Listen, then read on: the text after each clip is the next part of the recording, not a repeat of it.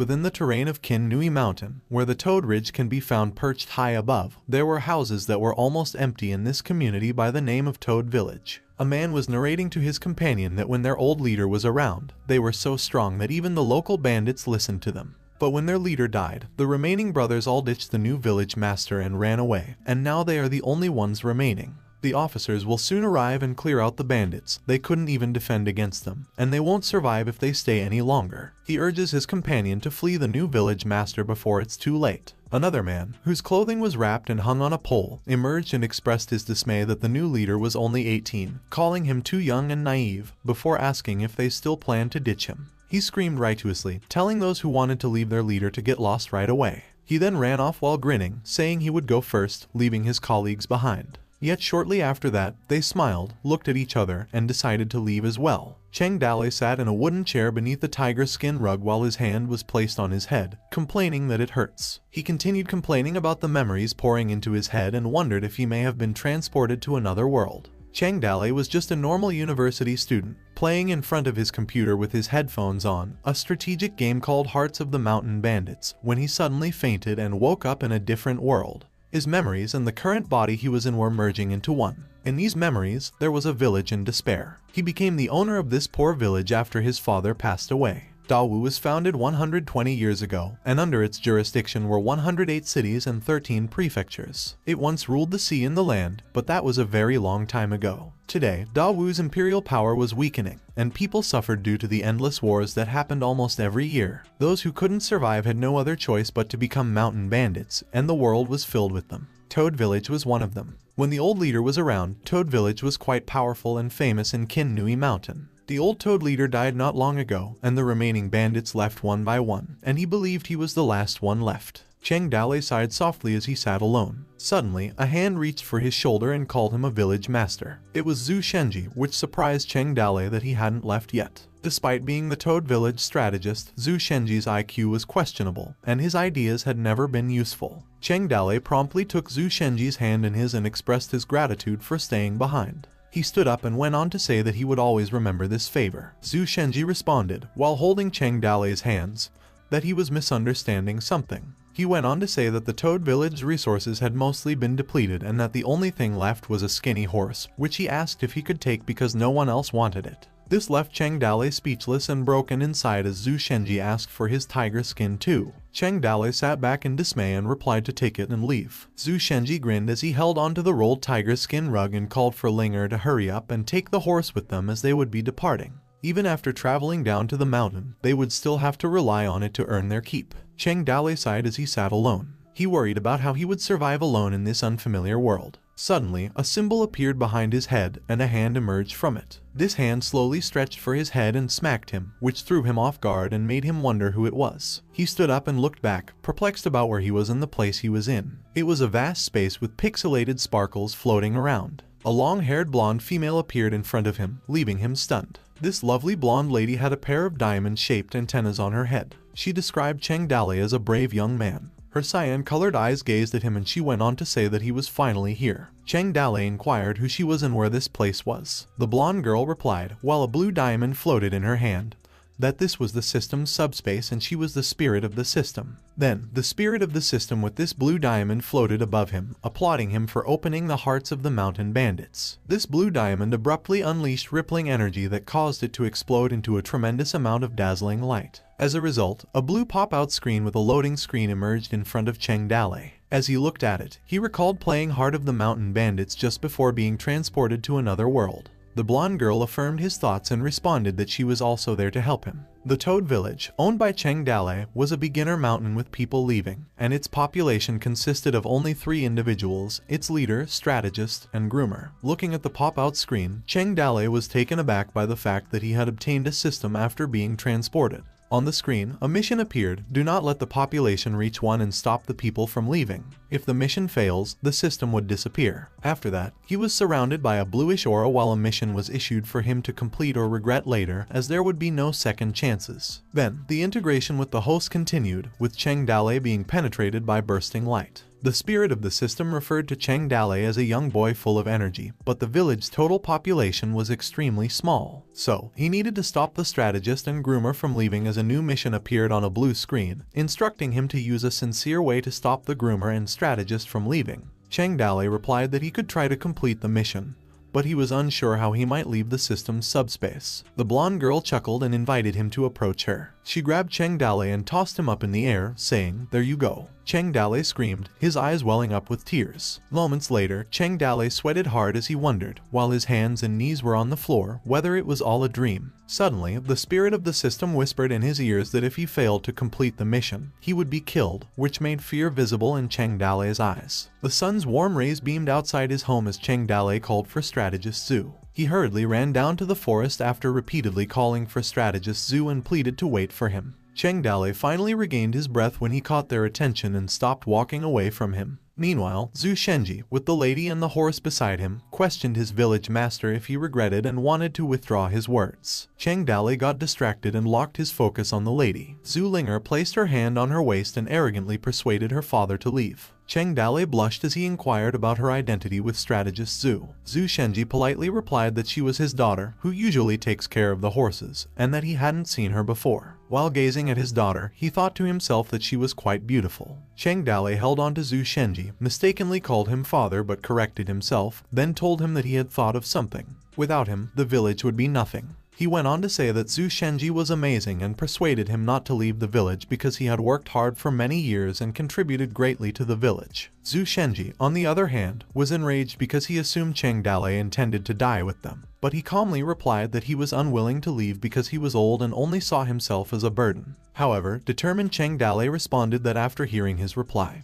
he couldn't let him go and assured them they wouldn't go hungry as long as he lived. Cheng Dale went on to argue about which village would take them in. Zhu Shenji responded with dismay, questioning how they could survive if they stayed behind. The village master proudly replied to what he was afraid of, then proceeded to request his weapon since he was going to rob someone. He then grinned discreetly, wondering what kind of reward he would receive after accomplishing his assignment. Cheng Dale inquired about Zhu Linger's age and thought about his confident and handsome self. He believed in the generic manhwas from his past life, where the main character was typically overpowered. Zhu Linger was irritated as she carried an enormous axe towards Cheng Dale, making him sweat in disappointment because he had imagined a different weapon. He held the axe with both hands and showed his dismay as he imagined himself as a giant with great muscles and an axe in his hand, wondering if he was supposed to be a woodcutter looking for trees that required some chopping. A pop-out box appeared, indicating mission completion, stopping the strategist and groomer from leaving. As a result, Cheng Dale was rewarded with an axe skill book, which was handed to him by the spirit of the system. He immediately integrated the skill into his repertoire. It was said that Cheng Yaojin's strong axe skills came from a fairy in his dream, encompassing proper grip, accurate chops, and powerful swings. Zhu Shenji reminded his village master that going alone was dangerous, but Cheng Dale simply stared blankly at him, leaving Zhu Shenji puzzled.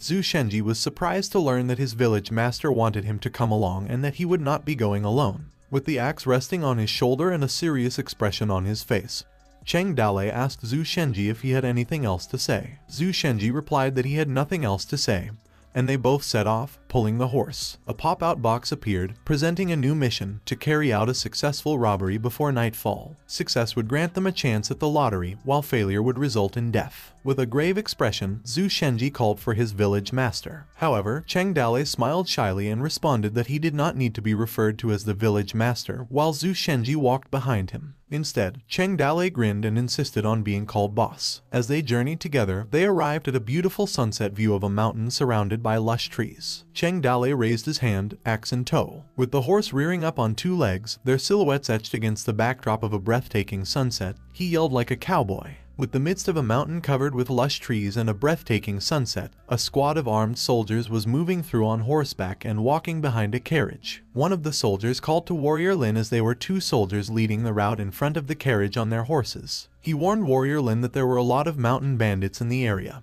and that they should take caution as they were escorting the fiancé of the city lord's son while Warrior Lin was thinking about the mountain bandits as they spoke. Warrior Lin responded strongly, saying that it had been too peaceful since the escort mission began and he had been yearning for a battle, and if they tried to rob them, he would give them a taste of his spear, he added. Cheng Dalei and Zhu Shenji stood at the edge of the mountain road, watching the sunset fade away by the minute. Zhu Shenji advised his village master that the sun was about to set and that perhaps no one would arrive, so they should retreat first and rob someone tomorrow. However, Cheng Dalei was adamant to wait. A short while later, this soldier was on horseback telling Warrior Lin about their very important escort mission, that because of his assistance, this had been easy to accompany the lady of the Su family to Black Rock City so that he could wed the young master of the city. This would help strengthen the relationship between the Su family and Black Rock City. A soldier who was walking next to a carriage told housekeeper Wang about being overly cautious. Since they were working for the city lord, he proceeded by asking who would dare to harm them, while the soldier standing next to him nodded in agreement. From a distance, Cheng Dalei saw them and said, "Here they come." As Zhu Shenji counted the armed soldiers, he advised his village master that there were too many people and that they should give up and return. As Cheng Dalei said that he understood his feeling, Zhu Shenji cast a puzzled look as he looked behind him.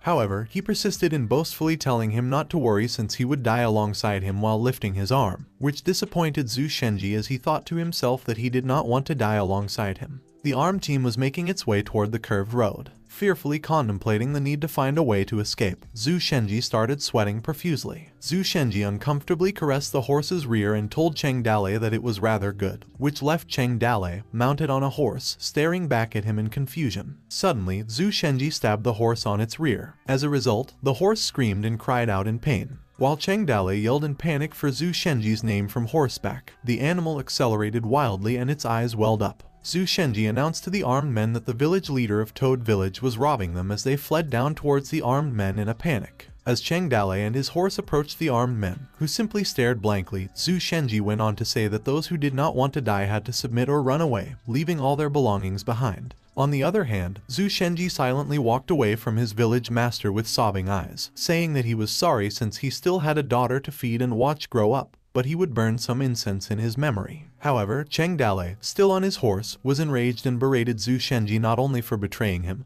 but also for announcing that he was attempting to rob them. He was also ashamed of the embarrassing nickname he had. When he got close to the carriage, Cheng Dalei tugged the belt tied to the bridle on the horse's mouth, causing the horse to rear up until Cheng Dalei managed to stop it and felt relieved. However, Cheng Dalei stood on horseback in front of the armed men, speechless and sweating excessively. The armed men stared at him, and Cheng Dalei thought that being killed by the system was a preferable option. A soldier reached for his sword, trying to comprehend that only one individual was attempting to rob them. Cheng Dalei responded that it was a misunderstanding, slightly lifting both palms and explaining that he was not the master of Toad Village. Then, he confidently lifted his closed fist and stated that he was Zhu Shenji, a scholar, and that those who did not want to die should surrender right now and leave all their weapons behind. While the armed soldiers were speechless rather than startled that a bandit had actually come to steal from them, they speculated that he may have wished to commit suicide and believed jumping from a cliff would be a far better option. The soldiers burst out laughing. While Warrior Lin smiled beside him, Wang yelled for silence to his comrades. Considering this, Wang went on to tell Cheng Dalei that he might not know who they were, and that his life was very valuable, and that he should think about his family and return to where he came from. A dainty hand reached outside the carriage window and lifted the pink curtain. A beautiful blue-eyed, pink-haired lady emerged and glanced outside the carriage. She noticed Cheng Dalei on horseback. Meanwhile, Cheng Dalei felt stunned and mesmerized because he had never seen such a beautiful lady before. The system spirit emerged out of nowhere above Cheng Dalei and smacked him strongly to wake him up from his daydreaming and preached to him not to be a pervert. Only Cheng Dalei could see the system spirit when it was outside the system subspace, despite the fact that the host's power and experience were minimal, and he had little chance of winning a head-to-head battle. As a reddish lump grew on Cheng Dalei's head, he pleaded with her to stop whacking his head every time she showed up, while she answered that he was looking so foolish and stupid. The system spirit presented a pop-out box containing a hidden mission to rob someone's fiancé, and stated that the job's level was beyond his current abilities, and that he could reject the mission. Cheng Dalei deliberated carefully because hidden missions are difficult to obtain, implying that the reward would be greater as well. Cheng Dalei responded with determination that if he succeeded, he would be able to have a wife, and if he failed, he would die. If he did not have the guts for such a minor job, how would he become a successful mountain bandit in the future? The system spirit was disappointed since this pervert was just lusting after someone's fiance's body, whereas Cheng Dalei accepted the hidden mission. Warrior Lin on horseback ordered his fellow soldiers not to scare him away since he had finally found a robber with guts with whom he wished to fight. Fiercely, Warrior Lin ordered them not to interfere as this would be a 1 versus 1 battle with him. His colleagues applauded for him as they finally got a chance to see Warrior Lin's strength and to witness if every rumor about him was real or not, and they requested that he not be killed in one hit so that he could flex his skills a little more. Warrior Lin assured Cheng Dale that he would not take his life. He also firmly answered not to hold back against him as the system spirit was holding onto a pop-out box of information, explaining that his name was Lin Sheyu, an ordinary spear warrior with piercing spear striking skills and the hidden attribute of becoming a great hero. Cheng Dale, also on horseback, approached Warrior Lin and said that he had slain many nameless people with his axe, then asked for his name so that he could remember it and assured him that he would not murder him, to which he replied that his name was Lin Sheyu. Warrior Lin also inquired about his identity, specifically whether he was the Toad Village Master or Scholar Zhu Shenji. Cheng Dale was caught off guard by this question, and he firmly responded with a made-up name, Yangchun Yuwen. Warrior Lin said that among 108 cities and 13 prefectures, there is no place named Yangchun, and his name was weird. Cheng Dale approached him, told him to stop talking nonsense, and initiated the fight. He drew his axe ferociously towards Warrior Lin and screamed that his head was his to take. Warrior Lin used his spear to deflect his strike, but he was worried when he sensed his tremendous strength as they both glared at each other. Cheng Dale swung his axe again, this time with an ablaze hit, causing Warrior Lin to tumble from his horse and drop his spear. The spear spiraled before hitting the ground, and Warrior Lin fell on his back as well. Cheng Dale continued riding his horse towards them, with an axe in his hand. This left the armed soldiers speechless. Cheng Dale sprang from his horse and kicked the carriage's driver. The beautiful lady in the carriage was worried. Cheng Dale struck the horse on the ass with his chopping strike, which resulted in the horse weeping and screaming in pain, causing it to run wild as he gripped the belt to control it. They dashed towards the troops who were obstructing their path, causing them to flee. Wang yelled to chase Cheng Dale down. Some of the armed troops pursued them, yet Wang still continued to scream that if the escort mission failed, they would all be killed. Zhu Shenji kept walking until he arrived at the Toad Village before sundown and called for Ling Er. He made it inside and promptly urged his daughter to close the village's door. Ling Er inquired as to why he returned alone and where the village master was. Zhu Shenji called the village master an idiot and said that if he hadn't been wise enough to run away quickly, Ling Er would never see her father again. Zhu Shenji sweated abundantly as he moaned and lamented the situation. His daughter tried to console him by telling him that dead people don't come back to life, therefore, he shouldn't be upset. Zhu Shenji clarified that he was not saddened by his death because he had such a wonderful horse, which disappointed Ling Er. He went on to say that this village was no longer safe for them to live in, and he ordered Ling Er to carefully check out and clean everything, including the garlic in the kitchen. At the same time, the armed troops on horseback were still pursuing Cheng Dale and the carriage. Cheng Dale screamed, "Hurry up," while clutching the horse's bridle belt. The system's spirit appeared out of nowhere above Cheng Dale and asked if he wanted to draw one because he had just completed a mission and received one lottery draw chance, to which Cheng Dale agreed and drew one now while whipping the horse's belt. The system's spirit poked fun at Cheng Dale when she asked if he wanted to whip the horse or draw the reward first, which infuriated him, and he threatened to whip her. Despite this, the system's spirit remained unbothered and cute, and she kept tormenting him. Cheng Dale replied that he truly wanted to draw the reward first and informed her that he was in such a situation, and that if she wanted him dead, he pleaded to just kill him, but the system's spirit only giggled and winked back at him. A lottery machine materialized with a snap of the system's spirit's finger, and she began to draw. She slowly shook the lottery machine and held it in both of her arms. Meanwhile, the armed troops were still chasing and riding their horses after Cheng Dale, and Wang cursed the bandit and yelled that he would skin him alive. The system's spirit was still holding onto the lottery machine, while Cheng Dale panicked and begged her to hurry up since he didn't have much time because of those obnoxious-looking assholes hunting for his life, referring to the armed soldiers. The system's spirit praised Cheng Dale when a ball came out from the lottery machine and opened. He gained a great unknown hunter named Kin Man, which surprised him because the machine could draw in humans. As they chased Cheng Dale, he wondered where that person was now, as there were only rocks everywhere, or whether he would fall from the sky, or if he needed to make any chance. Cheng Dale chanted with his pointer finger, "Go Pikachu, I choose you," while the system's soul gazed upon him confusedly. However, that didn't work. Cheng Dale kept going while gripping his axe and uttering, "I summoned you in the name of the eternal useless Sakura," while the system's soul continued to stare at him in confusion. This continued further as he gestured with his hand and said, "Calling for backup, respond quickly. Gather and create a path, shine brightly. Appear in front of me, warrior. Calling 123, respond." All the while the system's spirit looked at him in confusion. Suddenly, Warrior Lin nearly struck the carriage with his spear and called for Cheng Dalei to return, since he was about to murder him, which caused Cheng Dalei's eyes to widen in fear. A figure in the distance alerted his village master not to worry because Kin Man was on his side. Kin Man, with long brown hair and an X mark on his chest, stood boldly in front of them, wielding a spear. Cheng Dalei thought to himself that the system couldn't make the reward appear out of nowhere, they had to be arranged and appear at a reasonable time. Warrior Lin on horseback leaped towards Kin Man despite his best efforts to avoid him, but couldn't stop his horse. Kin Man fiercely commanded him to get off. He drove his mighty spear into the horse's mouth, causing it to pour blood, roaring "Get off the horse." With Warrior Lin on its back, the horse lost its balance and fell. Then, the horse collapsed on the ground with a loud thud. Cheng Dalei was astounded by Kin Man's tremendous strength. At the same time, the armed soldiers were taken aback and left speechless. After that, Wang gulped and sweated profusely. Nonetheless, he raised his sword and said that they were men of the leader of Black Rock City, that if they didn't want to die, they should surrender and hand Miss Su over to them, or else they would gather the army and wipe this town off the map.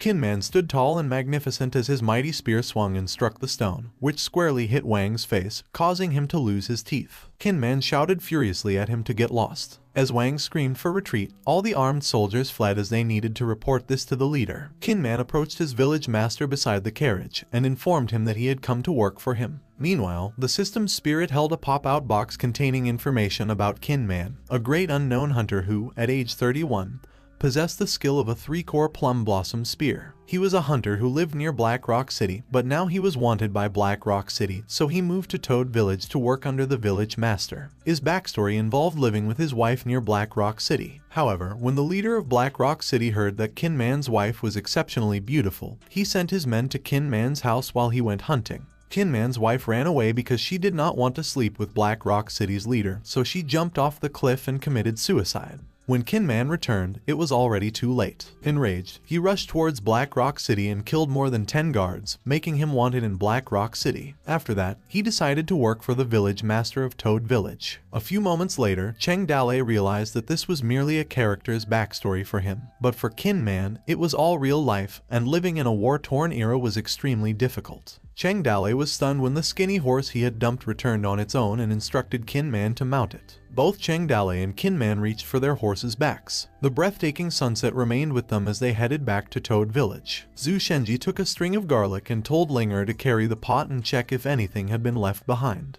Meanwhile, Linger told her father that she couldn't carry any more weight than she already did. With a garlic garland around his neck, Zhu Shenji said that he couldn't carry them, but they wouldn't survive without it either. Linger looked back as a voice emerged and asked them if they needed a horse. Cheng Dalei and Kin Man arrived on horseback with a carriage at Toad Village, which Linger recognized as the village master. Zhu Shenji's eyes widened, and his mouth dropped when he realized that his village master had not died. He promptly covered his mouth, bowed slightly, and expressed his relief, as he would have blamed himself for being too useless and unable to assist him. He continued by mentioning that he didn't need to be chased away because he was a burden and would leave on his own, causing Linger to sob from behind. Cheng Dalei looked at them and asked where Zhu Shenji was heading. He mocked Zhu Shenji by recounting how, when he attempted to rob them, he had given his name as Zhu Shenji to the armed men who were currently searching for him. This caused Zhu Shenji's mouth to drop and irritated. Zhu Shenji, with clenched fists and a visibly sweating and trembling body, adamantly retorted that despite being elderly,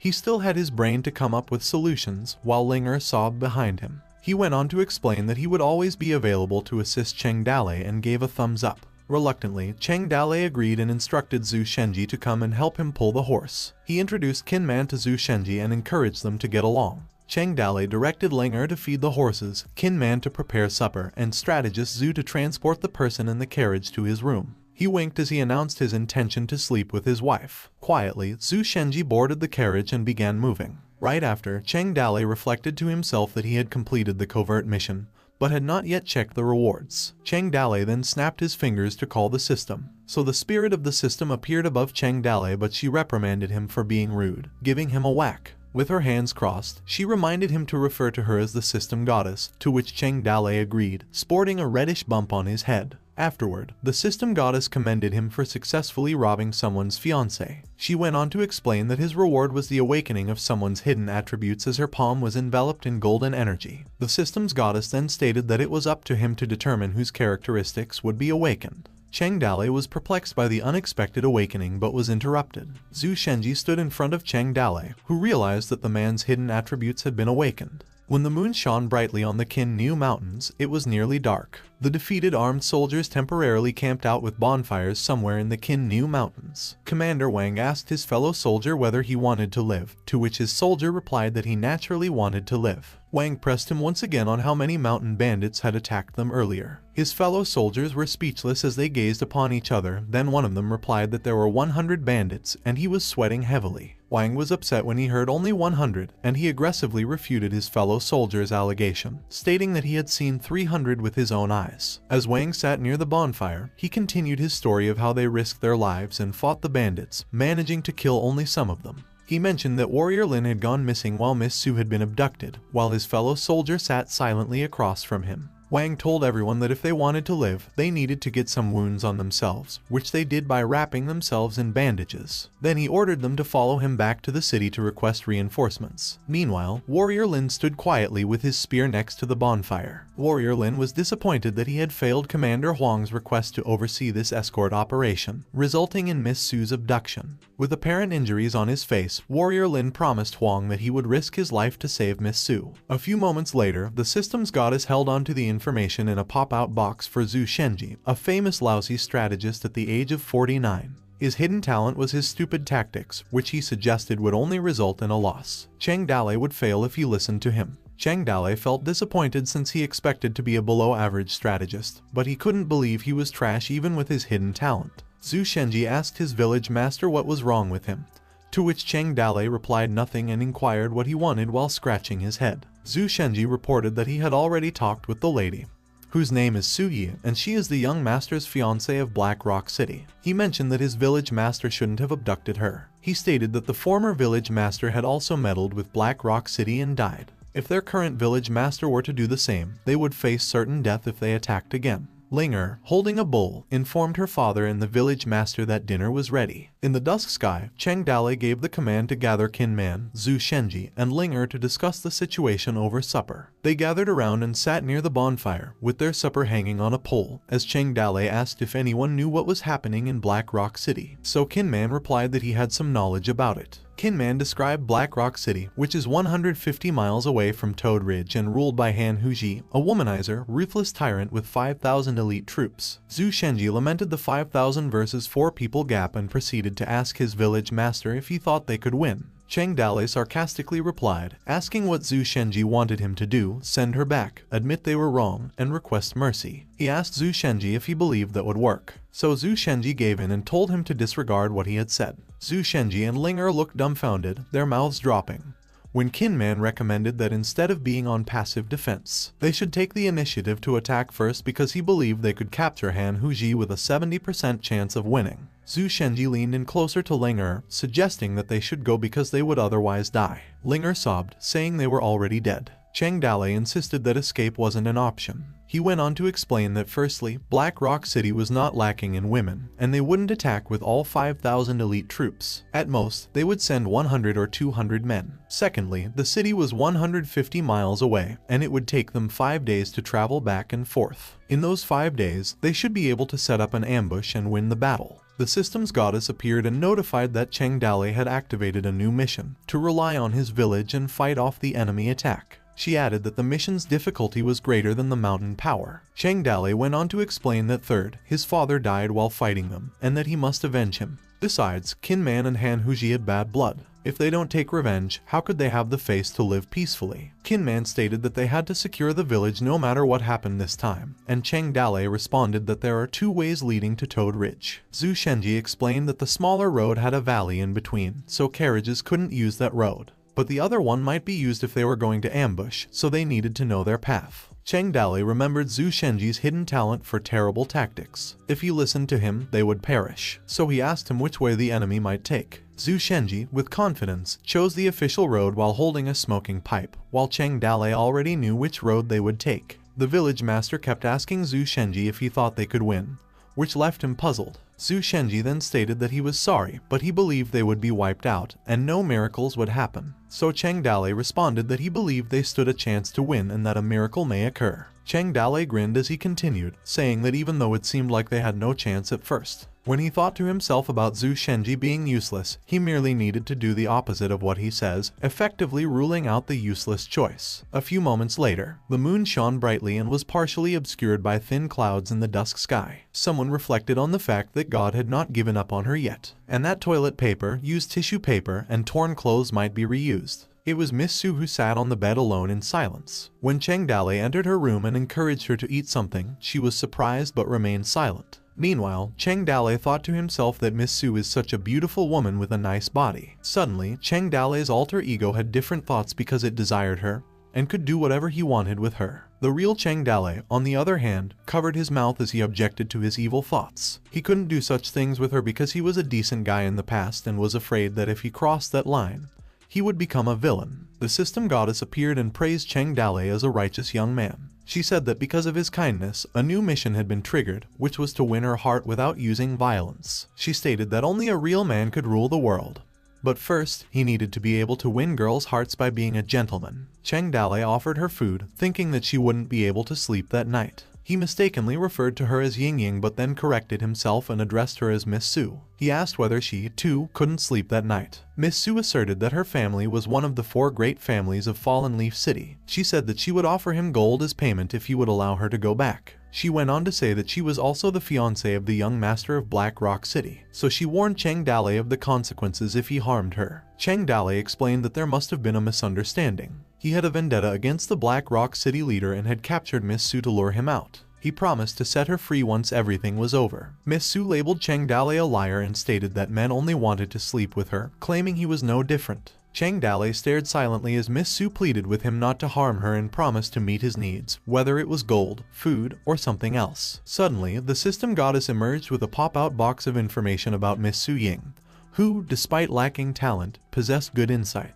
Cheng Dale thought to himself whether he should try to convince her. Cheng Dale told Miss Su and stood in front of her that he knew he was only a violent bandit in her eyes. But if he could live quietly, why would he become a bandit when he also wanted to be a scholar or a warrior? He then looked out the window, where the full moon shone brightly with thin clouds and a sea of stars. He continued to say that he used to hold books in his hands and wanted to learn literature, fight like warriors, win titles, and travel the world, crossing seas. However, he encountered some greedy pigs who treated others like scum. He began to wonder why the world was like this and why people were so easily swayed by greed. Miss Su sat silently as Cheng Dale went on, saying that he wanted to save this world so that all citizens could live in peace. And right at that moment, as Cheng Dale extended his hands towards her, he expressed how he wanted to grab her hand as he asked her if she would help him achieve his dream. Miss Su said that, although what he said could be a lie, she had the impression that he wouldn't hurt her and was perplexed as to why she had this perception. She went on to explain that Cheng Dale could tell her whatever he wanted as long as he didn't harm her, and she would try her best to comply.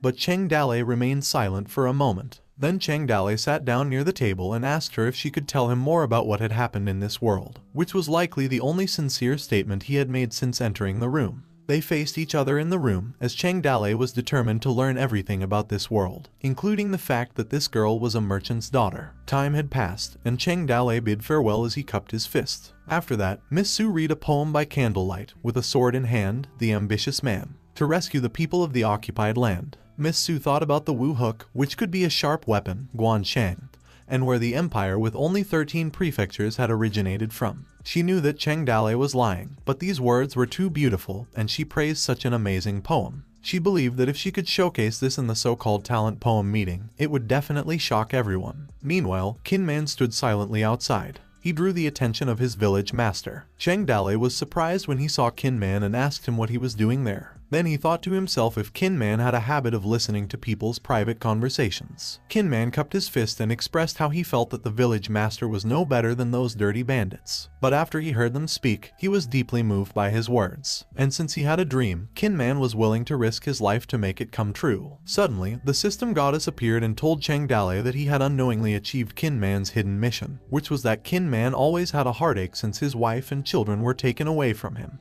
and by treating Su Ying with courtesy, he gained his trust. Cheng Dale, with his hands crossed, looked at the pop-out screen. He thought that abducting Miss Su was actually no different from the actions of the Black Rock City's leader. So Cheng Dale assumed that if he had hurt her, Kin Man would have been the first to kill him, realizing it would not have been so easy to gain the trust of a strong person and make him loyal. The dawn arrived at Toad Village, and Linger dashed off to inform the village master that someone was attacking their village. This surprised Cheng Dale because he did not expect them to arrive quickly, so he asked how many individuals were there. Linger blushed as she replied that there was just one with a spear and that he was rather handsome. Outside the Toad Village, Warrior Lin rode his horse and demanded that the Toad Village's dirty bandits come out and face their demise. He went on to say that if they had hurt Miss Su in any way, he was going to kill them all. All four of them came outside and looked for their attacker, and Cheng Dale just scratched his head and called him an idiot for coming. Cheng Dale then gave Kin Man the command to chase him away. Warrior Lin advised Kin Man as he approached him to bring his weapon and horse, assuring him that he would not take advantage of him. But Kin Man confidently replied that there was no need. Suddenly, Kin Man sprang high, trampled the horse on its head, and grasped Warrior Lin's face with his bare hands, leaving Warrior Lin dumbfounded. Kin Man then raised his hand while still gripping Lin's face with his bare hand and exclaimed that he was weak. Warrior Lin hysterically responded to get his hands off him, so Kin Man flung Warrior Lin out with his spear. As a result, he blasted past the trees while yelling that he would return. Eventually, Warrior Lin descended from the Toad Ridge. Cheng Dale felt soft-hearted and told Kin Man not to harass him, and to let him take his horse back when he returned, which he promised to do because Kin Man would do as his village master said. Cheng Dale's eyes widened as he was informed that he had successfully defended the attack on the village and that the reward would be provided. The system presented him with a golden line chest, which made him question if something was wrong. He wondered if it was intended to be a difficult mission that he had finished so easily. It shouldn't have been so easy, otherwise, the system would not have indicated a higher difficulty level. Cheng Dale wondered if it could be a bug in the system. Suddenly, the system goddess handed Cheng Dale a scroll with a list of his rewards. He was rewarded with a metal spear, upgraded horses in the mountain, a healing effect within the mountain, and a random skill upgrade for one person. This made Cheng Dale feel very lucky. He was also awarded 10 farming lands, and when Cheng Dale reached for his legs, which were feeling sore from being so joyful and excited, he thought it felt like killing an ant and earning gold in return. He felt like he had won the lottery or been blessed by Lady Luck. The rewards kept pouring in with 10 wooden boxes and so on, which prompted him to ask what was wrong with the system. The system goddess stated that she was simply a spirit and that, bug or no bug, it wasn't within her control. She wouldn't be chastised for it, therefore, she recommended he take them. Outside the system subspace, Cheng Dale bowed slightly with a blank look, but he was amazed, so Zhu Shenji asked him what was wrong with him. Right after, the system goddess presented Cheng Dale with a new mission, which was to defend the village against the second attack, with the mission complexity exceeding the village's existing power. Cheng Dale sensed that the real attack was getting closer and that the rewards were only a minor consolation before the real chaos began. On the other hand, Zhu Shenji knew that his village master had gotten himself a wife, and he advised him to get a hold of himself as his legs were shaking, so Cheng Dale told him to shut up about it. Meanwhile, a spear landed on the ground as he told himself to be on guard as he was in a real life and death conflict. Lin, the warrior, was traveling over the mountains with his spear in hand. Warrior Lin resolutely stood, despite evident injuries and torn garments, and chuckled that he was back. As the warrior Lin continued to fight them, Zhu Shenji became enraged and suggested that they simply murder him this time, which enraged Cheng Dale, who branded Zhu Shenji a fool and stated that Warrior Lin was their benefactor, and that whoever wanted to kill him had to first kill him. Cheng Dale continued to be friendly to Warrior Lin, asking if he was hungry, if he wanted to come in and eat something, claiming that their food tasted very good, and asking if he wanted to try it. This left Zhu Shenji puzzled. Warrior Lin stood bravely from afar, his spear thrust into the ground, yelled back to the dirty bandits not to talk nonsense and come at him, and that this time he would not use his horse and weapon, but would fight with his bare hands, while Cheng Dale ordered Kin Man not to kill Warrior Lin. Cheng Dale insisted on Kin Man being gentle and controlling his strength, which Kin Man assured his master. While standing in front of Kin Man, Warrior Lin challenged him to combat. Then, out of nowhere, Kin Man sprang promptly. He hit him with one hand, and as a result, he flew back again. Cheng Dale asked Warrior Lin if he was okay and said he would wait for him to return if his health improved. On the other hand, the system goddess appeared with a scroll of rewards for successfully completing the second defense mission, such as rewarding a mountain spring, 10 blood pills, a bonus village skill, 10 sickles, and 5 wooden boxes, However, these did not impress Cheng Dale because they were obviously mediocre compared to the first reward. Meanwhile, Warrior Lin traveled slowly on the steep route towards Toad Village with a wooden staff and suddenly triggered the third mission to defend the town for the third time. When he arrived at Cheng Dale's location, the village master asked whether he was okay, to which he answered until Miss Su was released. Warrior Lin, despite having bumps, noticeable bruises on his face, and missing teeth, insisted on never stopping and coming back. Cheng Dale shook his head as he told Kin Man to be gentle with him. Kin Man punched Warrior Lin once more, and the third defense was successfully completed, and they were rewarded. Warrior Lin reappeared again with apparent bruises on his face, which triggered the fourth mission for them to defend the village for the fourth time, and then they were rewarded. Every time Warrior Lin appeared, a mission would be triggered, and they would be awarded again after defeating him repeatedly. A few moments later, Linger asked his village master if they could return because she was hungry, but Cheng Dale told her to wait because he knew Warrior Lin wouldn't give in to him. The system goddess emerged with a pop-out box when Cheng Dale completed 10 defenses without any deaths, with a hidden attribute of increasing charisma for males,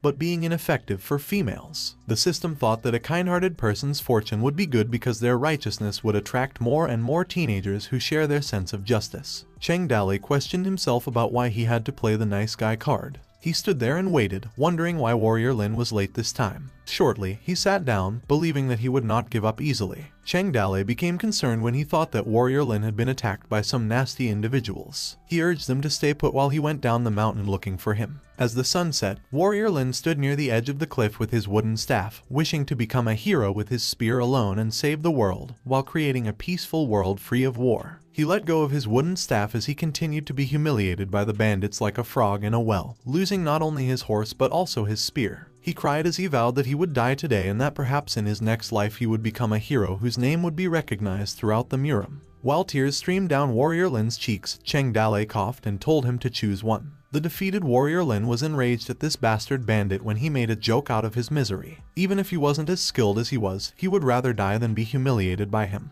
Cheng Dale said that he had heard what he had said and that he was an honest guy, but that a young dumb man would die for his ambitions and dreams, whereas a real man would live his ideas in a humble manner. As he listened further to Cheng Dale, this surprised Warrior Lin, who may have thought he was brave to die for his ambitions and dreams. Then Cheng Dale lambasted him and went on to say that killing oneself was not being brave. He was powerless and cowardly, and he was just trying to escape from this reality. And he yelled at him, questioning how he dared to call himself a warrior. Warrior Lin said that he didn't know and that he was simply a mountain bandit. Cheng Dale added that he knew Lin despised bandits, but he also had a dream and used to be a man full of ideas. He then inquired whether he would like to hear about his hopes and dreams. Cheng Dale continued by saying that he once wanted to learn more about literature, fight like a warrior, and win titles. A man who did not bring his Wu Hook obtained Guan Shang of 50 prefectures with a poem line like, "With a sword in hand, the ambitious man," to rescue the people of the occupied land. He went on to say that he wanted to travel the world and cross seas.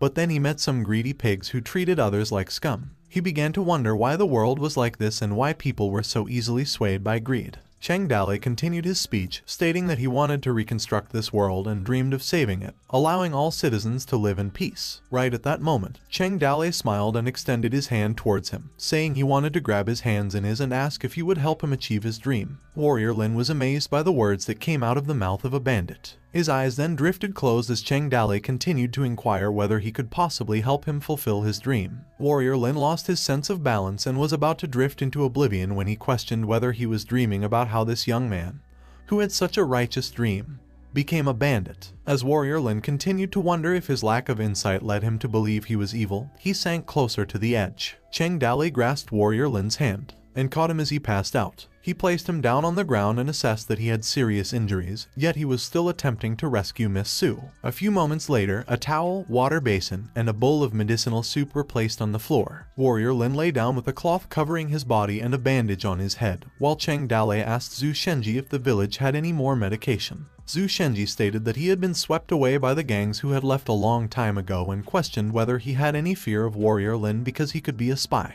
But Cheng Dale responded that after hearing him, he felt he could trust him. Cheng Dale was concerned that if he couldn't reduce the inflammation, he would die, so he used the blood oil to treat Warrior Lin, then summoned Ling Er and instructed her to bring out the shovel and hoe. Afterward, Ling presented him with these two heavy tools. Cheng Dale received the materials he sought, while Zhu Shenji was perplexed as to what he would do with them. Headed by Cheng Dale, with Ling and Zhu Shenji, they marched to look for treasures. However, Zhu Shenji was opposed since he believed there would be no treasures remaining in the village and urged them not to destroy the land. He found the blood pill provided by the system and instructed them to feed it to Warrior Lin. At the stable, Cheng Dale informed Qin Man that the black horse would be his, to which Qin Man thanked him. After this, a pop-up box of information emerged, revealing that the yellow horse had an escape skill, and the black horse had a charge skill. Also, Ling discovered a metal spear on the road outside as she had shown to her village master. Cheng Dale got a burned copy of Zhu Shenji's Black History and examined the map carefully, wondering who designed this terrible map. He discovered that it was, as expected, Zhu Shenji. Qin Man found a military drum hidden among the rocks. Meanwhile, Ling found a dust-covered flag under the table. Moments later, she was astounded and wondered whether it was the work of a ghost that the well, which had been abandoned for 10 years, began to spew out water. Later, Cheng Dale presented the spear to Qin Man to use as a weapon. Qin Man was astounded because he had only dreamed of having an elite spear like this and that his spear skill could be upgraded to a whole new level. A pop-up box emerged, proclaiming that he was the top bandit in the Toad Village, wielding a 3-core, plum blossom spear. The system goddess appeared with a pop-up box containing a lengthy list of rewards for that day, such as a spear, common armor, blood pills, war drum, flag, wine, and sickles, map, scribe cloth, farmland, well, mountain spring, skills, upgraded horses, heal and unity. However, it disappointed Cheng Dale because there was no sword for his dream of becoming a Murim swordsman, and he felt hopeless. Cheng Dale was puzzled that he hadn't discovered the 50 wooden boxes, while Zhu Shenji lifted a small entrance hidden beneath a haystack that led to a basement. They unlocked it with a step and walked inside to find out. Finally, they found the 50 wooden boxes piled up, and as Zhu Shenji was climbing down the stairs, he asked his village master if the old master had left him some heritage. Zhu Shenji stood next to the stack of wooden boxes and asked Cheng Dale whether these were the old village master's savings, to which he answered that he wasn't sure. When Cheng Dale invited him to open them and see what was within, both of their eyeballs radiated crimson light as they smirked sinisterly. Cheng Dale washed his face with water to wipe away all the bad luck. When he opened a wooden box, a light burst out, and he remembered drawing numerous SSRs over the years in excitement of something coming out, whether it was a famous beast, beautiful girls, or legendary weapons. He did, however, acquire one box of stone, which was essentially trash, while the system goddess smiled and gestured thumbs up. Cheng Dale felt frustrated and cursed as he gazed at the stone in the palm of his hand, knowing he couldn't change his fate. Zhu Shenji offered to open one box for his village master, but Cheng Dale declined because he was certain his luck was worse than his. Zhu Shenji opened a wooden box and wondered what it contained. Cheng Dale examined it with his hand and declared it to be gunpowder, while Zhu Shenji inquired if this black substance was edible. Then Cheng Dale told Zhu Shenji to open all the boxes and see if there were any more gunpowder boxes. When they opened all of the wooden boxes, they found 10 boxes of gunpowder, 20 boxes of trash stone, and a pile of broken weapons and torn clothes, as displayed on the system goddess's pop-out box. Cheng Dale smiled as he realized they could rely on the gunpowder and mountain roads to defend the Black Rock City attack. Cheng Dale, who had already gotten out of the basement, told Zhu Shenji to keep the boxes since he still needed them. But Zhu Shenji, who was about to exit through the small basement door, offered that it would be some good wood, which they could use as firewood in the winter. He threatened to fire him if he broke any of these boxes and then inquired where the village field was. Zhu Shenji responded that it was at the back hill and had been deserted for many years and asked why he was asking about it, to which Cheng Dale replied that he wanted to go and take a look. The full moon was visible at night. Zhu Shenji complained that it was already late and asked why they were walking so far to see a deserted field, to which Cheng Dale replied to go call Qin Man and Ling. All of them walked past a grassy field surrounded by a stone mountain. Zhu Shenji pointed out that he threw some wheat seeds there during the spring. Zhu Shenji was doubtful that anything would grow there because it was a wasteland. But they arrived at a flourishing wheat field, and seeing it with his own eyes, Zhu Shenji was astounded. He stepped through it, saying God bless us. While Ling was being scolded for running around and perhaps knocking down the wheat sprouts, the system goddess emerged and confirmed that the 10 farmlands had been accounted for. Qin Man explained that if they harvested these 1,000 pounds of grain, they would be able to survive the winter. He went on to say that the straws could be burned to keep warm and that they needed to harvest them quickly because the rainy season was coming soon. Zhu Shenji and Ling Er knelt in gratitude, thanking God for his grace and virtue. While Chang Dale stood from a distance, he thought that not all bandits were evil, they were just living in a war-torn era. There were young and old people, some cultivating land for food, and sometimes they even went down to the mountain to buy living necessities. For example, these three in front of him were forced by life to become bandits. Zhu Shenji was a scholar in the village below the mountain. His greatest leisure was to earn money to buy wine and drool while staring at the widow's breasts. But there are always evil people in every world. One day, the bullies of the village were eyeing Ling Er, sometimes even trying to forcefully grab her. After rejecting them several times, one day Zhu Shenji invited the bully to his house. He dressed Ling Er up beautifully, brought some wine, and slaughtered the family's old hen which laid eggs. Zhu Shenji told them to look at how cute and beautiful Ling Er was, and she would definitely be able to serve him well. Zhu Shenji added that Ling Er was fortunate to be with him, and he hoped he could also be fortunate in the future. He laughed with them, helped them become an adult, closed the door, and made them feel comfortable. After the bully got drunk, Zhu Shenji chopped off his head. He burned his house and brought Ling Er along with him. After many twists and turns, they ended up in Toad Village. Perhaps that was the one and only time Zhu Shenji's scheme succeeded. But Chang Dale also thought that his scheme was amazing. While Ling Er and her father sat in the wheat field, gazing at the full moon, Ling Er wanted to harvest some wheat and make some pancakes for them. However, Zhu Shenji reminded her not to be extravagant and suggested that she make pancakes with elm leaves so that they could be eaten for a few days. Ling Er replied that she was hungry and wanted to go with him. But Zhu Shenji did not want to rush because of the beautiful field. Inside the Toad Village, Chang Dale was looking at a grayish flag with red stripes on it, while Zhu Shenji asked whether it was their flag, which he thought was sewn into someone's pants. Chang Dale responded that he had been meaning to ask who designed the flag and what the egg on top of the toad meant. Zhu Shenji explained that it was not an egg but a heavenly toad swallowing a moon. While Chang Dale placed his hand on the flag, he instructed Kin Man to hang it. Kin Man promptly jumped from the ground to the roof and then to the pole. After he hung it, Kin Man jumped back down on the ground and joined Chang Dale, Zhu Shenji, and Ling Er. The full moon was obscured by thin clouds, yet it shone brightly as the flag waved in the breeze, and Kin Man stood looking up. Someone thought that they could survive this winter with a lot of food as long as they could successfully defend against the attack. That person believed it was his territory and he wanted to protect it. It was Chang Dale, and that marked the beginning of his mountain village. The system goddess appeared and said that the flag was hung so that the heroes who had heard of his battles would come and become his subordinates. She delivered Chang Dale a new mission, which was to increase the mountain's population to 100, with the reward being one lottery draw. It was a clear morning at the city lord's mansion when someone narrated how they had arrived at Toad Ridge, where there were hundreds of bandits commanded by a leader who called himself the Toad King.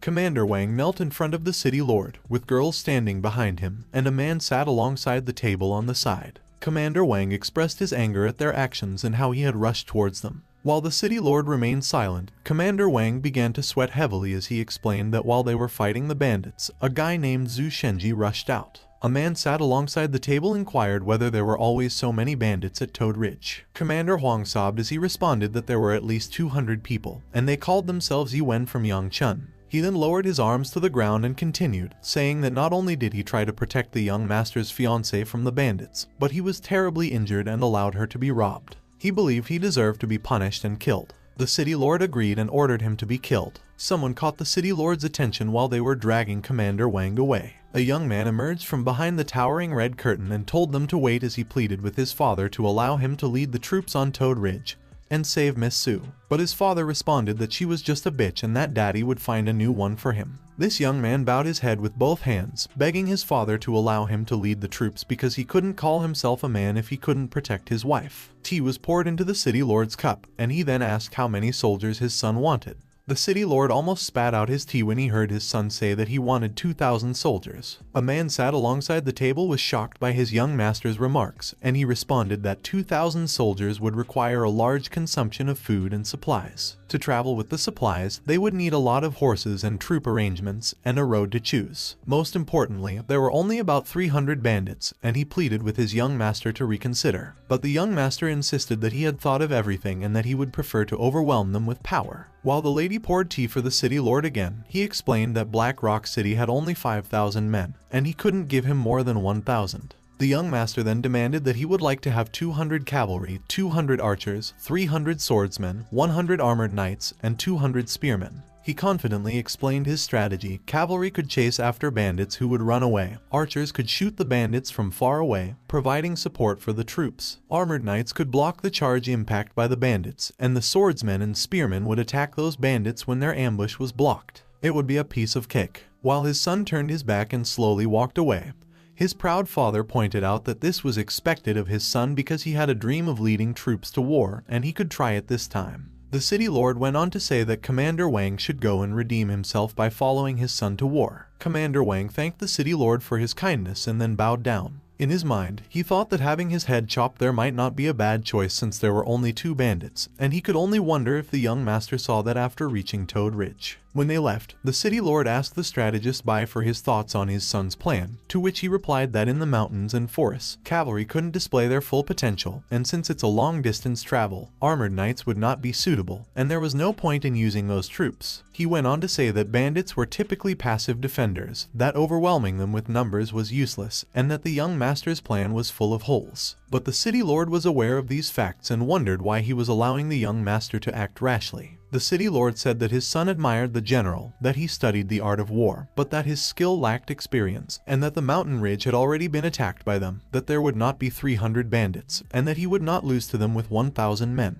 He went on to say that his dream was to lead troops, so let him have some fun leading the troops in this small battle, while strategist Bai said that he was relieved that the city lord was aware of this. Strategist Bai added that the young master was preparing to lead the troops. He then asked the city lord if he would inquire about how he planned to lead them. The city lord replied that there wouldn't be an issue and requested the girls to go back to his room, as he did not want to worry about anything else and only wanted to have fun with these young girls. The city lord stood beside him with the girls and added that if strategist Bai ever experienced them, then he would realize that nothing else in this world was worthy of thinking about, which left strategist Bai speechless. Meanwhile, in the inner room of Toad Village, someone asked if Black Rock City didn't have a standing army. It was Cheng Dale, who sat with maps on the floor, asking Miss Su, who sat in front of him, why Black Rock City, with only 20,000 citizens, could manage to feed 5,000 soldiers. Cheng Dale then inquired about the times of war and how he could gather soldiers to defend the city. Miss Su responded that troops could be drawn from military households, but if the conflict was large enough, citizens would have to join the army as well. She also mentioned that Bai Han-Chuan had planned to train 500 standing troops, but the plan was dropped because troops require a lot of resources. Cheng Dale then inquired about Bai Han-Chuan. Miss Su said that he is the strategist, in charge of everything both inside and outside of the city, and that he is truly an amazing person. Cheng Dale then stood up, gathered the maps from the floor, and remarked on what a terrible ruler Black Rock City had. Miss Su asked him if he knew how to be a better city lord and manage the city better than him. Cheng Dale replied that he did not, and Miss Su advised them to run because there were only 4 of them, and they would be faced with at least 200 soldiers. Cheng Dale boldly replied that he now had 5 members after Warrior Lin joined them and that he planned to defend against 500 men. Moments later, Cheng Dale was at the small cottages inside the Toad Village. He asked Warrior Lin, who looked back and stood from afar, how his body was. Warrior Lin was taken aback and addressed him as the village master. Cheng Dale extended his hand as he replied to him about their ideals. For a moment, Warrior Lin was speechless. Then they joined hands and said it was for their ideals. Under the tree, where Cheng Dale sat next to strategist Zhu, who was eating his bread, Cheng Dale told him that he had an important task for him that would affect their chances of survival. Strategist Zhu answered that he should find someone else because it was such an important task. Cheng Dale proceeded, saying that this task could only be completed by him, his one and only strategist, going to Gao Fei which irritated Zhu Shenji, who asked him if he wanted him to be killed so badly while eating his bread.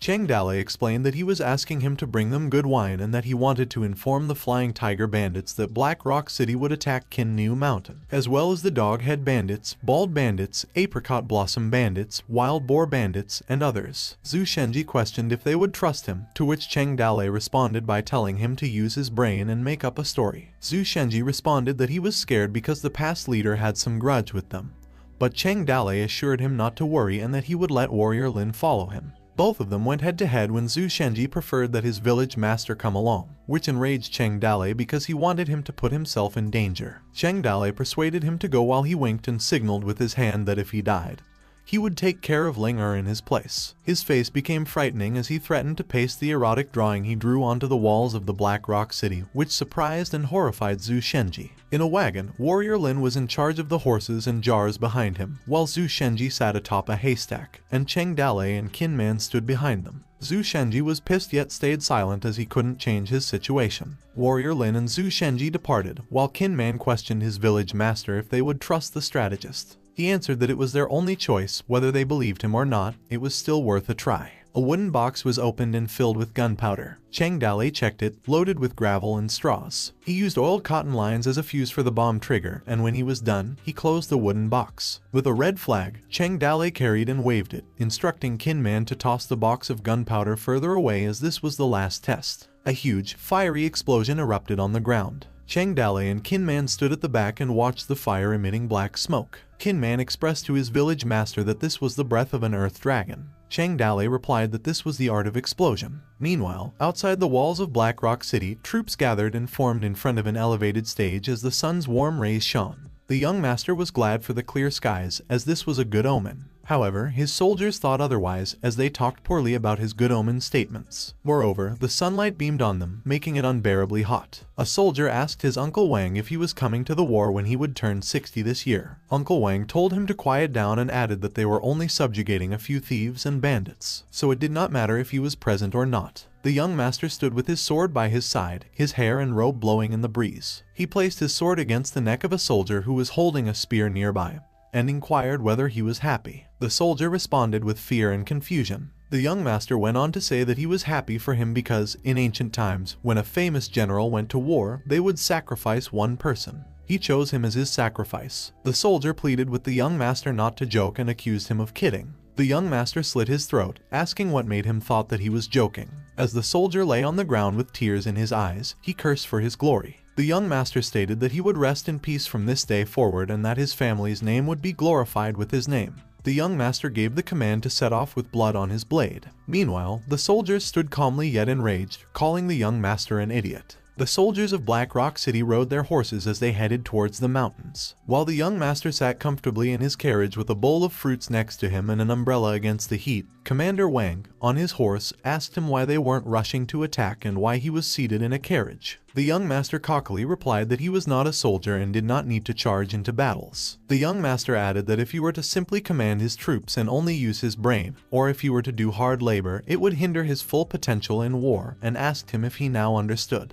Commander Wang sweated profusely as he nervously replied that he understood. The young master went on to add that he wouldn't understand that he respected generals who stayed in camp and led the troops to war, while his men won the battle, which left Commander Wang speechless. A few moments later, Bai Han Chuan dashed over to the city lord, who was preoccupied with his young girls. He stood in front of him and told him he felt uneasy because the young city lord had been gone for a day, and that he needed to organize 100 men to go after him in case he was in danger. The city lord told him to do anything he pleased as long as he didn't disturb his enjoyment, to which Bai Han Chuan agreed. As soon as they received orders, soldiers on horseback began to gather, 100 of them ready to ride their horses outside the city. Headed by Bai Han Chuan, they set off as dust billowed from their horses' hooves. Meanwhile, it was almost dark, yet the troops of the young master of Black Rock City continued to march through the mountain. Commander Wang advised the young master to take a rest because they were about to reach the mountain ridge and had been rushing for the entire day. The young master explained to Commander Wang that speed is essential, and what if the bandits attacked them while they were resting?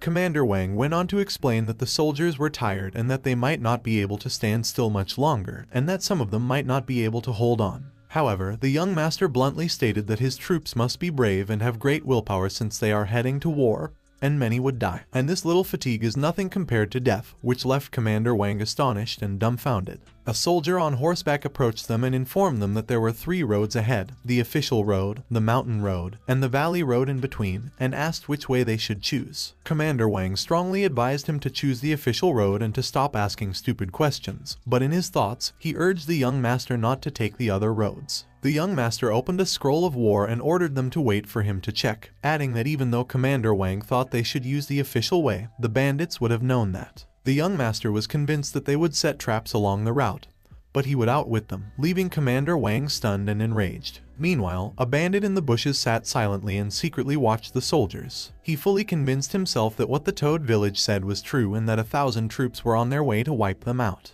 The bandit went quickly but quietly as the moon shone brightly in the dusk skies, as he needed to report it promptly. The news had spread all around the King Mu Mountain, and all the bandits knew about it. The bandit arrived at the Flying Tiger village and ran hurriedly inside. He reported with his fist clenched that the news was true as many soldiers came and that they did not take the official road. A man told his big brother that they don't seem to be heading towards their village as they are attacking the Toad Village. Another man added that the Toad Village only had about 4 to 5 people, and why would Black Rock City have brought so many troops for them? Gao Feihu, the village leader of the Flying Tiger, responded that if only their military strategist were here, he would wait and see what happened next. The troops of Black Rock City walked down a narrow path with a tall stone mountain in between them. While Chang Dalei and Zhu Shenji discreetly looked at them from above the edge of the cliff with trees between them, Zhu Shenji informed his village master that there were at least 1,000 soldiers on their way. Zhu Shenji looked at his village master and told him to withdraw because they couldn't fight them. Chang Dalei replied that withdrawing was no longer an option because they would fight them as originally planned while the logs were tied on the brink of the stone cliff. He went on to say that when they arrived in the valley, they would drop the logs. Lin would fire the explosives, and Zhu Shenji, Qin Man, and Linger would toss the explosive boxes below. Zhu Shenji inquired as to why they were only blowing up one side of the valley when they could blow up both sides. Chang Dalei responded that when people are cornered in a tough situation, they would display incredible fighting prowess. However, if they know there is a way out, they will not fight to the death. He further stated that, unlike them, they do not have a way back. Chang Dalei was informed that they would be getting out of the area and what they should do. Chang Dalei was sweating profusely when he instructed them to wait a minute. He was reminded once more that their cavalry had already moved out of the line of fire. Chang Dalei screamed to do it now as he swung his axe at the rope linked to the logs. As soon as the rope was cut, the logs were released and started to fall over the mountain. As the logs struck the troops, they screamed and fell to the ground with their horses. Chang Dalei ordered Warrior Lin to light it. However, he hesitated while holding a fiery torch in his hand. Warrior Lin was seen trembling and sweating profusely as he remained still. When Chang Dalei put his hand on his shoulder and inquired if this was not his very first killing, he answered that there were simply too many people present down there. Then Chang Dalei became enraged. He pushed him against the tree with both hands while calling him a bastard. He sweated profusely as he yelled at him that this is war, it's not a child's playground, and war is never about being dignified or civilized. He screamed angrily that war is when you want to kill someone and someone wants to kill you. Warrior Lin was taken aback by his remarks. Chang Dalei grabbed the torch and added that they would all die if they let them go today. From both above and below the stone mountain, there were even more explosions. As a result, boulders began to drop from the sky. As they glanced up at the falling rocks, they frightened the Black Rock City soldiers. While the explosion continued and rocks fell to the ground, someone yelled that the exit was blocked and informed the village master that dozens of horsemen had already managed to make it out of the pass. The soldiers were terrified because they believed they were surrounded by a mountain-haunting ghost. Another scorching explosion erupted from the ground, burning the soldiers as a result of its impact and causing them to go flying. While the boulders kept falling, some ran hastily. As dust and smoke rose from the ground, a swordsman soldier screamed and ordered his comrades to rush over to the hill. Qin Man rode his black horse and declared that he would hold them off, while Chang Dalei thought to himself that although a small portion of their army had made it to the side, it would still be difficult for them to defend against them. Nevertheless, he agreed to Qin Man's plan and ordered him to hold them off while Zhu Shenji would light the pre-buried explosives and drive them away from the first line. Chang Dalei commanded Linger and Warrior Lin to continue throwing explosives at them. A black horse thudded to the ground. It was Qin Man riding his black horse in front of the swordsmen and spearmen soldiers who had been assigned to kill him. Qin Man fearlessly faced them with his spear and told them his name, warning them not to pass. As the troops approached, he unleashed an enormous strike with his spear, causing the soldiers and their horses to come crashing down. Qin Man continued to attack them with his spear, which shocked them. He fearlessly told them that they were not allowed to pass as he pierced his spear into the chest of a swordsman on horseback. The soldier spat blood from his mouth with a thought on his mind: if they were allowed to rest a bit, the outcome of the battle would be different, as he was feeling so tired.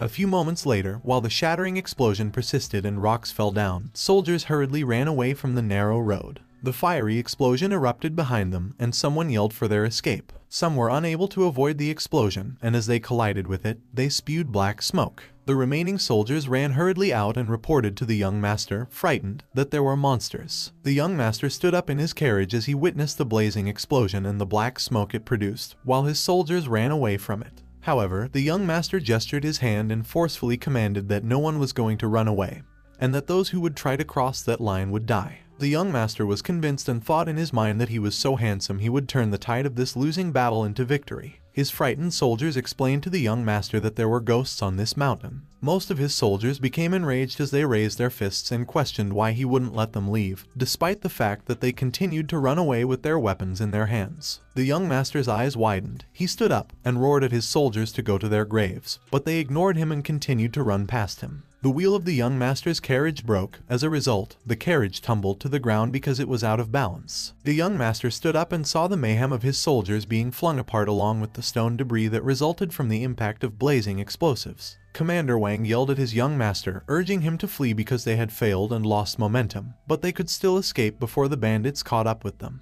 The young master agreed that he needed to escape since he believed that in ancient times, great generals would improve through their defeats and gain experience for future battles, while his soldiers wept in fear as they ran away. While stone debris flew casually at him, the young master stayed calm as he raised both his hands and bestowed his sword upon Commander Wang, saying he would be honored to see his growth after this war. On the other hand, a rock landed on Commander Wang's head.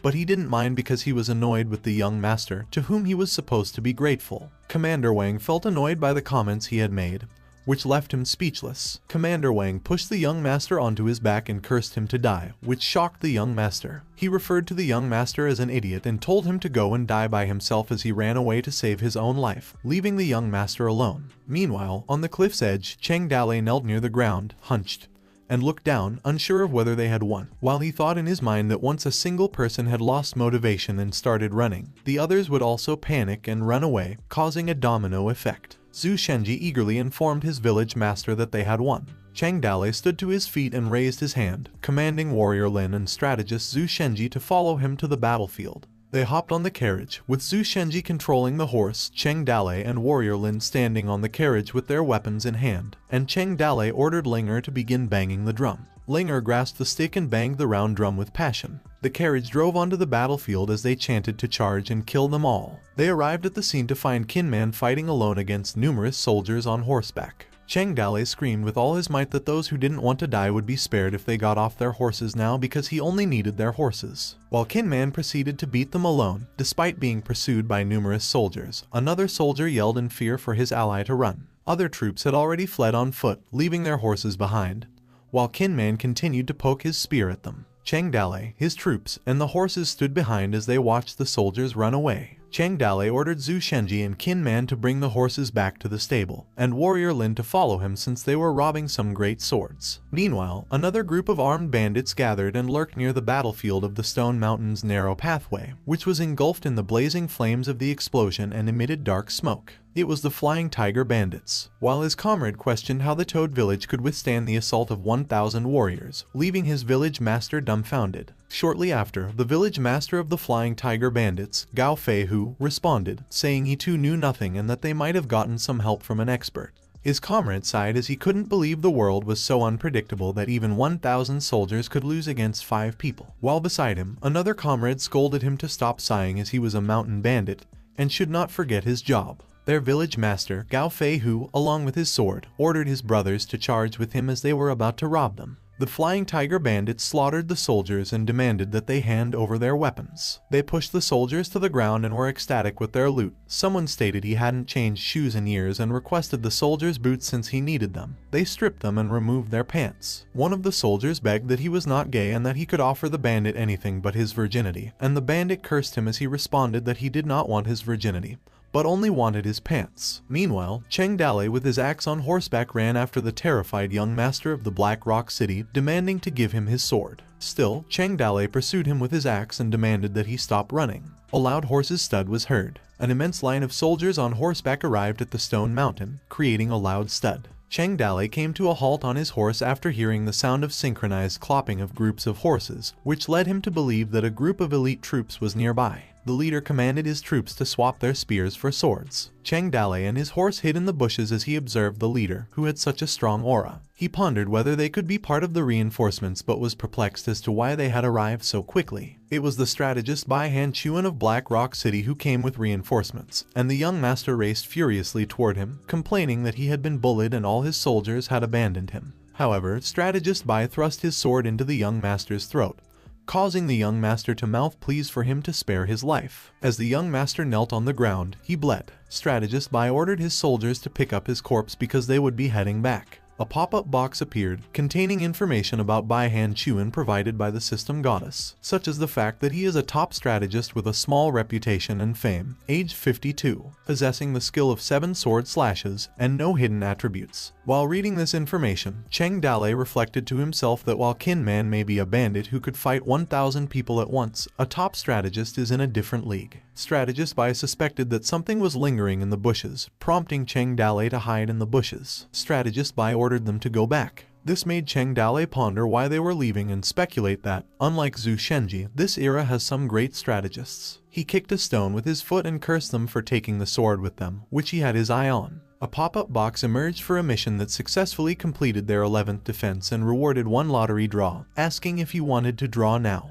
The system goddess also emerged with ghostly vibes, stating that she had finally come out of that torturous small black room and that she did not want to go back in there again. Cheng Dalei questioned this because she had been so energetic before. With weeping eyes, the system goddess lamented that she had been standing in front of him, but he had only noticed her physically and that she hadn't given him any missions or talked to him about them. Cheng Dalei irritably said that he didn't care because all she did was hit him whenever she came out, and that he felt better when she wasn't there. The system goddess kicked Cheng Dalei on the head and scolded him for locking her up in that small black room. Still irritated, Cheng Dalei reacted by asking whether he could use bugs the next time. As she ran with a large wooden gavel, the system goddess cynically asked what did he think while Cheng Dalei chuckled on his horse. The Qin New Mountain map contained the locations of Black Rock City, the Doghead Bandits, the Flying Tiger Bandits, the Wild Boar Bandits, the Apricot Blossom Bandits, the Bald Head Bandits, and the Toad Village. Black Rock City's first attack had spread around Qin New Mountain. The Flying Tiger Bandits are the closest to the war area, so they attacked first. The incident would be reported to the leader of Black Rock City by the military advisor of the city. It is anticipated that his son's death would be a major event. Linger cheerfully rode a white horse in the clear morning sky, calling out to her father that it looked like a dream, while Qin Man grinned silently behind her. Zhu Shenji told Linger to prepare the horses for the ride back to the village while he gathered swords. Linger agreed with her father and mentioned how much she liked the white horse. A horse stud approached Zhu Shenji, referring to him as Old Man Zhu, and sought his attention. Gao Feihu, the Flying Tiger's leader, along with his numerous bandits, asked him if they could feed all the horses they had robbed. He continued to say that he would assist them in lessening their burden. This startled and shocked Zhu Shenji when he saw the leader of the Flying Tiger head. He replied that it was rare for him to see him there and that he woke up early. Gao Feihu went on to say that they made a fortune while they only earned a little profit. He nonchalantly mentioned how they were going to split these horses and that he needed to speak now, which worried Zhu Shenji. Linger frankly told them that they snatched these horses by their own abilities and asked why should they give them up. Despite being urged to shut up by her own father, Linger rebelled discreetly. Zhu Shenji responded that everyone worked hard and they all earned a lot of profit. However, Gao Feihu disagreed. They earned a lot, but he did not think that they earned more than them because they took most of the profits. Another bandit from the Flying Tiger on horseback yelled as he suggested to his leader, Gao Feihu, to stop talking to him. He continued to say that they should stop asking them to split the profit when they could simply snatch everything from them while charging towards them with swords. He demanded that he wanted that white horse. The horse was knocked off balance after being struck on the head. It was hit in the head with an arrow and eventually fell to the ground, while the man riding it became dizzy and couldn't see anything. Some of the Flying Tiger bandits were astounded by the amazing archery skills, while others were concerned for their second master. Qin Man drew another arrow and prepared to shoot it as he fiercely informed them that if they took another step, they would die. He aimed the arrow at them while Gao Feihu questioned whether the Toad Village intended to start a war with him. Gao Feihu then firmly suggested splitting some of the profit with them because it was a significant profit, and sarcastically asked if they planned to keep it all for themselves. They remained mute and silent, resembling the horse with an arrow in its head and the second master who lay on the ground. Shortly after, Cheng Dalei arrived on horseback. He asked how they should split it while resting an axe on his shoulder. His troops were surprised when he called for their village master. He rode his horse toward the Flying Tiger bandits, who murmured that he was the son of the former Toad village leader, and that they had heard he was trash, but upon looking at him, he seemed different from the rumors. Gao Feihu thought to himself that Cheng Dalei was surrounded but remained calm and wondered if he had a hidden trump card. Cheng Dalei proceeded to ask if they wanted to split the profit and suggested a simple solution. He argued vehemently that if he killed all of them there, they wouldn't have to worry about splitting anything. His statements upset a Flying Tiger bandit who yelled at him and condemned him as a kid trying to act arrogant while surrounded. Another flying tiger bandit added that even his father wouldn't dare to speak back to them in such a manner when he was alive, so he asked what made him think he could. Then all armed flying tiger bandits became enraged and yelled to kill him. However, an unfazed Chang Dale yelled back and cursed at them. Chang Dale pointed at them and asked if there were 1,000 of them in there. Gao Fei Hu replied, questioning whether it mattered if they had 1,000 men in there or not. Chang Dale fiercely replied that if they were less than 1,000, then he wouldn't have enough men to kill. His sinister smile appeared as his eyes turned red, and he went on to say that he had already killed 1,000, questioning if it would matter to him if he killed another 1,000. Everyone was taken aback and terrified. Gao Fei Hu thought to himself that the Toad village only had 4 to 5 people and wondered why 1,000 soldiers had escaped in fear. He then pleaded with Chang Dale to calm down, as they were not there to fight. Gao Fei Hu, his fist clenched, respectfully asked how he had done it. Chang Dale chuckled loudly on his horse, causing some bandits to feel insulted as they gazed silently. He gestured with his index finger and claimed to have a divine technique. Then he raised his hand and claimed he could summon thunder. The flying tiger bandits looked up in anticipation as Chang Dale lifted his hand and pointed to the sky. The sky was clear and the sun was shining brightly. Chang Dale repeated saying he could summon thunder while pointing at the sky, leaving the flying tiger bandits puzzled and speechless. He wondered if Warrior Lin could hear his words and urged him to hurry up. At this point, the flying tiger bandits were furious at him, calling him a lying kid and daring him to trick them. Despite this, Chang Dale persisted and yelled the word thunder again as the armed bandits charged towards him to kill him. Suddenly, a loud and fiery explosion erupted, sending stone debris flying everywhere. The debris struck some bandits on the head, shocking them. While Chang Dale maintained his composure, deep inside, he was terrified yet relieved that everything ended nicely. He then ferociously demanded if anyone else wanted a taste of his thunder. This terrified the flying tiger bandits and left them stunned. Even before civilization developed, people had been praying to different gods, burning some yellow papers and throwing them into the well to make the water holy. It was an era filled with many believers, and Chang Dale's performance was impressive enough to make them believe in him. Even Gao Fei Hu was terrified, but he remained calm and thought in his mind that if that thunder had struck him, he would have died. He believed that Chang Dale used the thunder spell to fend off 1,000 soldiers, which is why they ran. Chang Dale continued pointing his finger as he commanded them to move aside and make way for him, threatening that they would taste his thunder if they didn't comply. The flying tiger bandits screamed as they scrambled to move aside while Chang Dale strode past them, repeatedly chanting the word thunder. Suddenly, Gao Fei Hu asked him to wait. Chang Dale sweated profusely, thinking that he had been exposed. Chang Dale looked back and calmly asked what he could do for Gao Fei Hu, to which he replied that he had so many horses and questioned if they could feed them all. Chang Dale sarcastically replied that even if they couldn't feed them, they could still eat them while riding back to the village with horses and loot on their carriages. Meanwhile, it was night, and the crescent moon was obscured by thin clouds at the city lord's mansion. In a candlelit room, the city lord was still busy in his bed, surrounded by young ladies, with a liquor in his hand and a fruit bowl on the side. As soon as Strategist Bai entered his room with the corpse of the young master and its blood dripping onto the floor, he called the city lord repeatedly. He kneeled down and placed the corpse of the young master on the floor, explaining that the young master was ambushed and killed by the bandits. The city lord was startled as he got up, and his eyes widened. He stood up, and his body trembled as he shouted for his son. The city lord wept as he hugged his son. Strategist Bai knelt down quietly. Suddenly, he stroked his sword and unleashed a purple electrifying 7-sword slash that struck the city lord on his chest, causing blood to drip from it. The city lord collapsed but quickly rose, realizing that Strategist Bai had killed his son, while he placed his palm on his bloody chest. Strategist Bai admitted that he did kill him. His sword had a purple electrifying aura as he charged towards the city lord and complained that he had sat on the throne for too long. Strategist Bai stroked the city lord again, but he dodged while Strategist Bai went on to say that it was now his turn. The city lord grabbed a long torch and asked why. While they continued fighting, Strategist Bai explained that this was an era of war and it would become more chaotic in the future. Strategist Bai went on to say that the empire was weakened, and many heroes around the world were waiting for a decisive move to conquer the world. However, that city lord had become a useless man who had no ambition and simply enjoyed things such as alcohol, meat, and females. He repeated that he was useless and he would take the throne, while the young ladies on the bed sat terrified. Strategist Bai's remarks came as a shock to the city lord, as he was going to take the throne and conquer the world. The furious city lord struck back at him and reminded him that he was just a woodcutter back when he was at war with the Ring clan, and had only read a few useless books. He raised his hands and smashed right through Strategist Bai as he questioned him. daring to go against him. If he had not helped him back then, he would not have become the person he was right there. The torched head broke, and Strategist Bai moved back while the city lord went on to say that even if the empire was weakened, he would still be unable to take the throne. Strategist Bai got down while his chest spilled blood as he coughed and responded that he was ashamed. That was expected of the man who kept the city safe for 37 years. The seventh tiger nickname was well deserved, and he was talented. The city lord, with a tall staff in his hand, continued to say that Strategist Bai was only his dog. If he couldn't be a good dog, then he had no need for him. He told him that even guarding the city for 1 month would be difficult with his skills. He added that he had slept with more women than the number of people he had seen, and the people he had killed could fill a river. He claimed that Strategist Bai was just a frog in a well. Both Strategist Bai and the city lord screamed furiously as they continued to charge and strike each other hard. Suddenly, a dainty hand appeared from the young ladies and held back the city lord, which stunned him. A young lady poked a pin into the city lord's side, and he screamed as he looked back at them. Then, Strategist Bai pierced his sword into the city lord's chest, causing blood to spill from it.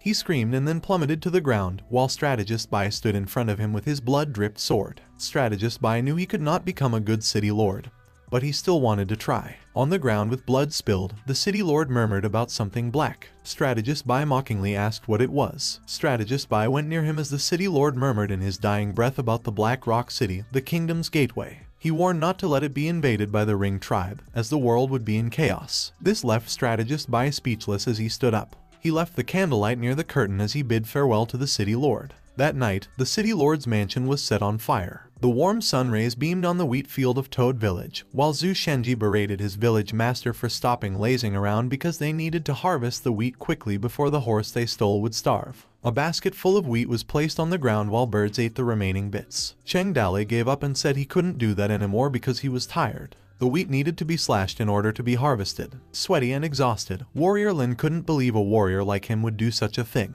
While Cheng Dale sat and leaned on the rock, complaining that his stomach hurt, he couldn't use his strength since he didn't have any energy left. Zhu Shenji loaded the wheat onto the carriage while continuing to lecture his village master to stop being lazy, as he had already used that excuse yesterday. Cheng Dale held his head and complained that his head hurt as he approached Zhu Shenji, but this did not work with him as he continued to scold his village master to stop lazing around, explaining that if they waited for the sun to dry up the wheat, it would snap at the slightest touch and they would lose a lot of harvest that year. A red beetle appeared in the field, just like an idea that arrived to Cheng Dale, reminding him that he hadn't robbed anyone in the past few days and he should not forget his identity as a bandit. While Warrior Lin ran after his village master to follow him and help him out, which left Zhu Shenji stunned as he stood behind. A few moments later, some poor villagers were trekking deep within Quinui Mountain when a son asked his dad whether there were any bandits nearby, to which the father replied that if he was afraid of bandits, he should forget about getting a wife. Headed by their dad, they decided to sell the firewood and buy a donkey so that they would have something to show when asking for marriage. Their dad looked back and asked them if they didn't dream of owning a horse, as now their wish could be fulfilled.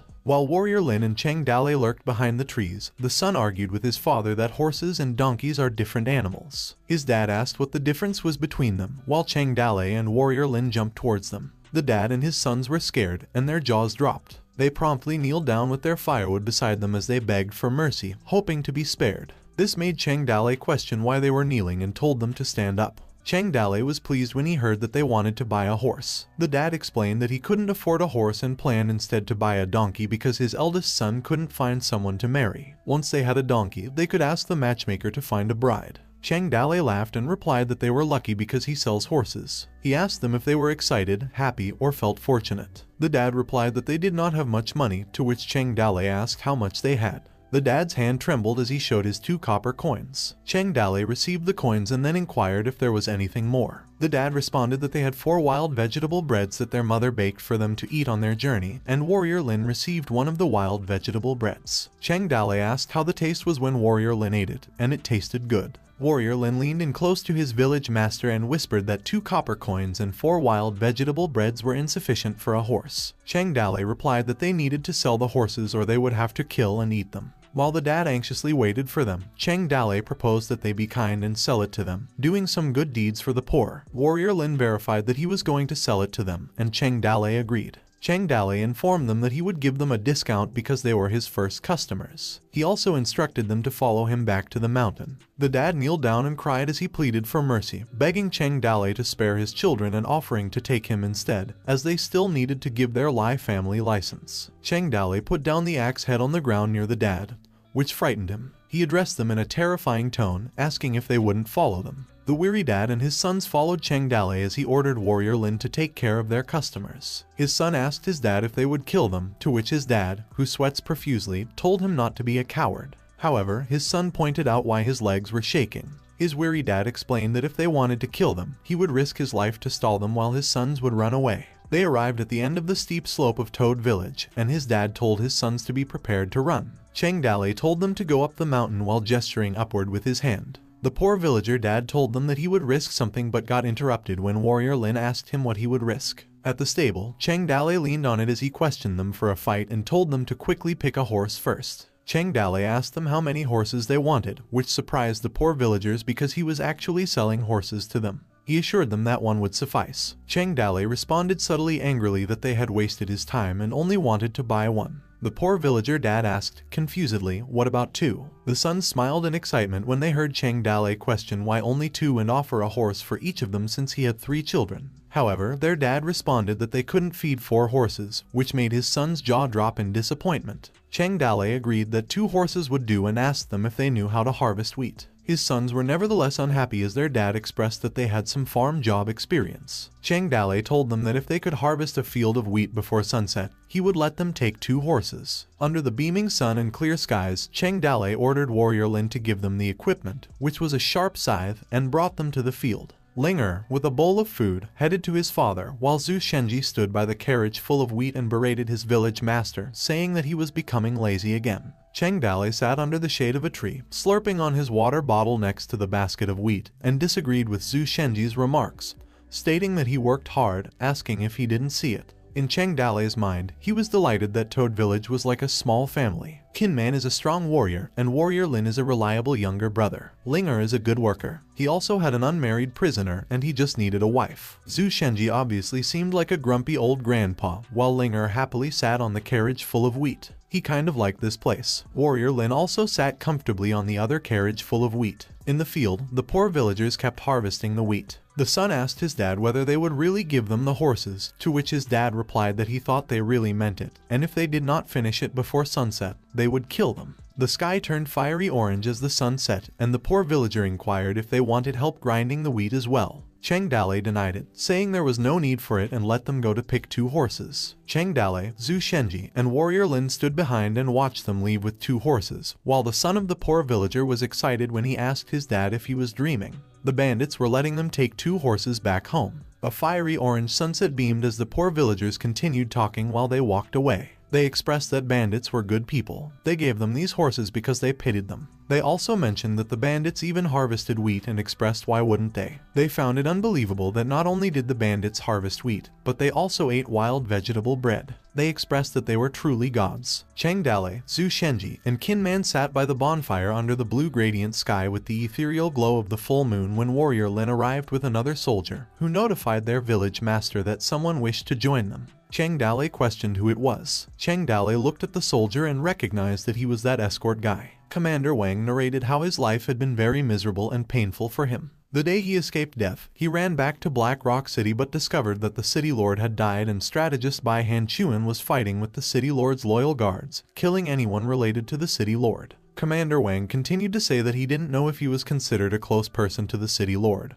but he thought strategist Bai Hanchuan would not let him off easily, so Commander Wang decided to escape to Fallen Leaf City. Then, coincidentally, he met Warrior Lin, who was planning to rob someone and suggested that he should join Toad Village. Cheng Dalei asked whether he was saying strategist Bai Hanchuan killed Han Huju and became the city lord himself. Commander Wang affirmed, and he added that strategist Bai was spreading rumors that Cheng Dalei had killed Han Huju and claimed that he would avenge Han Huju by killing Cheng Dalei. Cheng Dalei was appalled when he responded that strategist Bai Hanchuan was so shameless, that Toad Village only had 5 people, and how could they send people to kill him? Commander Wang responded that he didn't expect only 5 of them. But strategist Bai publicized that there were 1,000 bandits in Toad Village, that Cheng Dale was killing people for pleasure, and that Toad Leader was the most ferocious bandit who ate human flesh as an everyday meal. He also put up a wanted list on the city's bulletin board, offering rewards for his head. Cheng Dale asked tenaciously how much his reward was. Commander Wang replied that Cheng Dale's head was worth 50, which disappointed him. Commander Wang went on to say that Zhu Shenji had 35, which surprised Zhu Shenji that he had one too, and the black-faced man was worth 30, to which Qin Man responded that it was such a pity he couldn't kill Han Huju with his own hands. Cheng Dale was apparently irritated that they were looking down on him and had only put 50 on his head. The currency used in their era was copper coins. 1,000 copper coins could be exchanged for a single silver coin, which was roughly 1,000 in Cheng Dale's previous life. The living expenses of an ordinary farmer were only 3 to 4 silver coins per year. Cheng Dale turned his head to Zhu Shenji and asked how much Gao Fei whose head was worth. Zhu Shenji replied that he thought there was a bounty of 180 on him. Cheng Dale replied with determination that he would definitely overtake him. On the other hand, Commander Wang wondered in his mind whether it was a good thing to have a high bounty. Warrior Lin chimed in, asking his village master if he might let Commander Wang join them because he was so sincere. With his fist clenched, Commander Wang Sanyuan said that he would like to join them. The system goddess appeared and stated that Commander Wang appeared to be a general but was actually a butler, so others referred to him as Butler Wang. She held a pop-out information box stating that his name is Wang Senyun, a slightly popular butler, at the age of 43, and he possessed no skills or hidden attributes. Cheng Dale asked him if Toad Village was good enough for him, to which he replied that it was. Cheng Dale then questioned him about why it was good. Cheng Dale went on to say that judging by his attitude, he was looking down on them, and that even if they were a small bandit village, each of them was equivalent to 100 soldiers, which left Butler Wang speechless. Zhu Shenji assured him that Cheng Dale was strict, but Cheng Dale continued that if he really wanted to join them, he would write him a 5,000-word application letter, and then he would decide whether or not to recruit him. This shocked Butler Wang, who complained about the 5,000-word requirement and asked if he wanted to kill him. Cheng Dale said that if he believed this was hard, how else was he going to show his sincerity?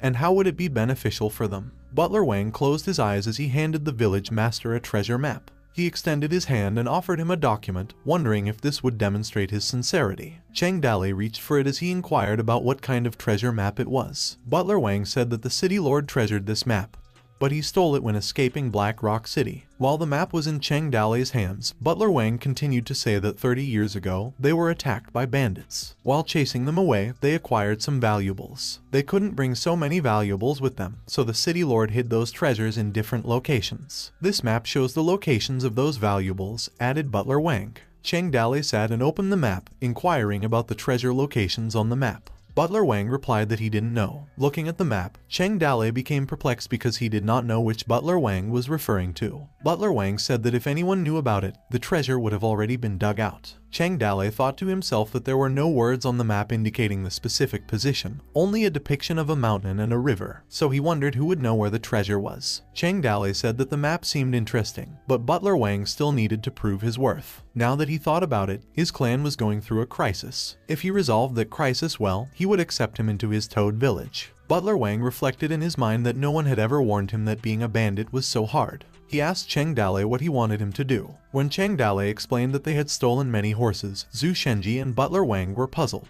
Butler Wang verified that Cheng Dale was saying the horses were a burden. Then he proposed they sell them to the merchants in Fallen Leaf City or to other bandit clans. Cheng Dale was glad to hear that it was a good idea and asked Zhu Shenji if he had been listening, to which he replied that he had. Zhu Shenji sighed, wanting to suggest this brilliant plan, but Butler Wang had already mentioned it. He tapped Butler Wang on the shoulder and gave him a thumbs up as Cheng Dale applauded him for his smart thinking. Cheng Dale thought of him as someone who could adapt quickly and keep up the good work. Butler Wang smiled and thanked Cheng Dale while contemplating why he was motivated by the remarks he had made. A few moments later, inside the wooden walls of the Flying Tiger Village, surrounded by lush woods, there was a brown horse with an eye patch. Lauer was told that his horse had gone blind, that they couldn't use him in wars, but that he might be used for breeding, and that he shouldn't be sad because he would find him a good horse. Lauer was thrilled to hear that from his big brother, Gao Fei who was also the village master, and asked if he was going to give him his horse, to which he replied that he was only overthinking. Several knocks were heard on the gate as great news was proclaimed, surprising the bandits of the Flying Tiger Village. Gao Fei was asked if someone was attempting to invade their village,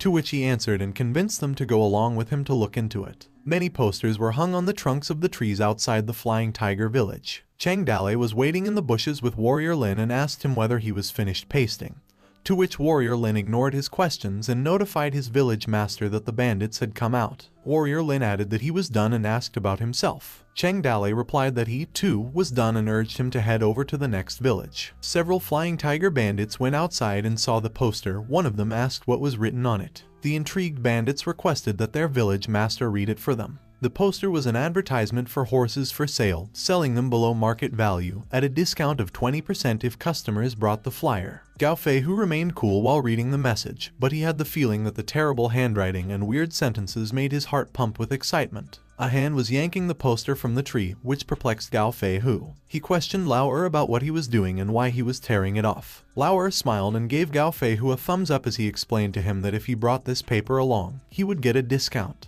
New Mountain's surroundings were filled with posters, and the Doghead, Wild Boar, Apricot Blossom, Bald Head, and other bandits were mostly talking about it. Other bandits were reading the posters. More people were talking about it and decided to go and see what they were planning to do. Fast forward to Chang Dale and some of his team standing outside Toad Village, where Zhu Shenji stated that he was skeptical that anyone would come, to which Chang Dale replied that there was no need to rush. Chang Dale confidently told him that the posters would take some time to attract people. Butler Wang thought to himself that he had just joined this arrogant person, that he always seemed to meet these kinds of people, and that he felt so unlucky, but he remained silent. Linger pointed them out and alerted their village master that they had arrived. A swarm of bandits on horseback was riding towards Toad Village. Chang Dale ordered his team to move quickly, prepare their horses, and not make any mistakes. A horde of bandits stopped at the entrance to Toad Village, where Chang Dale and Butler Wang stood, and a bandit demanded that they open the gate to their village because they were there to buy horses. Meanwhile, Kin Man was perched on the roof of its gate, preparing to draw an arrow, when Chang Dale told him to hold his arrow, which he understood and agreed to. This irritated a sweaty Lao of the Flying Tiger bandit, who inquired if they really wanted to sell horses. Gao Feihu, the village master of the Flying Tiger village, told them not to be mad, as they came there sincerely to buy horses. They brought the food and demanded that they should be allowed to see the horses first. Chang Dale told everyone to calm down as he ordered Butler Wang to tell them the rules. Butler Wang announced that they would be using the hidden auction method. Gao Feihu, on horseback, inquired about the hidden auction method. Butler Wang said that because he had asked, he had also inquired if they could see the curtain. On the curtain was the silhouette of a horse, which was guarded. Butler Wang went on to explain that every time they held an auction, they would put a horse behind the curtain, and everyone would bid on it, with the highest bidder winning the horse. The bandits objected to this auction system since they would be unable to see the horse's condition, such as whether the horse was blind or handicapped, or if they swapped the auctioned horse for another. At this moment, Chang Dale became irritated, urged them to stop talking, and threatened them with eating his thunder, which scared the bandits. As a result, they remained silent and instructed Butler Wang to continue. Butler Wang reassured his fellow bandits that they did not do things like swapping the horse after they bid, and they could see movement behind the curtain, but they couldn't see what the horse looked like, and the horse they would get depended on their luck. He went on to say that they might only need a few sums to acquire an excellent horse, and because no one had any queries, he let the auction begin, with the first horse starting with a single bag of grain. The majority of the bandits remained silent and unwilling to take part. Zhu Shenji whispered to his village master what they should do because no one was bidding, to which Chang Dale replied with concern that this could be a low-class horse. Suddenly, a lady yelled that she would be the first to bid. A group of armed lady bandits emerged, and one of them bid for 1 bag of beans. The male bandits were awestruck and praised her beauty. Zhu Shenji whispered to his village master and informed him that the lady bandit was from White Wolf from Apricot Blossom Village. As she was enraged, White Wolf drew her knife and yelled at them to stop looking, threatening them that she would dig out their eyeballs and feed them to the dogs. A bandit congratulated the Apricot village master on purchasing the horse at a low cost while thinking in his mind that she acquired a good horse for only a bag of beans. Butler Wang stated that the Apricot village had won the first horse and ordered Warrior Lin to take it out. A mighty and gorgeous white horse came out. The Flying Tiger bandits' jaws dropped as they recognized the white horse they had intended to steal previously. Meanwhile, several of the bandits were already planning to steal this horse from her. This infuriated the village master of Apricot Blossom Village, who threatened anyone who tried to steal her horse that she would kill them if they made any move. She then took the poster from her chest and asked if she might use this discount letter. Cheng Dali assured her that she had nothing to worry about, as he had kept his word and instructed Butler Wang to return her 20 kilograms of beans. While she was about to ride her horse, White Wolf stepped on the stirrup, thanked him, and she sat atop the horse, flipping her long blue hair. White Wolf smiled as she told her sisters to go back. As they were leaving, Zhu Shenji observed that she looked cuter while riding the horse, and Cheng Dali smiled at her. Cheng Dali blushed as he gazed in awe at her beauty. The crowd of bandits was noisy and impatient, with some pressing to hurry up and start the auction for the next horse, demanding that they not waste their time, while others had misplaced their flyer and asked their colleague to return it. Cheng Dali had the impression that the auction was finally going well. He then asked Zhu Shenji if he could tell him more about this White Wolf, to which Zhu Shenji agreed because he knew a lot about her. Before she became a bandit, her family was a martial arts family. She had learned martial arts ever since she was a child and specialized in handling swords. But when she was about to marry, her husband died, and she was instead married to a coffin.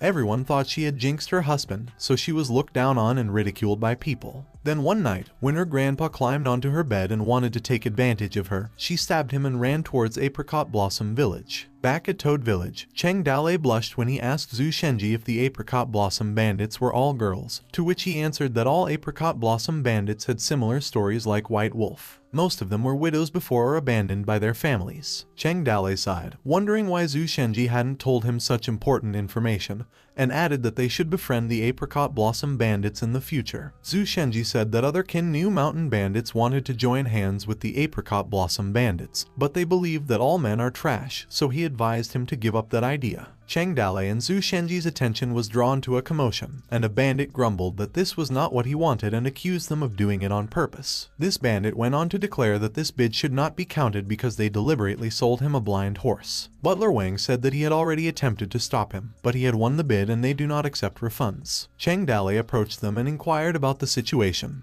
to which Butler Wang replied that he had already attempted to stop the bandit, but he kept raising the price for a blind horse. However, in Lauer's mind, he thought of them as greedy, while Butler Wang kept stopping him. He felt it was a good horse and that they planned to hide it and sell it for a higher price, so he kept raising the price. This flying tiger bandit called Cheng Dali a cunning person. He grabbed Butler Wang and complained that he had given a lot of food bags, but they had given him a blind horse in return. Then, he demanded that the bid not count. Cheng Dali responded that they had already agreed that the rules cannot be changed, so he calmly threatened to put a stop to the horse bidding. This enraged his fellow flying tiger bandits, as they did not want to stop the bidding, while others blamed the complaining bandit for being unlucky and displeased with his decision to retract his words. Gao Feihu of Flying Tiger Village ordered them to return the bags of food in order for them to head back. Lauer, the complaining bandit, accepted his fate and told him to take it, as his hand reached for his chest inside his clothes. He gave him his flyer and reminded him to give them a discount. Later on, Butler Wang announced to everyone to continue with the bidding.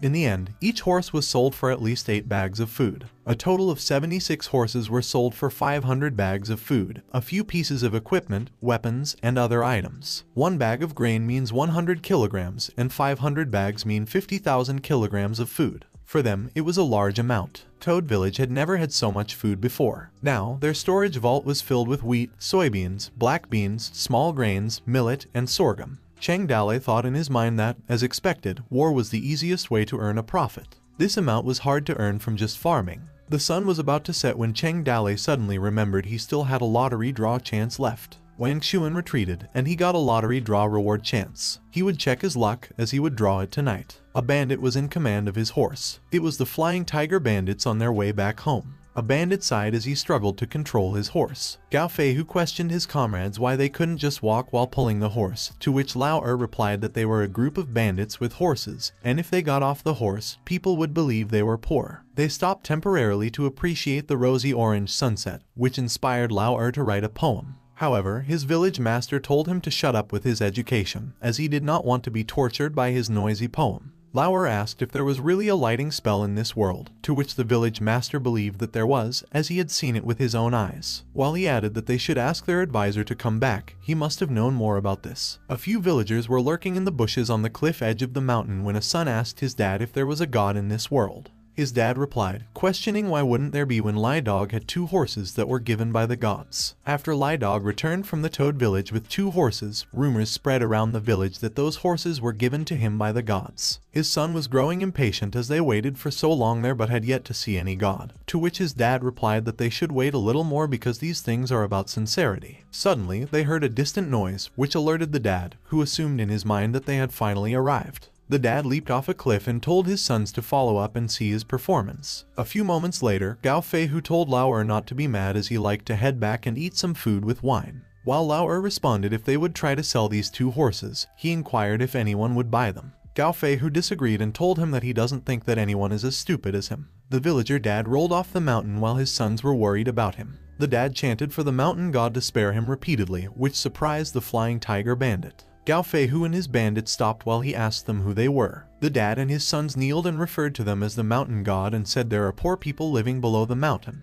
They have wheat but couldn't harvest it and asked for a few horses. The sweaty Lao Er was enraged by the villager's remarks. He got down from his horse and berated him, saying that he was scammed of so many bags of food, yet here he was asking for a horse, not just one but a few, which confused the villager dad. He then grabbed the villager dad and wanted to throw punches. He rhetorically asked who sent him to piss him off. The villager dad was on the ground, pleading with the mountain god to spare him as they were poor people and they did not have anything while his sons were behind him, scared for their dad. However, Gao Fei Hu recognized him as the rich noble Lai Zhuang of Lai village, and they had passed through their territory before, but he had many guards, which is why he hadn't robbed them before. Now, he had come by himself. This amazed Lao Er, who responded that Lai Zhuang must have done some good deeds, and God took pity on them. He called it a blessing in disguise and ordered his comrade to tie them up and send someone to ask for ransom from their house. It was almost dark, and despite being partially obscured by clouds, the crescent moon was visible. Cheng Dale snapped his fingers and summoned the system goddess because it was time to draw the lottery. The system goddess excitedly exclaimed, "Here we go." Cheng Dale told the system goddess that he didn't ask for much. Just a bazooka, rocket launcher, tank, or helicopter would do, while the system goddess shook the lottery machine. However, it got stuck. The system goddess shook the lottery machine hard while Cheng Dale stood behind and remained silent. She got upset and said that she had only ignored the bug once, and now the lottery machine was teasing her. In her outrage, she kicked the lottery machine, and a draw ball came out of it. She was relieved that it finally came out, but it hit Cheng Dale on his head before falling to the ground. The draw ball opened, and Cheng Dale obtained the beginner defense drawing for the bandit. He thought to himself that this time the reward was completely different. That construction map was amazing. Last time, they had only 5 people and no one wanted to mess with them. Now, things were different. They already had 50,000 kilograms of food and were richer, and everyone would be eager to rob them. But he was only a small bandit. If they encountered a disaster, he wondered what would happen to them. Time was running out. In the morning, on the cliffside of Stone Mountain, Cheng Dale asked Butler Wang, as he was more knowledgeable and well-informed, where he thought they could recruit people from. Cheng Dale wanted to expand their manpower. Butler Wang replied that it might be hard. Cheng Dale asked why it would be difficult, and Butler Wang explained that the people of the empire could be divided into 4 classes. This piqued Cheng Dale's interest, and he asked Butler Wang to explain the classes in detail. Obviously, the first class is the empire's royal family. The Lai Shi family was established 120 years ago. They have a lot of honor and authority, and they do not have to work. They are worshipped by many. The second class is the aristocracy, which includes noble families, city lords, and rich merchants. The third class consists of the common people, including landlords, squires, and small merchants. Lastly, the fourth class comprises outcasts, villagers, wanderers, slaves, and such. Cheng Dale asked which class bandits belong to. Butler Wang explained that bandits do not have a class, which means they could be ranked in the lowest class. The empire does not recognize bandits as their people. They are considered even worse than wanderers, slaves, and beggars. Most bandits are normal people who had no other ways to survive. Some would seek death instead of becoming a bandit. If a family had a bandit, it is considered a disgrace to their ancestors. Cheng Dale was surprised to learn that the existence of bandits was worse than trash. He then told Butler Wang that he had prepared a plan to build a wall around the village to reinforce the original defense facilities. Butler Wang responded that it sounded good but they lacked manpower. With a scroll of paper in his hand, Cheng Dale responded that he would find a way to solve it. He then handed the scroll of paper to Butler Wang, explaining that this was the defense system he designed. When Butler Wang opened it, he was amazed by his village master and asked if he had made this. Despite the fact that the system gave it to him, Cheng Dale believed it counted as something he made up, which he confirmed to Butler Wang. Butler Wang knelt and thanked his village master for his skill.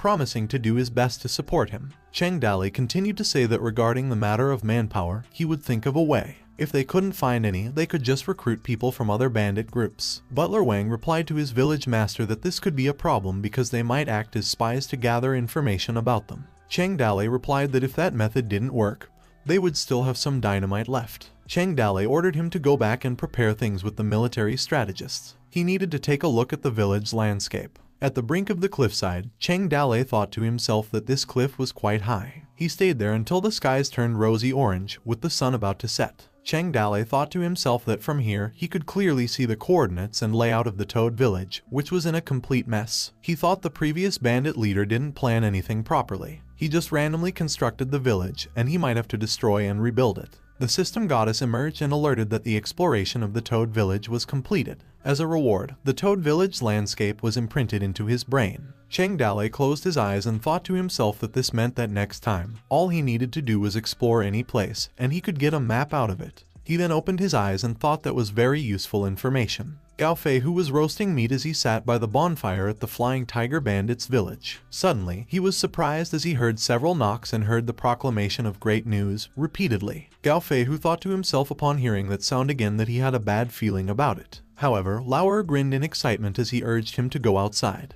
A lot of posters were plastered on the tree trunk again, and his fellow bandits asked their village master to quickly read what was written on the flyer this time. Lauer volunteered to read it for them. It was another advertisement from the Toad village, recruiting people and enticing them with noodles and pancakes. This flyer made Gao Fei visibly upset, while Lauer was pleased while reading. The idea of riding the coolest horse and enjoying beautiful girls sounded amazing. Gao Fei became enraged and called Cheng Dali a bastard, saying he had never seen such a shameless person. Gao Fei went on to say that he was so shameless that he was trying to recruit people from other villages, and he couldn't stand it any longer. He ordered his comrade to bring his sword, and he was going to question him while Lauer was salivating for noodles and a pancake. Lauer told him to calm down. They sat near the bonfire when Gao Fei asked how he could calm down when they were trying to bully them, to which Lauer replied that they needed to wait a little bit longer for their military advisor to come back. He offered him a bottle and told him to drink some wine to cool down. Gao Fei drank the wine right away, while the bandits of the Flying Tiger were talking about going to Toad Village to test their luck, as they were drooling over noodles and pancakes, and wondered if they would have weapons if they went. Lauer told Gao Fei that he had an idea and asked if he wanted to hear it. He went on to say that since they wanted to recruit people from their village, they could send their brothers over to eat their food and drinks. Lauer clenched his fist when he said that they would find the right opportunity to strike and occupy Toad Village. Gao Fei was stunned by his comrade's remarks, while Lauer inquired if he liked his plan. However, Gao Fei responded no. He was surprised as he did not expect that he would know about the word opportunity, which left Lauer dumbfounded.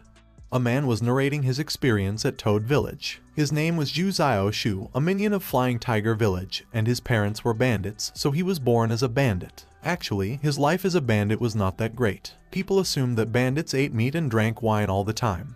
But it had been more than a year since Zhu Xiao Shu last ate a meal. These 2 years had been terrible, with no harvest and barren farms. When there was no grain to eat, poor people were forced to search for wild vegetables around the mountains. Today, he went to Toad Village with the second master of Flying Tiger Village, thinking they would join them. Lauer, the second master, said this was a scheme, but he didn't know any further details, so he would just tag along. Many bandits from other villages also came, but Butler Wang was blocking everyone from entering. He was saying that they needed to register first. Everyone else was standing in a queue, but the second master wanted to cut the queue and was blocked. He thought the second master was quite stupid. Since he was illiterate, he couldn't understand what was written on the paper. He was only attempting to replicate what the person in front of him did, but he was ashamed since he couldn't draw a circle properly. So, someone handed him a saw and told him to work by himself. The second master had no objections either. He was given the task to cut wood while the second master was assigned to move the timber. At noon, a pretty girl came by and told them that if they worked hard, they would get to eat dumplings in the afternoon. Dumplings were luxury foods they only eat during the new year. He still remembered that last year, after he ate a single bowl of dumplings, he couldn't bring himself to eat wild vegetables or bread for a few days. At lunch, they had dumplings. The dumplings had white shiny skin, and there was meat and wild vegetables inside. He ate 3 bowls, and he never imagined that one day he could eat dumplings until he was full, while he could still remember being scolded last year just for eating an extra dumpling during the new year. At night, Toad Village gave them 5 kilograms of food. After returning to their village, they told everyone about today's event. Everyone was suspicious at first and didn't believe what they said. He even heard someone say that the village master was so selfish when the second master requested that the village master send all of them to Toad Village. Now that they had made a fuss, he might not be able to go to Toad Village tomorrow. He pondered if such a good thing could happen to him every day. So just in case they did not allow him to go, he would sneak out by himself. One day's work at Toad Village was worth 5 kilograms of food. If he worked for a few more days, he would not have to worry about food during the winter. His parents had not eaten noodles and buns for more than a year. This year was bad because it hadn't rained in a long time.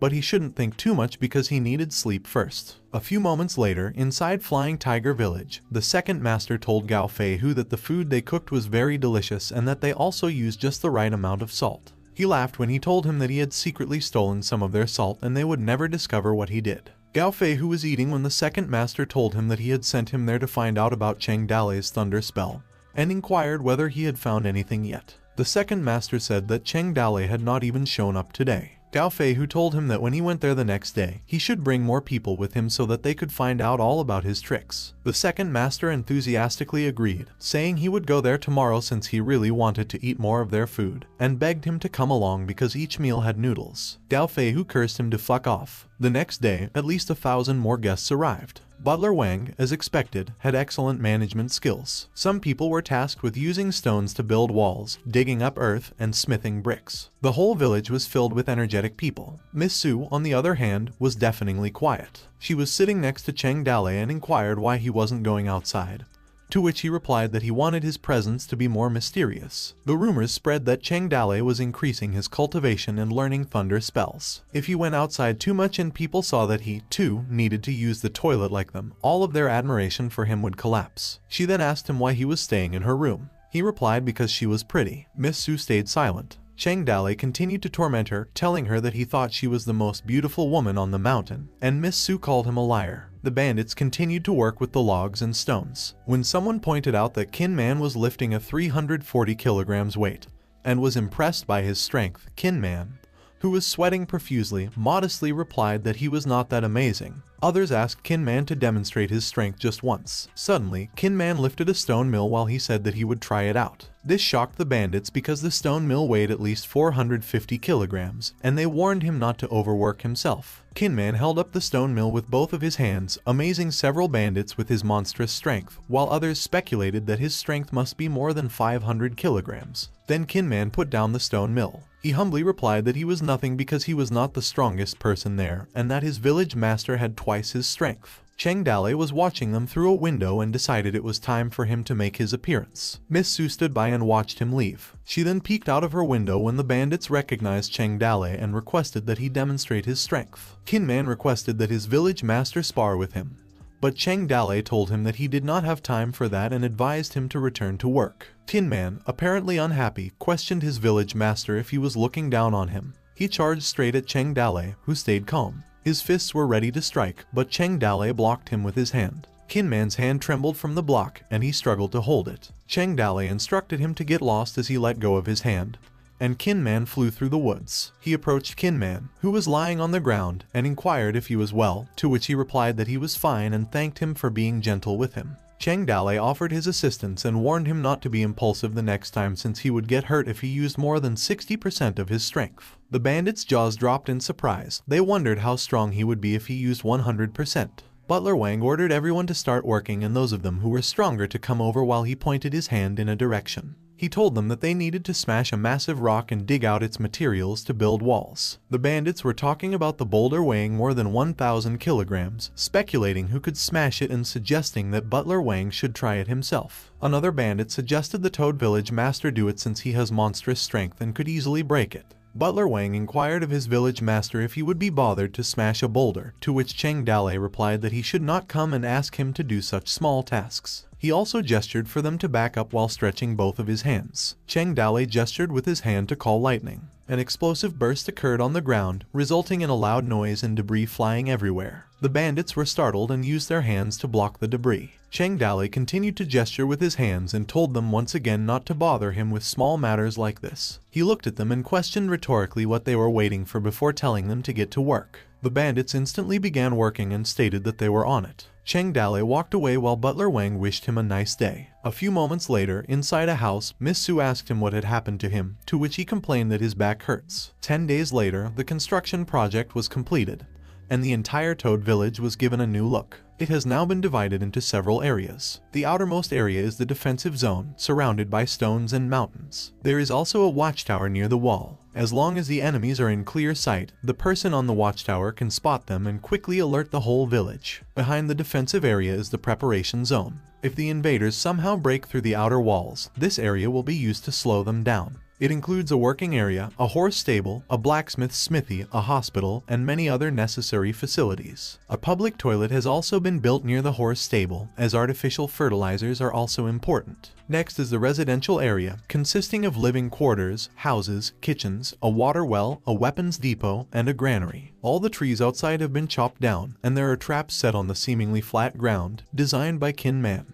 These traps include horse pits, lassos, and a specific trap for catching wild boars. Butler Wang reported to Cheng Dale that they had given away almost all of their food. They were left with 100 kilograms of food, but they don't have to worry because their village doesn't have that many people. Cheng Dale instructed Butler Wang to go back and arrange food expenses and accommodations for other people because they were going to start storing food and preparing to recruit more people. Butler Wang smiled and agreed. Someone informed Cheng Dale with a laugh that the construction of the village had been completed and the system was rewarding him with 1 acre of chili plants and the evolution of systematic animals. Cheng Dale complained that 1 acre of chili was a bit too little. The system goddess appeared taller and bigger. Cheng Dale told her that she looked different. She laughed as she explained that every time there was a big change in the village, she would also upgrade herself. Then she raised her hand and told him to move forward bravely and become the Bandit King. A pop-up box appeared with a list of missions to be achieved. The first mission was to change Miss Su's impression of him using a non-violent approach for an unknown prize. The second was to recruit 100 people for Toad Village for an unknown reward. And the third was to complete 10 robberies for an unknown reward. Meanwhile, Gao Feihu of the Flying Tiger Bandits sat at a wooden table with a cup in his hand, being told that if he were present at the scene, he would be stunned. The second master went on to add that when Cheng Dale used some thunder technique, he roared, and a massive boulder exploded. They were all terrified. Gao Feihu inquired of his advisor, who stood next to the second master, about his thoughts on this. He explained that he picked this rock from the canyon where the explosion occurred, and the mark was caused by dynamite. He further explained that there was no such thing as a thunder technique and that he got tricked. The system goddess emerged with a pop-out box of information for Yu Ran, a good military advisor at the age of 42, whose skills are knowledgeable and experienced traveler. Gao Feihu was confused about dynamite. He then further explained that it was similar to firecrackers, but its power was more devastating, and dynamite is rare even in the outside world, so there was no way the people of Kin New Mountain knew about it. Gao Feihu clarified that he meant they had been fooled by the Toad Village, to which he replied in affirmation. In addition, the second master inquired whether there were any thunder techniques, to which he replied that there were none. This infuriated Gao Feihu since they had been fooled and had rashly declared an invasion of the Toad Village. However, military advisor Yu Ran recommended that there was no need to rush, and that the Toad Village could be dealt with later, to which Gao Feihu responded that he wanted to vent his anger on them. He then replied that sooner or later he would get his chance, but they had something important to do right now, and the Toad Village could wait. Fast forward, Cheng Dale was thinking in his mind that he had 3 missions, that recruiting would be difficult, and that the third assignment could be completed by Kin Man and Warrior Lin. Then he was only left with 1 mission, changing Miss Su Ying's impression of him using non-violent methods. This was stage 2 of robbing a girl to become a bandit's woman, and if he fulfilled these types of connected missions, he would receive a large reward. Cheng Dale came to the conclusion that if he wanted to win her heart, he needed to be a smooth talker. He laughed and ran, expressing that he had not joined so many dating sites for nothing, and now it was time to put his knowledge to good use. This confused the system goddess. A few moments later, he called for Miss Su. She looked back at him when Cheng Dale nonchalantly added, "I love you" to her. Miss Su walked away, leaving him stunned. Cheng Dale thought her response was supposed to be different because, in his mind, Miss Su would blush when he told her, "I like you." However, determined Cheng Dale decided to proceed with Plan B since Plan A had failed. So, he would follow her around and discreetly tell her things like where he had seen this beautiful woman before, but Miss Su would ignore him. Cheng Dale would refer to her as his sweetheart and ask her where she was going, but she would ignore him. Cheng Dale proceeded nonchalantly, telling her that he just wanted one thing from the world, to love her and think about her every day. Miss Su had nothing to reply. Cheng Dale even left some notes in Miss Su's room. She would open these notes with love-related words, many of which made no sense. Miss Su was becoming irritated by the few notes she opened, but she remained silent. Chang Dali continued to bombard her with lines about love, such as love is passionate and love is blind. He told her that there was no better promise he could make, that he would be the best she could ever find. Miss Su was frequently startled by these statements. Chang Dali persisted in telling her to keep him in her heart rather than her head because the mind forgets, but the heart always remembers that he loves her. He referred to himself as her honey. Finally, Miss Su handed Chang Dali his checks, which surprised him. Miss Su inquired whether he was sick. Chang Dali was left speechless with disappointment. Chang Dali looks depressed when suddenly Shenji calls him. Shenji informs Chang Dali that Linger has been poisoned, to which Chang Dali reacts with shock and asks to be taken to see her immediately. When they arrive, Chang Dali sees Xiao Ling lying in pain, and he calls out to her. Xiao Ling responds weakly, saying she might die soon. Chang Dali asks what happened and why she was poisoned. Shenji explains that Xiao Ling was picking mushrooms at the back of the mountain and ate a red fruit, which caused her mouth to swell, burn, and sweat profusely. Shenji laments his daughter's love of eating things and promises to find a way to cure her. Chang Dali asks what kind of poisonous fruit Xiao Ling ate, and Shenji shows him the fruit, to which Chang Dali is surprised that it was a chili. Shenji asked if Chang Dali knows about the poisonous fruit. He then explains that chili is a vegetable and a spice, not a poisonous fruit. Chang Dali then tells him that it was a bit spicy for Linger, and that she was shocked as she ate it the first time but will be fine once she drinks water. Chang Dali remembers that chili has been known since the Kang dynasty and wonders how they didn't recognize it. He wants to confirm it and asks Su Ying about it. In the subsequent scene, Chang Dali turns and shows the chili to Su Ying and asks her about it. Su Ying questionably replies that it's some kind of fruit. Chang Dali then asks Su Ying about the taste and wonders if he could potentially make a lot of money by selling it. Su Ying, not having tried it before, expresses curiosity. Chang Dali proposes that she tastes it, considering her opinion. Meanwhile, Chang Dali reflects on the fact that even Su Ying doesn't recognize the chili, indicating that it doesn't exist in this era. He recalls that chili took time to become known worldwide, and he obtained it early thanks to a system's reward, considering it a luxurious object with a strong association with wealth. As Su Ying tastes the chili and finds it spicy, Chang Dali shifts the conversation, remarking that it has been many days since Su Ying was kidnapped and wondering if nobody is coming to redeem her because she's not wanted. Su Ying's reaction shows irritation and surprise at Chang Dali's comment. Chang Dali assures Su Ying that even if the whole world were to betray her, he would not, declaring that he would betray the whole world just to be with her. Chang Dali then smiles widely. Soon after, Xiao Yu arrives and announces that he has finished hunting.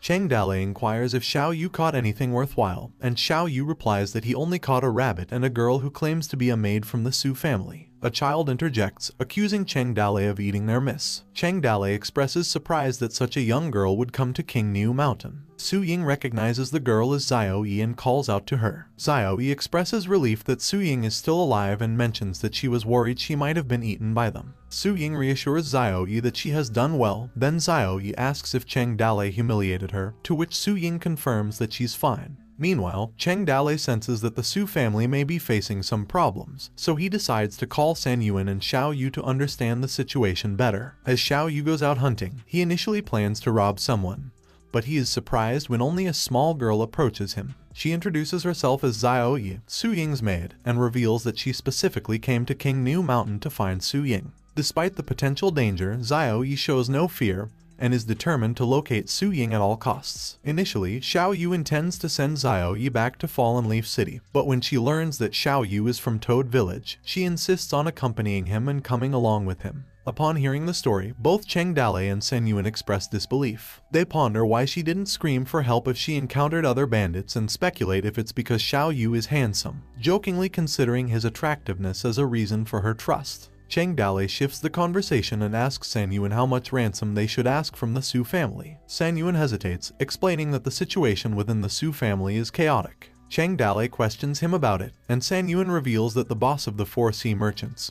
Su Sihai, has no sons but multiple daughters, and Su Ying is the most talented and suitable for inheriting the business. However, the problem lies in the fact that Su Ying's mother passed away, and now the stepmother has control over the business. The stepmother desires her own daughter to inherit the business and harbors a strong dislike for Su Ying. San Yuan thinks that they might have hoped for Su Ying to be dead at the hands of Chang Dali. Suddenly, Su Ying interrupts, expressing her intention to leave and find a way to gather the ransom. Chang Dali questions her decision, but Su Ying remains silent. Cheng Dale realizes that San Yuan had previously mentioned that people with even a little bit of fortune would not choose to become bandits. What's more, Su Ying is the daughter of the rich merchant. On the next day, Cheng Dale sits down and writes a letter. He speaks aloud as he writes about the ransom for Su Ying's life because he can consume humans. On that occasion, Su Ying reads the letter, which requests 500 grains, clothes, rice paper, salt, wine, and books. She then sighs and comments that he was not asking for much and promises to send him double the requested items once she solves her problems at home. After that moment, Cheng Dale informs Su Ying that Xiao Yu and San Yuan will accompany them safely to the Fallen Leaf City since the city is about 70 to 80 miles away. Cheng Dale then gives Su Ying some chili and suggests that she use it to earn profits since he heard that her family owns a restaurant, which Su Ying agrees to.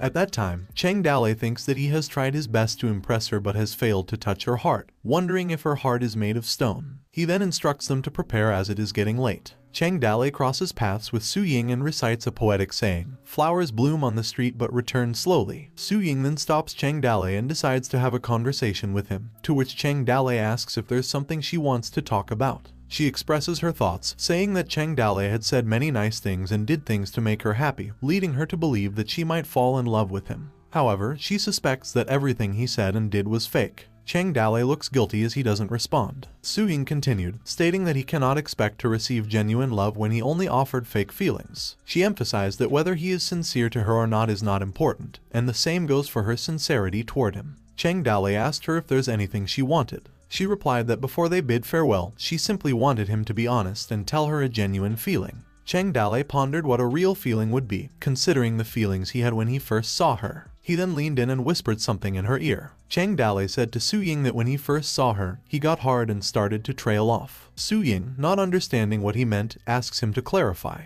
Cheng Dale is shocked and embarrassed by what he said and is unsure how to respond. Su Ying sees Cheng Dale blushing and asks again what he meant. He stays silent, making her sulky and doesn't care anymore and tells him that she will ask someone else about it. Cheng Dale gets frantic and asks her not to tell anyone but eventually tells Su Ying that he will tell her once they meet again. Later, in that moment, Cheng Dale thinks that Su Ying is only 17 years old and likely has a mindset that kissing could lead to pregnancy. He considers her young and innocent, lacking knowledge about such matters. He realizes that he has said and done many things that may seem foolish or laughable. He wonders if Su Ying's heart is like an abyss. He even questions if he has been deceiving himself. Amidst his thoughts, the system alerts the completion of the second stage of robbing a wife with a reward of a heavy crossbow. However, other notes indicate that the conditions were unmet, preventing the triggering of Phase 3 of the mission. As the sun sets inside the carriage, Xiao Yi expresses her shock, mentioning that she didn't expect Cheng Dale to let them go. She then senses that something is bothering Su Ying, so Xiao Yi asks if she has something on her mind. Su Ying asks Xiao Yi what it means when a man says he is hard, but Xiao Yi is skeptical about the word in question. Upon arriving in Fallen Leaf City at night, Su Ying questions whether Cheng Dale's heart is hardened. After bidding farewell to Su Ying, Cheng Dale gathered himself and found the heavy crossbow from the reward, which he planned to use for defense. Tin Man asked where the crossbow came from, prompting Cheng Dale to suggest placing it on the watchtower. Afterwards, Cheng Dale decided to nurture and grow chili. He remembered his past experience in cultivating plants and believed it shouldn't be too challenging. He thought about the process of drying the chili and extracting the seeds. He also planned to fertilize the soil, dig small holes, plant the seeds, and cover them with soil. During that moment, Shenji interrupted the thought process and suggested going down the mountain to rob someone. But Cheng Dale dismissed the idea and accused Shenji of not wanting to help with the chili cultivation. Meanwhile, below King Mu Mountain, when White Wolf approached Cheng Dale, questioning why he had come down to rob someone in the hot weather, Cheng Dale replied and claimed to be a professional bandit. He then asked why she had to come to this location in the hot weather, implying that she was looking for him. In response, White Wolf mentioned receiving information about a promising opportunity,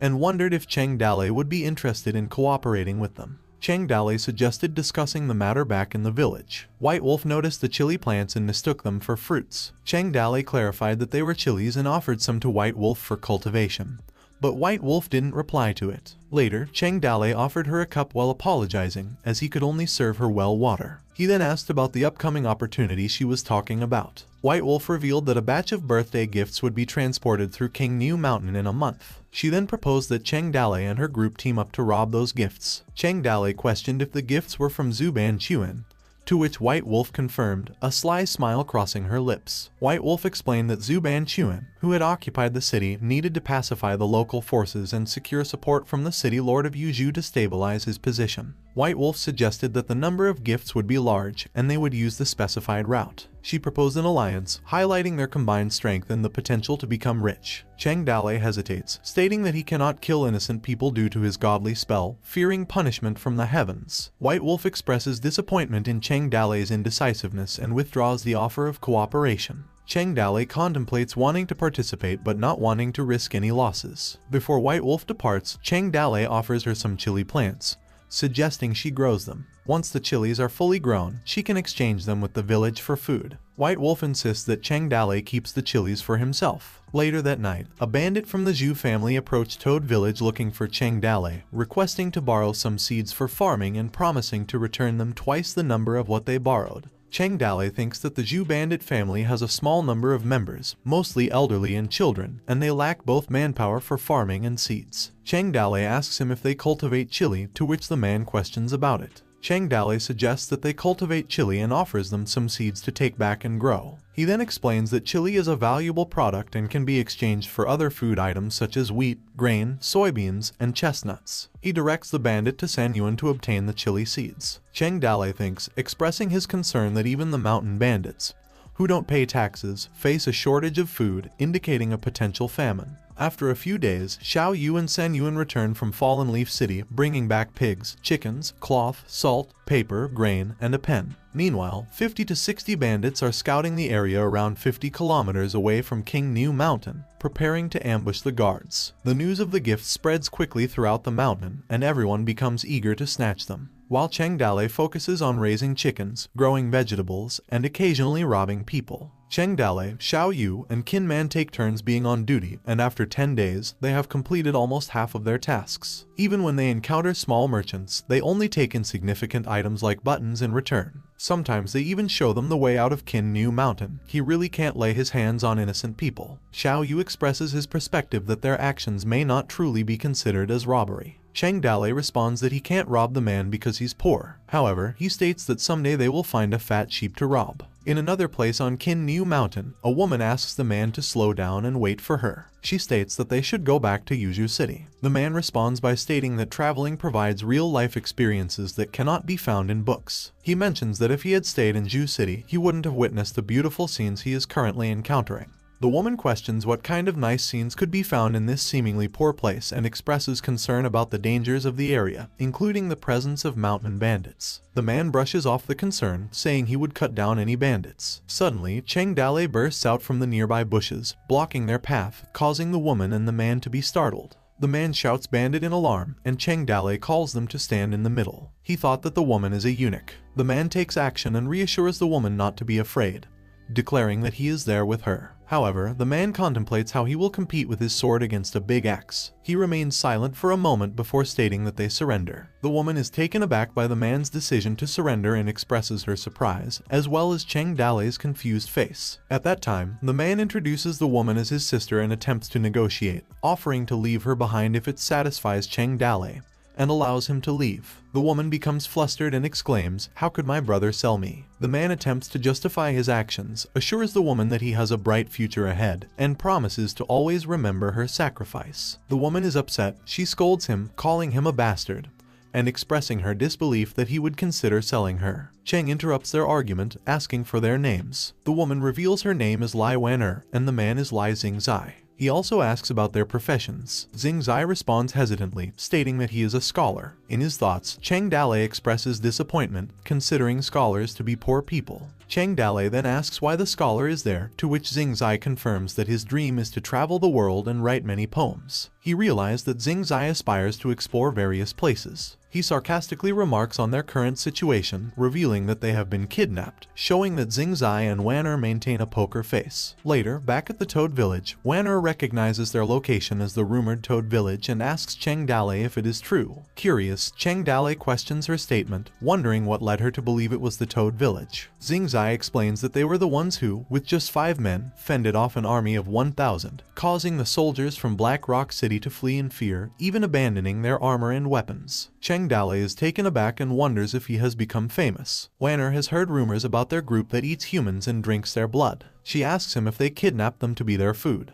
Cheng Dale finds the rumor ridiculous and points to himself, asking them if his face looks like that of a cannibal, to which Wanner agrees. He then shifts the conversation, setting the rules straight, and informs them that as long as they stay peaceful, he won't harm or imprison them. However, he warns them that King New Mountain is filled with bandits, and if they believe they can leave this place alive, then they should be his guests. Wanner questions why they are being kept there. Her face turns red as she foretells something without finishing her sentence. Cheng Dale then explains that since they are scholars with knowledge, they are to write down everything they know. Once they finish writing, he promises to escort them out of King New Mountain safely. He instructs Shenji to prepare ink and arrange a separate room for the captives. Later, in the captives' room, Wanner is curious about Xing Zai's decision to surrender and mentions how even their sword mastery teacher praised his skills. Xing Zai responds to the question with another question to Wanner. Xing Zai tells her that he finds the bandit village interesting. Wanner is confused about how that place could be interesting. Xing Zai explains that the bandits kidnapping people for knowledge is intriguing.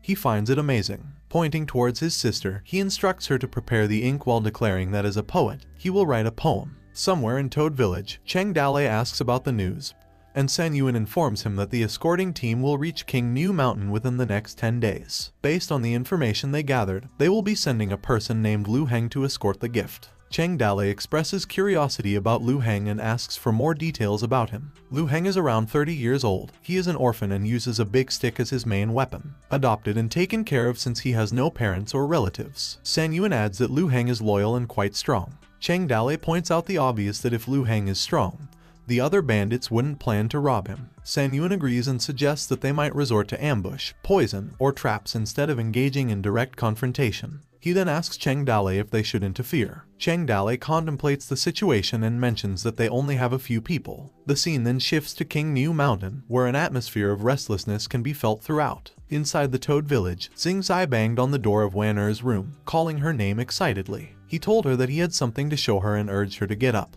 Wanner, slightly annoyed by his behavior, asked him if he had stolen the servant girl's clothes again, implying that he had a habit of doing such things. Xing Zai denied it and asked her to stop talking about the past. He then insisted that they go out so he could show her something. While they were walking and talking in the Toad Village, Wanner was curious and questioned Xing Zai about the outdoor bathing. Xing Zai clarified that it was not about bathing, but rather about what was in the pool. He explained that the spring water came down from the mountain into a basin covered with straw to keep out insects and dust. The basin also contained gravel and charcoal. Wanner was slightly confused and asked about the purpose of using charcoal in the water, to which Xing Zai confirmed that charcoal could indeed be used to purify the water from vermin. Wanner asked about the possibility of bugs in the water, and Xing Zai admitted that he didn't fully understand the details but had taken the trouble to create such a pool because it was useful. A minute later, somewhere in the Toad Village, Wanner questioned why Xing Zai was leading her to the hut, asking if it didn't stink. Xing Zai urged her to go inside and have a look, but Wanner refused, saying she didn't want to. Xing Zai didn't persuade her and stated that if she didn't go in, he would tell her about it. Xing Zai proceeded to explain that there was a large hole beneath the hut that connected to the stable for horses and pigs. He mentioned that there were beetles that could fly into humans' bodies and make them sick. He also mentioned the potential to dig out fertile fields. Wanner questioned the purpose of it all, and Xing Zai admitted that he wasn't entirely sure but believed they were useful. He mentioned that the more you explored the world, the more you would learn, and then asked Wanner if she thought the village was simple. Wanner responded by pointing out that there were only 6 people in total, implying that their resources and capabilities might be limited. Xing Zai agrees but counters by mentioning the owner of the mountain stronghold and hinting at their big plans. Wanner then asks Xing Zai to stop staring at the thatched cottage in a suggestive manner and accuses him of being a pervert. She starts to say something more, but Xing Zai shushes her, urging her not to say it. After that moment, in the evening, Cheng Dale visits Xing Zai and asks him how things are going. Xing Zai replies that he has been writing everything he saw and heard in Jingzhou. Xing Zai asks him why he was asking about the writings, to which Cheng Dale simply responds with writing books. Xing Zai questionably asks about it, and Cheng Dale responds, acknowledging Xing Zai as a poet while emphasizing his own aspiration to write a masterpiece that will be passed down through generations. He comments that if he doesn't look like a writer, both Xing Zai and Wanner express neutrality at the remark. Cheng Dale shifts the topic, asking about Xing Zai's poetry to see the poems he has written. Xing Zai proudly mentions that he has written a few songs that even the established masters are impressed by. Cheng Dale gets intrigued and snatches the paper from Xing Zai's hands, proceeding to read the poems. After reading them, Cheng Dale expresses a condescending opinion, suggesting that they can barely be called poetry and expressing his concern about the poetic talent in the empire. Wan'er, wanting to defend Xing Zai, interjects, stating that Xing Zai's poems are famous throughout Jingzhou. Cheng Dale suggests that they open their eyes and see what real poetry is. He then writes something and makes a comment, saying that if his writing spreads around in public, he'll be afraid that the talents in the entire empire would be too afraid to pick up a pen. Xing Zai smiles and responds with a sarcastic remark about Cheng Dale's confident tone, while Wan'er thinks that Cheng Dale is too boastful. After Cheng Dale finishes writing, he abruptly declares that it's getting late and advises them to rest. He then walks to the door but stops by Xing Zai, questioning why he's only writing one sentence. Cheng Dale explains that one sentence is enough, jokingly claiming that he might scare them to death if he wrote the whole poem. Xing Zai adds that he doesn't know about the talents in the world, but after reading the sentence, he wouldn't be able to write anything in his life again. The following day, in the morning, Shenji informs Cheng Dale that Zhu's village has been destroyed. Cheng Dale demands to see the place. Upon arriving at Zhu village, Cheng Dale is filled with shock and indignation as he witnesses the place engulfed in flames and scattered with lifeless bodies. It is revealed that over 30 people, including the elderly, weak, women, and children, were annihilated, and the village was full of children and old people, and everyone was killed without mercy. The group of bandits expresses shock and wonders who could be responsible for this heinous act, as they had a peaceful relationship with the people of King New Mountain. Another person states that the attack was carried out by someone from outside. White Wolf interjects, finds the note hanging on a sword, and speculates if it's a blood-stained message left by the mastermind. The bandits are curious about the contents of the notice. White Wolf reads the letter, which reveals that in 3 days, someone will cross over from King New Mountain. The person demands that the people of King New Mountain surrender one by one and gather at the mountain's foot, or else the entire mountain will be slaughtered. The letter is signed by Lu Heng, who is associated with Blackstone City. In Cheng Dale's thoughts, he realizes that this act was intended to serve as an example to others. He comments that the lives of mountain bandits are deemed cheaper than a dog's. At Flying Tiger Village, Lauer approaches Gao and informs him that he has added 2 more posts to the back of the mountain. Lauer suggests that their people take turns on duty tonight. Gao responds by telling everyone to take weapons whenever there's any trouble, reminding them of the importance of being smart. He then turns to their strategist and asks if there are any oversights in their current arrangement. The strategist reassures them that there should be no mistake in the arrangement, as long as they can survive the next 3 days. Once they pass through the mountain, everything is going to be alright. Gao then reflects on his original plan to rob birthday gifts and let his brothers live through the winter, but he was caught off guard by Lu Heng's cruelty. He asks Lauer for news about Cheng Dale, but Lauer tells him not to mention him, insulting him by saying that Cheng Dale was scared to urinate directly and fell ill upon returning to his village. Gao comments that Cheng Dale is too young and hasn't seen such a tragedy before. He reflects on Lu Heng's cruelty and expresses fear about their current situation. Meanwhile, at Toad Village, Wan'er talks about Lu Heng, noting that he even killed children and acknowledges Lu Heng's exceptional skill at what he does. Xing Zai responds that killing people is not something to be taken lightly. Wan'er suggests to Xing Zai that they should find an opportunity to leave the current place, as it is no longer safe. Xing Zai agrees and proposes that they leave quietly without disturbing anyone. However, their conversation is interrupted by Cheng Dale,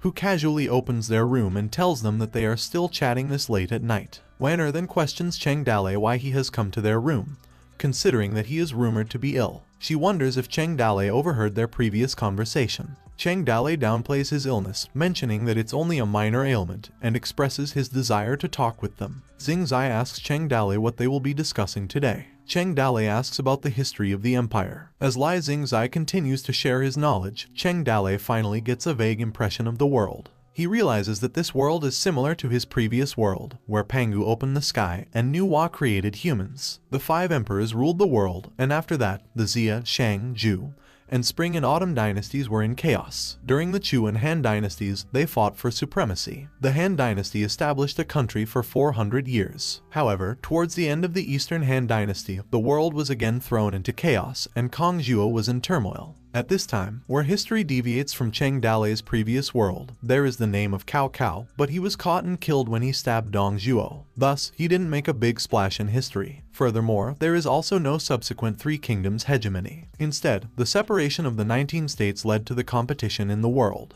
Afterward, history was in a mess, with the 19 countries in constant strife. They were fighting every now and then. After a lot of chaos, Dawu founded this empire, and it continues until now. Cheng Dale was deep in thought as he considered that none of the generals from the three kingdoms was in history. Names like Marquis of Wu, Zhuge, Liu, and Zhang did not make an appearance in history. Interrupting Cheng Dale's thoughts, Xing Zai mentioned that Lai Manzi ruled the Dawu Empire with an iron fist until now. On the other hand, Wanner pondered that she's tired from lifting the scroll. Xing Zai continued, narrating how the empire had faced invasions from the Ring tribe about 100 years ago. The most recent significant battle had occurred 30 years ago. Despite successfully driving out the Ring tribe, the empire had faced ongoing conflicts and skirmishes with them over the years. Wanner highlights the empire's spending a lot of funds on the border garrisons in just a year but still being defeated many times. She questions Xing Zai about the year of battle against the Ring tribe, wondering why they haven't won. In response, Xing Zai criticized the generals of the border army, referring to them as a group of drunkards who only knew how to scrape by and manage military affairs. This caused Cheng Dale to question Xing Zai's anger. Xing Zai expressed his frustration by mentioning the numerous skirmishes between the Ring tribe and the empire over the past few years, all resulting in defeats for the empire. He also pointed out the existence of false reports of military achievements. He further explained that hundreds of people from the empire had died while managing to kill only around 50 enemy troops, indicating that the frontier army was in a mess. Xing Zai turned to Cheng Dale and asked for his opinion on how the empire could win the war against the Ring tribe. Cheng Dale, feeling uncertain, claimed his ignorance, stating that he was merely a mountain thief. This response elicited a confused reaction from Wanner. Xing Zai continued, sharing some knowledge he had acquired from an old man who said that the world's armies can be classified into three classes. The lowest class of soldiers fights solely for survival and prioritizes their own lives. When faced with a stronger enemy, they tend to flee. The second class consists of soldiers who fight for certain interests. Their morale soars when they win battles but plunges into panic upon defeat. Xing Zai stated that the first class fights for honor and is proud to die in battle. These individuals form the backbone of an elite class. Cheng Dale questioned Xing Zai about the source of the information he had shared. Xing Zai revealed that an old man had told him about it. Cheng Dale remained silent, seemingly contemplative. Cheng Dale was skeptical and asked if he was certain that the old man was not deceiving him, causing both Xing Zai and Wanner to look at him with a poker face. Xing Zai pondered that the person who had conveyed this information was the current marshal of the empire. Xing Zai then asked for Cheng Dale's opinion, to which he responded that an army fighting for honor is not necessarily the strongest. He explained that an army driven by faith is even stronger, as they share a common belief and are unafraid to die for their faith. Moreover, he claimed that when thousands of such people are in an army, it would be nearly invincible. Xing Zai questioned the existence of such an army, and Cheng Dale confirmed their presence, but added that an army fueled by faith is also not the strongest. He asserted that the strongest army was one fighting for survival. Wanner raised concerns that if everyone fights for their own survival, the entire army would be filled with deserters. Cheng Dale explained that running away might not guarantee survival. He used the example of the battles between the Ring tribe and the Empire to highlight his point. He asked why the Ring tribe could win many battles while the Empire lost every time. Xing Zai asked Cheng Dale's opinion on the matter, to which Cheng Dale humbly admitted not having much knowledge but offered a vague guess. He asked if they had ever considered why the Ring tribe invaded the Empire. Wanner chimed in, describing the Ring tribe as old enemies of the Empire, engaging in continuous warfare for centuries. She characterized them as cruel and uneducated robbers. Cheng Dale countered this view, stating that the Empire viewed the Ring tribe as demons who had nothing to do but constantly fight with the Empire whenever they were well fed. However, he proposed a different perspective. Cheng Dale pointed out that the Ring tribe suffered from a lack of food and that they resided in the grasslands, relying on breeding animals. Their lives were more challenging than those of the imperial people. He explained that wines can devastate grasslands, turning them into deserts and causing the death of livestock, making it unlivable due to the risk of natural disasters. In contrast, Cheng Dale described the neighboring land as a vibrant empire, brimming with abundant food and women. To him, even if they died fighting the empire, it was preferable to the death awaiting them on the grasslands. Despite this, every member of their army is determined to sacrifice their lives for even the slightest chance to conquer the empire, and the reason the Ring tribe army fights with such effectiveness is to survive. Xing Zai began by recounting the events that took place 30 years ago when the Ring tribe invaded the empire. He mentioned that during that time, a severe drought affected not only the Ring grassland but also several parts of the empire. Over the years, when the Ring tribe faced good harvests, there would be unrest on their side. However, when their harvests were poor, the scale of Ring tribe invasions would be larger. Cheng Dale questioned their mindset. The Ring tribe believed in the certainty of death, whereas the Empire's inhabitants considered retreating to the hinterlands if they couldn't defend the frontier. He pointed out that for the Ring tribe, not fighting meant starvation, whereas the Empire's side still had the option to escape for survival. He also mentioned the internal conflicts within the military court, questioning how the Empire could remain invincible in such battles. Interrupting their discussion, Xing Zai addressed Cheng Dale with a smile, suggesting that he should return to Jingzhou with him, causing Chen Dale to become confused and ask why he had to return with him. Xing Zai complimented Cheng Dale's sharp mind and expressed his belief that Cheng Dale deserved a better future, suggesting that returning to Jingzhou would offer a great future. Cheng Dale thinks that he has fooled Xing Zai and that he doesn't have to take any matters whether he's wrong or right.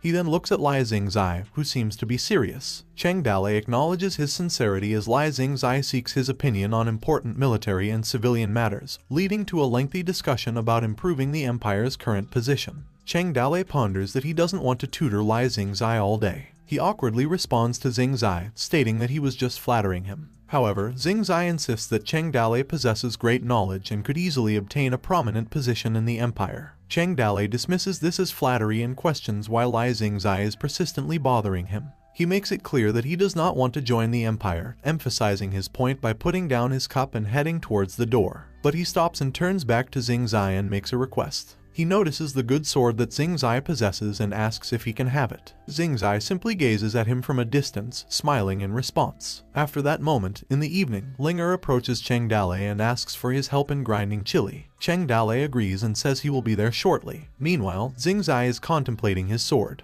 He speaks to himself, saying that Cheng Dale wants his sword. With a smile on his face, Xing Zai opens a small compartment of his sword. 3 days later, in King Niu Mountain, General Liu Heng and his soldiers receive a report from their scouts. The soldiers inform General Liu Heng that they have thoroughly explored King Niu Mountain and found no signs of ambushes. Furthermore, all the village masters are waiting for them at the entrance of their respective villages. General Liu Heng, however, requests them to double-check their findings. He wants to ensure there are no surprises waiting for them. In Flying Tiger Village, the largest bandit village in King Niu Mountain with a population of several hundred people, a bandit spots General Liu Heng's approaching forces and quickly informs the village master. Sounds of horse hooves approaching. Everyone in the bandit village has the same thought, survive the day and mask their emotions as if nothing had happened. The mountain bandits are aware that they are no match for the elite forces of Black Rock City. Gao looked up at General Liu Heng riding on his horse with a sinister smile on his face. General Liu Heng recognized Gao Feihu and questioned his defiant attitude, noticing the sword in Gao's hand. Liu Heng warned Gao to throw away the sword and kneel within 10 breaths,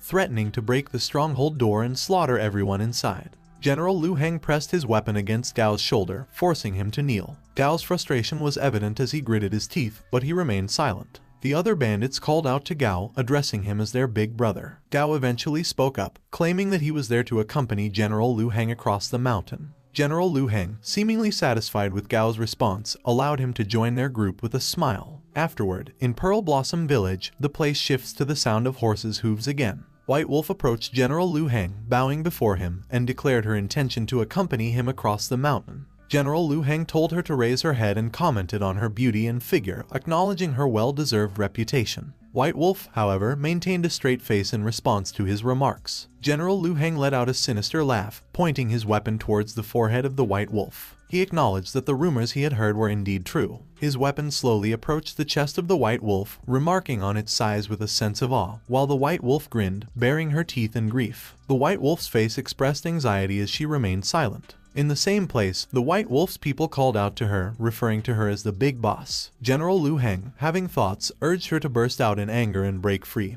hoping to have a chance to defeat the renowned Gorse. However, the White Wolf, composed, calmly requested General Liu Heng to cross the mountain. General Liu Heng was taken aback and burst into laughter. He belittled the situation, labeling it as nothing more than encountering a mountain bandit. He called upon their lanceman to raise his spear in response to his command. The soldier obeyed and raised his spear with the 2 heads hanging in it. The lives of mountain bandits are as cheap as street dogs. They belong to the lowest class of the empire and have no value. In the eyes of the nobles, mountain bandits are not even considered humans. They are just like dogs and cats on the streets. The White Wolf and Gao's reaction was one of despair and shock at the same time. Gao, having thoughts, recognizes the heads of the leaders from the Zhu village. While looking back at the place in Zhu village that got ruined, the fate of bandits without the power to defend themselves, even the common people living in cities don't have any mercy for bandits. As General Liu Heng's group passed by the grave of the bandits they had killed from Zhu village, they considered the act of killing bandits akin to cleaning up the filth from the streets, treating them as lowly as colonies of ants. Right when they got to the Toad village, General Liu Heng, seemingly frustrated,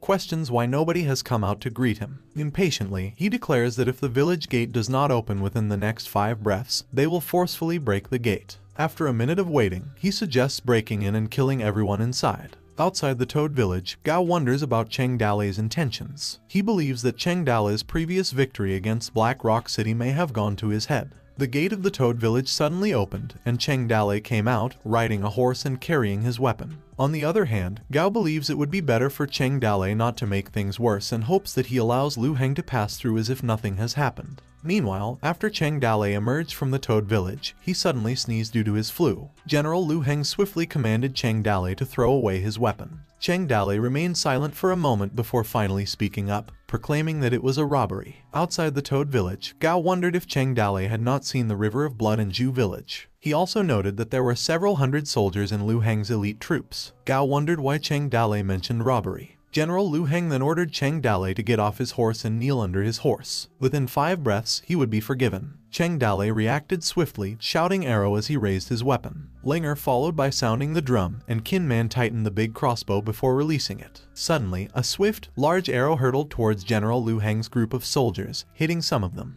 General Liu Heng ordered the cavalry to scatter while ordering the infantry to defend the carriages. However, even the soldiers with shields still got pierced by the arrows. Amidst the chaos, the soldiers were pierced with the massive arrow, causing chaos and confusion among them. Some called for backup, while others sought refuge behind the carriages. General Liu Heng blocked some of the arrows with his 3-stick throwing technique and pondered if they had run out of arrows before giving the command to advance. The soldiers marched fiercely towards the Toad village. Cheng Dale told Qin Man that he wanted General Liu Heng's head, and Qin Man promised to get it for him. Qin Man charged into the enemy cavalry alone, creating a hole in their formation, and his only goal was Liu Heng. Furthermore, the soldiers who survived fell into the horse pit traps, triggering a hidden arrow trap that pierced all of them. Only the members of the Toad village were aware of these traps outside the Toad village, so Qin Man took the safe path while the other paths were filled with traps. The distance of 400 steps between the Toad village has now become the longest path of their lives. Cheng Dale announced that he had a magical spell and yelled from the sky. Gao, who was just an audience, stated that Cheng Dale was summoning thunder again. In the hiding spot in the Toad village, Linger then beat the drum again, while Shenji and Sen Yuan released sacks from above. The sacks suddenly exploded, creating a red fog and splattering the soldiers with dust that made them run and cough. While White Wolf and Gao observed it, White Wolf asked what it was, and Gao replied that it was a red chili bomb. Despite the chaos, the soldiers continue to charge toward the village. Cheng Dale calls Xiao Yu to join him in battle, while Qin Man engages in a one-on-one battle with General Liu Heng. He swings his spear at Liu Heng, but Liu Heng immediately blocks it. Qin Man then attacks Liu Heng again, causing Liu Heng to drop down from his horse. A soldier starts yelling that General Liu Heng has been killed. After Liu Heng falls off the horse, his men think he is dead, and their will to fight is shattered. Cheng Dale eagerly declares his intent to kill Liu Heng, while General Liu Heng challenges them to come at him. Cheng Dale strikes him with his weapon, and General Liu Heng manages to block the attack. However, the force of Cheng Dale's strike pushes General Liu Heng back. General Liu Heng, with a frustrated face, calls for his soldiers to back him up, but Cheng Dale taunts him, saying that he doesn't have any soldiers left. This statement leaves General Liu Heng stunned and speechless. In his thoughts, General Liu Heng feels humiliated by the fact that his team of elite soldiers was defeated by several people, and they had to retreat. He contemplates the dire situation he finds himself in and realizes that it might be a case of kill or be killed for him. Despite this, he fights until the end. Before he can act, Xiao Yu delivers a strike that causes General Liu Heng to fall again.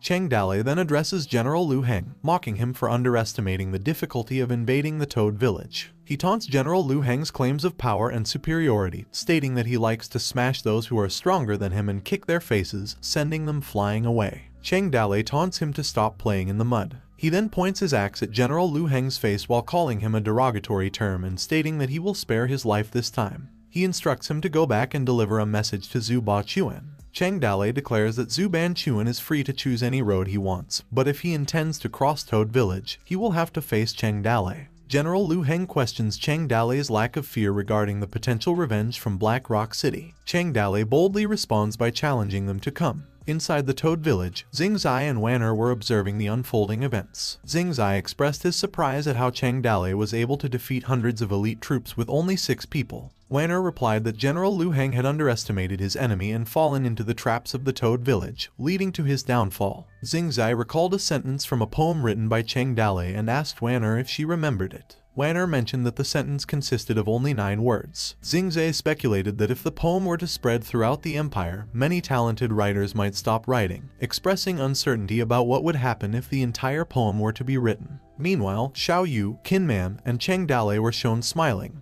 and Cheng Dale smiled and raised his fist in celebration of their victory. On that day, all the bandits of King New Mountain witnessed Cheng Dale's men pulling carts filled with silver and jewelry back to their village. They pulled 10 carts, which were brought inside the village, leaving everyone in awe, and no one from other villages dared to rob them. It was a battle that showcased the strength of Toad Village. In the midst of this, San Yuan informed Cheng Dale that there were 10 carts of gifts, the exact contents of which were unknown, along with several horses. Cheng Dale instructed San Yuan to bring everything back to the village and also sent someone to bury the head of the village master in their village, to which San Yuan confirmed. At this point, Cheng Dale called upon the system, and it promptly responded. The system congratulated Cheng Dale for completing 10 robberies swiftly and remarked that the spoils obtained during these robberies would influence the system's growth. The system then proceeded to review the various items acquired, ranging from copper coins and a rabbit to sticks of wood and a button. It noted that Cheng Dale had also shown kindness by giving bags of grain and helping someone find their way out of the mountain, causing the system to question him if he was robbing or doing charity. However, the highlight came during the 10th robbery when Cheng Dale's men managed to secure 10 carts filled with gifts. The system snapped her fingers as the system notified that 10 robberies were completed and trigger conditions were reached. She stated that the new stage is the commander summoning stage, causing Cheng Dale to react, but got cut in by the system revealing that he could summon a commander when he accumulated 10,000 fear points. As Cheng Dale returned to reality, he pondered the usefulness of this new feature, realizing that he currently possessed 3,000 fear points and needed an additional 7,000 to reach the required total. The important question in his mind is how he could get the remaining fear points. As the sun sets, Cheng Dale contemplated conducting an experiment. He then called out to Shenji and playfully spanked his back, startling him. Shenji was irritated and questioned Cheng Dale's actions, to which Cheng Dale replied that it was merely a joke. Little did they know, this small interaction resulted in Cheng Dale gaining 1 fear point. Following this, San Yuan informed Cheng Dale that he had completed the inventory check. He revealed that 3 carts contained animal skins, 2 carts held bronze utensils, 2 carts carried exotic herbs, and 3 carts were filled with expensive fabric. Additionally, they had acquired some horses and weapons. However, San Yuan expressed concern about the shortage of food, especially with winter approaching. Cheng Dale suggested exchanging the acquired items for food, and San Yuan agreed, acknowledging the lack of alternatives. Cheng Dale mentioned that there was another option, but the strength of Toad Village is diminishing, making it difficult to find someone to exchange those gifts. San Yuan proposed the idea of conducting business with Miss Su's family. Cheng Dale expressed doubts as they were still awaiting the ransom promised by Su Ying's family, and there had been no resolution to their problems yet. They speculated that there might be trouble on Su Ying's side, and Cheng Dale decided that he would personally investigate the situation when he found the time. Cheng Dale pondered the absence of news about Su Ying and questioned the value of chili in Yuzhu City, contemplating whether Su Ying's stepmother had caused any trouble for her. The next day, Cheng Dale went to Xing Zai's room and called his name but quickly realized that both Xing Zai and Wanner had run away. He found a letter on the table and read its contents, which stated that Xing Zai wrote a farewell letter to Cheng Dale, hoping that they would meet again someday. Cheng Dale had always desired a sword, envisioning himself holding one while standing by a river in a white robe, just like a cultivator, but he couldn't get a sword for some reason. In this era, swords held more value in rituals rather than practical combat. The technological advancements in forging had led to the creation of more powerful weapons than swords could be forged. So nowadays, whenever generals head to battle, they mostly choose long spears, bronze axes, or long swords. Most of the big heroes of the time also wielded large weapons. It doesn't matter if their weapon is sharp or not if it's heavy enough to hit several people at once. Swords, expensive and requiring meticulous maintenance, were considered a luxury item primarily used by scholars, famous individuals, and nobles in this era. In Cheng Dale's thoughts, he pondered Xing Zai's social class, trying to determine which category Xing Zai belonged to. On the official road from King New Mountain to Jingju City, Wan'er called Xing Zai to wait for her. She then questioned why he had left the sword for Cheng Dale.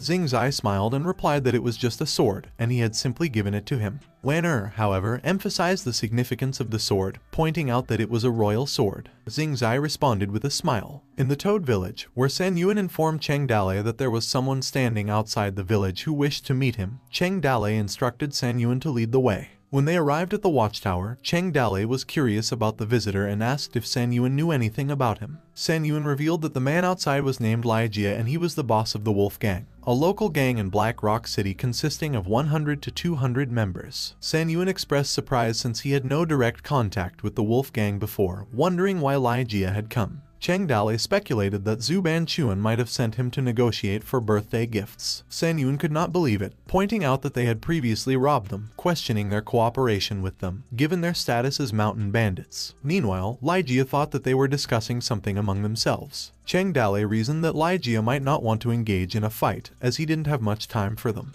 Cheng Dale stated that Lai Jia usurped his position as the new lord of Black Rock City and subdued rebel forces. With the approaching birthday party of the Yuzhu City Lord, Cheng Dale asserted that it's best for Lai Jia to quickly redeem the gifts. San Yuan agreed with Cheng Dale's statement. However, Cheng Dale pondered why Lai Jia remained outside the village when they posed no threat to him. San Yuan shared a story about Lai Jia's pride, mentioning how once Han Huju wanted to see him, but Lai Jia remained silent for 2 hours until Han Huju spoke first. Cheng Dale, with his big smile, confessed his own pride and appreciation for proud people. When San Yuan asked Cheng Dale if he should come down to offer Lai Jia an invitation inside, Cheng Dale refused, suggesting that Lai Jia should wait while he took a nap, noting that it was a fine day. Meanwhile, Lai Jia, still standing outside the village, was experiencing the heat and wondered why the backward people preferred to hide in the mountains, while the Wolf Gang conducted business in the city with nobles and dignitaries, considering themselves civilized compared to the mere bandits. A minute later, Lai Jia thought that Cheng Dale had become rude after defeating Lu Heng.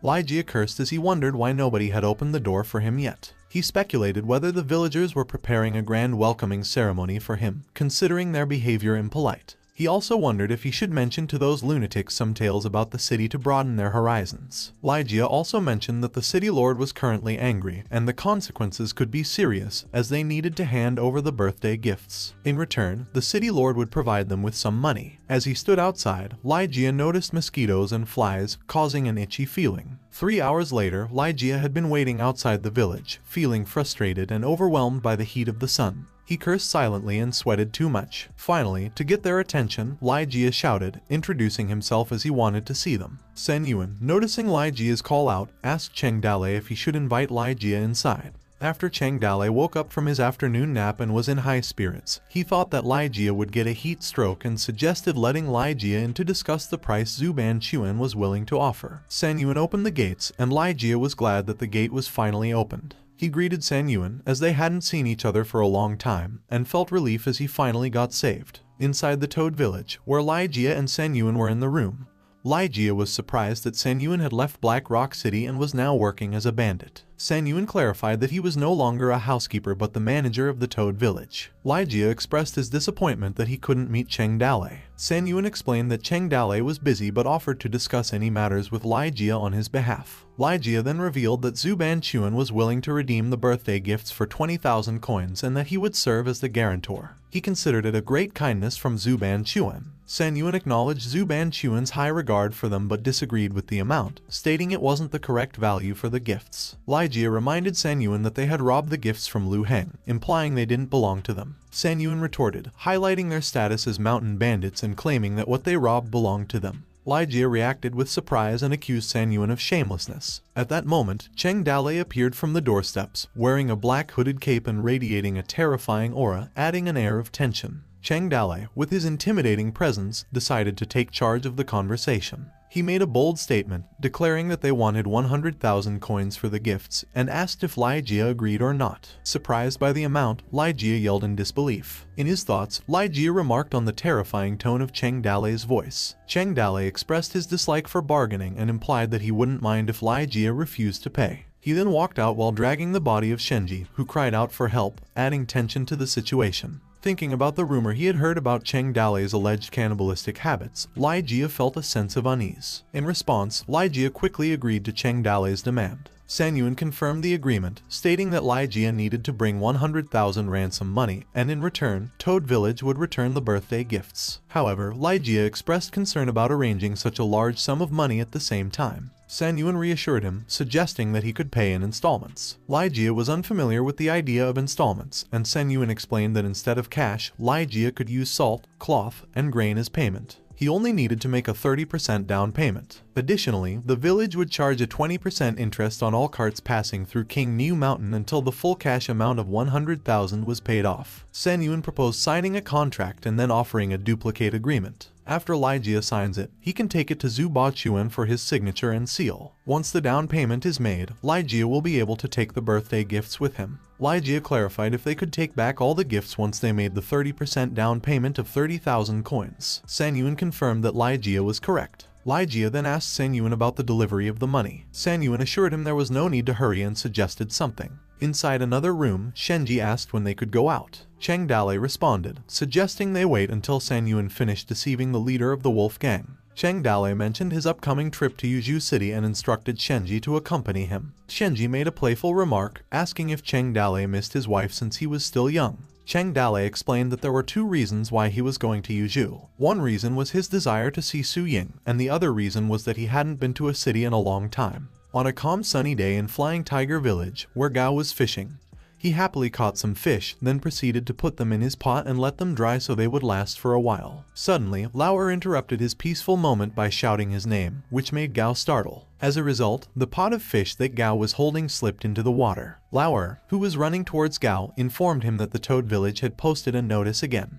While Gao was devastated, he just looked at the pot drowning. Gao turned his back to Lauer and looked frustrated, jokingly choking Lauer. Lauer was struggling as he begged for him to stop because he was already choking. Afterwards, Gao set Lauer free. Lauer, who was now lying on the ground, Gao then asked him what had been written on the notice. Lauer informed Gao that the notice stated they should take chili and plant it. It was also written that 1 kilogram of chili could be exchanged for 1 kilogram of grain, implying a yield per acre of more than 1,000. Lauer questioned if the information in the notice was reliable. Gao ridiculed the idea, stating that no one would be foolish enough to believe such nonsense. However, Lauer responded, claiming that even the little white wolf from Pearl Blossom Village and the bald head bandits had taken some seeds. Lauer added that he also had some seeds for half an acre and requested Gao to provide him with a place to plant the seeds. But Gao insisted that it was nonsense and stated that they were going to plant a crop of beans for the year. He told Lauer that there was no available free space for him. However, Lauer persisted and asked Gao once again to give him a piece of land. He proposed that he would try to grow chili there, and they could both check if the rumors were true. Gao eventually agreed and gave Lauer the free space in front of the hall where he could plant. 3 days later, in the Toad Village, San Yuan called Cheng Dale, informing him that someone from Black Rock City had sent a person to deliver the down payment of the ransom. Cheng Dale instructed San Yuan to make an inventory of 10,000 copper coins, salt, iron, and grain. Cheng Dale expressed his gratitude to General Lu Heng for his patronage, while General Lu Heng reluctantly bowed in response to Cheng Dale's politeness. The handover process went smoothly. After that, Lu Heng took the gifts directly to Yuzhou City, which showed the anxiety level of Zhu Baochuan. On a sunny morning, Cheng Dale dressed in fine clothes, carried a waist knife, and prepared a thin horse. Then he went to the city along with Zhu Shenji. Meanwhile, in the Su family, 2 individuals were talking. A person was discussing a man named Huang Yuanwao, who was 48 years old and had lost his wife last year without a son or daughter. The person suggested that if she married Su Ying to him, she would be his first wife. The other person expressed concern about Su Ying's age, noting that she was only 17 years old. However, the person dismissed the matter of Su Ying's age, highlighting that her fiancé's family had been ruined and she had been violated by the bandits. The person believed that it was good enough that Huang wanted to marry her. Zhaoyi, the maidservant of Su Ying, stood just outside the room, listening to their conversation. Her expression was sad, while the 2 individuals inside were simply laughing. In another place in the Su family, Su Ying was feeding the birds when suddenly, Zhaoyi hurriedly ran towards her, calling out for her attention. Zhaoyi informed Su Ying about the old lady's plan to marry her off to an old man with a white beard surnamed Huang. Su Ying calmly confirmed that she had heard about it. Zhaoyi showed frustration and questioned Su Ying about her decision to marry someone as old as her own grandfather. Su Ying sighed and calmly explained that it was still good enough for her to get married after everything that had happened. Furthermore, she emphasized that she would still be the first wife. However, Zhao Yi expressed concern and questioned if Su Ying's heart would truly be happy, causing Su Ying to fall silent for a moment before she confirmed that she was. At the gate of Yuzhu City, a group of villagers read the poster stating that Cheng Dale was a bandit who had been born in a toad village in King New Mountain and his nickname was Toad King. The villagers described Cheng Dale's physical appearance, mentioning his square mouth, wide face, and black beard under his jaw. They also highlighted his cruel and murderous nature, mentioning that a reward of 100 coins would be given to whoever arrested him. Meanwhile, Cheng Dale reacted nonchalantly upon hearing that his bounty had increased. Shenji remarked that the wanted poster didn't resemble Cheng Dale, questioning how they would be able to catch him. Cheng Dale smirked and made the decision to get inside the town. As they were going inside, the guards noticed Cheng Dale's demeanor and stopped him, commenting that he looked suspicious. Shenji quickly intervened, claiming that Cheng Dale intended to have a good time in the city and hoped they could accommodate him. Shenji handed a gold coin to the guards. The guards then asked their names and where they came from. Cheng Dale hesitated briefly, then introduced himself as Oba from a village near King New Mountain. He further stated that Shenji, whom he named Aoi and introduced as his uncle. Cheng Dale stated that they were visiting friends in the city. The guards found the surname Oba strange, but they let them enter anyway. One of the guards advised them that since they were from King New Mountain, they should be aware that bandits from there cause trouble for them from time to time. That's why they had to be on alert at all times. Inside the city, Cheng Dale commented on the prosperity of Yuzhu City, while Shenji suggested finding a place to eat first. At Four Ocean Building, where Cheng Dale and Shenji ate, Cheng Dale called Zhao who was the owner. Cheng Dale requested Zhao to bring him half a caddy of wine and 2 cattas of beef. However, Zhao politely replied, stating that they did not have beef. Furthermore, Zhao mentioned the presence of a liquor shop but questioned what Cheng Dale meant by wine. Shenji intervened and took charge, instructing Zhao to take care of the preparations. He asked to arrange a bedroom for them first. Furthermore, he mentioned that their horses were tied outside and instructed to move them to the backyard and ensure they were well fed. He also requested 2 pots of huangjiu, half a caddy of mutton, half a caddy of pork, and a fish soup to be brought. Finally, Shenji urged Zhao to complete these tasks quickly. Zhao accepted the requests and assured Shenji, addressing him as Sir, that they only needed a short time to wait. After some time, the food was served, and Zhao wished them an enjoyable stay, reassuring them that they could call him anytime if they needed something. Shenji handed him gold coins. However, he had a question for Zhao for a moment, asking about the other dishes they had served. Zhao responded politely and provided them with a list of the dishes they served, though none of the dishes were particularly noteworthy. Shenji, deep in thought, observed that although Zhao had introduced more than 10 dishes, the culinary techniques involved were limited to steaming and boiling. Barbecue was absent, and even frying was a rarity. It became obvious to Shenji that the primary objective behind these cooking methods was to save the use of oil and salt. Meanwhile, Cheng Dale thought about the limited items on the menu and recognized a potential business opportunity. He thought about trying different types of food, such as Manchu hot pot, street food, and even beach food. In the midst of thinking, Zhao seized the moment and mentioned that they had found a new kind of food item, but it was rare. However, the only problem was that customers were not buying it. Zhao then asked them if they would like to try it. Curiosity was piqued, and Shenji smiled and asked about the ingredients. Zhao responded, asking them if they had heard about chili. However, Cheng Dale expressed his uncertainty and lied that he had never heard of it. Zhao responded, clarifying that he didn't intend to play down their knowledge. But the truth was that even though they hadn't seen the food before, the taste was extremely fascinating. He mentioned that the Lord of Loi City, who, after eating it, had requested half a kilo of chili. But, unfortunately, their store had only 10 kilos in total. Cheng Dale smiled and asked politely about the source of the precious food item, to which Zhao credited his wife for purchasing it from an overseas traveling merchant, praising his wife for obtaining such a precious treasure. He bet that the food was the only one of its kind in the empire. Zhao then offered to prepare a dish infused with its unique flavors, but Cheng Dale declined, reassuring Zhao and mentioning that he had been on fire lately. He instructed him to bring the rest of the food first and assured him that he would catch up later. Zhao accepted the instruction and stated that he needed to rush now. After Zhao left, Shenji engaged in speculation about the restaurant, believing it to be connected to the Sehai business. However, he firmly believed that the wife of the Sehai business was definitely not Su Ying. Shenji suspected that the chili had been taken away by Su Ying. He wondered why it was being claimed that someone else had brought it. Cheng Dale asked Shenji why he hadn't brought others with him when he came to the city, but instead chose him. Shenji boastfully replied that it was only natural because of his cleverness and ability to provide advice on any issue. Cheng Dale was annoyed by Shenji's overconfidence. However, he reminded him that their purpose in the city was not to eat, drink, or play but for their missions. He couldn't help but worry as he pondered over Shenji's behavior. Chang Dali reminded Shenji of the tasks, emphasizing the importance of assessing the situation of the Su family, who owed them a ransom. Additionally, they needed to explore the possibility of acquiring slaves to bring a few people back to their base. Chang Dali asked Shenji's opinion on which mission he could undertake. Without hesitation, Shenji chose the more challenging task of spying on the Su family. Chang Dali got pissed, cursed Shenji as he instructed him to go to the streets in the afternoon to observe where slave trading took place. Once he confirmed the number of slaves, he was to return immediately to their stronghold to get the money. Shenji, however, added a personal request, mentioning his intention to buy 2 flower clothes for Linger in the city. Chang Dali granted Shenji's request and poured small chunks of silver into Shenji's hands. Chang Dali declared that the accounts would be settled when the matter was done. He instructed Shenji to wait for him in the inn. After Shenji received the silver coins, he expressed his lack of understanding of the situation and mentioned that he might not return tonight. He reassured Chang Dali not to worry. Chang Dali just remained silent in response to Shenji's statement.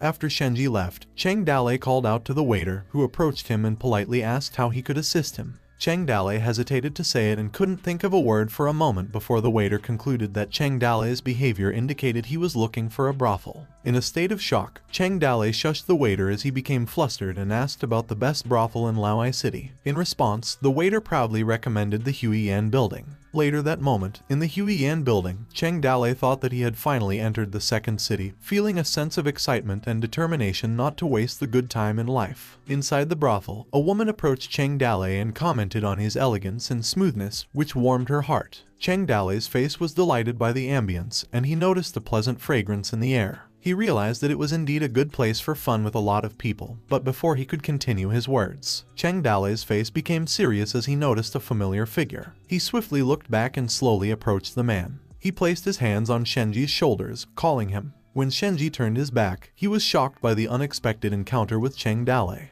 The atmosphere suddenly became awkward after they saw each other in such a place. Chang Dali's face became flustered and he struggled to find the right words as he was caught off guard. As he was about to continue, Shenji interrupted him, who immediately admitted himself as a sinner and shouldn't have been present in that place right then. Chang Dali took the chance when Shenji started to blame himself. He then expressed his disappointment and anger as he had trusted Shenji so much to go to such a place. He accused Shenji of using the village's money. Shenji's face turned miserable as he tried to explain that he had only passed by to have a look. However, Chang Dali cut his explanation short and lied to him, stating that he had been following Shenji and found it hard to believe his excuse. Shenji again admitted that he was wrong and pleaded not to be told by Ling Er, and he promised to leave as soon as possible. But Chang Dali sternly replied that he was not unkind either. Chang Dali delightedly expressed his suggestion that since they were already there, they would just take their time and look at them carefully, trying to examine how ugly they were. As the courtesans started performing instruments and dancing, while others were serving the men, a person started asking if they had heard about a courtesan being ordered again. He continued by saying that the person had made a fortune and been promoted, and also written an excellent poem, and the group of people then started laughing at it. In that era of information lag, rumors were the most important channel of communication. Shenji asked Chang Dali if he wanted to call an escort with some wine. Chang Dali calmly replied to him to get lost. A person asked if anyone had seen the notice posted at the city gate. Shenji and Chang Dali were just listening to their conversation. A response came from another person, urging the man to cut the crap. That there was no one who didn't know about the Toad King, Lu Heng, renowned for his formidable character, and no one dared to make a move in front of him. A person hiccuped uncontrollably as he spoke, mentioning the reward of 150 taels for anyone who could bring the Toad King's head, stating that someone would never have to worry about food and drinks in his life. The courtesan then added to the discussion, saying that she had heard that the Toad King was 22 feet tall and carried a 300 catty axe. A man chimed in, arrogantly silencing them, as he stated that he had heard that the Toad King had learned magic from an immortal and knew 5 different thunder methods. He claimed that the Toad King possessed a 1,000-mile vision and a magnanimous hearing capacity, adding that he could hear people talking from miles away. While Chang Dali became anxious after hearing the conversation. The other man with a silly smile observed their lively conversation and asked if anyone had seen the Toad King. One of the men asked Zhu if he had seen the Toad King. A man introduced as Zhu spoke, filled with enthusiasm, and shared his encounter that day when he was passing through the Toad Ridge. Suddenly, he heard a loud cry that caught his attention. To his astonishment, a man came down from the sky, and that man claimed himself as the Toad King. Zhu claimed that he had struggled for 30 rounds of fighting against him and he was unfortunate that he got distracted and lost in one move. The courtesans interjected, laughing, and expressed disbelief, comparing him with Liu Heng, who couldn't do anything against the Toad King, and questioning him if he was better than Liu Heng. The other courtesans defended Mr. Zhu's claim that the swordsmanship of Master Zhu's family was excellent, expressing their trust in his skills. Zhu became defensive, stating that he had lacked in his skills last time and had been defeated by the Toad King. He grew serious and vowed that he would wipe out the Toad King for Loi City with his swords in his hands for the justice he believed in. After Zhu made his statement, he heard a chuckle from behind. Zhu turned to Shenji, anger showing on his face, and asked why he had been laughing at him and if he hadn't believed what Zhu had said. Shenji's laughter ceased abruptly, replaced by a puzzled expression, triggered by Zhu's reaction and an unexpected hiccup. He just remained silent. Cheng Dale slightly elbowed Shenji, which made Shenji taken aback by it. Cheng Dale awkwardly smiled at Zhu, making it clear that not only Shenji believed in it but also he didn't believe in Zhu. He questioned Zhu if he had really met the Toad King. Zhu confidently confirmed that he had really met the Toad King and asked who they were for doubting him. Cheng Dale mannerly introduced himself as Oba, stating that people from Jianghu called him the Gentle Hatchet.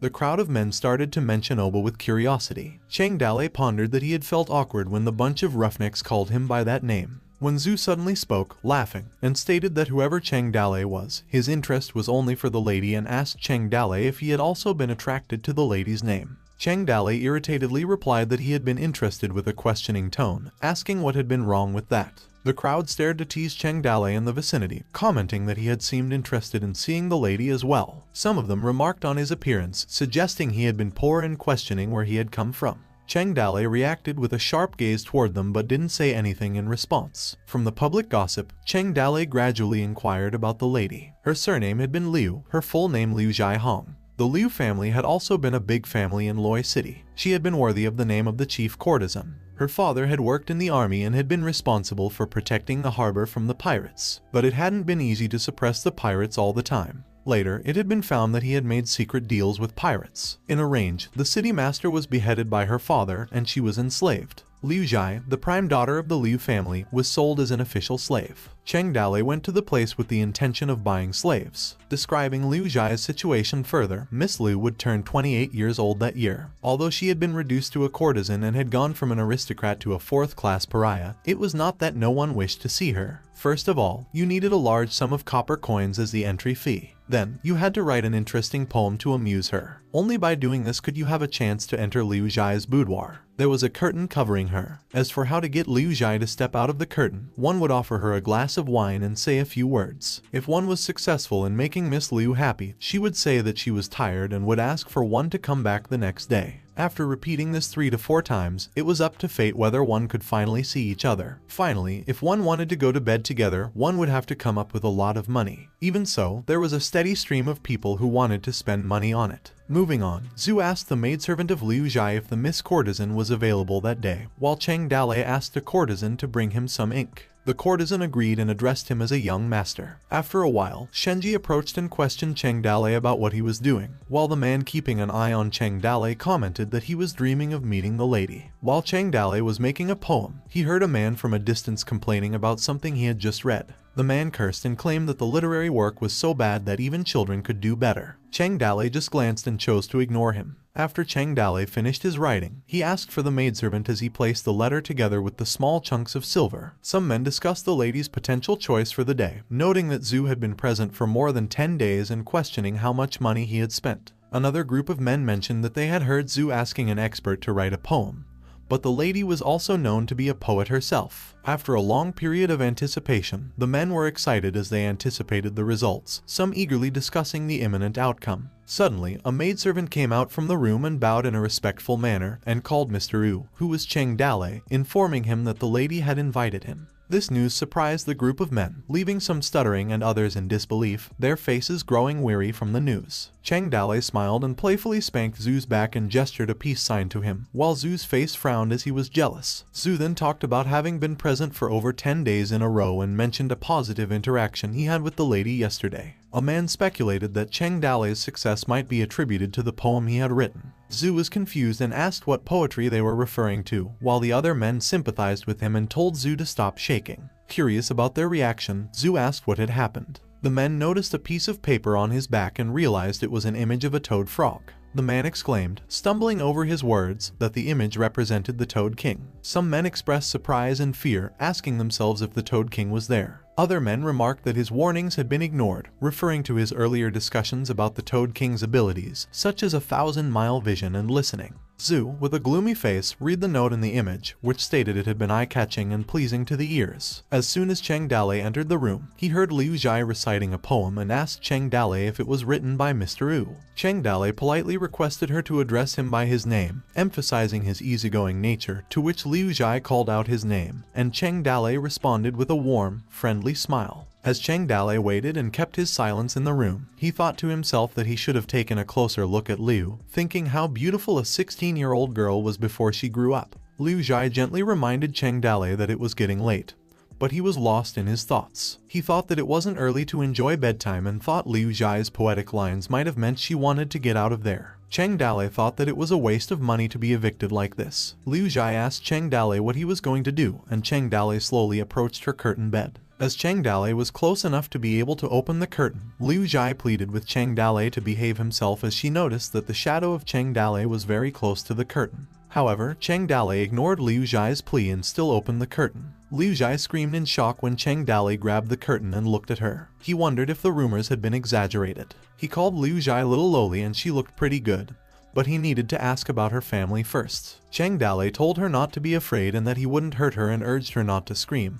But Liu Zhai found him creepy and pleaded with him to stay away and not touch her. Amidst her screams, a man who had been hiding in the room prepared to attack Cheng Dale. While Cheng Dale tried to calm the situation down by saying that there was no need for screaming and that he was a gentleman, a man suddenly jumped behind Cheng Dale. A loud force fell from Liu Zhai's bed, and the man pounded Cheng Dale on the bed with a knife pointing at his neck and sat on him so he couldn't move. The man asked Liu Zhai if he should kill Cheng Dale. Liu Zhai pleaded with him not to kill him. Cheng Dale just smirked and sarcastically stated that there was already a man in her room. With a stern expression etched across his face, the man introduced as Meng Ziyun threatened Cheng Dale, questioning the point of talking when he was going to die. Liu Zhai, who simply looked at them, remained silent. Ziyun suddenly yelled, "Die," as he went to stab Cheng Dale's head, but then Cheng Dale shouted, claiming that he could save Liu's family. Liu Zhai ordered Ziyun to stop, just in time when the tip of the knife touched Cheng Dale's neck. But Ziyun expressed his concern, stating that Cheng Dale knew that he was hiding there and couldn't let the news spread out. Liu Zhai pleaded with Ziyun to listen to Cheng Dale first before making any rash decisions. A few moments later, the tea was served on the table, and Liu Zhai was doubtful and demanded to know who Cheng Dale was and how he planned to save her family. Cheng Dale calmly replied with another question, asking about Ziyun's presence and questioning whether he could be trusted. Ziyun annoyingly began to speak, but before he could say anything, Liu Zhai interjected, explaining that Ziyun was the adopted son by her father and he treated her as his sister. She emphasized her trust in him and the protection he had provided, stating that she had been surviving these days and that he was the person she trusted the most. However, Cheng Dale, with his frowning face and suspicious thoughts, realized that during the daytime, there was a reward for another person besides him, and concluded that Ziyun was Meng Ziyun, adopted by Liu's father to learn martial arts and serve in the army. After the tragic incident that befell the Liu family, Ziyun too suffered a demotion to the status of a slave. It became apparent that after escaping from prison, he came directly out to find Liu Zhai. He suspected Ziyun's intentions and was afraid he was trying to turn his own sister into a woman he could love since he was already 25 years old and yet dreamed of a little girl. Cheng Dale insulted Ziyun as a shameless person. Liu Zhai, eager for answers, demanded to know Cheng Dale's identity. Cheng Dale responded with a seemingly unusual claim, stating that he was the Toad King from the Toad village of King New Mountains. Ziyun reacted, labeling him a mountain bandit he hated. Liu Zhai questioned, specifically asking if he was Cheng Dale. Ziyun aggressively warned him not to speak nonsense, as the Toad King could defeat Liu Heng in a single move, asked Cheng Dale how Liu Heng had been as useless as him, and threatened to behead him if he continued to lie. In an unexpected twist, Cheng Dale playfully smiled and took back what he had said, knowing he couldn't fool them. He admitted to being a mere commoner from Toad Ridge, revealing his surname as U and his names as Oba and Vader. When he mentioned the name Vader, it triggered a reaction from Ziyun, who realized a connection to his father. Cheng Dale smirked and confirmed, playfully responding to Ziyun's thoughts as he was his good son. In the midst of the unfolding events, Cheng Dale expressed his admiration for General Liu for his leadership. Although they had never met him, they had admired him for a long time. They had heard that General Liu had been falsely accused and had come to such an end. After hearing about the incident, their leader was very angry. Liu Zhai was glad that Cheng Dale, despite being a mountain bandit, knew that her father had been wrongly accused. She believed that justice prevailed in Cheng Dale's heart. Cheng Dale revealed that their leader, referred to as the Big Boss, had emphasized the importance of not letting any harm befall the descendants of General Liu. Consequently, Cheng Dale had been specifically sent to the city to gather information about the situation. He expressed his willingness to save the lives of the Liu family. Curious about Cheng Dale's plans, Liu Zhai asked him what he intended to do. Cheng Dale responded by stating that now he had gathered all the necessary information, he would return to the stronghold to gather the money. He planned to use the money to redeem other people and subsequently rescue Miss Liu. Liu was stunned for a moment before she could speak up, as she was surprised by the Toad King's kindness. Her voice was filled with hope and a mixture of determination. She cried as she mentioned that if Cheng Dale could save the lives of her family. She struggled to find the right words as she stuttered down and stopped talking.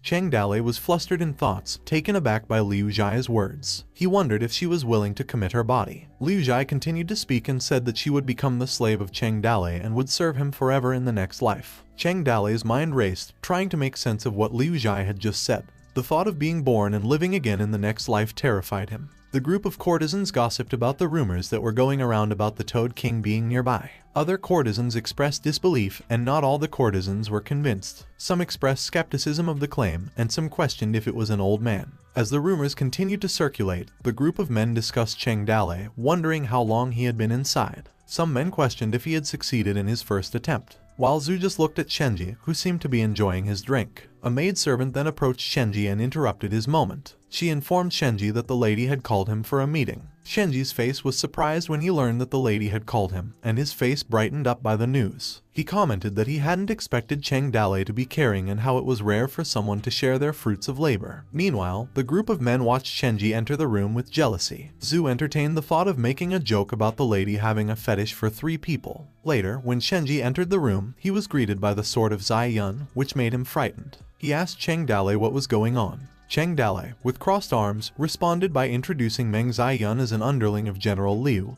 and stated that Ziyun didn't trust him. So, he instructed Shenji to take Meng Ziyun to the stronghold and bring back money to rescue people. However, Shenji asked about Cheng Dale's own plans, and Cheng Dale replied that he had some other business in the city. He told Shenji that he knew how to contact him. Cheng Dale opened the window of Liu Zhai and told Liu Zhai that when she was rescued, she must keep her promise to become a slave. He then swiftly jumped through the window. In the middle of the night, at the Su family residence, Cheng Dale observed the grandeur of the Su family and thought to himself that it appeared too big. He pondered why a family with abundant land and few people would create so much trouble. With so many rooms in the mansion, he wondered how he would find the boudoir of Su Ying. Suddenly, 2 ladies walked by and talked about something that made Cheng Dale stop thinking. A lady began to talk, mocking someone and remarking that someone considered herself the young miss of the family. The other lady chimed in, telling that the old man of the family was critically ill, and now his wife held the final say in the family. Another lady expressed her disdain, stating that if Su Ying dared to act like a young miss in front of her again, she would show her ferocity. While Cheng Dale was hiding behind a large rock, he overheard the conversation between the ladies. He concluded that the 2 ladies must have just come from Su Ying's room. In another place, Su Ying sat amidst a swarm of fireflies on her front deck, tears streaming down her face, when she suddenly caught sight of a man perched atop the wall. Startled, she became nervous and questioned the presence of the man. Cheng Dale slipped from the top of the wall and accidentally fell aloud to the ground. Su Ying was surprised and still remained silent, observing him from the ground.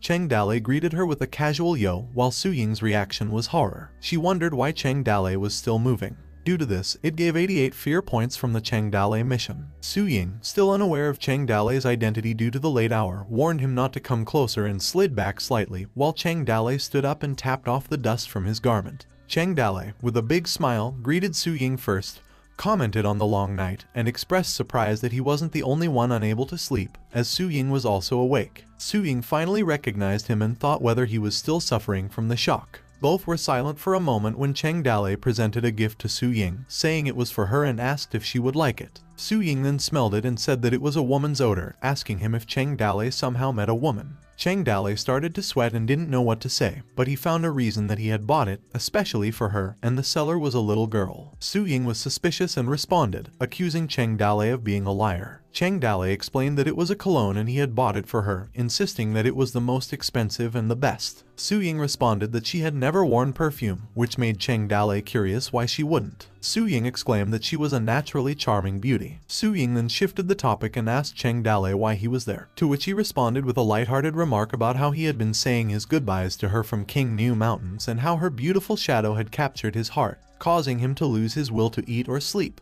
He even added that he would never forget her face, even in the slightest moment. However, Su Ying, in contrast, blushed and told Cheng Dale that he wasn't serious. Cheng Dale insisted that he was serious this time and had come specifically to see how she was doing. He even noticed that Su Ying had lost some weight and asked if she had been on a diet. Su Ying gave him a gaze and blushed after she took a glimpse. She did not respond and remained silent. Su Ying was robbed in her wedding dress. Later, the Han family was destroyed. Many people blamed Su Ying for the destruction of the Han family, saying that she was responsible for the misfortune of the Han family. Su Ying was regarded as a bad omen. The Su family wanted to evict her from the house. Even the family servants considered her disastrous. Cheng Dale asked Su Ying about her father's concern if he also didn't care. Su Ying explained that her father was bedridden due to a serious illness and was unaware of what was happening. Cheng Dale remarked on how feudal customs often resulted in killing people. A while ago, when the Ying family was insulting her, a lady referred to her as a scourge and a shame to the Su family, suggesting that she should take her own life. Another lady commented on Su Ying's marriage to Counselor Huang, implying that even her servants wouldn't want her. Su Ying, in response, expressed her sadness silently. In the next set, Cheng Dale extended his hand towards Su Ying's hair, gently caressing it, telling her not to be afraid, while expressing his discontent towards those surrounding her and assuring her that he was there for her. He promised to protect her, but Su Ying got flustered by Cheng Dale's words and asked how he could help, to which Cheng Dale replied that she was his wife and he could not allow others to bully her as he stood up. Cheng Dale slowly walked towards the wall and told her to stay where she was and that he would solve all her problems, instructing her to wait for his message as he prepared to leave. Su Ying stopped Cheng Dale just as he was about to leave, prompting him to look back and question what it was that she wanted. It was then that she requested him to take something with him. With a smile on her face, she handed over the cage containing a pigeon to Cheng Dale. However, Cheng Dale politely declined, stuttering slightly as he explained that he had already eaten dinner, and expressed that he didn't particularly like roasted pigeons. Su Ying was upset as she explained that she wanted him to have it for communication purposes. Cheng Dale said something that Su Ying couldn't hear when he suddenly jumped to the other side of the wall, and carried the pigeon with him, while Su Ying watched him before he disappeared from sight. The following afternoon, Shenji arrived at the meeting place and rushed towards Cheng Dale, informing him that their men were on their way. Cheng Dale asked who else was there. Xiao Yu suddenly spoke, calling Cheng Dale a big boss, while on the other hand, Zai Yun confirmed if Cheng Dale was Cheng Dale. Cheng Dale smirked and affirmed his identity and asked if there was a problem. Zai Yun gritted his teeth and accused Cheng Dale of cheating him, prompting a sudden attack on Cheng Dale, who was unfazed by the upcoming attack. However, Xiao Yu intervened by blocking Zai Yun's fist attack with his palm, causing Zai Yun to be pushed back. Zai Yun lashed out at Xiao Yu, angrily calling him a little mountain bandit and questioning how he could have dared to attack him. As Zai Yun was about to unleash his swords to attack Xiao Yu, Cheng Dale demanded him to stop, declaring that it was enough. Cheng Dale irritably told Zai Yun that if he wanted to fight, he could have it anytime. But he emphasized the importance of rescuing people rather than fighting, causing Zai Yun to leave with no response. Cheng Dale shifted to their plans, asking Shenji if he had brought the money. Shenji responded, stating they had 1,000 pieces drawn by a carriage. Cheng Dale inquired if the amount was sufficient or if they needed more. Shenji clarified, stating that it was enough since a large sum was only necessary for adult slaves. He added that women and children only required a few bucks. The reason behind this decision was to secure the redemption of Liu Zhai and ensure a smooth transaction. Cheng Dale decided to redeem the Liu family in the afternoon and instructed them to return that night. He asked about the preparations on the road. Shenji replied that he had made a deal with the city guard who would favor them and get rid of the people. Cheng Dale assigned tasks, stating that he, Shenji, and Kinman would go to gather other people, while Xiao Yu and Zai Yun would rescue Liu Zhai. Zai Yun stared at Cheng Dale, deeply contemplating Cheng Dale's leadership, finding it strange that others obeyed him despite his drunken appearance. As they left the room, Cheng Dale stated that they would meet outside the city. After a couple of hours, the sun set in the place outside Yuzhou City where 6 carriages filled with people had been saved from becoming slaves. The rescued people discussed how Toad Village had saved them, and some wondered if they would become mountain bandits. One person opposed the idea, mentioning that their master had been against bandits, and others stated that it would bring shame to their ancestors. Some expressed their refusal to live as mountain bandits, preferring death over such a life. In a place outside of Yuzhou City, Cheng Dale was getting annoyed listening and suddenly ordered them to shut up. He told them that they were free to die if they didn't want to be bandits. He exclaimed that there were many ways to die and that anyone who didn't know how to use a knife better jump from a cliff or hang themselves on a tree. In an irritated tone, he firmly expressed that it wasn't the time to show loyalty to the country or superiority over others. If they wanted to die, they should help themselves. After a while, Shenji reported to Cheng Dale that Xiao Yu and others had been gone for so long, and if it continued, they wouldn't be able to get out of the gate. Zai Yun suddenly approached them hastily. Cheng Dale then asked Zai Yun about the situation, looking at Xiao Yu and Liu Zhai. Zai Yun informed everyone that the Huang family had organized a family dinner. Liu Zhai had received an invitation, but before they could reach her, Liu Zhai was suddenly taken away. He also mentioned that Xiao Yu had requested him to report the news, and he went ahead alone. Shenji told Cheng Dale that Xiao Yu was in the city and asked if he had a plan for what they would do. He added that if they went back to the city, it would be difficult for them to come out again. Shenji suggested that he knew a secret road that would lead outside the city. He had learned about it when it was mentioned by his master. Kinman then revealed that he had already anticipated this situation for a long time. He had even brought Cheng Dale's axe. As Cheng Dale unwrapped his axe, he smirked and decided to lead Kinman and Zai Yun. He raised his axe toward the city and dictated to follow him back to the city, stating that it was time to rob. On the night at the Huang family's residence, Xiao Yu was hiding on the wall when others arrived at the place. Xiao Yu noticed Cheng Dale and asked why he was there. Cheng Dale inquired about what was happening inside. Xiao Yu informed him that Liu Zhai was there and it was Counselor Huang's birthday party, with many important people who had arrived as guests. There were around 70 to 80 families, and more than a dozen people were from the special guard yard. Cheng Dale told them to move and bring the horse along as they needed to look at the trail first. Meanwhile, at the banquet where the event had started, the courtesans began their performance, while a person commented on Counselor Huang's influence, mentioning that it wasn't easy to see the chief courtesan. Another person expressed gratitude to Mr. Huang for providing the opportunity that day. While Liu Zhai was showing elegance in her dance, Counselor Huang drew attention to Liu Zhai's dancing, describing it as having a unique taste, and invited the guests to drink and enjoy.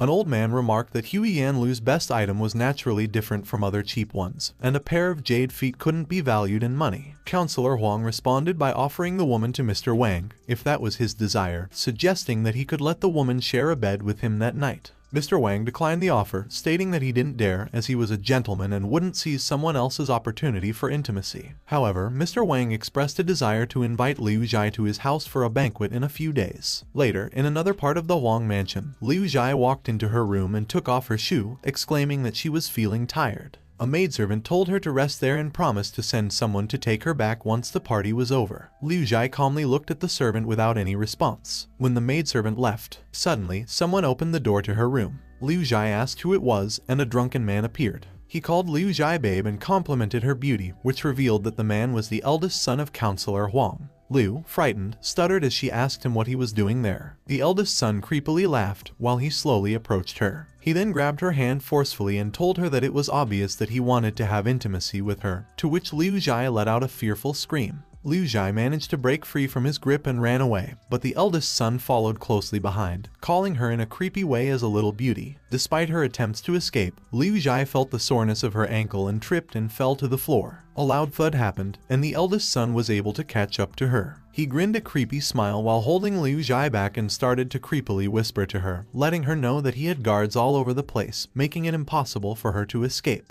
Meanwhile, outside the room, Cheng Dale and the others started throwing torches into the Huang residence, causing chaos among the people. The officers shouted in alarm, calling out for their master. People started to panic and run for their lives. A man recognized the vicinity and told the people that they should run because that was the Toad King. Quickly entered the house and broke through the city. Cheng Dale and the others rampaged through the gates. Some people who were caught on their way ducked down with fear, trying to protect themselves. Kinman and Xiao Yu swung their spears to create space and make way. While the system kept beeping, the fear points of Cheng Dale increased rapidly. The officers felt fear, and some officers even shouted in terror while others called for Shiro's help. As the fear points kept increasing, the officers were knocked down and called out the name of Shiro. Suddenly, Shiro came and assured everyone that there was no need to panic. Counselor Huang and one of the officers were surprised when Shiro appeared. Shiro then told Counselor Huang not to be afraid and declared that he would not let the mountain bandits cause any more chaos. However, just as Shiro was about to launch an attack at Kinman, Kinman swiftly countered with a faster swing of his own, striking Shiro forcefully. Kinman told him to get out of his way and sent him flying. Shiro's soul left his body as he got thrown. The officers panicked and shouted that Shiro was dead. Kinman and Xiao Yu swung their spears to create a way, while the people felt fear and ran away from them. Back in Liu Zhai's room, where she was scared and screamed, she was forcibly undressed by the eldest son of Counselor Huang. When the eldest son irritably asked what all the noise outside was, he stated that he didn't want to be disturbed and told them to work properly. On the other hand, Liu Zhai, struggling to find her words, managed to stammer out that someone would come to save her. The eldest son slapped Liu Zhai's face and grabbed her hair, telling her that no one could save her as all of his men were outside. Liu Zhai was in pain but still insisted that someone would come and kill him, but the eldest son did not believe her that none was coming to save her. But Liu Zhai remained stubborn, insisting that someone would definitely come to save her. In response, the eldest son forcefully squished her face, gripping her hair tightly while staring intensely into her eyes and menacingly declaring that after he would have fun, he would see who would come to save her. Suddenly, Cheng Dali's horse burst through the window, causing both Liu Zhai and the eldest son to startle. Cheng Dali swiftly charged his horse toward the eldest son while showing his dominance. The eldest son tried to plead for mercy, but it was too late as his blood splattered and reached Liu Zhai's face. Liu Zhai watched in shock as the eldest son of Huang was killed. She looked at Cheng Dali and called him her big bro. Cheng Dali reassured Liu Zhai that she didn't need to worry and told her to go out and wait for him. Liu Zhai's face brightened up from crying, knowing she was safe. She handed her trust without saying a word. After a minute had passed, Counselor Huang was cowering in fear, hiding inside a large stock pot. The tension was palpable as he could hear someone approaching him. Suddenly, Cheng Dali discovered his hiding place and confronted him. Cheng Dali, with a cold and determined voice, called out Counselor Huang's name while carrying his axe. Counselor Huang, trembling with fear, pleaded for his life, offering anything in exchange for sparing his life. However, Cheng Dali's anger and resentment did not let him go, especially since Counselor Huang had even tried to marry Cheng Dali's future wife. Without hesitation, Cheng Dali swung his axe forcefully toward the stock pot, causing a devastating blow and shattering it into fragments. Cheng Dali exclaimed, telling him to go to hell. In the aftermath of this merciless act, the system beeped lastly, indicating that Cheng Dali's mission was complete and he had reached 10,000 fear points. The system's voice echoed, suggesting that Cheng Dali could now access the shopping system. After that, Cheng Dali broke the door, set fire to the whole town, and left, causing people to call for the fire to be put out. Cheng Dali and his group rushed out from Yuzhu City. Liu Zhai expressed some concern to Cheng Dali, who assured her that she didn't need to worry about anything because he was the leader of the Toad Village. Liu Zhai brought up the fact that Cheng Dali had been seen by everyone, but he brushed it off and complimented her, saying that she was nice and smart, which made her smile. Liu Zhai expressed gratitude to Cheng Dali for saving her, acknowledging that without his intervention, the consequences would have been disastrous. She reiterated her gratefulness for this favor. Cheng Dali accepted her sincerity, mentioning that she was serious and he knew Liu Zhai was famous for keeping her word. Ziyan interjected, stating that if she was frightened, they should have gotten off the horse and rested before leaving. Liu Zhai responded, assuring Ziyan not to worry about her, and insisted that they follow Cheng Dali's guidance to head to the Toad Village as soon as possible. Ziyan expressed concern about Cheng Dali being an outsider and believed that they should not burden him with their matter, as it would ruin their reputation. Liu Zhai countered by asserting that Cheng Dali was not an outsider. But if Ziyan thought about her reputation, she assured him that he didn't need to follow her. She added that Cheng Dali seemed to despise her for being weak. Cheng Dali spoke, stating that regardless of his occupation as a mountain bandit, he assured her that she shouldn't worry about anything. She responded, asking why she would look down on Cheng Dali. Ziyan, who had been silently listening to their conversation, displayed frustration and started contemplating Liu Zhai being assaulted by the counselor's son. He thought about how Cheng Dali had come to her rescue and concluded that Liu Zhai couldn't help but develop feelings of love towards Cheng Dali. Jealousy was written all over his face as Ziyan pondered that he had watched Liu Zhai grow up and saw her getting more beautiful day by day. The foster father mentioned that he would betroth Liu Zhai. He worried about how he could watch Liu Zhai being deceived by Cheng Dali and felt the need to get her out of there as soon as possible. Upon reaching Kin New Mountain, Liu Zhai expressed that now that they were outside, she suggested to Cheng Dale that he no longer address her as Miss Everyday, but rather called her directly by her name or, if comfortable, use the nickname Lele, which was how close acquaintances referred to her. Zai Yun intervened and asked how much further their destination was. Cheng Dale did not say a word but instead proceeded to process his thoughts as they continued their journey. As they reached the Toad Village, where Ling Drum, the Tengu, and the people gathered together, the people from Liu's family wondered why Cheng Dale had come there for. An elderly member of the Liu family expressed deep concern about betraying his family's loyalty and righteousness for generations by how he had become a thief and questioned how he would face his ancestors in the afterlife. Another person responded, suggesting that they should rest for a few days and wait for the women and children to recover, while a few others planned to take measures against the bandits soon. One person called Cheng Dale a Yuan boy, stating that he could rest assured that in these few days, they would keep the bandits' hideout safe and he didn't need to do everything by himself, just let them take control. Other people refused to become bandits, declaring that they would not follow him in this life. Kid Spokes, calling his father, expressed that he was scared. San Yuan called Cheng Dale, but before he could finish what he was saying, Cheng Dale, deep in his thoughts, contemplated the fact that Mr. Liu had managed to recruit over 90 people from the Liu family, stating that their Toad village had increased from 6 persons to 96. However, Cheng Dale needed to make these people loyal to the village and complete system tasks. He realized that he needed to develop the system, which would require more than 6 people. He also noted that he hadn't received the system's new rewards list, recognizing that these people were completely disloyal to him. In order to address this, Cheng Dale contemplated the need to somehow appease and make them loyal to the Toad village. He considered those people stupid and needed to get used to them. Cheng Dale ordered Kinman to kick Liu's family members out. Kinman, without hesitation, agreed and leaped from the platform to face the Liu family. The man stated confidently, asserting to Kinman that he lacked the qualification to mess with him. But he vowed to teach Kinman a lesson. Recalling their storied past, the man mentioned their past, stating that they had been on the seas, where they had spent decades, making the pirates tremble with fear. He expressed that Kingman might not have heard about them in the mountains and asserted that they thought Kinman was trying to mess with them. As the conversation carried on, other men chimed in, saying that they had been responsible for suppressing bandits in King New Mountain at first. They emphasized that there were currently no bandits to be found in the area. With a sudden burst of energy, Kinman initiated the confrontation by leaping toward the two men, landing a forceful punch to their stomachs. Kinman taunted them and exclaimed to bring it on. Kinman easily defeated them with his fist and taunted them by saying, "Have a taste of my fist." The people of Liu's family looked terrified while Zai Yun commented on Kinman's strength, comparing it to the previous one with a spear, which was Xiao Yu. Kinman continued to stand confidently while he defeated Liu's family members lying on the ground.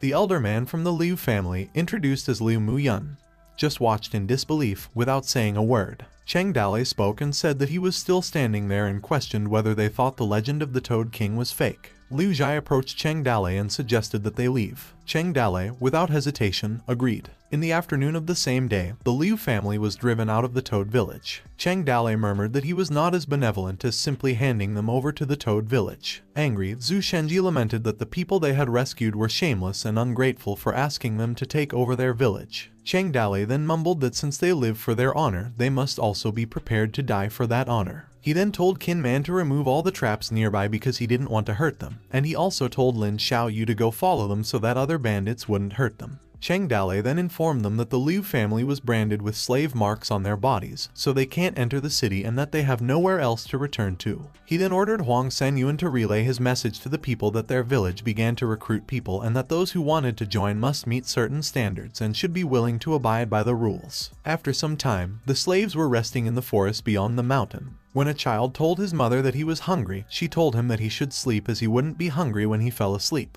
A man groaned and was asked by his companions why he was crying like a kid. He answered that his legs were hurting. He then wondered why they had to go through it. Everyone then smelled something good that came from the fortress. A man believed that if they were on the Toad village side, they would have been given a full meal. Another man informed them that they were at the bandits' nest and if they stayed for some time and ate some of their rice, which they got through robbing innocents, they would never be able to forget the guilt. Another voice said that for their child, they couldn't endure it. Liu Mayan then thought that his people were confused, and that some people preferred honor while others preferred banditry, claiming that it is no surprise that they are only servants of the Liu family. A man mumbled that he had a good meal yesterday, and another man stated that the things called chili were only eaten by nobles in the city. Liu Mian then believed that his people were in disarray, and even if they went up the mountain, they would be used by the bandits. He then thought that they had no place left for them to return to and wondered how they could get out of their situation. Huang Senyuan arrived and informed them that tomorrow morning they would start recruiting people, and those who were interested could go to the village for assessment. Liu Mian wondered if it was also one of the Toad Village's plans. Meng Xian then informed Liu Mian that he had a plan but was unsure whether it would work. Liu Mian told him to speak up. He then explained his plan. Some of their people were very hungry, and if they placed them in front of the gate, he believed that Cheng Dalei would let them in. He went on to say that as soon as Cheng Dalei opened the door, they could send in some old and weak individuals and keep the strong ones for themselves so they could negotiate with Cheng Dalei later. Liu Mian then told Meng Xian that people with lofty ideals were benevolent and that they should not harm those benevolent individuals. Meanwhile, an injured man was asking the Toad Village to open its door as he wanted to join them and become a bandit. Other servants wondered how the injured man could meet their ancestors in the afterlife after becoming a bandit. The injured man then told the Toad Village that he was a lowly servant of the Liu family, and that the Liu family had been destroyed, and that he had become a slave and just wanted to live. The man then thought that they were once invited to the village politely and were offered living quarters and clean clothes, but they chose to refuse for the sake of their honor. He then added that they now wanted to kneel on the ground and knock on the door tirelessly,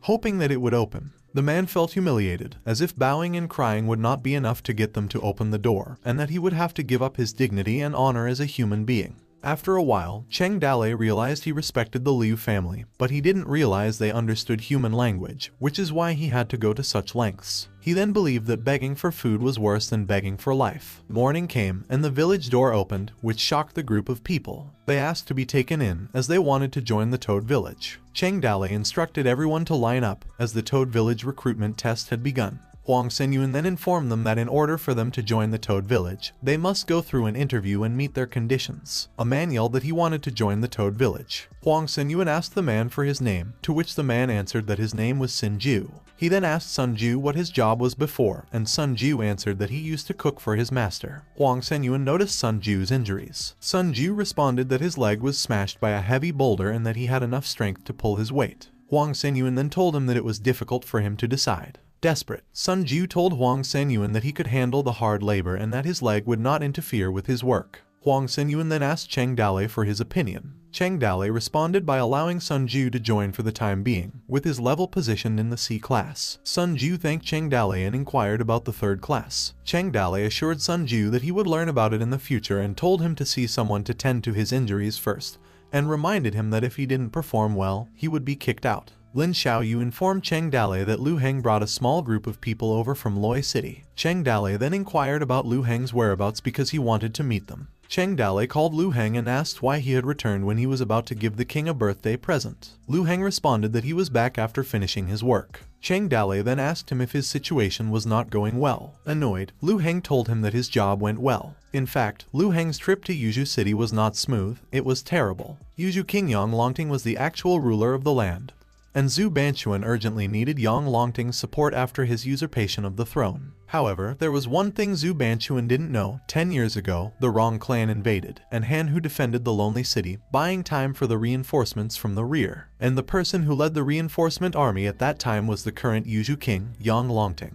Han Hu and Yang Longting joined the army at the same time, fighting in small skirmishes for 3 years, and they were considered brothers. Yang Longting didn't know that Han Hu was dead until Lu Heng sent him gifts. He learned of his death only after that. Yang Longting accepted the birthday gift, but he killed Lu Heng's messenger. He let him go only so that he could inform Zhu Banquan. Meanwhile, Yang Longting sent troops to attack Haishicheng and spilled Zhu Banquan's blood near Han Hu's grave. As a matter of course, Lu Heng didn't tell Cheng Dalei about his predicament, as he was suffering from a bigger misfortune. Lu Heng inquired of Cheng Dalei why there were so many people in the mountain. Cheng Dalei then informed Lu Heng that their Toad village was hiring and offered them favorable treatment, social security, and housing funds in exchange. He then asked if Lu Heng wanted to join them. Confused, Lu Heng assumed that he was Cheng Dalei's enemy. It's not that he didn't want to kill him, but he couldn't turn him into a bandit. Cheng Dalei sighed and told Lu Heng that anyone who wanted to pass through the Toad village must pay toll fees. Upset, Lu Heng asked Cheng Dalei to be a little kind to them. Cheng Dalei then told him that if they wanted to pass, they had to pay. He had a contract signed by City Master Zhu and asked Lu Heng not to make it a big deal. Lu Heng was becoming more annoyed and told Cheng Dalei that they didn't have any money. Cheng Dalei then informed him that money wasn't the issue and that he knew Liu Heng had a lot of money. He would take his money and their Toad village would provide him with an escort service. Liu Heng then reasoned that if the Toad village provided them with an escort, other bandits would think twice before attacking them.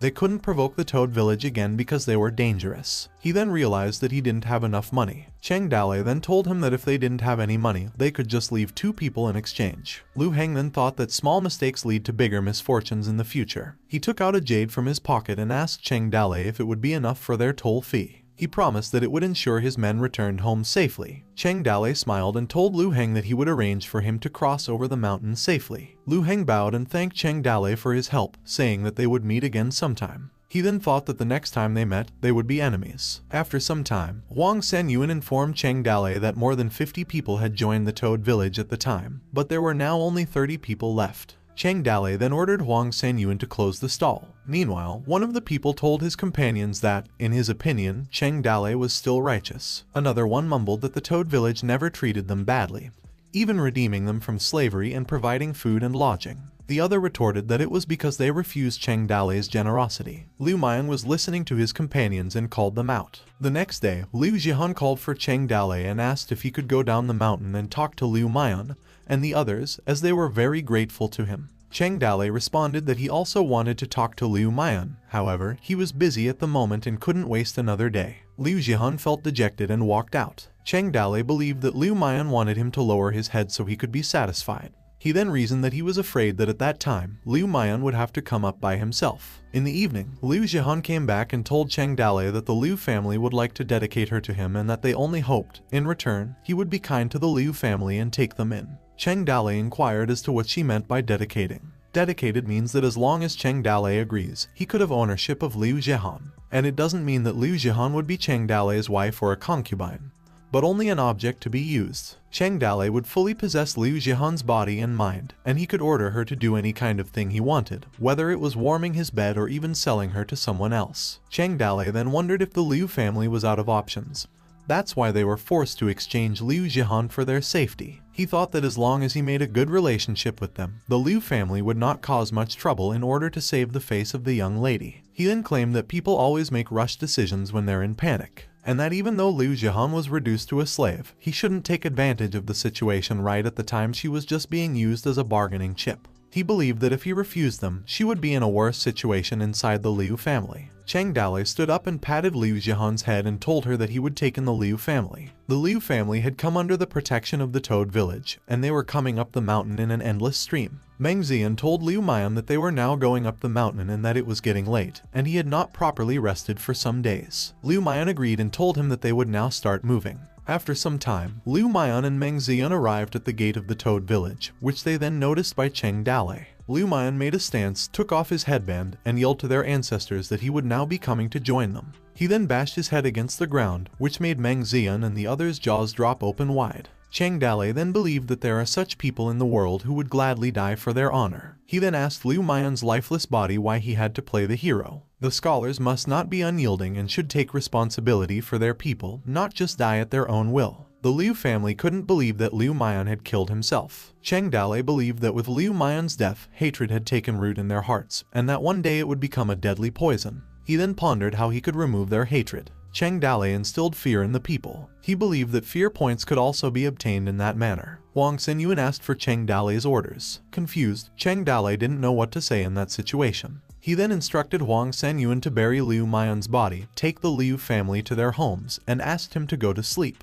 After some time, Cheng Dalei had just come out of the shower and noticed Liu Jihang in his room. He then asked her what she was doing in his room, which caused him to gain fear points. Stuttering, Liu Jihang told him that she had prepared warm water for him and had been waiting for him to wash up. Cheng Dalei retorted that Liu Jihang might have misunderstood his intentions and told her to go back to her room. Still insistent, Liu Jihang asked Cheng Dalei if he didn't need company for the night. Cheng Dalei sighed and told her that he didn't need anyone. Liu Jihang asked him if he didn't like her body. Blushing, Cheng Dalei then reasoned that Liu Jihang was still young, although the marriage age for that era was 14 years old. He believed that he needed Liu Jihang to leave or else he couldn't control himself. He then grabbed Liu Jihang and thought that if she didn't leave he would leave instead. Liu Zhihong cried and told Cheng Dale that if he doesn't own her, she doesn't have anything left to live for. Cheng Dale then retorted and told Liu Zhihong that she might have misunderstood something about them. Liu Zhihong took a huge needle and asked Cheng Dale if he didn't like her because she was in a brothel and she drank and danced with others. She then pointed the huge needle in her throat and mumbled that she deserved to die. Cheng Dale then explained that she misunderstood something and that he doesn't dislike her, she was simply too young, and asked her to put down the needle. Liu Zhihong pouted and told Cheng Dale that she was not young. She went on to say that she knew that Cheng Dale was an upright person and would never do anything bad to her. However, if he walked out of the room that night, others would think that he despised her. She then informed him that she had saved him when she was a slave. Cheng Dale then thought that what Liu Zhihong said was not totally wrong,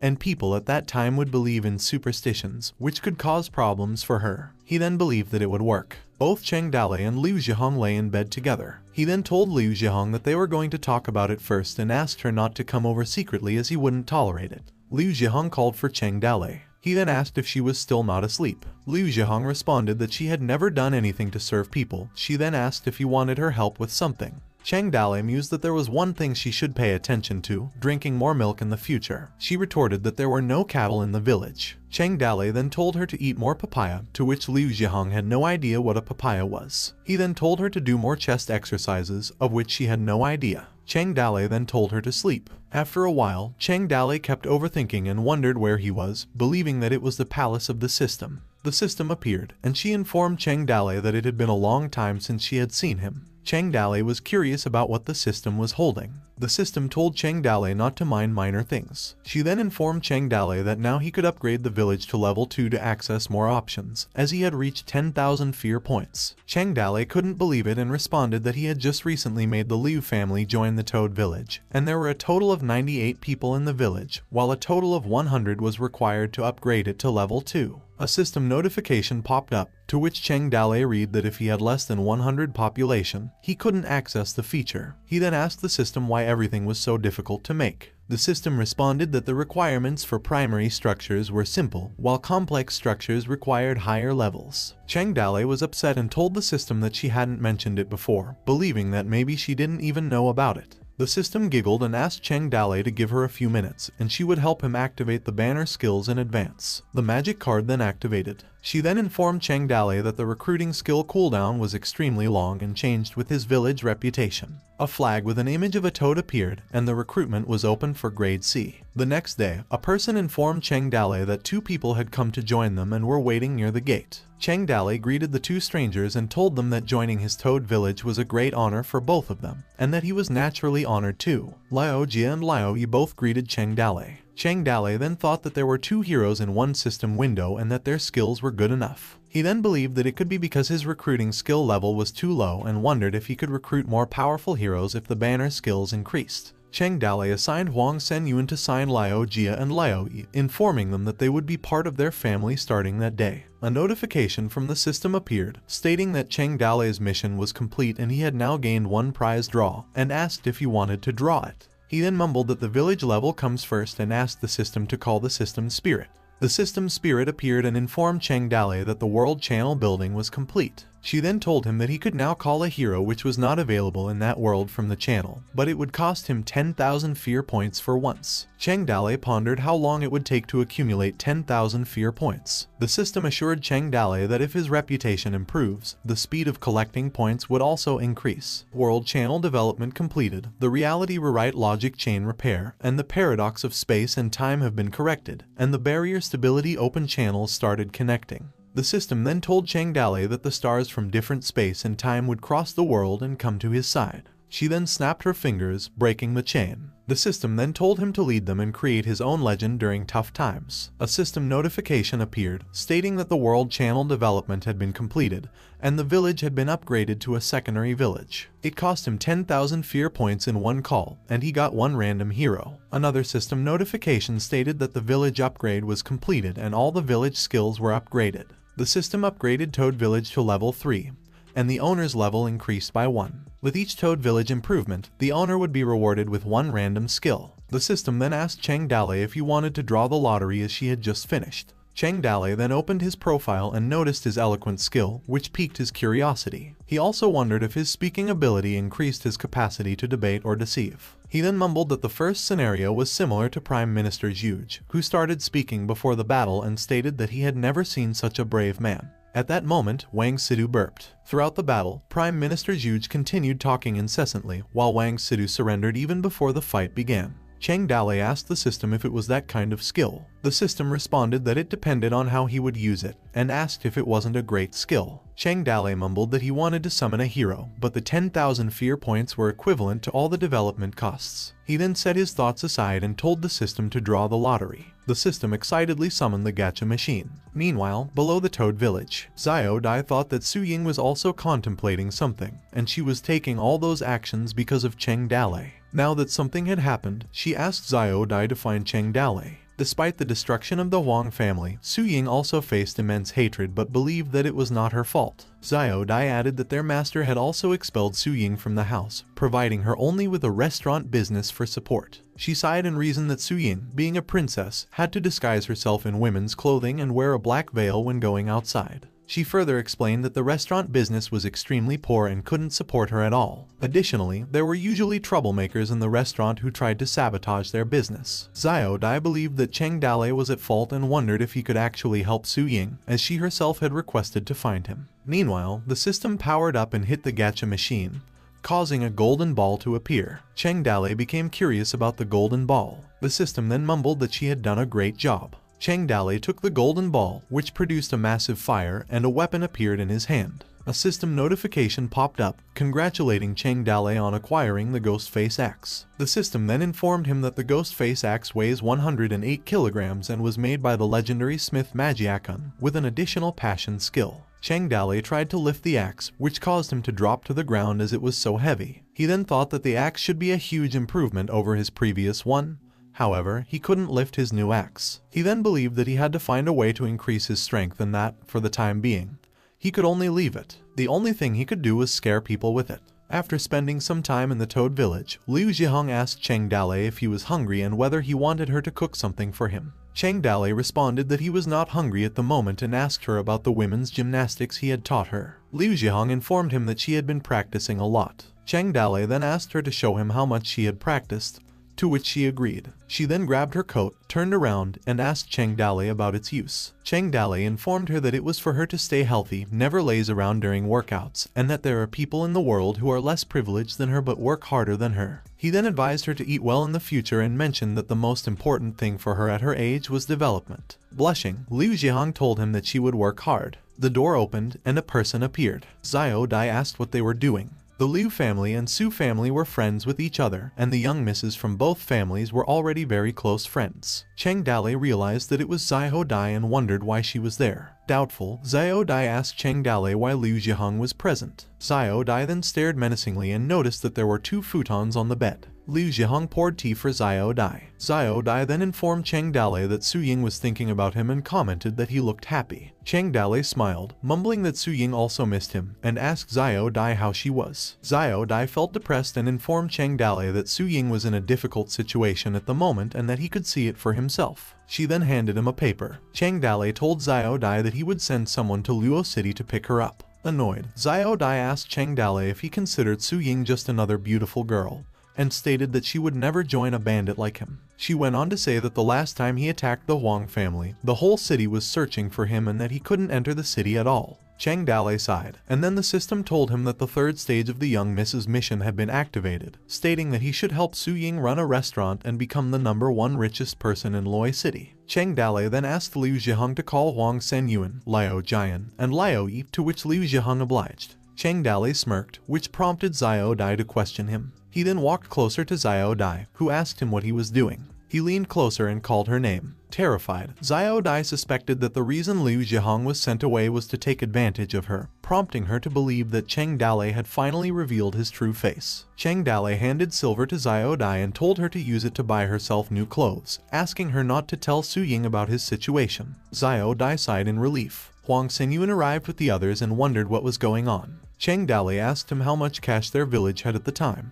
Huang Senyuan answered that there were 122 taels of silver. Cheng Dalei asked him to bring 100 taels and give it to Xiao Dai. Xiao Dai thought it was too much. He then assured Xiao Dai to take the silver and asked her to go to the warehouse with Huang Senyuan to get it, mentioning that there was silk and satin inside that she could choose and give to Su Ying. Xiao Dai agreed. Cheng Dalei then called Liao Jia and Liao Yi and asked them if there was a bounty on their heads. Liao Jia responded that they didn't get the chance to commit crimes. Liao Yi joined in and assured Cheng Dalei that the next time they got the opportunity, they would do 1 or 2 earth-shattering cases. Concerned, Cheng Dalei asked the system if the 2 brothers were right in the head. He then proceeded to tell them that he would assign them to protect someone from Loi City, someone who would be his future wife. They then told Cheng Dalei not to worry, as they would not let any harm befall his future wife. Annoyed, Cheng Dalei asked them what they would do if someone bullied their future sister-in-law. The Liao brothers didn't answer, and Cheng Dalei told them to squeeze their blood dry. Liao Jia asked him if killing them wouldn't be enough. Time passed, and Cheng Dalei requested Liu Zhihong to prepare a pen and ink and started writing his business experiences that he remembered from his previous life. Xiao Dai would deliver them to Su Ying.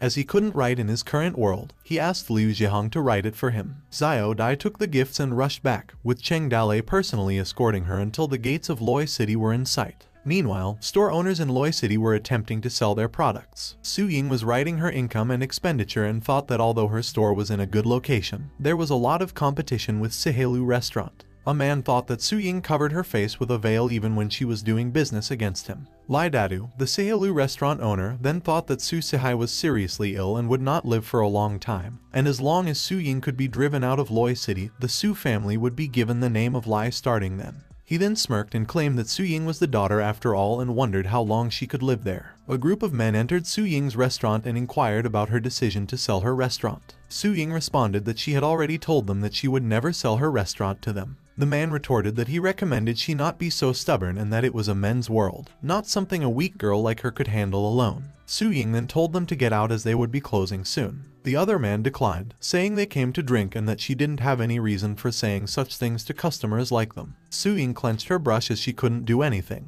She then asked her servant to pour some wine for their customers. The servant poured wine into the customers' cups and apologized for making them wait. The man threw the cup and couldn't believe that a lowly servant served him wine when he wanted Su Ying to pour him a drink. Su Ying was watching what happened. The man then told Su Ying that he had heard she had a pretty face behind her veil, and that he would be going to see what's behind her veil at that time. His other companion stated that Su Ying had been violated by bandits and was still pretending to be a virgin. Liao Jia and Liao Yi arrived and took a jar and bashed it on the man's head, which spooked the other two. They then walked closer to the man and ran with a knife in their hands. When they caught them, they threw them out of Su Ying's restaurant. Liao Jia then told them that if they ever came back, it would not just end with him breaking their legs and arms, while Liao Yi told them to get out. Su Ying looked concerned about the occurrences. Liao Jia then apologized to Su Ying for coming late. Xiao Dai arrived and asked Su Ying if she was alright. Su Ying inquired of Xiao Dai why she had brought Liao Jia and Liao Yi. Xiao Dai then told her that Liao Jia and Liao Yi were the people that Cheng Dalei had sent, and also gave them 100 taels of silver and some goods. Liao Jia then informed her that Cheng Dalei ordered them to protect her, and if she had any task, they would complete it. Su Ying then told them that it was not convenient for them to talk there. She ordered Liao Jia and Liao Yi to move the goods first, and they would talk after that.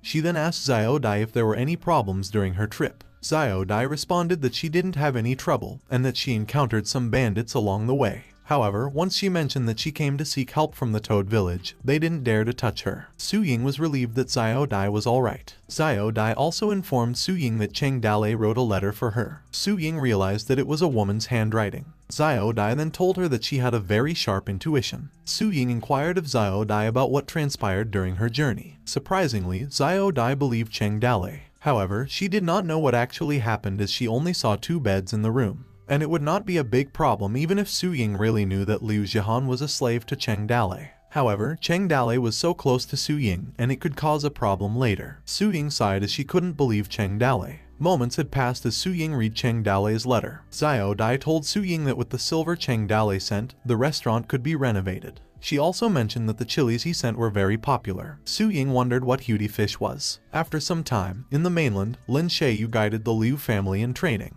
They were teaching nothing more than running, punching, and running again. They wore uniform clothing and performed boring and repetitive training. They had to shout some meaningless words during their training, the meanings of which they didn't even know. 7 days later, the Liu family began to show signs of change and became more well-mannered. Liu Zhihan called Sun Jiu as Cheng Dalei was looking for him. He responded that he would be there in a minute. He wondered why Cheng Dalei always sought him out to talk about things he had never heard before, such as kung pao chicken, fish flavor goat, hot pot, and other dishes. He claimed that it was going to be a serious discussion when Cheng Dalei looked for him again. Sun Jiu arrived at Cheng Dalei's office and asked if he was looking for him. Cheng Dalei then asked him if he had ever heard of bread. Sun Jiu stated that he had never heard of bread before. Cheng Dalei then explained that its shape was like a square of sorts, but it could also be round. It was made by fermenting flour, adding salt, and then baking it. He showed a drawing of a piece of bread, and Sun Jiu thought it looked like cake. Cheng Dalei told him that it was not cake and that it was much bigger and softer than a cake. Sun Jiu guessed if it was a steamed cake, to which Cheng Dalei responded that it was bigger than a steamed cake. Sun Jiu then admitted that Cheng Dalei was more knowledgeable than him, as he had never heard of bread.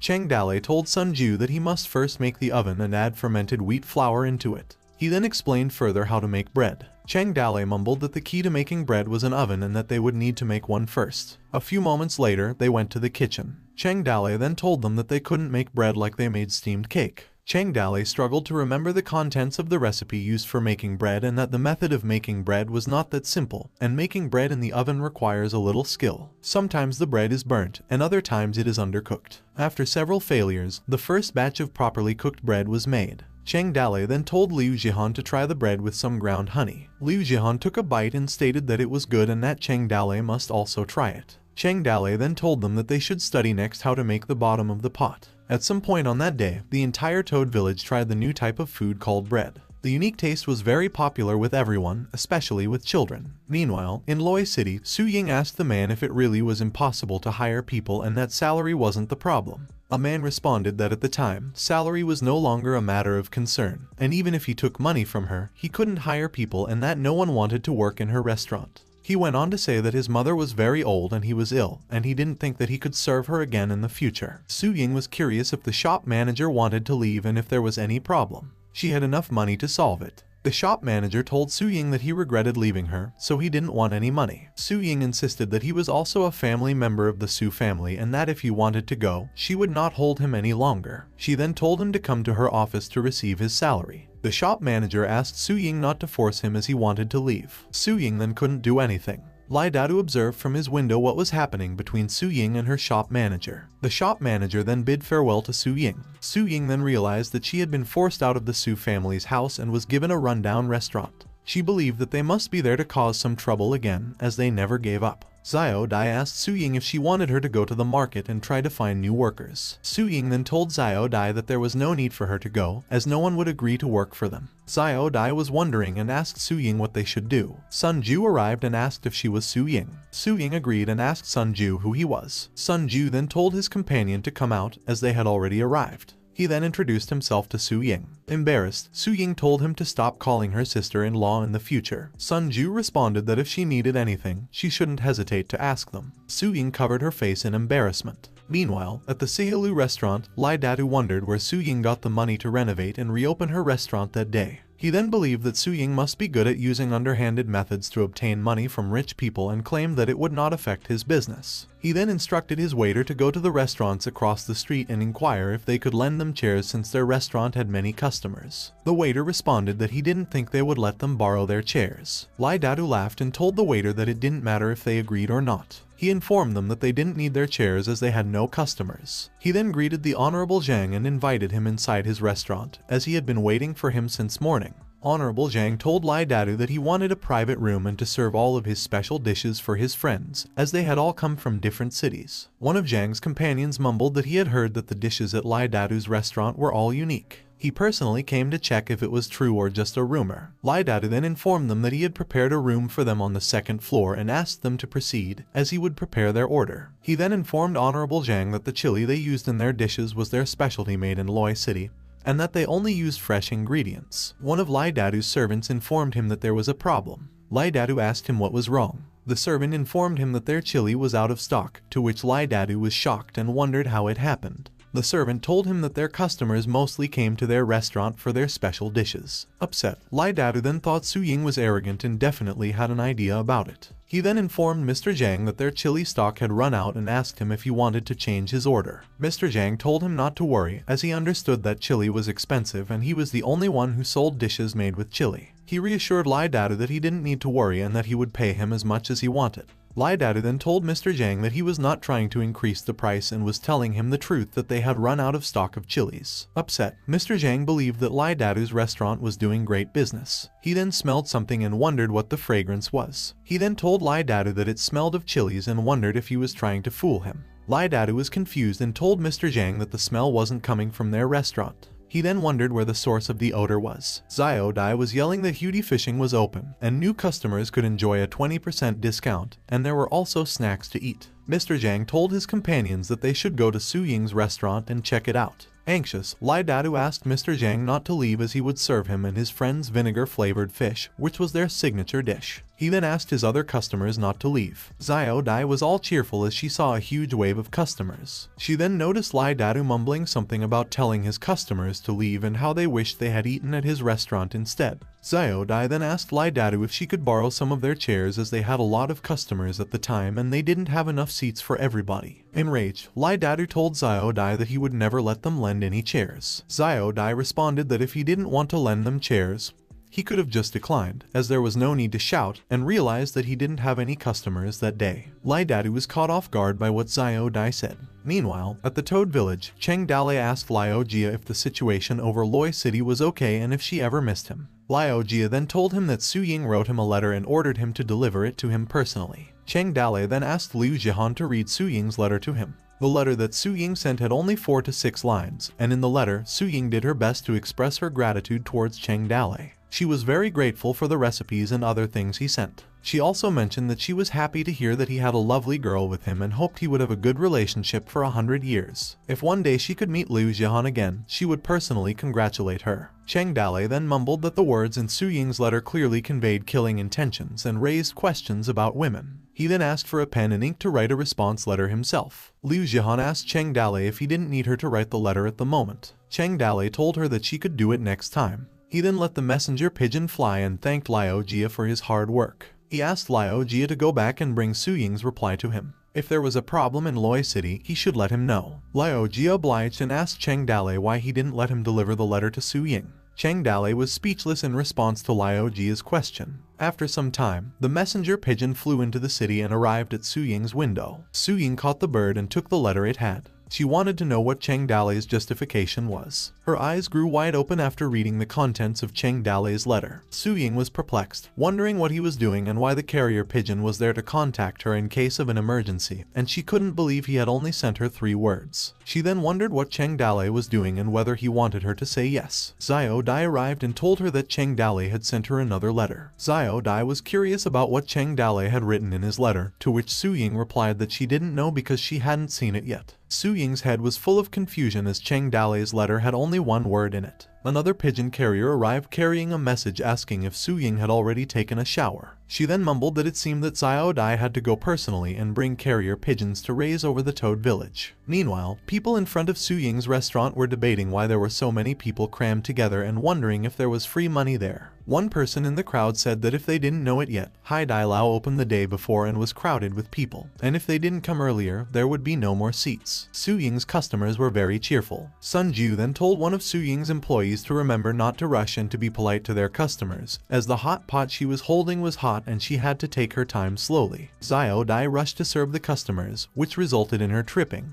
Anxious, Sun Ju yelled that he had just advised them to be careful. Meanwhile, Lai Dadu consulted his little sister that things in his restaurant were bad and that Su Ying's business was booming across the street. Lai Dadu's sister then mumbled that Su Ying's shabby restaurant had been abandoned for a long time. She then reasoned that business suddenly came when it got into Su Ying's hands and wondered if she was the reincarnation of Tao Zhugong. Lai Dadu then informed her that if she wanted to eat at Su Ying's restaurant, she had to line up long in advance. However, people would still rather queue up than come to their building to eat. She then thought that Lai Dadu was a rip-off and impossible to get rid of. Lai Dadu asked his little sister to think of a solution because if it continued, their Si Hai Long would be the first to close. She then told Lai Dadu that he was useless for not being able to make the business in their restaurant boom. Moreover, he couldn't even mess up other people's business. She then asked him to find Du Mao. Since it was easier to raise the devil than to control him, Lai Datu, who was perspiring, suggested that his younger sister call Du Mao. He also questioned whether they genuinely desired to get involved with him.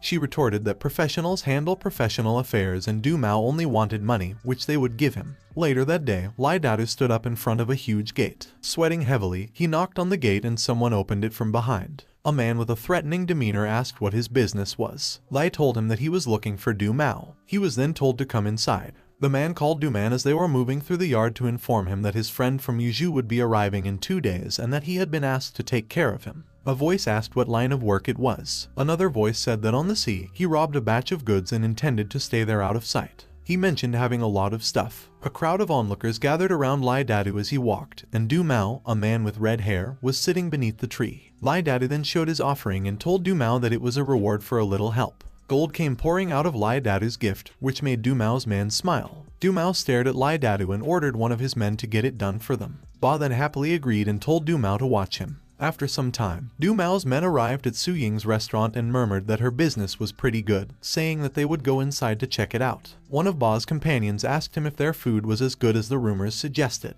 Ba then informed them that they had traveled all over the world and had already tasted dragon liver and phoenix marrow. He wondered what they had not yet tried. He then informed them that they were not in a hurry and would first taste their food before proceeding with their work. Ba's men asked him to excuse them as they ate first. Ba then asked their servers to serve them more meat. A huge number of plates were piled up, and Ba informed his men that they had plenty of food and now they were going to start their business there. He then threw a rat onto their food and exclaimed that it was no wonder the soup tasted great, as it was boiled with rat meat. People turned to look at them. Liao Jia then told Ba that his trick was old, as they seemed to have poor eyesight, claiming that he had eaten rats after finishing their food. Ba retorted that his eyesight had not been good since he was a kid and that he had already eaten half of the mouse. Liao Yi responded that the rat in the pot was clearly untouched. Ba then took the rat out and stated that they would have to accept it as half-finished if he said so, and asked if they would challenge him. Liao Jia and Liao Yi then labeled them as rascals. A voice then commanded them to close the doors and draw their weapons. A large group of people stood up and armed themselves. Sweating, Ba and his companion bowed, acknowledging that they could beat them if they wished, as they had misspoken, and even mentioned that they wouldn't need to bury them if they died from the beating, as it would be their own fault. He went on to say that if they couldn't beat them to death, they must compensate for every punch and kick by giving them silver. His companion pleaded not to be hit. Liao Jia then asked Su Ying what they should do to Ba and his men. Su Ying responded that they couldn't afford to beat someone and that they had just opened their store without the intention to harm the guests. Ba and his companion quickly ran and told them that within 3 days, they should close their restaurant and leave Loi City if they didn't want anything to happen. Xiao Dai and Liao Yi was left speechless. A man then told them that they were going to see who dared to come into their restaurant.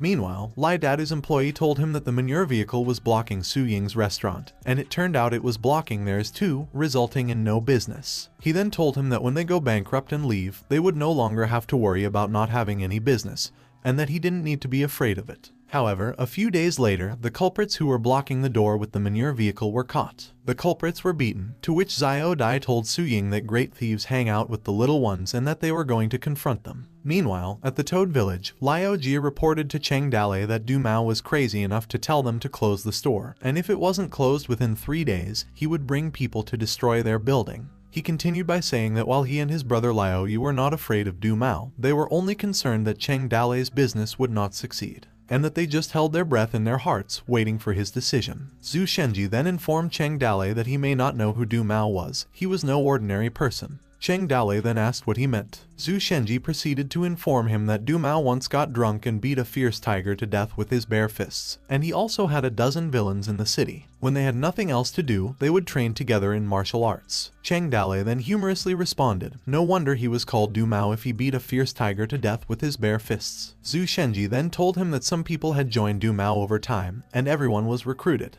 Therefore, he had a high reputation in the business world, and people nicknamed him the Lazy Bug. And in Loi Town, not even the government would dare to touch him, and many people were proud to befriend Du Mao. As long as they managed to build a relationship with him, the mountain bandits wouldn't rob them. Liu Zhai was having a cup of wine, which she thought smelled nice. Cheng Dale then asked him if he couldn't move Du Mao's heart, given that he was so powerful. Zhu Shenji then assured Cheng Dale that he didn't need to worry and that the matter was quite simple if he were to be asked. Liu Jian took a sip of the wine. He then told Cheng Dale that Gao Fei Hu and Du Mao had a great relationship and that the two called each other brothers. Every time Gao Fei Hu enters the town, he is received by Du Mao, and they just need to trust Gao Fei Hu's reputation to meet Du Mao, things could be solved. Cheng Dale then ordered him to go to Gao Fei Hu's fortress and ask him for help. Liu Zhihan got drunk after a sip of the wine, causing her to fall asleep. Cheng Dale then pondered why Liu Zhihan had been sneaking sips of freshly brewed wine. Later on that day, at the Tiger Village, Zhu Shenji arrived and asked Gao Fei Hu for help, as he was in a rough situation because of Du Mao. Gao Fei Hu responded that Cheng Dale had robbed Lu Heng to bring honor to Qin Niu Mountain, and helping Zhu Shenji would be a way to return the favor. He then informed him that his second brother would go with them.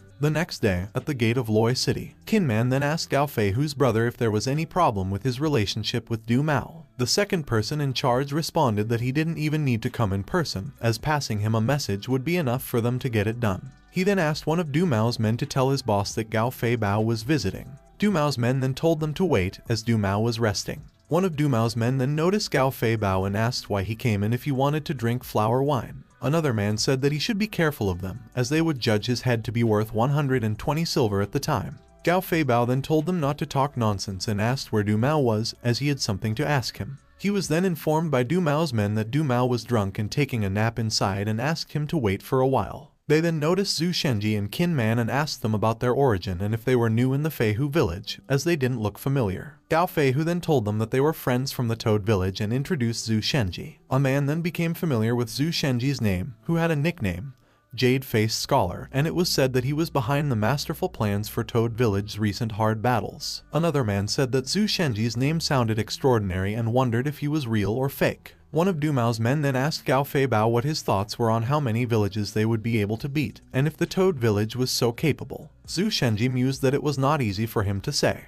The man then told him what he was worried about and that he could say it with courage if it was hard for him to tell them. Zhu Shenji then threateningly told them that his only concern was that there were too few of them, as they didn't have enough to kill. Du Mao's men were left speechless. Later on, Zhu Shenji was introduced to Du Mao. Du Mao stood up, and Qin Man then told him that their village had asked him to visit and build friendship with him. He then offered him a Buddha statue, to which Du Mao said that he didn't pray to Buddha and didn't even burn incense. He wondered why Cheng Dale sent him a Buddha statue. Du Mao then told Qin Man to take it back, as he had no shortage of friends. He went on to say that dogs had different paths to follow than tigers and that he was not on the same path as the Toad village. Gao Fei Bao then asked Du Mao that at the moment, it was for Gao Fei Hu's honor. Zhu Shenji stopped the upset Gao Fei Bao and responded to Du Mao's mockery, saying that although dogs have a different path to follow than tigers, mountains and rivers are crossed, and sometimes it's inevitable for them to meet again. He then mocked Du Mao, saying that they would see who's the dog and tiger when the time arrives. Du Mao then told them not to leave empty-handed after visiting and grabbed a huge metal object, throwing it towards Zhu Shenji's group. Qin Man noticed and turned around to catch the metal as he was pushed back by its force. Gao Fei Bao asked Du Mao what he was doing. Zhu Shenji then told Du Mao that they had a long way to go, and it was not convenient for them to bring heavy things. He then asked Qin Man to return the metal. Qin Man threw the metal back, which was caught by Du Mao easily. Du Mao then wished them a good trip. After a while, Gao Fei Bao then told them that Du Mao was too crazy, having so much pride in being almighty on his own. He then complimented Zhu Shenji, saying that even if it's not noticeable, he does have decent skills, to which Zhu Shenji responded that he was too humble. Zhu Shenji then asked Qin Man what was troubling him. Qin Man retorted that he had been careless in causing his arm injury. They then arrived at the Toad village, and Cheng Dale inquired Qin Man about how good Du Mao was in a fight. Qin Man responded that Du Mao was not weaker than him and that it was indeed true that he had the ability to fight tigers. Zhu Shenji then informed Cheng Dale that at the time, thanks to Qin Man's skills, they had escaped. He went on to say that Du Mao also had no respect for them, as he didn't take them seriously. He said that Cheng Dale was a dog, and he was a tiger, and tigers wouldn't be friends with dogs. Huang Xinyuan also told Cheng Dale that it was never too late for him to take revenge, but at the moment, it was not the time to deal with Du Mao. He expressed his opinion to hold back for now and wait for an opportunity to get rid of Du Mao. Annoyed, Cheng Dale responded that they didn't look like gentlemen, and if Du Mao was annoying, they would beat him. Then, he thought that they were being overly friendly and wouldn't tolerate what Du Mao had done.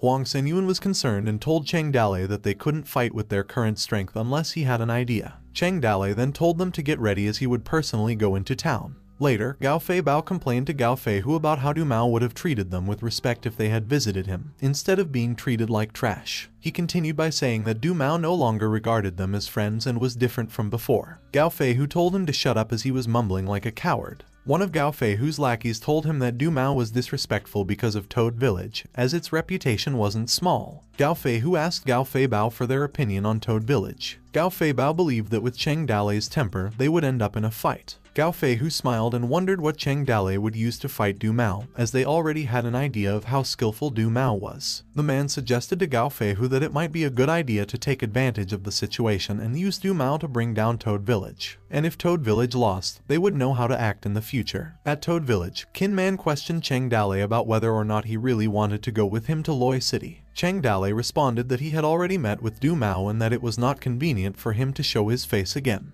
Qin Man informed him that his wanted posters were still hanging at the town gate. In response, Cheng Dalei said that he chose people with no bounties and a certain amount of fighting prowess, and that they also needed to think of a way to infiltrate Loi City covertly. He got an idea and asked Qin Man to find some carpenters. Moments passed, and Cheng Dalei's lackeys were speechless. Someone yelled that their Toad Village would face grief as it was not an option. Cheng Dalei asked Zhu Shenji what was wrong with his plan to break the feudal superstition. Zhu Linger and Liu Jihan called Cheng Dalei out of concern. After some time, a carriage arrived in front of the gate of Loi City. They were stopped by the guards and asked what they were doing there. The man said that his grandfather died outside and they had brought his body back to have his bones buried. One of the guards shot back, stating that the bandits were acting rebelliously at the time and doubted that they were not actual bandits trying to sneak into Loi City. He asked them to open the coffin as he wanted to check its contents. Huang Xinyuan offered the guards some bribe money, telling them that the coffin cannot be opened as it would bother the dead. The guards accepted and decided to let them in, as they didn't want to disturb the dead, for which Huang Xinyuan thanked them. Moments later, they arrived at Su Ying's front door and ordered them to carry the coffin inside and never let anyone see it. Xiao Dai noticed and asked the men to leave. The coffin shook, and a hand appeared, making Su Ying and Xiao Dai hug each other in fear. Cheng Dalei threw the coffin cover aside and stood up,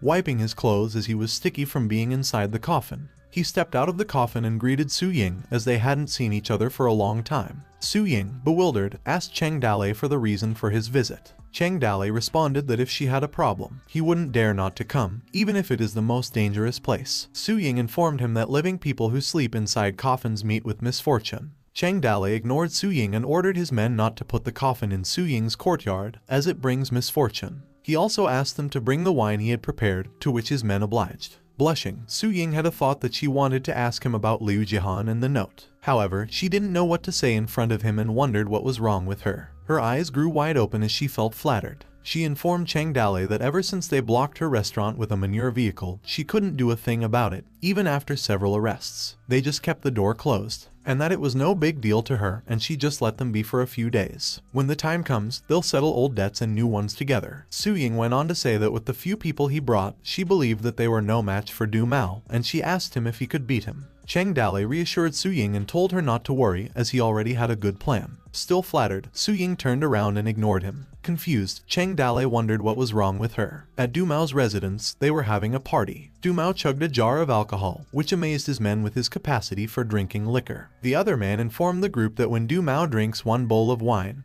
his strength increases, and with 2 bowls of wine, his strength doubles. He added that when Du Mao is drunk, he reaches his full power. He further mentioned that if there were no good wine to cheer him up, it wouldn't have been as enjoyable when he fought the tiger in the past. A merchant came by and yelled that he had wine for sale. Du Mao wondered and asked Ba to see who was disturbing their fun. Ba stood up and agreed to Du Mao's order. He went outside and noticed a merchant selling a bowl of wine. The merchant was receiving complaints from his customers that his wine was expensive. Huang Xinyuan told them that they were being unreasonable, as they had agreed beforehand that a bowl of wine would cost them 100, and those who couldn't drink 10 bowls in a row wouldn't have to pay. He pointed out that the customers obviously couldn't have done it and were trying to back out of their payment. An angry man told him that he didn't even pay when he ate at a restaurant in the city and asked him what was wrong with drinking 1 bowl of wine from him. Huang Xinyuan asked them to be reasonable and pay for their drinks. The enraged man threatened him, saying that if he kept talking, he would beat him to death. Ba grabbed the angry man by his collar and told him that if he was an honorable man,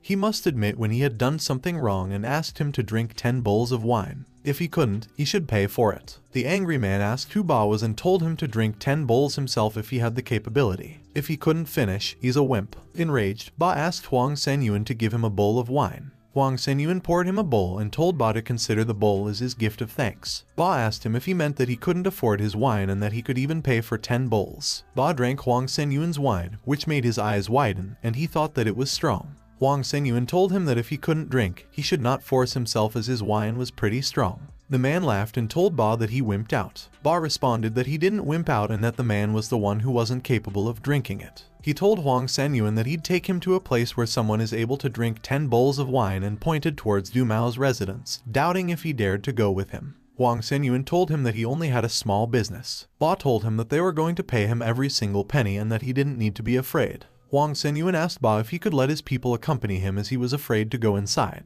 Ba responded that he'd show him what a real man looked like. They got inside Du Mao's residence. Du Mao told Ba that it would be enough if he got rid of them and asked him why he captured them. Ba told Du Mao that Huang Senyuan was a wine seller and that his wine cost 100 per bowl. If he could drink 10 bowls in a row, he wouldn't have to pay. Du Mao responded that he was interested and asked how good the wine was that made people overconfident. One of Du Mao's men told Ba that he had been drinking and that he couldn't handle the wine. Ba responded that he came across a good wine and wanted Du Mao to try, as he couldn't get drunk from Huang Senyuan's wine. The men told him to stop bragging as they knew his drinking capacity. The other man mumbled that he wanted to try Huang Senyuan's wine. He chugged the whole bowl and mumbled that his wine was nothing and asked Ba if the wine could stun him. Ba laughed and mocked the man, informing him that he only drank 3 bowls in a row. The man was fuming and stated that he just ate too much and was stuffed with food. He asked for another bowl. As the man chugged his second bowl of wine, Du Mao's men were cheering him on. The man couldn't finish the second bowl and fell asleep on the ground. He was made a laughingstock by his companions. Huang Senyuan continued to pour a bowl of wine as Du Mao's men came to chug it. They couldn't believe that his wine was so strong. A bowl dropped, breaking it. The man puked and mumbled that Huang Senyuan's wine was really strong. Du Mao's men were falling one by one, and they couldn't handle anymore, so they asked Du Mao to experience the wine. Huang Senyuan told them that they were just a small business and asked to be spared. Du Mao asked him if he thought they couldn't afford to pay him and also asked him to fill a bowl for him. He said that if Du Mao shoveled a little, he would pay with his head. Huang Senyuan filled a bowl and told Du Mao to take it easy as his wine is pretty strong. As Du Mao was chugging the bowl of wine, Ba told Huang Senyuan that Du Mao won't fall over from dizziness even after 1,000 bowls and that when he fought the tiger in the past, he wouldn't believe that he would feel dizzy with only his wine. Du Mao's eyes grew wide as he felt how strong the wine was. Du Mao exhaled and mumbled that the wine was great. Ba ordered Huang Senyuan to fill another bowl for Du Mao as he was just beginning to feel something. Du Mao scolded Ba as Huang Senyuan didn't know anything. He asked Huang Senyuan to fill another bowl for him, to which he obliged. Du Mao chugged his second bowl of wine. As he was drinking, Ba was cheering for him.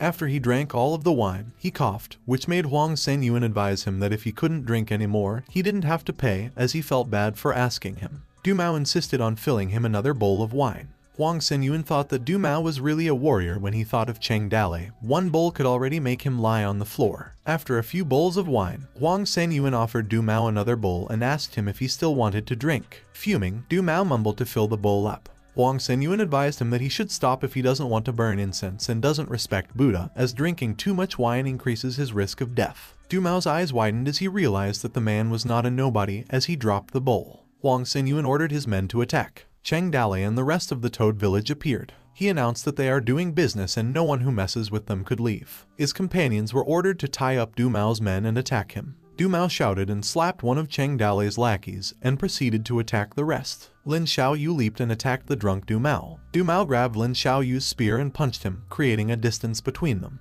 Lin Xiaoyu's whole body trembled after Du Mao's attack, as he was staring at Du Mao defeating his companions. Du Mao grumbled that he was having a good time at the moment. Concerned, Huang Senyuan called for Cheng Dale. Cheng Dale claimed that Du Mao was a drunken tiger. Ba told them that Du Mao was able to capture and kill a tiger and asked them to untie him, as Du Mao would probably listen to him and wouldn't kill them. Cheng Dale and Huang Senyuan smashed a jar on Ba's head, causing him to fall asleep. Cheng Dale assured Huang Senyuan not to panic as he would take care of Du Mao. Huang Senyuan believed that Cheng Dale was indeed a hero, as he would fight Du Mao empty-handed and not take advantage of weapons. Du Mao realized that the one approaching him was Cheng Dale and mocked him to come closer so he could punch him in the face. Cheng Dale clapped, creating a noise that bewildered Du Mao. Huang Senyuan and the others were also puzzled by what was happening. Du Mao was still in a trance from hearing Cheng Dale's clap sound, which made him fall asleep. Du Mao gritted his teeth and charged towards Cheng Dale, screaming. He punched him, but to his luck, Cheng Dale dodged. Du Mao threw another punch but was still unlucky. Cheng Dale countered and punched Du Mao in the face, making him fall to the ground.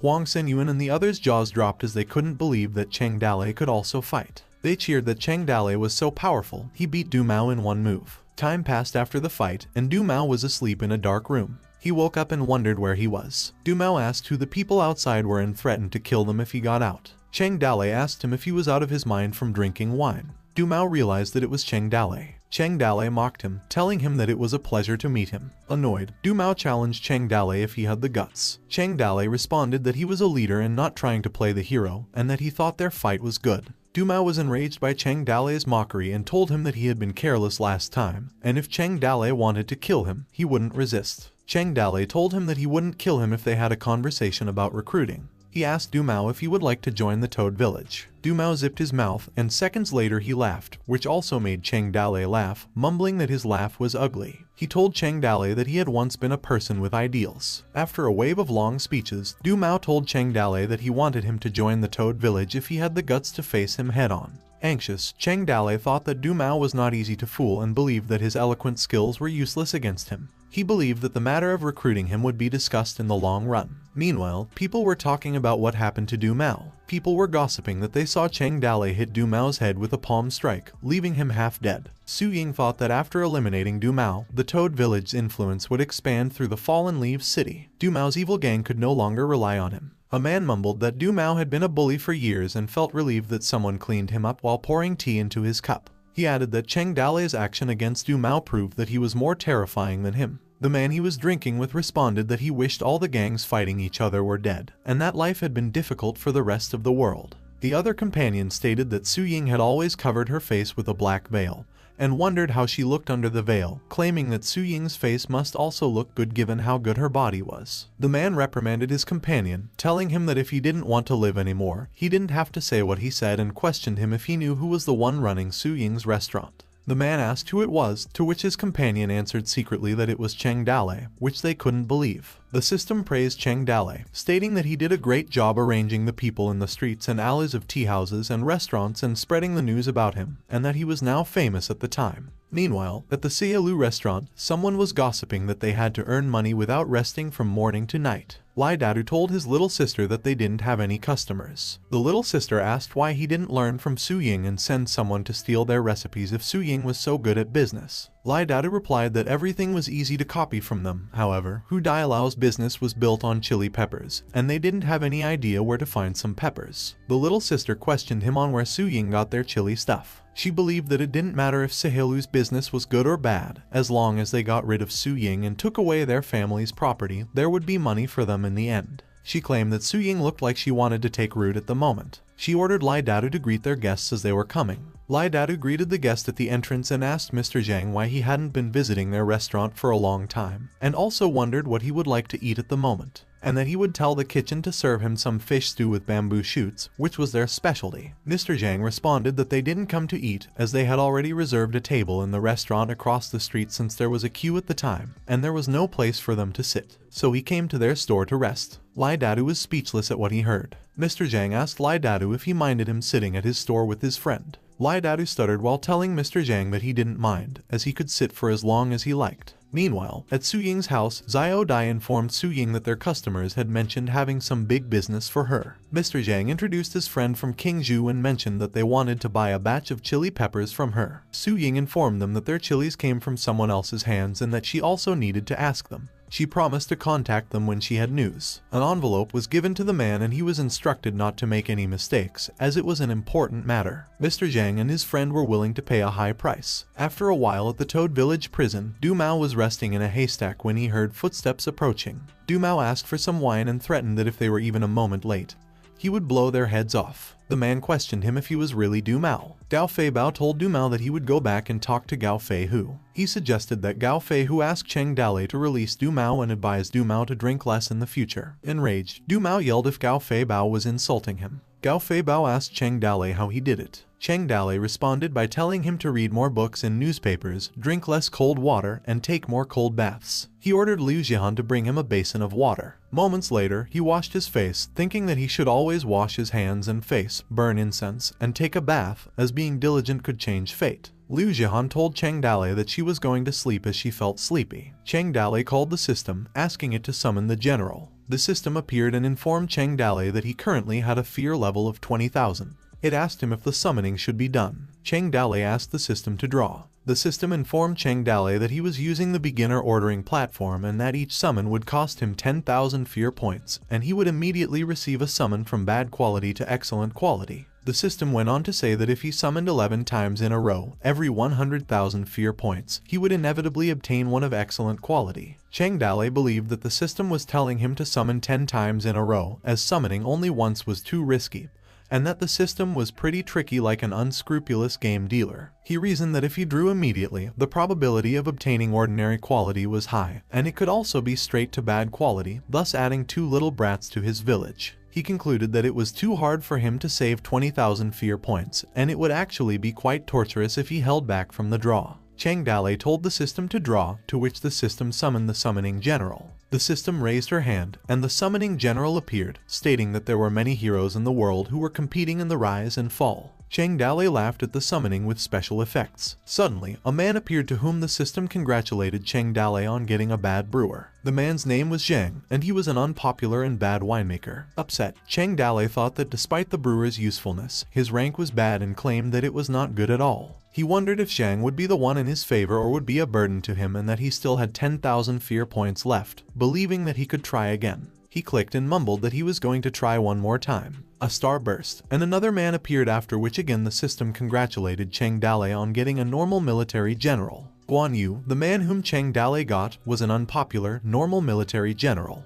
Cheng Dale, still disappointed, mumbled that he was, in fact, correct, and that after lowering expectations, happiness was much higher. After some time, Cheng Dale sat on a rock, eating bread. He thought that his men hadn't arrived yet and wondered why they were taking so long. Zhang and the others arrived at the front of the Toad village, which Cheng Dale noticed. Cheng Dale wondered why there were 3 of them, as it was supposedly just 2. Guan Yu asked him if they were in the Toad village. The other companion of Zhang and Guan Yu was named Liu Bei and sighed. Cheng Dale thought the arrival of the 2 was unsurprising, but he wondered how Liu Bei got there. He believed that it might be the recruitment skill of the village banner that had been activated. He tried to remember the 3 men's names and realized that they were the 3 sword brothers Liu, Guan, and Zhang, and that their quality was really degrading for the heroes. Liu Bei greeted Cheng Dale and told him that they came in admiration and hoped to join his Toad village. Cheng Dale introduced himself as the Toad village master and asked them who they were. Liu Bei introduced Guan Yu as his 2nd brother and Zhang Fei as his 3rd brother and informed Cheng Dale that they had been together since childhood in the Peach Garden. Cheng Dale reasoned that when they stood together, they looked alike. The system informed him that they were the sworn brotherhood in the Peach Orchard and that they met in the Peach Orchard for the common idea of life and death. Cheng Dale wondered if the 3 men didn't have any relationship with the legendary 3, as they had such names and attributes. He asked them where they were from. Guan Yu answered that they lived in Fanyang County. Cheng Dale realized something and asked them if they knew a person named Zhang Fei with the middle name Ida. The 3 men were puzzled by Cheng Dale's question. Cheng Dale asked them why they wanted to stay in his Toad village. Guan Yu answered that the government was looking for them because they had killed the village landlord,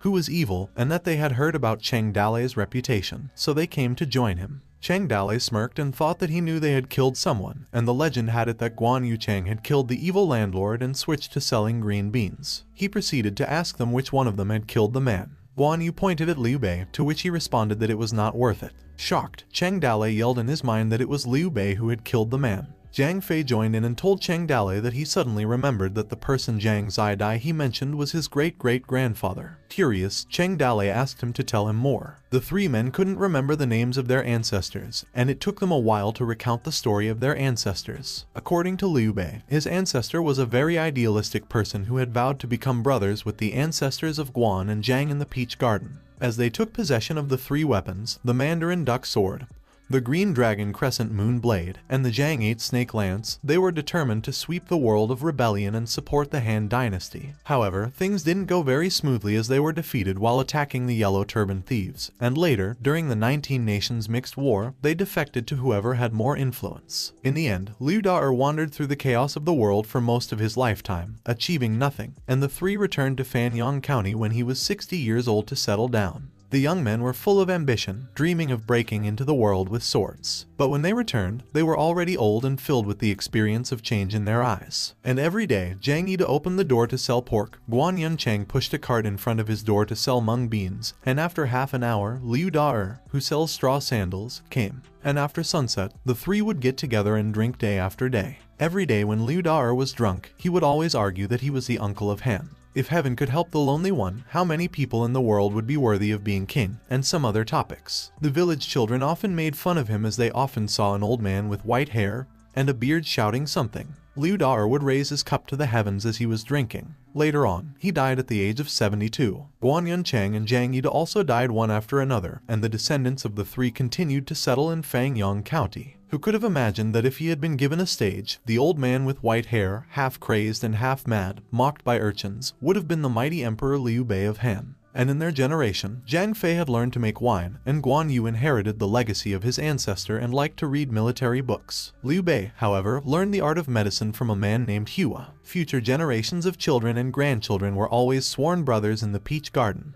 The descendants of the Liu family would always be the eldest. Cheng Dale wondered if those three could be like the legendary Liu Guanzhang in the future. Cheng Dale sighed and told them that they couldn't help the flood of the turbulent world. As he was walking away, he told them that in the future they would stay in the Toad Village and would call each other buddies, as there was no need for them to be formal. He turned around and asked them another question if they knew a man named Zhu Ji. The three were still confused by his question. However, they were interrupted as a letter arrived from Su Ying. Cheng Dale read the contents of the letter and thought that business was picking up since there was someone interested in his peppers. He realized that there were 30,000 pounds of peppers in Toad Village and some outsourced pepper seedlings. He concluded that it was the perfect time to harvest. He asked Liu Jian to write a letter for him as his own words were too clumsy. Cheng Dale mumbled that the price could be determined by Su Yin, as she didn't need to worry about the supply since they could provide as much as the customers wanted to buy. He went on to say that they also needed to draft a notice to begin buying peppers at £1 for a pound of origin. After Cheng Dale asked Liu Jian to write a letter, Liu Bei was talking to a man concerned about his disease in Toad Village. Anxiously, the man asked Liu Bei if his disease was serious. Liu Bei responded that life and death are decreed by fate and that the man didn't need to worry about it. He explained that it wasn't worth it to be concerned about whether it was serious or not. Upset, the man told Liu Bei that he must find a solution for his disease. Liu Bei informed him that his disease was just a cold.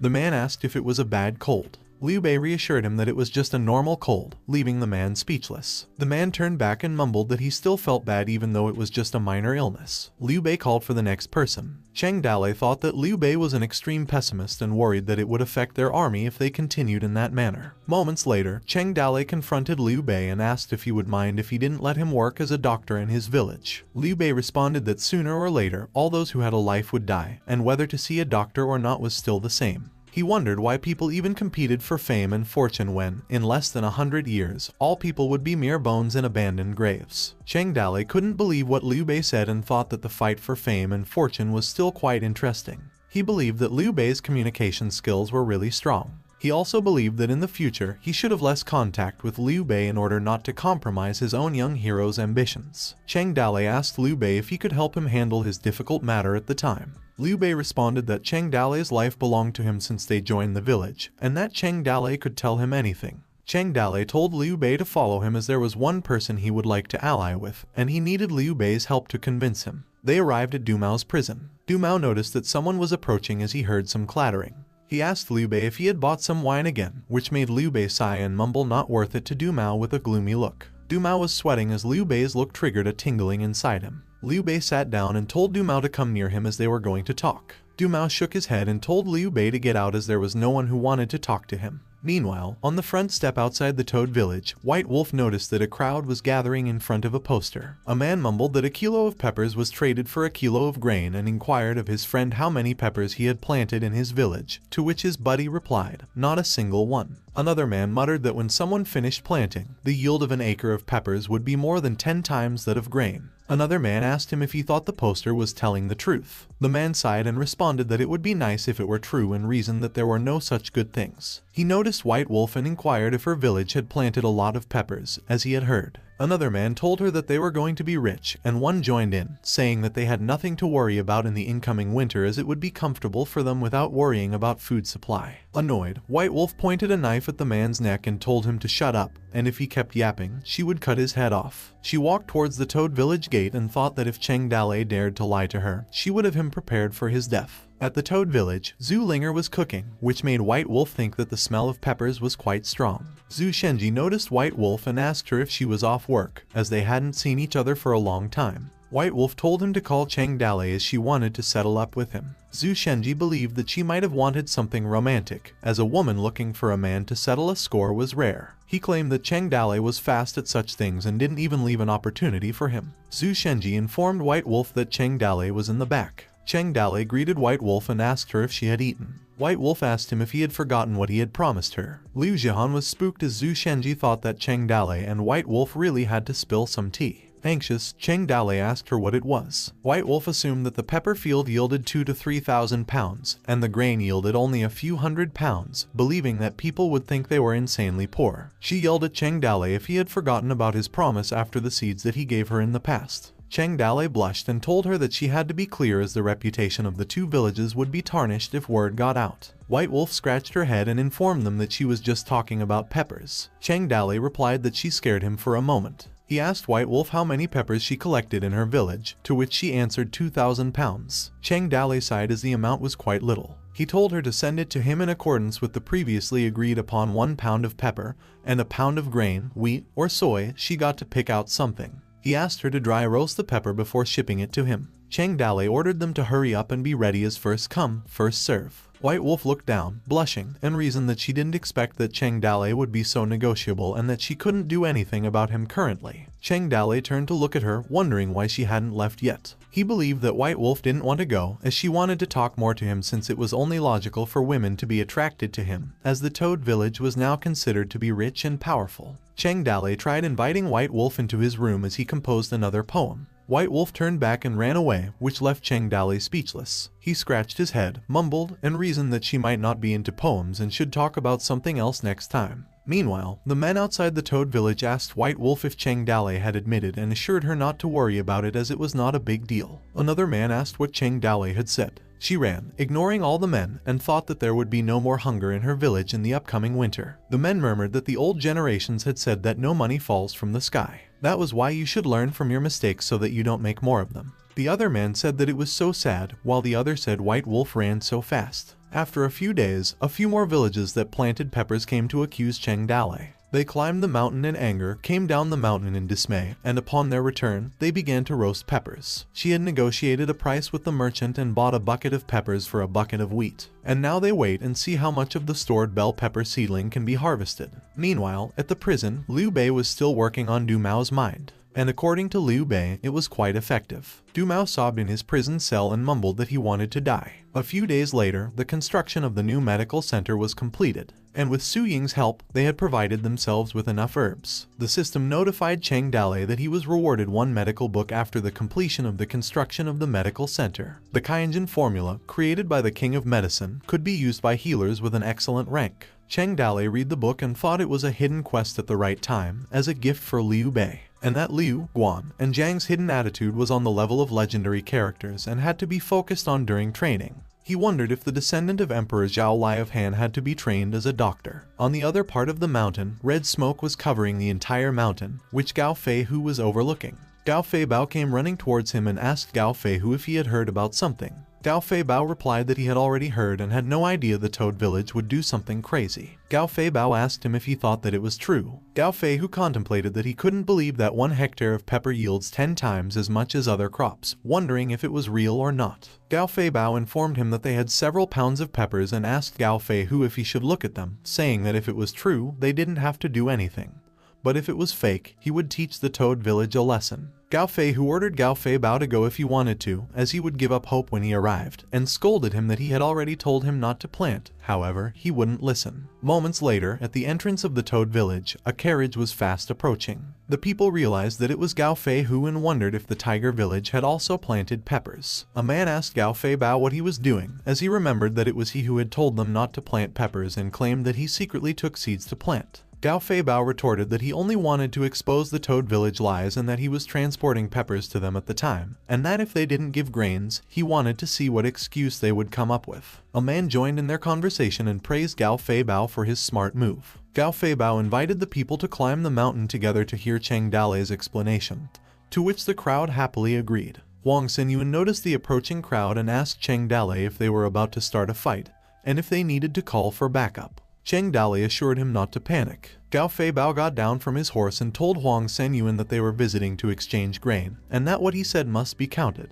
Huang Xinyuan checked the bag of peppers Gao Fei Bao bought and told him that he forgot to fry the peppers. Gao Fei Bao pointed at Huang Xinyuan and asked him if he wanted him to fry the peppers at the moment. Cheng Dalei told Huang Xinyuan not to let Gao Fei Bao's trip go for nothing, and that it's not much work for them to fry the peppers themselves, to which Huang Xinyuan agreed. Huang Xinyuan ordered their men to unload the goods that Gao Fei Bao bought and give him some grain. Gao Fei Bao was taken aback by what Huang Xinyuan was saying. Huang Xinyuan informed him that they had agreed to give him the grain and asked if he had any concerns, to which Gao Fei Bao responded that he had none. The men unloaded a few sacks of peppers and loaded grains onto Gao Fei Bao's cart. The crowd's mouths were wide open as they couldn't believe it. One man accused Gao Fei Bao of being the one who told them not to plant peppers before and claimed that the tiger village was deceitful. Gao Fei Bao asked the man if he didn't listen to what Cheng Dalei said, that they were only giving their village the grain because they were being honored. Gao Fei Bao also mentioned that they planted a few peppers, claiming that it was far better to satisfy them with a few £100 than to give everyone else grains. Moments later, another cart arrived, which made Cheng Dalei notice the arrival of White Wolf and her gang, bringing with them tons of peppers. A voice announced White Wolf's arrival and ordered their men to help them unload their peppers in exchange for grain. The enraged crowd lambasted Gao Fei Hu, asking him if the Xinghua rides were also honored by the Toad village, as they also planted less pepper. White Wolf's subordinates admired Cheng Dalei, stating that he was handsome. Cheng Dalei was proud and told the girls that he had kept it for so long. He was surrounded by a lot of women who consistently complimented his appearance, asking him why he wasn't visiting their village, as many people wanted to see his face. Cheng Dalei giggled as he flirted with White Wolf's subordinates. White Wolf told her companions to go away as she had something to discuss with him. She asked Cheng Dalei if she could leave the grain with him first, as she would come back later when she needed it. Puzzled by the sudden question, Cheng Dalei asked her if she couldn't get it herself. White Wolf responded that she was afraid she couldn't defend the food in their village. Cheng Dalei thought about the sudden requests and eventually agreed, stating that she could take away a part of it for the time being, and that he would mark the others, so if she needed it, she would only need to pick the marked ones. White Wolf agreed to Cheng Dalei's suggestion. After Gao Fei Bao's appointment at the Toad village, he returned to Tiger village and reported to Gao Fei Hu to take a look at what he had bought. Gao Fei Hu asked him what there was to see, as there was no interest in pulling back the old things, and that he would talk to Cheng Dalei about his mistake some other time. Gao Fei Bao stabbed the sack he had bought, and grains poured out of it. Shocked, Gao Fei Hu couldn't believe that Cheng Dalei had really exchanged. Gao Fei Bao told his brother that an adequate amount of grain was sufficient because they did not profit at the expense of others, and asked him if it looked fake. He went on to inform that Xinghua Ridge exchanged at least 1,000 pounds of grain, and luckily he bought some seeds to plant back peppers, or they wouldn't have taken advantage of their situation. Gao Fei Hu never expected that it would be real. An enraged voice shouted at the entrance of their village, calling for Gao Fei Bao. Still yelling, the two brothers were left speechless. Gao Fei Hu yelled back, asking them if they didn't want to live, as they dared to run wild in his village. Gao Fei Bao stopped his enraged brother, asking him to calm down, as it was difficult for them to go against the anger of the people. The people outside were still complaining and yelling towards them. When night fell, the Gao brothers were sitting and discussing how annoying those guys were. Gao Fei Hu complained to his brother about why the people were swearing at them and why it was their fault if they hadn't planted any peppers. Gao Fei Bao told him that he thought the whole thing wasn't reliable, so he told the people not to plant. However, at that time, they didn't listen to him either, and following him was the right decision. Gao Fei Bao retorted that it should have been him who was the one to be scolded and wondered why he was dragged into the situation.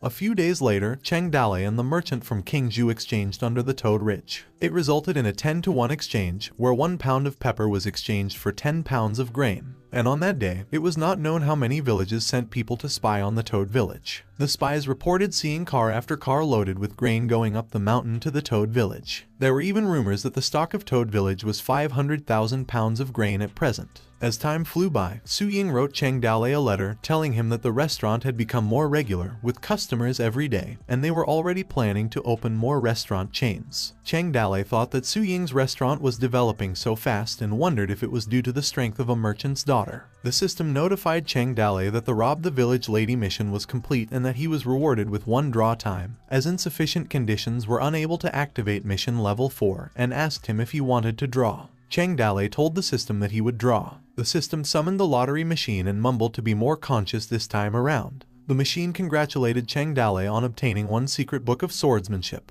The Infinity Blade. The blade martial arts Lai Yao Chen once created for the Northwest Army's Great Blade Force, through which the Northwest Army became world famous in the Battle of Zai Feng Ku. At the front gate of Toad Village, people were gathering, telling the baffled Huang Senyuan that they were there to help them plant peppers. The people were desperately trying to win the good side of Toad Village. Huang Senyuan informed them that winter was coming and that they had to wait until next spring to plant. The people told Huang Senyuan not to forget them next year, and one of them stated that he would be the first in line and come to them as soon as spring starts. A dry leaf fell down where Cheng Dale and Liu Jihan were seated. When Cheng Dale was about to catch it, he exclaimed that winter was coming. Liu Jihan shivered in the cold. Cheng Dale asked her if she was cold, to which she agreed. He told Liu Jihan that he had to write to Su Ying to help him buy a pile of winter clothing for Toad Village and asked Liu Jihan what color she liked. Liu Jihan answered that any color was fine for her. At the same time, in Du Mao's cell, Cheng Dale asked Du Mao what was wrong and if he wasn't resting well, he would have someone send him a bed and quilt. Shivering, Du Mao questioned Cheng Dale on how long he planned to torture him. Cheng Dale responded that it wasn't their principle to torture prisoners. They treated them well, offering good wine, meat, and someone to chat with. Du Mao fell into despair as Liu Bei's face popped into his mind with what Cheng Dale had said.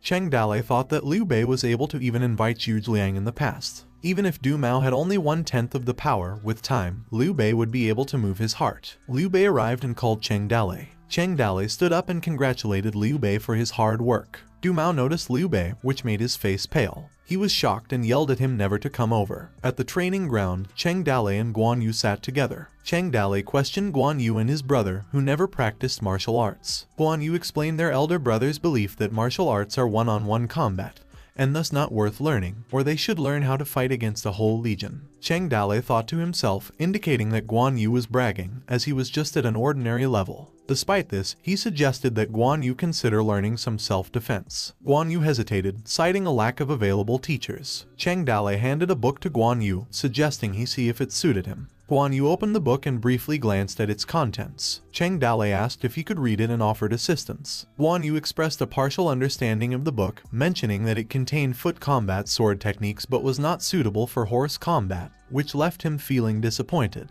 He closed the book with a slam and smirked, curiously asking Cheng Dale about the source of the sword manual. Cheng Dale cryptically responded, asking Guan Yu if he knew the origin of his own martial arts skills. Guan Yu replied that he had heard rumors of gods teaching Cheng Dale in his dreams. Cheng Dale proudly confirmed this, stating that the gods had bestowed upon him 8,864 ways of the sacred axe, making him unbeatable whether on horseback or on foot. He wore a satisfied expression while speaking. Guan Yu expressed his opinion, addressing Cheng Dale and stating that although there are more powerful martial arts techniques available, the sword technique is fine to be passed down. He personally finds it too easy. Cheng Dale remained silent, skeptical of Guan Yu's claim. In his thoughts, he couldn't comprehend how Guan Yu had effortlessly grasped the essence of swordsmanship just by a cursory look at the book. He knows Guan Yu is a genius, but he shouldn't be so freaky at the same time and also put himself down that he can't read, which makes him upset. This realization left him hollow. Cheng Dale walks away while instructing Guan Yu to familiarize himself with it first, as he envisions Guan Yu eventually training other villagers and passing on the Infinity Blade skill to them. Guan Yu remarks that he no longer needs to familiarize himself with it, questioning if there is a more powerful sword technique that is more difficult. As Cheng Dale walked away from the area, he couldn't understand why he had suddenly lost the desire to continue conversing with Guan Yu. After he made his way through Toad Village Gate, Sun Ju stopped him, expressing uncertainty about whether to share something or not. Cheng Dale humbly suggested not saying it, but Sun Ju felt he should tell him anyway. As Sun Ju relayed the information, Cheng Dale seriously listened to it. After a minute, he acknowledged the information and instructed Sun Ju to continue with his work. He smiled at Sun Ju, appreciating his openness. Before Sun Ju walked away, he reminded Cheng Dale to be cautious. As the midnight hour approached, Zai Yun walked toward Elder Liu Muyun's grave, overcome with grief. He mournfully addressed Elder Liu, expressing how the Liu family had lost their dignity, and had even resorted to thievery, an act they seemed proud of. The anger and frustration on Zai Yun's face were evident as he spoke. He continued, mentioning that it wasn't just the Liu family, but even Liu Zhai who had become part of these evil thieves. In the quiet of the night, Zai Yun poured out his hatred, recounting the sufferings and injustices that had befallen their people, addressing them one by one to the grave of Elder Mu Yun. Zai Yun questioned how Cheng Dale had brought about the death of Elder Liu, expressing his disbelief. He then scoffed at the comfortable lives the perpetrators led, well-fed and well-clothed, with no worries about personal safety. He also stated how there were such stupid people. Zion declared that their revenge and hatred no longer mattered, calling them a bunch of bastards. He bitterly claimed that everything should have been his, if not for the misfortune that had befallen the Liu family. He envisioned a life where he would marry Liu Jai, inherit his foster father's official position, and become the head of the Liu family. His face darkened with anger and determination fueled by his intense hatred. In a fit of rage, Zion unleashed his swords, slashing uncontrollably at the grave of Elder Liu. He chanted, "Mine," in an outraged voice, his anger consuming him. The intensity of his fury led him to declare his intention to destroy the village. He muttered Liu Jai's name, contemplating her face. As he continued slashing, his swords eventually broke, leaving him gasping for breath and momentarily ceasing his onslaught. In the midst of exhaustion, someone spoke disdainfully, commenting on the situation. A man expressed his amusement, clicking his tongue and remarking that it was a good show. Zion, who had been deeply engrossed in his own rage and grief, was startled by the sudden voice. His expression shifted to one of fear and shock as he looked up at the man who had spoken. A group of mysterious men wearing hoods stood together. The hooded figure taunted Zion with a mocking tone, questioning his ability to vent his anger only on lifeless beings that no longer breathe. After the mysterious man taunted him, Zion's face became fierce as he looked at them. Intriguingly, one of them showed him an object, acknowledging Zion's skill, and added, "If Zion is desperate." He paused for a moment before continuing his words. The man tossed the object off the cliff to Zion and continued speaking, informing Zion that he could find the Northern Barbarian Division by heading far north, as he had a place for him. Expressing doubt, one of the mysterious men questioned the man, calling him the young prince. He voiced his concerns about helping Zion, labeling him as a jinx and raising concerns about the potential for their trip to leak out. The man they referred to as the young prince reassured them that no matter how much Zion struggled, it would be of little use to him. He then commanded them to proceed with their journey into town. Underneath the cliff, Zion gazed upon the fallen object with a reluctant expression. Despite his shaking hands, he picked it up, reaffirming the location mentioned by the mysterious man, the Northern Barbarian Division. In a solemn moment, Zion declared his intention to quit the clan while looking at a nearby grave tomb.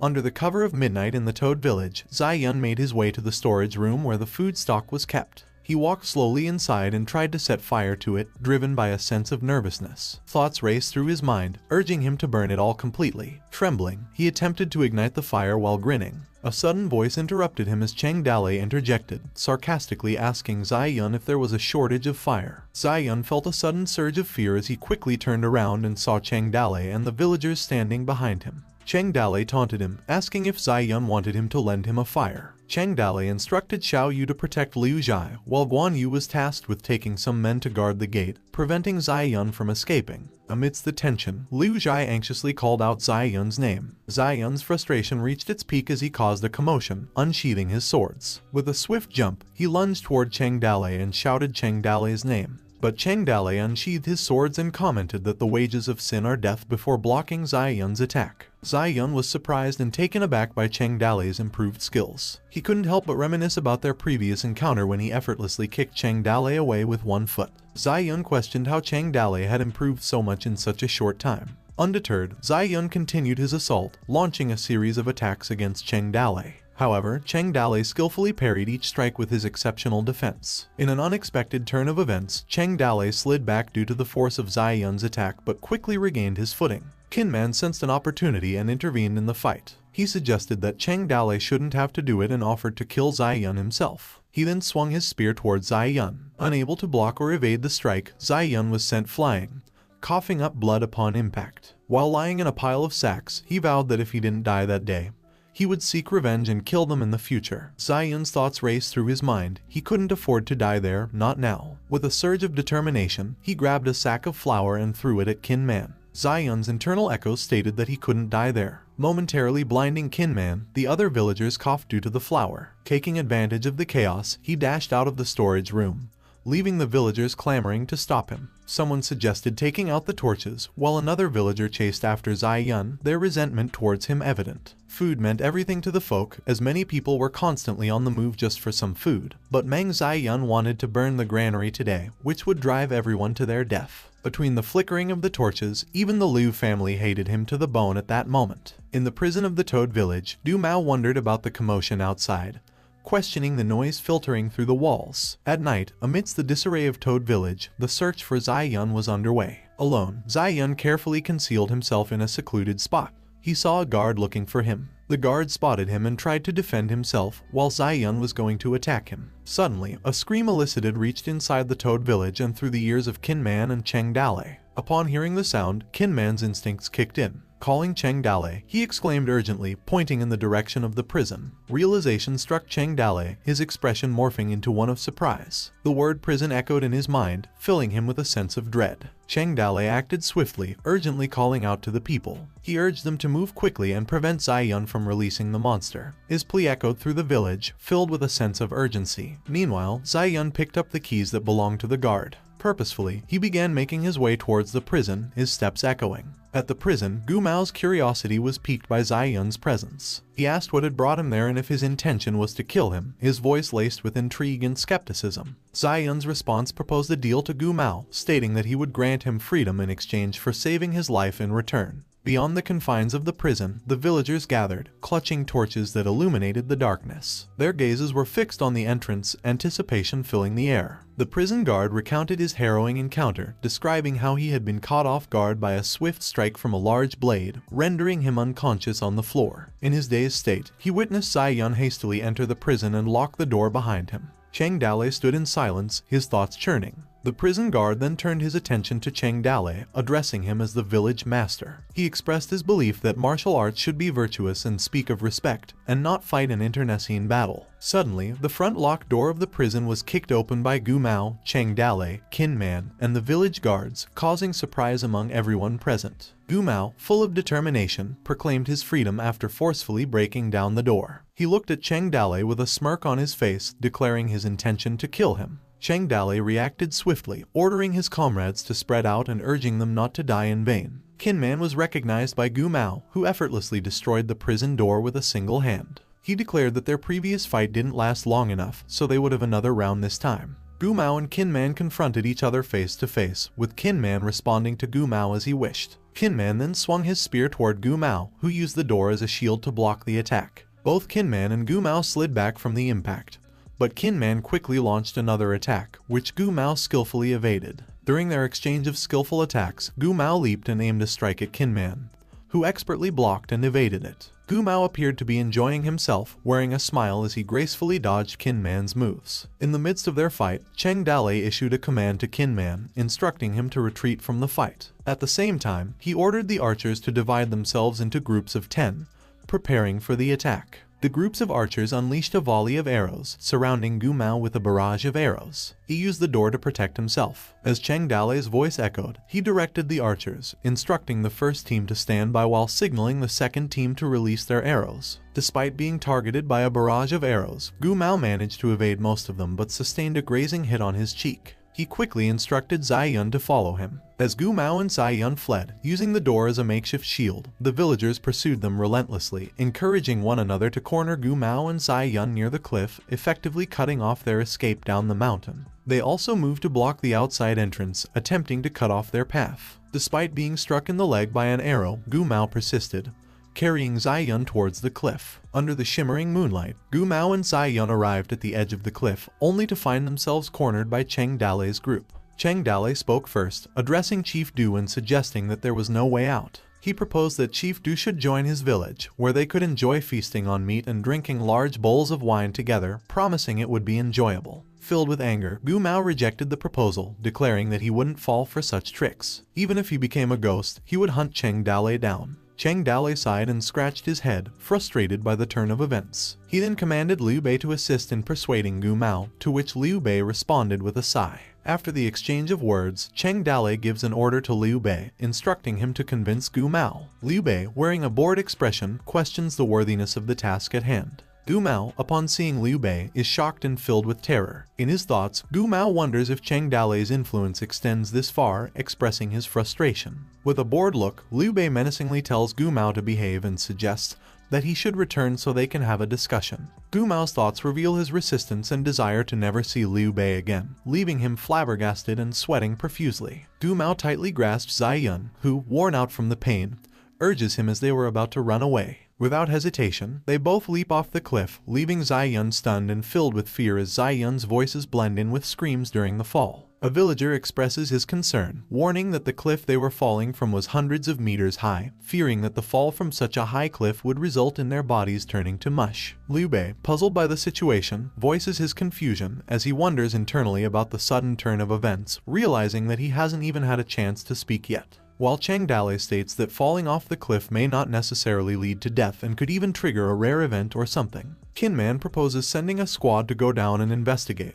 But Cheng Dale dismisses the idea, deeming it unnecessary. He asserts that broken rebels shouldn't be pursued. He believes that if Gu Mao and Sai Yun survive, it must be fate, and they will take care of them should they meet again. Amidst the conversation, snow unexpectedly begins to fall from the sky at night. Cheng Dale remarks that the first snowfall of the year has arrived earlier than usual. After the chaotic event that night, the villagers came together to support one another. Some struggled to pull themselves up from the snow, while others hurried to remove the snow. In the midst of their efforts, someone remarked on the collapse of the old house, confirming the concerns held by certain villagers regarding its structural stability. In some parts of Toad Village, Cheng Dale and Liu Zhai walk on the deck. Liu Zhai remarks on the beauty of the snow this year. Cheng Dale responds optimistically, stating that next year will be a good one. Suddenly, while Shenji pours tea into his cup, he questions Cheng Dale's optimism, pointing out that there has been no rain for half a year, leading to potential crop failures and drought. He advises Cheng Dale to refrain from talking if he doesn't have a clue, as it could lead to trouble if outsiders hear him.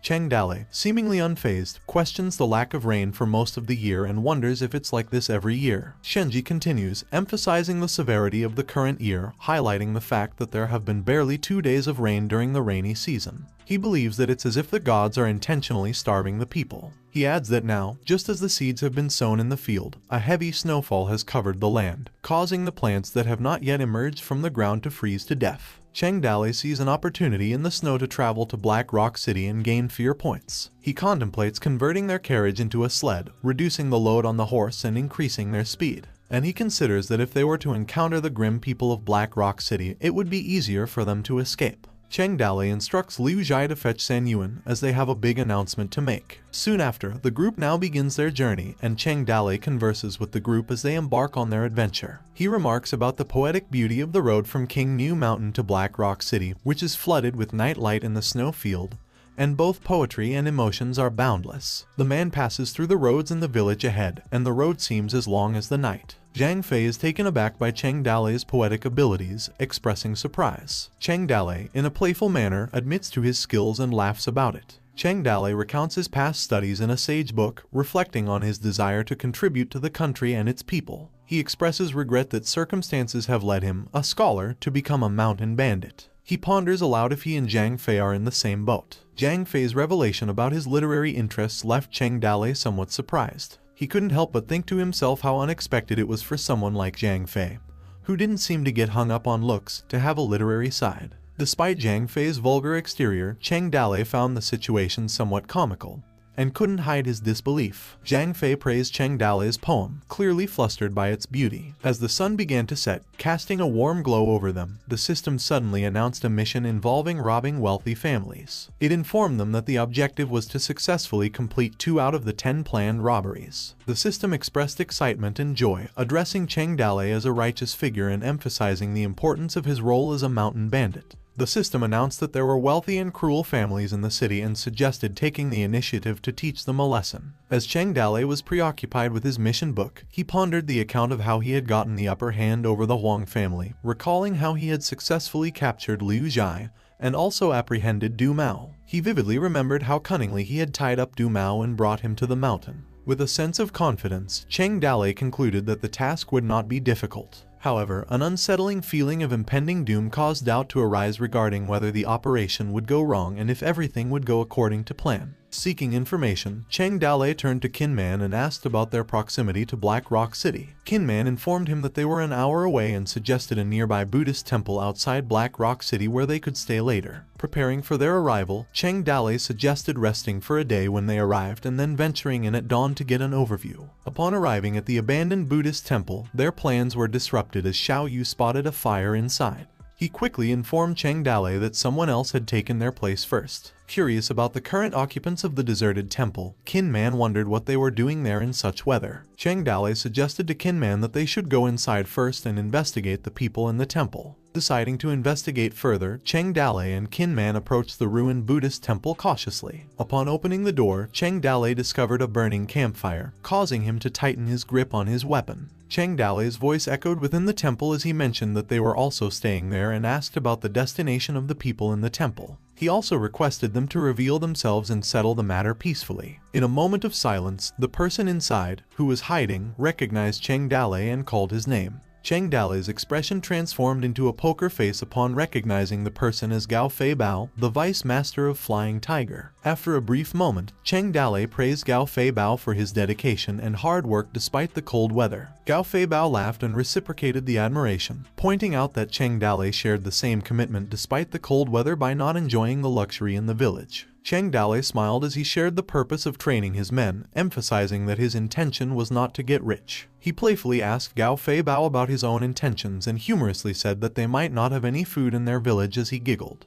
Gao Fei Bao irritably dismissed the notion, claiming that Tiger Village had never been poor as they were too leisurely and only went out for activities. Suddenly, a member of Gao Fei Bao's group interrupted their conversation, informing him about someone outside. Gao Fei Bao's expression turned panicked and frustrated as he questioned why everyone was in such a hurry. He advised them to put out the fire. Cheng Dale stopped Gao Fei Bao and peered outside. He advised Gao Fei Bao not to be hasty, suspecting that the newcomers might be their acquaintances. After that moment, Cheng Dale welcomed White Wolf inside and stated that there were no outsiders present. The newcomer turned out to be White Wolf, who expressed surprise to Cheng Dale and Gao Fei Bao at their dedication to work. Moving forward, as they cooked meat over the fire, Kin Man offered wine to Cheng Dale to warm him up. Cheng Dale suggested that their men should also have some wine to combat the cold. Gao Fei Bao, who seemed so curious about Cheng Dale's meal, asked what he was eating. Cheng Dale replied that he had baked bread and smoked bacon, stating that one had to suffer a bit while traveling. Cheng Dale then turned his attention to White Wolf, asking her what she was eating. Gao Fei Bao silently stared at White Wolf, making her feel uncomfortable. As Gao Fei Bao cooked steamed soup in the fire camp, he poured the soup into a bowl. Cheng Dale recognized the soup as sorghum flour paste. He expressed curiosity, commenting on whether Gao Fei Bao and his people only ate such food. He speculated that their diet aimed to be healthy and plant-based, supplemented with fiber. Gao Fei Bao forced a laugh in response, while the people behind him seemed offended. Cheng Dale invited Gao Fei Bao to join them for food and drinks, surprising Gao Fei Bao and his followers. Gao Fei Bao declined, stating that they were all full, although his people couldn't help but drool over the food, indicating their true desire to accept the offer. Cheng Dale remarked that there was no need to be polite since they were all friends, emphasizing that politeness would make them seem like strangers. Gao Fei Bao awkwardly mimicked Cheng Dale's words, thinking to himself that if Cheng Dale asked again, he would eagerly indulge in the food and drinks. Cheng Dale then decided that they would eat everything themselves. Gao Fei Bao and his people were taken aback by Cheng Dale's comment. One member of Gao Fei Bao's group remarked that Cheng Dale had even invited them, but Gao Fei Bao had refused. Another member expressed disappointment at not having eaten meat for a few months. The people showed jealousy and sadness, and Gao Fei Bao wore a puzzled expression as he looked at their reactions. Gao Fei Bao tried to remedy the situation and told them that they just didn't bring good stuff. He then suggested they share the soybean cookies he had in his bag with their group. Meanwhile, Cheng Dale burped loudly. He then called Shenji, instructing him to feed the horses and thanking him for his effort, to which Shenji agreed. Seconds later, as Shenji looked through the sack of food, members of Gao Fei Bao's group engaged in conversation while checking one of the sacks. They expressed surprise at Bao's baking skills and asked if he could bake his own pastries. Bao quickly dismissed their comments, stating that his old mom had packed the pastries before they left. Meanwhile, another member eagerly requested to be given one of the pastries. Gao Fei Bao then turned to Shenji and asked what they fed to their horses. Shenji replied that they only had some dried cookies, lamenting that it wasn't the same as being at home and expressing sympathy for the animals. The shocked expressions on Gao Fei Bao's face and his people's disbelief were evident upon hearing that they were eating the same food as the horses. A moment of silence enveloped the atmosphere. The next day, the three groups sent their own people to the city to explore the situation. In a flash, Cheng Dale, Xiao Bailang, and Gao Fei Bao, the three of them, were left behind in the temple. While Cheng Dale focused on cooking meat over the campfire, Gao Fei Bao enjoyed the warmth emanating from the flames. It was then that White Wolf suggested an idea. She was playful and mischievous. She expressed her desire to play some games. Intrigued by the suggestion, Gao Fei Bao eagerly agreed. However, as Cheng Dale chewed on bread, he questioned the amusement of the game and whether they even had enough money to bet. With a seductive smile, White Wolf leaned closer to Cheng Dale, her voice laced with flirtatiousness. She suggested that since there was no money to pay for the loss, she could offer to pay with her life. Cheng Dale, while chewing, looked up, his face turning slightly red, intrigued by her proposition. Cheng Dale suggested playing a few rounds, his happiness evident in his response. He mentioned that if White Wolf won, he would also pay her with his own life. Gao Feibao, feeling slightly neglected, chimed in and reminded them not to pretend he didn't exist. Eventually, after Gao Feibao's protest, the three settled on using wine as their bet. Whichever one of them won would enjoy the drinks. As the play unfolded, it became apparent that White Wolf had become quite intoxicated, her drool evident on her mouth. Time passed, and Cheng Dale shook the wine container, lost in thought. He wondered to himself if he had been losing every round and if the two, Gao Feibao and White Wolf, weren't working together to get themselves to drink. Just then, Shenji, a member of their group, interrupted, announcing their return. Cheng Dale warmly welcomed him and invited him to join them for a drink to warm up. Shenji proceeded to share the results of their exploration of the city, presenting a topographical map of Black Rock City. Impressed, Cheng Dale looked at the map and complimented Shenji's work, mentioning that he didn't know Shenji could draw. However, Shenji humbly replied that he didn't draw it. Curious, Cheng Dale turned his attention to Xiao Yu and asked if he drew it, remarking on Xiao Yu's hidden talents in both literature and martial arts, expressing his surprise. Xiao Yu humbly replied, stating that he found it more challenging to handle a pen than a gun, implying that he wasn't the one behind the map's creation. Cheng Dale pondered, trying to identify the map's creator, and then Zhang Fei stepped forward, revealing himself as the artist. He admitted that he was the one who had drawn the map. Zhang Fei shared a bit of his personal history, mentioning his late father's aspirations for him to participate in the imperial examinations in Beijing, during which the world became increasingly chaotic. He scratched his head, displaying a sense of contentment. Cheng Dale gestured with a thumbs up, expressing his admiration for Zhang Fei. His thoughts drifted, realizing that the path ahead was almost set and the goals were also set. He simply awaited the right moment for momentum to build up as he smiled. A few more days passed, and the people sent by the Toad Village were often busy until late at night. Gao Feibao approached Cheng Dale and asked him about their target and if he could provide a hint. Cheng Dale, sensing Gao Feibao's curiosity, responded in a secretive manner, indicating that he should mind his own business and refrain from prying into their secrets. Suddenly, a member of Gao Feibao rushed in, urgently addressing Gao Feibao to look at the poster. The person then spread the paper to their hideout, and as Gao Feibao and White Wolf read its contents, shock spread across Gao Feibao's face. Cheng Dale told Gao Feibao, emphasizing that his men hardly posted them overnight. He questioned why Gao Feibao brought them back.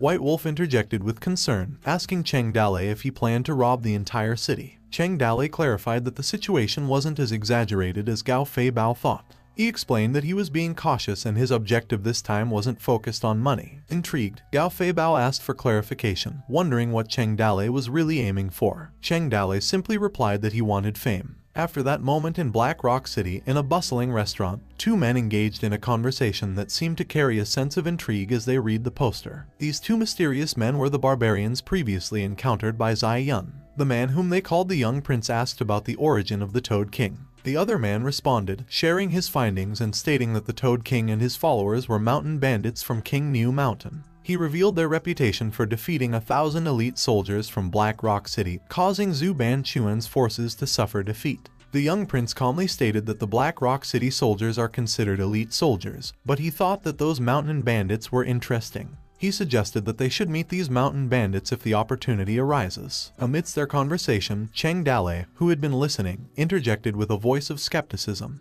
He addressed them as outsiders, urging them to refrain from speaking without knowing the facts and warned them not to speak nonsense when they knew nothing. The man was about to react in anger, but he was stopped by the intervention of the young prince. The young prince, with curiosity, wondered why Cheng Dale was speaking for the mountain bandits. Cheng Dale, with a hint of pride, responded that he had no intention of talking much, but he couldn't simply ignore their slanders. He then explained that the Toad King was renowned for his kind-heartedness as well as his remarkable looks and elegance. Furthermore, it was widely recognized within a 100-mile radius that the Toad King was called a hero, as the saying goes. The young prince expressed his confusion, stating that what he had heard differed from Cheng Dale's account. Cheng Dale responded, acknowledging that rumors are prevalent and it's natural for people to hear both false and true information. Intrigued, the young prince remarked on the genuineness of Cheng Dale's words and inquired whether he had personally met the Toad King. Cheng Dale responded with surprise to the young prince's statement and remarked that calling him a hero without having seen him in person may be in vain.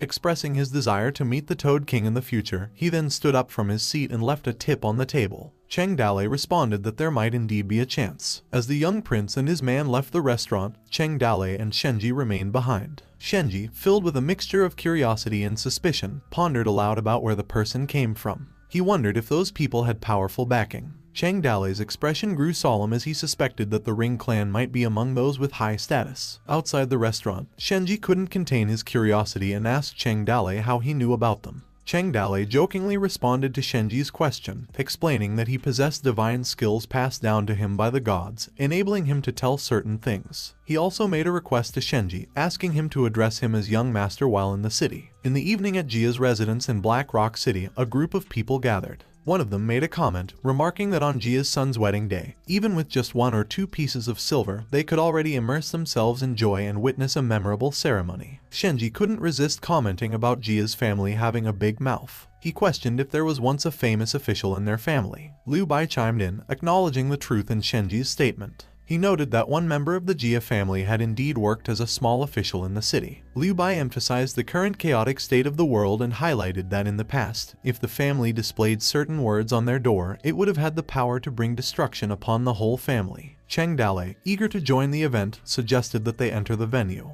He expressed his belief that Qin Man was probably already inside. Shenji, aware of the bounty on Qin Man's head, voiced his concerns about the risk of him being recognized. Cheng Dale reassured him, stating that after being out of the spotlight for over half a year, there was no need for Qin Man to be afraid anymore. As they entered Jia's residence, the party was in full lantern lights. People were seated, and Cheng Dale's group found their table. Shenji ate a slice of meat, causing Cheng Dale to calmly scold him for his eating manners. He urged Shenji to calm down, reminding him that they had eaten similar meals countless times before. Cheng Dale expressed his embarrassment at how Shenji chewed, while also chewing food in his own mouth. Shenji retorted, dismissing Cheng Dale's comment. He pointed out that Cheng Dale's hands were just as quick as his own, and he questioned why he couldn't enjoy a hot meal for once, considering how many days he had eaten cold food. Liu Bai, observing their argument, intervened and jokingly claimed ownership of the leg of lamb. At another table, some men curiously asked about their names, sensing they were foreigners. Cheng Dale, with his mouth full of food and a piece of meat in his hand, responded in a disrespectful manner, asserting that it was none of their business. The group of men fell silent as they looked at Cheng Dale's eating manners. Suddenly, the room erupted with excitement as the bride and groom made their grand entrance. Escorted by their families, the couple approached the center of attention. The bride's face was veiled in a vibrant red fabric, adding to the air of mystery. Cheng Dale couldn't help but wonder aloud if the bride was beautiful or not, his eyes fixed on the couple. In an unexpected turn of events, a man suddenly screamed, interrupting the celebration. He yelled at them to slow down and declared that he wouldn't allow the bride to marry him. All eyes turned toward the man, startled by his outburst. The bride, with a mix of surprise and apprehension, uttered his name, Zai Kai. Someone in the crowd asked who he was, and a man recognized him,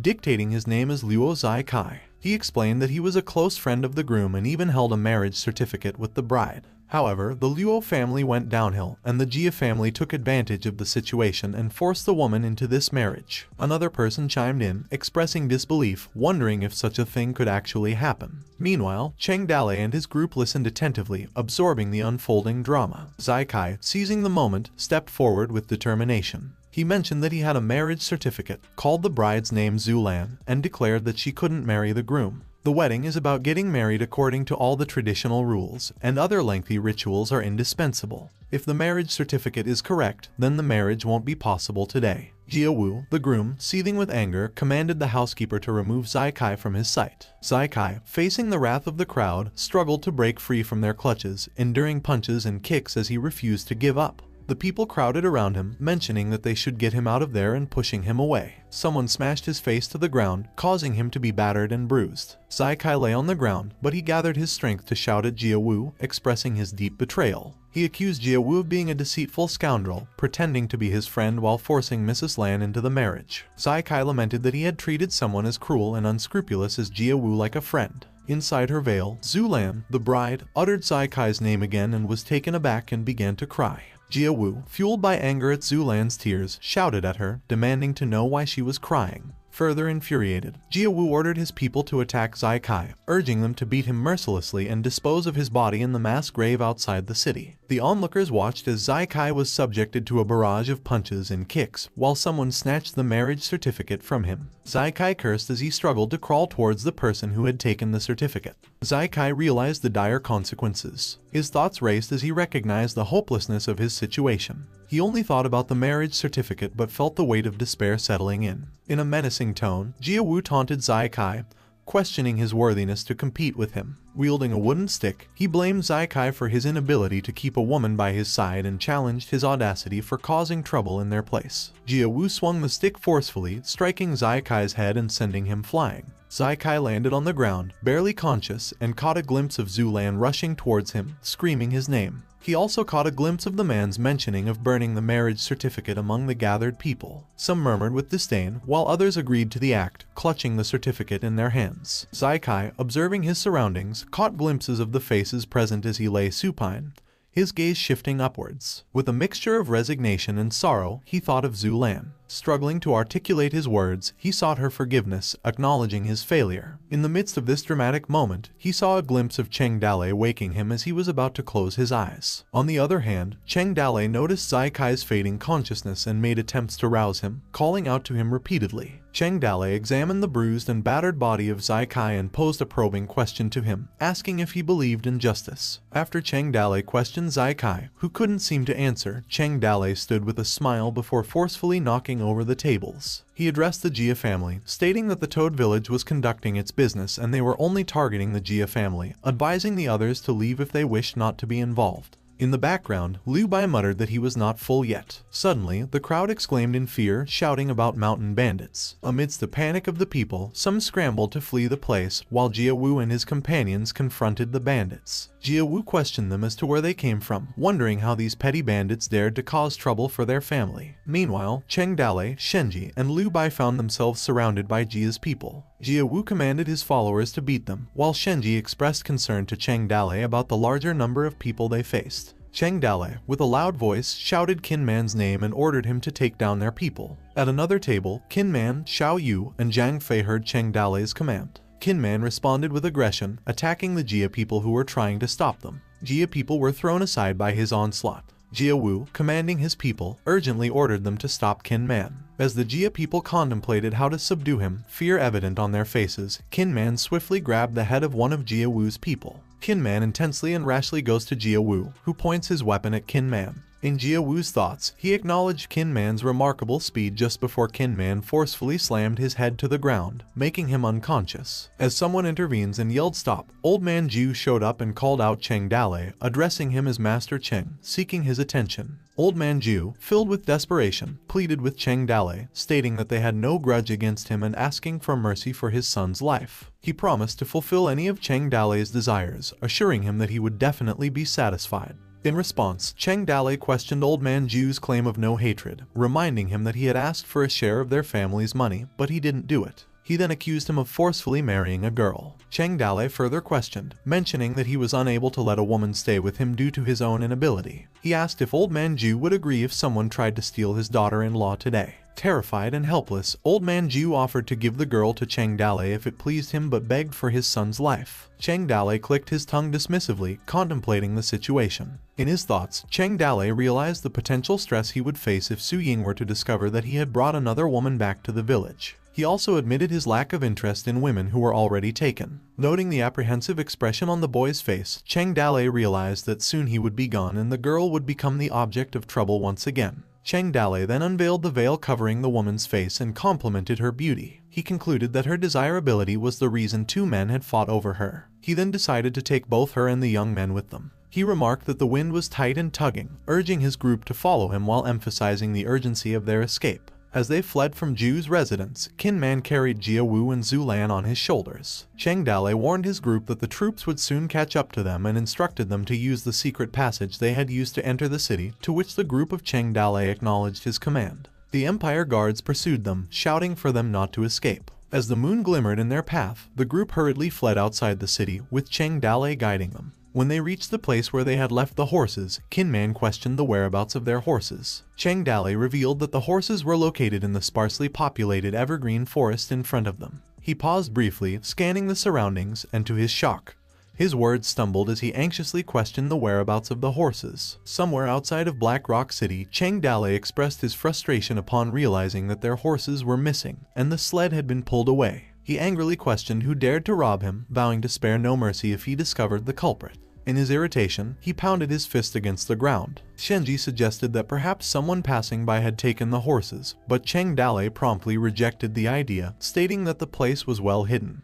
He sarcastically remarked that he had considered the possibility of theft when hiding the horse. Cheng Dale's face displayed a mix of frustration and concern, cursing under his breath as he sensed that he was being targeted for an attack. Amidst the darkness of the night, the Empire guards were drawing near as the night was filled with noise and commotion. Shenji inquired of Cheng Dale about their next course of action as their pursuers drew closer, noting that their conspicuousness with the two captives could pose a problem. Cheng Dale, despite his anger, made a strategic decision. He instructed Shenji to search for the White Wolf along with Kinman and to take the captives to her place. He commanded everyone else to follow him into town, indicating his intent to proceed with their plan even in his enraged state. After some time, in a hidden house in Black Rock City, it was almost morning when Shenji returned from the city to report to Cheng Dale. Shenji praised Cheng Dale's plan, explaining that they had searched almost all the apartments outside the city throughout the night and found nothing. He noted that they would never have guessed their whereabouts as they were back in town. Cheng Dale, however, expressed frustration, mentioning that they were now trapped within the city. He sarcastically commented that the situation was great. Shenji then informed him that additional guards had been stationed both inside and outside the city, and several openings in the city walls were also guarded. Shenji asked Cheng Dale who he thought stole their horses. He speculated whether Gao Fei Bao might be responsible for the theft.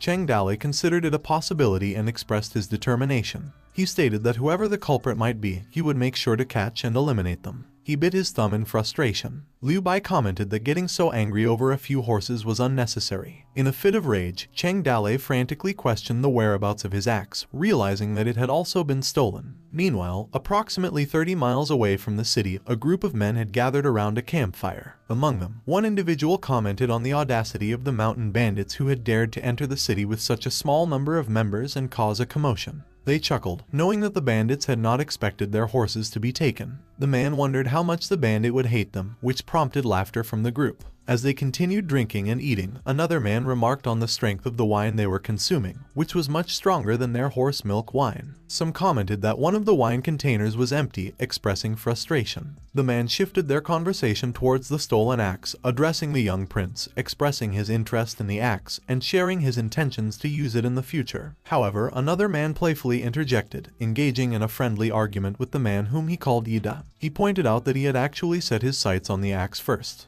Ida then challenged the man named Kaihu, to which Kaihu responded in a challenging manner, ready to engage in a fight. As the two fought for the axe, the other members only watched and cheered during the fight, showing great enthusiasm for violence. Just then, the young prince interjected amidst the fight, drawing everyone's attention. He questioned them if they wanted the axe, commenting on the weight of the axe and emphasizing its formidable size of over 100 pounds. Ida and Kaihu fell silent, and their confrontation momentarily paused. With a gleam in his eyes, the young prince continued, deciding that the two spears would now belong to Ida and Kaihu, while he reserved the axe for himself, proclaiming it would be his weapon in the future. He then positioned himself in front of a tall tree, assuming a confident stance. With determination, he swung the axe forcefully, cleanly cutting the tree in half with its powerful blade slicing through the tree. The young prince clenched his teeth as he lifted the axe high above his head, admiring it. He then bestowed upon it a fitting name, Storm Tomahawk. A contented smile crept across his face, pleased with the name he had chosen. The young prince's name is Huerle, a prince of the northern barbarian tribe of the Ring. Despite his young age, he carried significant prestige within the tribe. The people of the tribe often praised him as a cold land wolf about to roar in all directions. Ida asked the young prince which name is Hule, regarding their situation, to which Hule replied, not to rush. He described a world full of desirable things like flowers, wine, tea, weapons, silk, and delicate women that they could possess if they had the power to grab them. He pointed toward Black Rock City from the cliff where they stood. With fierce determination, Hule declared that the tribe's warriors were on their way and proposed that they first blend into the city. Once their people arrived, they would make a good raid on Black Rock City. In the chilling embrace of Black Rock City's night, Cheng Dale's group discussed the situation they were facing. One of them remarked about the cold weather, feeling the chill in the air. Shenji, expressing concern, questioned Cheng Dale about the current tense situation, seeking assurance that they would not encounter any danger on their journey. Cheng Dale was determined to carry out their mission despite the tense situation. He mentioned that there were many wrongdoers waiting for them to enforce justice on behalf of heaven. He specifically mentioned the Wang family and asked Shenji to share what he had heard about them. Shenji provided details about the Wang family, a 60-year-old man who had recently bought a 14-year-old girl, which enraged Cheng Dale. He declared that this single message alone is enough to quarter the man. Liu Bai and Xiao Yu expressed their support for taking action. Cheng Dale instructed Shenji and Zhang Fei to remain outside and wait for them. After the job is done, they plan to split up and move on to the next house. Shenji raised concerns about the heightened alertness of the city garrison after their robbery, and questioned whether they should continue to rob. Cheng Dale, however, believed that causing more chaos would work in their favor and used the chaos to escape the town. After that moment, the group then covered their faces with fabric masks and proceeded toward the Wang family residence. Qin Man positioned himself on the wall fence, keeping watch over the inside of the Wang family's property. Cheng Dale called upon Qin Man for assistance, to which Qin Man responded without speaking. As they got inside the Wang residence, the group hid, and Liu Bai asked Cheng Dale where they should go. Cheng Dale directed them to find the old man's room, expressing his disdain for their actions and stating that they deserved to be punished. They whispered their plans while staying hidden behind the house. Meanwhile, inside the Wang residence, a man and a woman whose name was Mrs. San were engaged in a flirtatious conversation while lying in bed together. The man offered Mrs. San some leftover wine, and she responded seductively by urging him to put out the lights to avoid being seen. The man, seemingly unconcerned about being caught, mentioned that the old man in the house was currently engaging in intimate activities with a young girl. He seemed unfazed by others witnessing their intimate activities, stating that he wouldn't be afraid of them. Mrs. Sin expressed her attraction to the man's masculine side, like a bandit, further fueling their flirtation. The man boasted about his bravery, claiming that he would even kill a few bandits given the chance. However, their intimate moment was abruptly interrupted when Cheng Dale's group broke into the room, shouting and startling the man and Mrs. San. Cheng Dale confronted the man and Mrs. San, commanding them to stay still. He declared their presence, referring to themselves as the Toad Village. The man and Mrs. San screamed in fear upon seeing Cheng Dale and his group. However, Cheng Dale's group momentarily paused and became visibly distracted by Mrs. San's physical attributes, their faces turning red with a mix of embarrassment and desire. Xiao Yu, still slightly flustered, managed to mumble his words in a question. He asked Cheng Dale if the girl present was the 14-year-old they were looking for. Cheng Dale, attempting to regain composure, cleared his throat and reminded everyone about maintaining decorum. He faked a cough to divert attention from the awkward moment. Recovering from the distraction, Cheng Dale approached the man and pointed his sword at him, demanding to know who they were. The man, pleading for his life, identified himself as Wang Papa, stating that Wang Yuanwei was his father. Suspecting deception, Cheng Dale angrily accused the man of daring to take advantage of him, questioning why he had the same habit. He pressed the sword closer to Wang Papa's neck, displaying his disbelief. In a fearful tone, Wang Papa reaffirmed his identity and claimed to genuinely be Wang Papa, the son of Wang Yuanwei. Cheng Dale then turned his attention to Mrs. San, questioning her Wang Papa's name as real and asking her who she was. Mrs. San revealed that she was Wang Yuanwei's third wife, further complicating the situation and adding to Cheng Dale's confusion. He pondered the messiness of this large family. Cheng Dale's group gathered together for a brief discussion, leaving the two individuals behind. Xiao Yu, addressing Cheng Dale, acknowledged the mistake of breaking into the wrong room. He expressed uncertainty about their next course of action. Cheng Dale replied, determined to maintain control of the situation, and made a decisive command. He ordered his group to tie up the individuals who were not restrained. Holding their ropes and knives menacingly, they approached Wang Papa and Mrs. San. Xiao Yu, displaying a stern and unwavering demeanor, warned them to stand still and emphasized that his knife would not negotiate. Wang Papa, filled with fear and desperation, pleaded for his life, hoping to sway Cheng Dale's group's decision. After that moment, the silence of the night was broken by the sudden chaos that erupted in the Wang residency as Cheng Dale screamed that they were there. He accused the Wang family of committing numerous evil deeds, bullying and dominating the people, and expressed their belief that the Wang family deserved punishment. In a furious act, they set fire to the house before swiftly departing. Cheng Dale rallied the group, urging them to leave. Inside the Wang family, panic ensued as one of their houses burned. A desperate voice cried out for help. Meanwhile, Cheng Dale's group fled from Wang's residence, while the Wang family members attempted to extinguish the flames. Some armed themselves, searching for the culprits, while others watched in shock and fear. The people noticed Wang Papa and Mrs. San unconscious and inside a bag. They exclaimed in surprise at the discovery of the young master and the third wife. Approaching the bag, they discovered drawings on the faces of the unconscious nobles. A piece of lumber behind them carried a message saying, "Rob the rich to feed the poor," while another piece of lumber indicated, "Enforce justice on behalf of heaven." Soon after, the Zhu, Lu, Chen, Jiang, and Wang families each faced attacks and fires in their residences, plunging the Black Rock City into widespread chaos. Someone remarked that Cheng Dale had caused significant trouble among the 7 wealthy families of Black Rock. Another person added that Cheng Dale and their group always vanished after leaving a toad stain mark. A concerned individual interrupted, urging others to fetch water and stop talking. As Cheng Dale and his group fled the area, Kinman carried Shenji. Cheng Dale carefully assessed the situation, taking into account the state of panic that had engulfed the city and the pursuit by the city guards. He concluded that it was time to escape. Meanwhile, the system beeped, indicating that Cheng Dale's fear points had reached a staggering 41,135. The system recognized the completion of Cheng Dale's task and offered a reward of 1 lottery draw. The system prompted Cheng Dale, stating that the lottery would result in a top-grade weapon, general, secret book, or prop. It asked if Cheng Dale wanted to draw now. Cheng Dale declined, suggesting they discuss it after leaving town. After Cheng Dale instigated a chaotic event in Black Rock City at night, he caused a lot of chaos in the city and wanted to take advantage of it to escape, but his plan failed. The 6 of them were big targets. No one could get past the guards without being noticed. They could already be tracked through their footprints. Instead of trying to escape, it seemed safer for them to remain within the city. As the crowd looked at the wanted images, including Hule,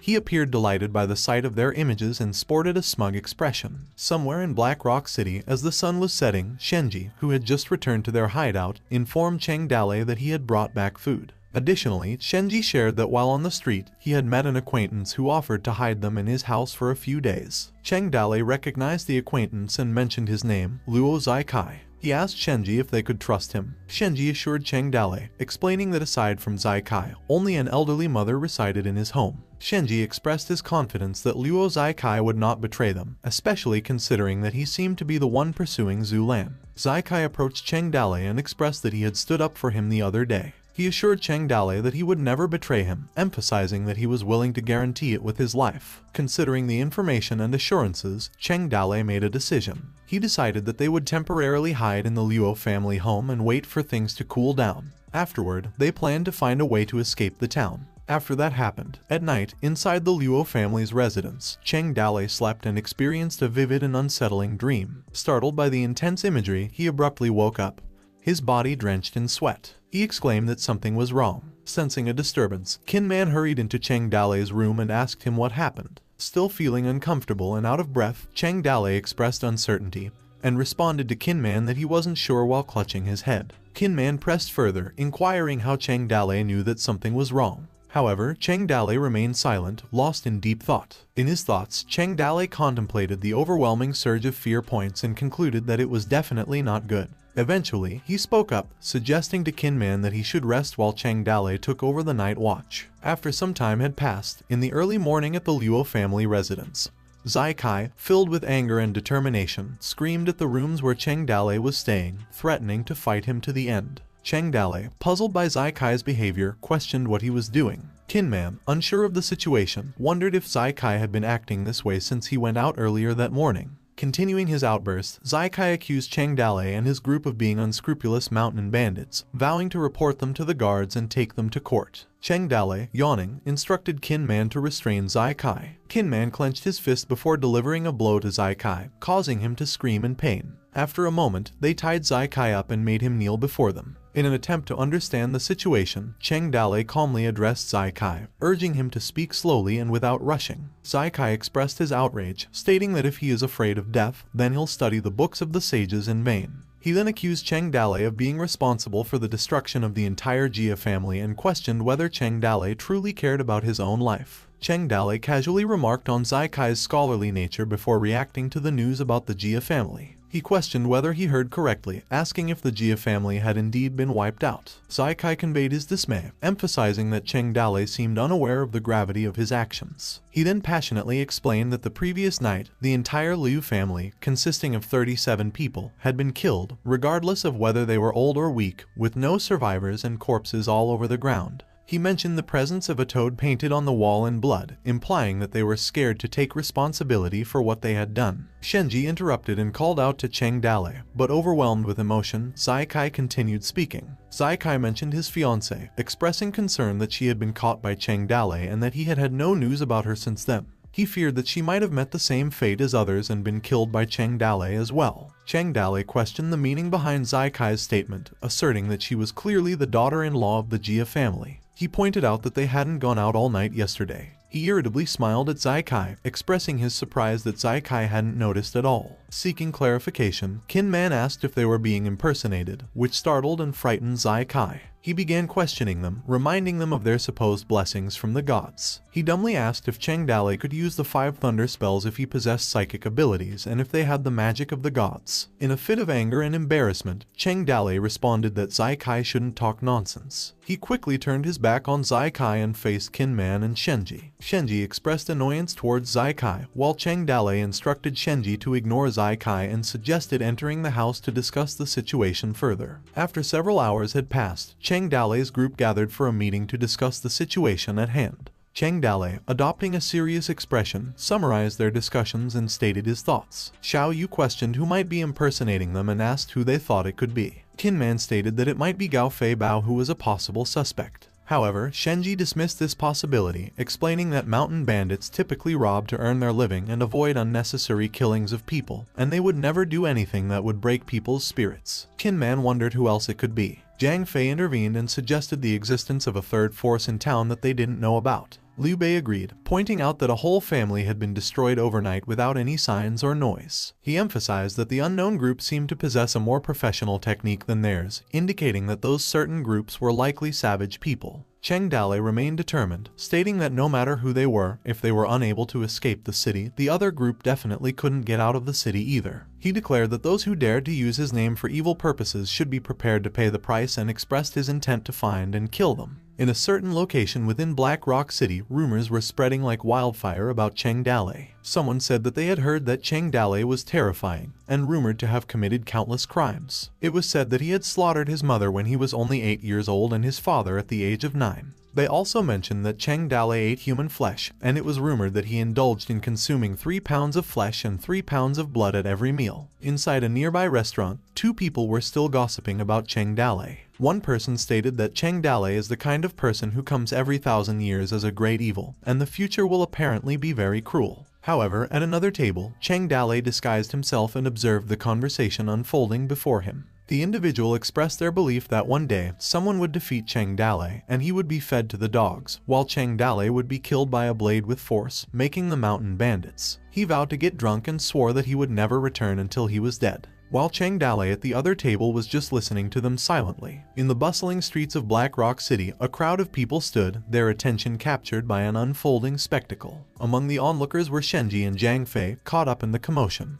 People pointed towards a building, sharing their observations. Someone said to look at the building and mentioned that the Missy from the Huang family had used her own money to pay the army, while others noticed the toad symbol marking their presence. Whispers circulated among the crowd, with some individuals mentioning that those residing in the building were marked by the toad symbol. Concerns arose that the Huang family might be the next target for extermination. People felt pity for them as they might feel scared and panicked. In the midst of the commotion, a woman from the Huang family let out a desperate cry, seeking a warrior who could cut off Cheng Dale. She expressed her willingness to offer her own body as a reward. Meanwhile, a group of women from the Jade Spring House announced that whoever could take Cheng Dale's life would be rewarded with a free ride. Shenji couldn't resist the temptation and mischievously suggested kidnapping Cheng Dale to claim the rewards. Suddenly, a group of hooded figures stormed through the city gates, riding on horses. Panic erupted as someone screamed, stating that they should run.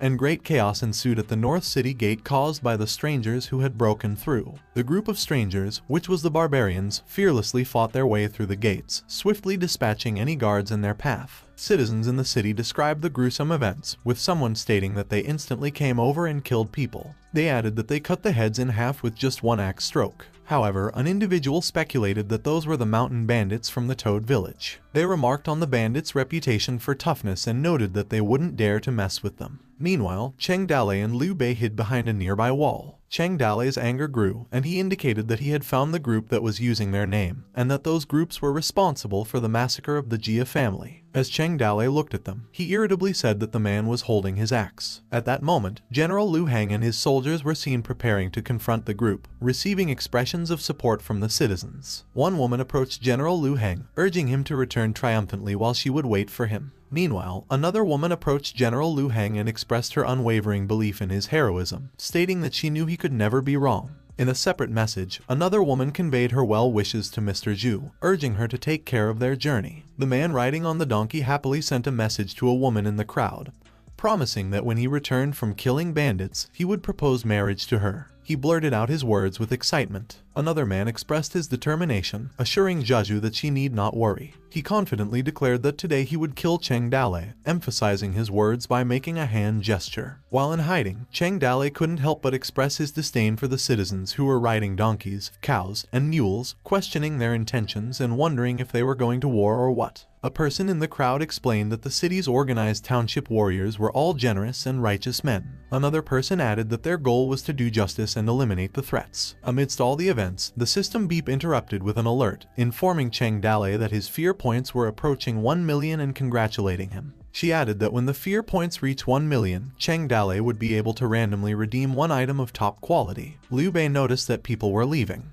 He asked Cheng Dalei for guidance on their next course of action. Cheng Dalei made a decisive decision. He suggested heading to the Little White Wolf to borrow horses and retrieve his axe. Almost thousands of people from the city followed the group of barbarians, thinking that it was the Toad Village. Not far away, the barbarians stopped and waited for the soldiers and people who were chasing them. Their faces were ready to engage in violence and chaos. Kai Hu addressed Hulei, the young prince, and asked about the arrival of their people. Hulei responded, stating that according to the estimated time, their people should be arriving that day and suggested engaging in play with them outside the city. Hulei then raised his axe in excitement and suggested that they let the people get closer and show some of their power, to which Kai Hu raised his arrow weapon, confirming Hulei's plan. Kai Hu advanced forward and prepared to unleash his arrow towards the group of General Liu Heng. In his thoughts, he calculated the distance, counting 3 miles, 2 miles, 300 paces, and 200 paces. Then he released his arrow toward General Liu Heng's group. With a swift and precise shot, Kai Hu struck down one of the soldiers, causing terror and fear among the volunteer citizens. Taking advantage of the moment, Kai Hu and the other barbarians launched a barrage of arrow attacks, causing harm to the soldiers, most of whom were hit by the arrows. General Liu Heng, who had halted and contemplated in his mind,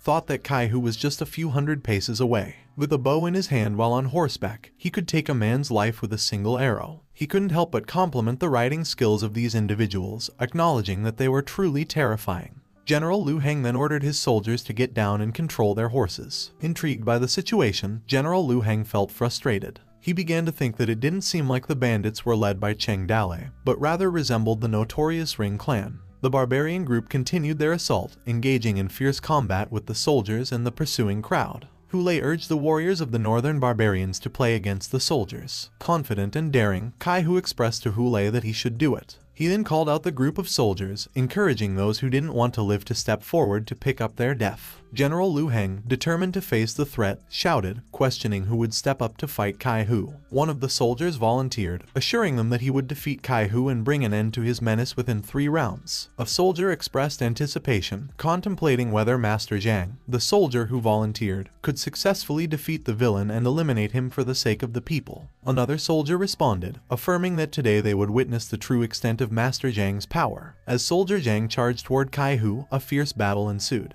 The two combatants clashed their spears, with Soldier Zhang managing to block every strike. However, Kai Hu's agility allowed him to avoid Soldier Zhang's attacks. In a moment of vulnerability, as Soldier Zhang turned his back, Kai Hu swiftly pierced him from behind, leaving the onlooking soldiers in shock and terror. Kai Hu proudly raised his spear, dripping with blood. He called out challengingly to anyone else who dared to face him. In the midst of the intense battle, the savage warrior fought 3 times in a row and won each fight before withdrawing. Hulei himself stepped up, and he was even more powerful, wielding an iron axe so strong that several men died in quick succession under his horse. General Lu Heng's gaze remained fixed on the weapon that had captured his attention. The axe, seemingly familiar, hinted at Cheng Dalei's ownership. However, the presence of an unfamiliar man holding it raised suspicions in the general's mind. He doubted that Cheng Dalei, the evil thief, had colluded with the barbarian clan. He questioned how Cheng Dalei's axe could be in the hands of others. General Lu Heng also thought that there were other tribes who called the person a young prince. He then mentioned that the young prince of the rings was also called the Cold Earth Wolf. Hulei, with a grin on his face, confirmed that it was indeed him. When it comes to horse fighting, the rings are unrivaled in horsemanship. 30 years ago, the mighty barbarians came. They killed people like cutting grass and laid cities in ruins. A vast empire, with 20 cantons and 108 cities, but no one could stop these barbarians. After this battle, the soldiers of the empire suffered from Ragnar phobia and shuddered at the world's clan of Ring. There is even a saying that if the rings number more than 10,000, they cannot be beaten. Whatever the saying is, it's better to meet than to hear rumors. The young prince of the rings personally went to the battlefield and killed 11 people in a row. The generous and passionate soldiers were already trembling and quivering, and no one dared to step forward any further. General Lu Heng then called out, stating that he would fight Hulei. Hulei acknowledged the challenge and readied himself for combat. As the battle commenced, the two clashed in a series of fierce exchanges. Despite General Lu Heng's efforts to block Hulei's attacks, one forceful strike inflicted a wound on his hand and sent him flying from his horse. Pain and frustration filled General Lu Heng's thoughts. He cursed as he couldn't withstand even one round, and continued to indicate that the gang of villains was strong.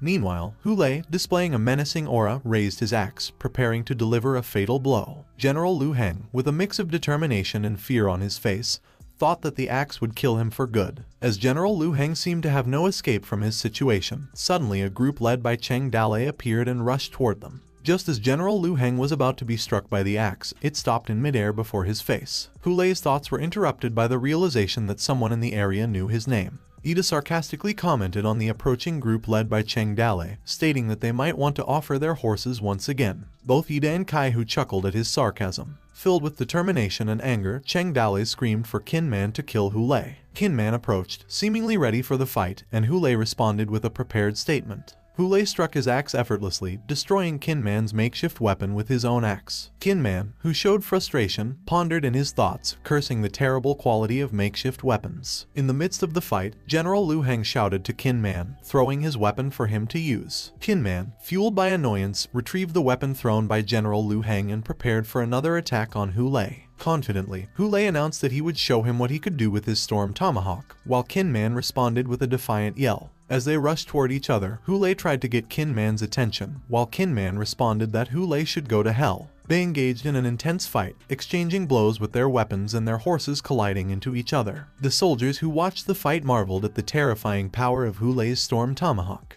Cheng Dalei, who grew angrier after hearing their comments, exclaimed that the axe was his own. Observing from a distance, Xiao Yu commented on Hulei's riding skills, noting that he was a good rider. Cheng Dalei realized that in terms of strength, they were both equal, but in terms of riding skills, Kinman was inferior to Hulei. He added that if the fight continued, Kinman would not win. Cheng Dalei commanded Kinman to retreat. Hulei chuckled at Kinman's speed and running away. Hulei boasted with a smirk, sarcastically remarking that he had not yet been defeated since he acquired the axe. He stated this while bragging and smirking. Zhang Fei, angered by what Hulei said, retorted that Hulei should not be so arrogant. Zhang Fei proposed challenging Hulei to a competition, showcasing only his knife and preparing to attack him. But Cheng Dalei intervened and stopped him from moving, urging Zhang Fei to remain calm. He acknowledged Zhang Fei's potential to defeat Hulei in 10 years but emphasized that the current moment was not the time for it. Shenji looks up for guidance from Cheng Dalei on what to do next. After a moment of silence, Cheng Dalei confidently declared that he would personally fight Hulei.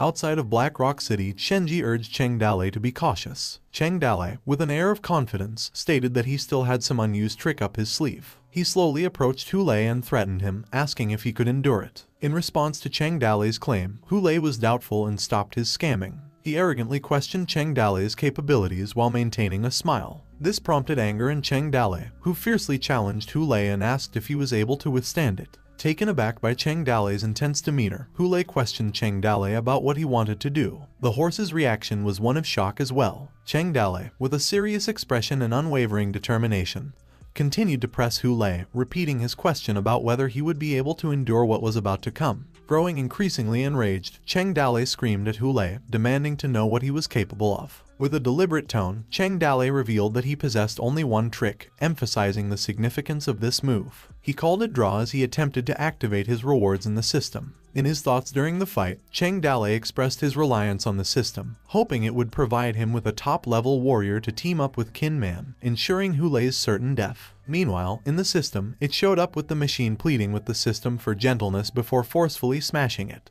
After the smash, the machine managed to get him the legendary martial arts book. The system congratulated Cheng Dale for obtaining the legendary book of martial arts, San Mao's spear from the famous General Zhang Yida. In reality, Cheng Dale's face displayed a mix of disbelief, shock, and speechlessness, as his request had not been fulfilled as he had expected. An awkward silence hung in the air, causing the atmosphere to become tense. Hule, looking confused, questioned Cheng Dale's actions, while even Cheng Dale's horse appeared shaken. Sweating and attempting to lighten the mood, Cheng Dale smiled awkwardly and remained silent for a moment before he spoke. He claimed that he was trying to create a cheerful atmosphere again. He excused his actions, acknowledging how tense the situation had been just moments ago. Hule, full of anger, retorted that he didn't believe Cheng Dale for a second. Cheng Dale, still feeling the awkwardness of the moment, commanded his group to run, while Hule, outraged, shouted that he would kill them and began chasing after them. Kin Man asked Cheng Dale, who volunteered to hold off Hule, insisting that Cheng Dale and others should go ahead. Cheng Dale dismissed Kin Man's suggestion, declaring that their revenge would be sought on another day. Kaihu, leading the barbarian group, ordered his warriors to follow the prince and mercilessly slaughter the people. As panic ensued, the volunteers hurriedly fled back to the cities. While running, the system fear points beeped from hundreds to thousands. As the people rushed back to their city, the barbarians caught up with them. They unleashed violence and mercilessly slaughtered those who got in their way, including innocent lives and horses. Once an entire army starts to break apart, everyone will be just a drop in the bucket. The army breaks apart like a collapsing mountain. A disintegrating army is worth less than a dog. In Cheng Dale's thoughts, he acknowledged the ferocity of the rings. He gritted his teeth as he looked back, wondering why Hule was relentlessly chasing him to death, to which Hule just gave him a death stare. Cheng Dale, while glancing at Hule's expression, humorously commented on how Hule looked as if he were about to eat someone. He wondered why Hule harbored such intense hatred towards him and jokingly questioned if he had single-handedly wiped out Hule's entire family. Cheng Dale's horse, sensing the tension, also cast a nervous glance behind them. The story delves into the barbarian clan known as the Rings. It explains that the Rings live in a remote place and are often referred to as barbarians, savages, Rings, and so on. When there was no war on the imperial border, the garrison and the Rings insulted each other every day. The most important thing was that the Rings couldn't surpass them in their stupid sayings, so they usually caught the one who cursed the most and then beat them to death. Amidst the chase, Cheng Dale, who is scared, yelled to his horse to run while he contemplated his own regrets and shortcomings. He lamented not having taken the time to improve his fighting skills back then, wishing he could have fought with Hule for 300 rounds and that there would be no reason for him to be ashamed today. He acknowledged that his victory over Du Mao in the past was largely due to luck. In his thoughts, Cheng Dale wished he could be stronger, repeatedly emphasizing the desire for increased strength. He expressed frustration at the current situation, feeling ashamed of being chased like a dog, panting and exhausted, with his tongue out. The humiliation weighed heavily on his mind. As the barbarians relentlessly chased other people, fear points continued to rise, indicating the escalating danger. The groups of barbarians relentlessly slew people on their way. Due to this, the fear points reached 831,553 points. Cheng Dale clung to a glimmer of hope, believing there is still a chance for him to succeed. He longed for a top-grade warrior to join forces with Kin Man, envisioning how they could defeat Hule on the spot. Cheng Dale gazed back at Hule with a fierce expression, causing Hule to momentarily feel fear and speechlessness. Hule questioned Cheng Dale's audacity to display his intent to kill, but quickly dismissed it, and his anger reaffirmed his determination to kill Cheng Dale. Hule's thoughts told him to kill Cheng Dale while chasing him. Kin Man offered to stop Hule while telling Cheng Dale to go first, but Hule fiercely attacked him, shouting for him to get lost, as he was still lost in his thoughts, still thinking about the idea of killing Cheng Dale. Kin Man valiantly defended himself from the strike and told Hule to go to hell, but Kin Man's horse ultimately got knocked out by Hule's strikes. Hule decided not to kill Kin Man and continued his pursuit of Cheng Dale, leaving Kin Man behind, commenting that he had gotten in his way. Cheng Dalei desperately pushed himself, determined to reach the 1 million fear points. He gritted his lips, causing blood to drip from his mouth, with a sense of urgency coursing through him. The chase continued, with Hulei growing increasingly enraged. Finally, as Hulei closed in on Cheng Dalei, his horse got hit and caused him to be thrown off. The blood splattered everywhere as the fear points climbed to reach the 1 million mark. In the midst of the intense pursuit, Cheng Dalei then managed to draw his request to the system. The system received his request, then read lines that stated that the heartbeats of the people of the world would bring the light of the stars, and countless emotions across the platform would collide to create a person who would shake the world. The hero from the story would be reborn and was about to cross time and space before the system continued her words. Cheng Dalei intervened, shocked as he was overwhelmed by the chaos. He urgently asked the system to skip the lines, fearing for his life. As the system congratulated him on obtaining the top military general, Cheng Dalei questioned the name mentioned, hilariously suggesting various names, mentioning the names of Long Kai, Gong Sun Long, Lai Yun Long, and lastly, he questionably thought that it could be Cheng Long and asked who Long was and who he was. Cheng Dalei got frustrated and accused the system of intentionally messing with him. With no knowledge of the character or how they would appear, Cheng Dalei realized he had no way out. Despite his doubts, he stood up from his fall, gritted his teeth, and prepared to face Hulei, wondering whether he was destined to die under his own axe. After all the requests Cheng Dalei had received, Cheng Dalei bravely stood up to the approaching horse of Hulei and waited for his attack. However, Cheng Dalei's thoughts raced as he made eye contact with his own horse, which was now ridden by Hulei, and begged for its assistance. Hoping for a timely intervention, Cheng Dalei reflected on the moments when he had treated his horse poorly, despite their few months of being together. In that critical moment, he pleaded silently, yearning for his horse to come to his rescue and save his life. Suddenly, Cheng Dalei's horse remembered their shared experiences, causing it to rear up and throw Hulei off its back. Surprised by the turn of events, Hulei looked on in disbelief as Cheng Dalei quickly reached the horses. Enraged, Hulei demanded eat his horse, but Cheng Dalei had already freed himself and was now on horseback, looking at his surroundings. As Cheng Dalei rushed to escape to the place, he saw a man on the bridge. The man then asked Cheng Dalei to address him as the brave man.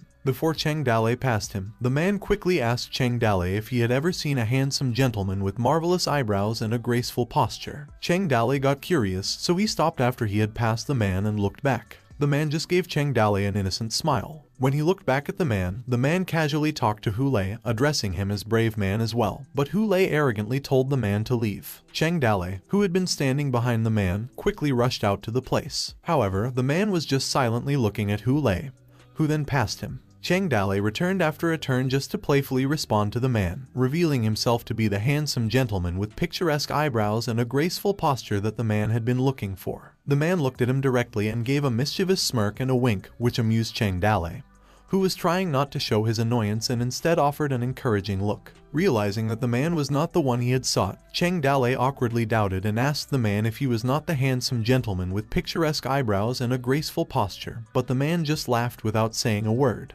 Cheng Dalei jokingly suggested the name Zhao Yun, but the man shook his head, denying the name. Cheng Dalei asked for the man's identity, and he calmly replied that he had a mediocre name that Cheng Dalei probably had not heard of even if he had told him. The man introduced himself as Zhao Zilong from Cheng Mountain. Cheng Dalei reacted with surprise, commenting humorously on the mediocrity of the name. As Cheng Dalei processed the introduction, members of the Toad group approached to rescue him, reassuring him that they were there to save him. Meanwhile, Zilong observed the situation. Cheng Dalei asked if there was someone among his group that Zilong knew, continuing their conversation while trying to evade Hulei, who was getting closer. Zilong confirmed that he knew someone in the group. Hulei suddenly swung his axe at Cheng Dalei and yelled that he would kill him. Cheng Dalei struggled to evade the attack and tried to avoid being hit, but Zilong skillfully managed to dodge the attack with a small movement. Cheng Dalei was surprised by Zilong's swift movements. Also, the horse cried in fear after avoiding the attack. Hulei, who was enraged, irritably questioned where Zilong came from, and he should get out of his way. He then swung his axe at Zilong, who just avoided it swiftly. After that, Zilong took off his covers, revealing himself. He sarcastically indicated that Hulei was the one in his way. In anger at Zilong's words, Hulei continued his assault. He rushed to attack Zilong, again screaming as he attacked Zilong, telling him to go to hell, while Cheng Dalei called out to Zilong, ordering him to kill Hulei.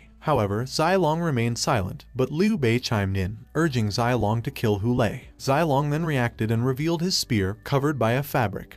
and confidently stated that he would cut off Hu Lei's head while displaying a smirk on his face. The system then displayed, introducing Zhao Zilong as a new character, a debutant top-grade warrior at the age of 15, known for his skill with the White Bird Pilgrim's spear. On the other hand, the rings had already routed Black Rock City's volunteer soldiers, scattering them in all directions. Kai Hu realized that Hu Lei had been surrounded by the mountain bandits, and he quickly instructed Ida to send some men to retrieve their troops. He then rallied the rest of the soldiers to go and support the prince. In the midst of the battle, on Hu Lei's side, chaos was raging. Zilong, recognizing the weight and power of Hu Lei's axe, knew he couldn't fight him recklessly. While in a one-on-one battle with Hu Lei, Zilong strategized in his thoughts, realizing that the only way to counter the relentless cavalry gallop of the rings was to make the best use of their advantages and bypass the disadvantages, and that way to knock Hu Lei off his horse before he could launch his attacks. A fire glowed in Zilong's weapon, and with a swift and intense move, Zilong leaped toward Hu Lei, engaging him in a fierce fight. In a display of skill and agility, Zilong blocked Hu Lei's attacks and managed to strike him multiple times in rapid succession. Zilong mockingly commented on Hu Lei's slashes entirely without any literary style. Hu Lei's face turned grim. Zilong commented disdainfully on Hu Lei's type of attack, likening it to a beast. Zilong unleashed a powerful attack known as the White Birth Pilgrim's Spear Wind Gust, enveloping himself in a blazing inferno and emanating intense power. He remarked that despite Hu Lei's wild beast, they were nothing compared to a hunter. Zilong considered Hu Lei's efforts to be a futile waste of power and added a smirk after he said it. Zilong's movement was so fast that it surprised Hu Lei. Hu Lei thought that Zilong was very fast. In a decisive moment, Zilong swiftly approached Hu Lei and struck him. Hu Lei gritted his teeth as he tried to avoid the attack, but a hideous blow from Zilong caused him to fall off his horse with blood splattered. By now, Hu Lei's group had arrived and saw what had happened and were shouting Hu Lei's name, calling him the young prince. The barbarians rushed towards the battle, but Kinman and the others blocked their way. Kinman then commanded Xiao Yu that they would stop them. In their clash, Zilong struck Hu Lei's shoulder, causing him to grit his teeth in pain and staggered from the impact. This was followed by a blast unleashed by Zilong. Zilong let out a sigh of relief, feeling triumphant, as he confidently declared that the person who had tried to block his way had been knocked aside. He expressed his intention to continue his search for a certain person. Cheng Dale, who was standing behind him, reacted with disbelief, while even his horse seemed taken aback by Zilong's words. Zilong gazed at Cheng Dale, displaying a hint of rudeness in him. He informed Cheng Dale that he was not one of his underlings and that he had only intervened because of a request from Little Bai, who was Liu Bei. Cheng Dale found himself lost in thought, realizing that top-grade characters like Zilong wouldn't listen to one without reason, and added that it was probably the same as Qin Man. He suspected that there must be a hidden task that had to be completed. However, his musings were interrupted when Zilong commented that Liu Bei and the others must be over there and wondered if they had gotten into a fight with a few people. Zilong then abruptly turned his attention back to Cheng Dale, rudely asking him to borrow his horse for a while. He added that the ring guy, referring to Hu Lei, had not yet been defeated and might seek revenge on Cheng Dale. Zilong warned Cheng Dale that the rings were unrivaled in horse combat, suggesting Cheng Dale not give Hu Lei the opportunity to mount his horse. Since Zilong had wounded Hu Lei's right arm and intended to take away the horse, he advised Cheng Dale to help himself. Meanwhile, the dust and smoke swarmed Hu Lei's surroundings. He struggled to get back up from the impact of Zilong's attack. He showed an outraged expression as he gritted his teeth and blood stained his mouth as he tried to regain his footing amidst the intense battle. In the confrontation on the bridge, Cheng Dale and Hu Lei stood ready to engage in combat. Meanwhile, Zilong, who had ridden away with Cheng Dale's horse, said something to Cheng Dale, wishing him good luck. Cheng Dale took a deep breath in the chilling air as he prepared to unleash his swords against Hu Lei's menacing axe. Hu Lei, who held his weapon firmly. Cheng Dale swiftly lunged toward Hu Lei, launching an attack. In response, Hu Lei shouted a threat for Cheng Dale to die. Hu Lei aimed to strike Cheng Dale down with his axe. However, Cheng Dale managed to narrowly evade being hit. After Hu Lei's attack was avoided, Hu Lei swiftly launched another attack, leaping towards him. Cheng Dale repeatedly said to himself that he shouldn't retreat, and at that moment, he blocked Hu Lei's attack. As Cheng Dale fought, his thoughts raced, determined not to display any signs of cowardice in the face and shouldn't show his back to the beast. The intensity of the fight grew as they exchanged attacks, with Cheng Dale maintaining a relentless offense. The two of them continued to block and counter each other's attacks, with the intensity of their heated combat increasing. Hu Lei couldn't help but wonder why Cheng Dale consistently wore that menacing look on his face. In response to his frustration, Hu Lei taunted Cheng Dale, labeling him a dog bandit. Hu Lei then swung his axe, but Cheng Dale swiftly ducked, avoiding the attack. In a moment of opportunity, Cheng Dale landed a strike,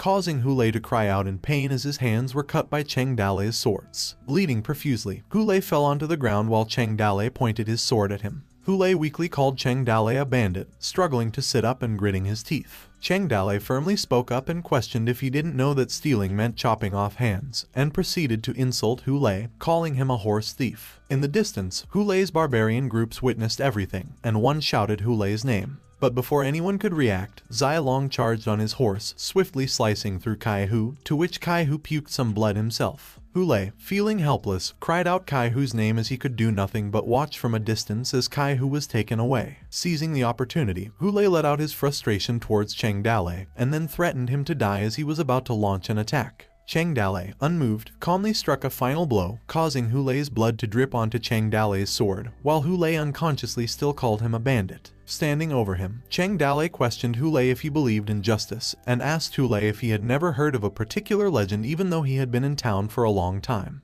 Hulei looked at Cheng Dalei with a frustrated expression, offering no response. Cheng Dalei continued to speak, emphasizing the importance of righteous people and the ultimate defeat of violent evil by even stronger acts of kindness. He expressed his belief that when the day of judgment arrived, the wicked would have nowhere to hide, and those who deserved to live would live, while there would be no place for evil to hide. Cheng Dalei questioned him back if he believed in justice, to which Hulei responded with a cough only. Cheng Dalei then told him to look at the sky, while pointing his sword to the sky.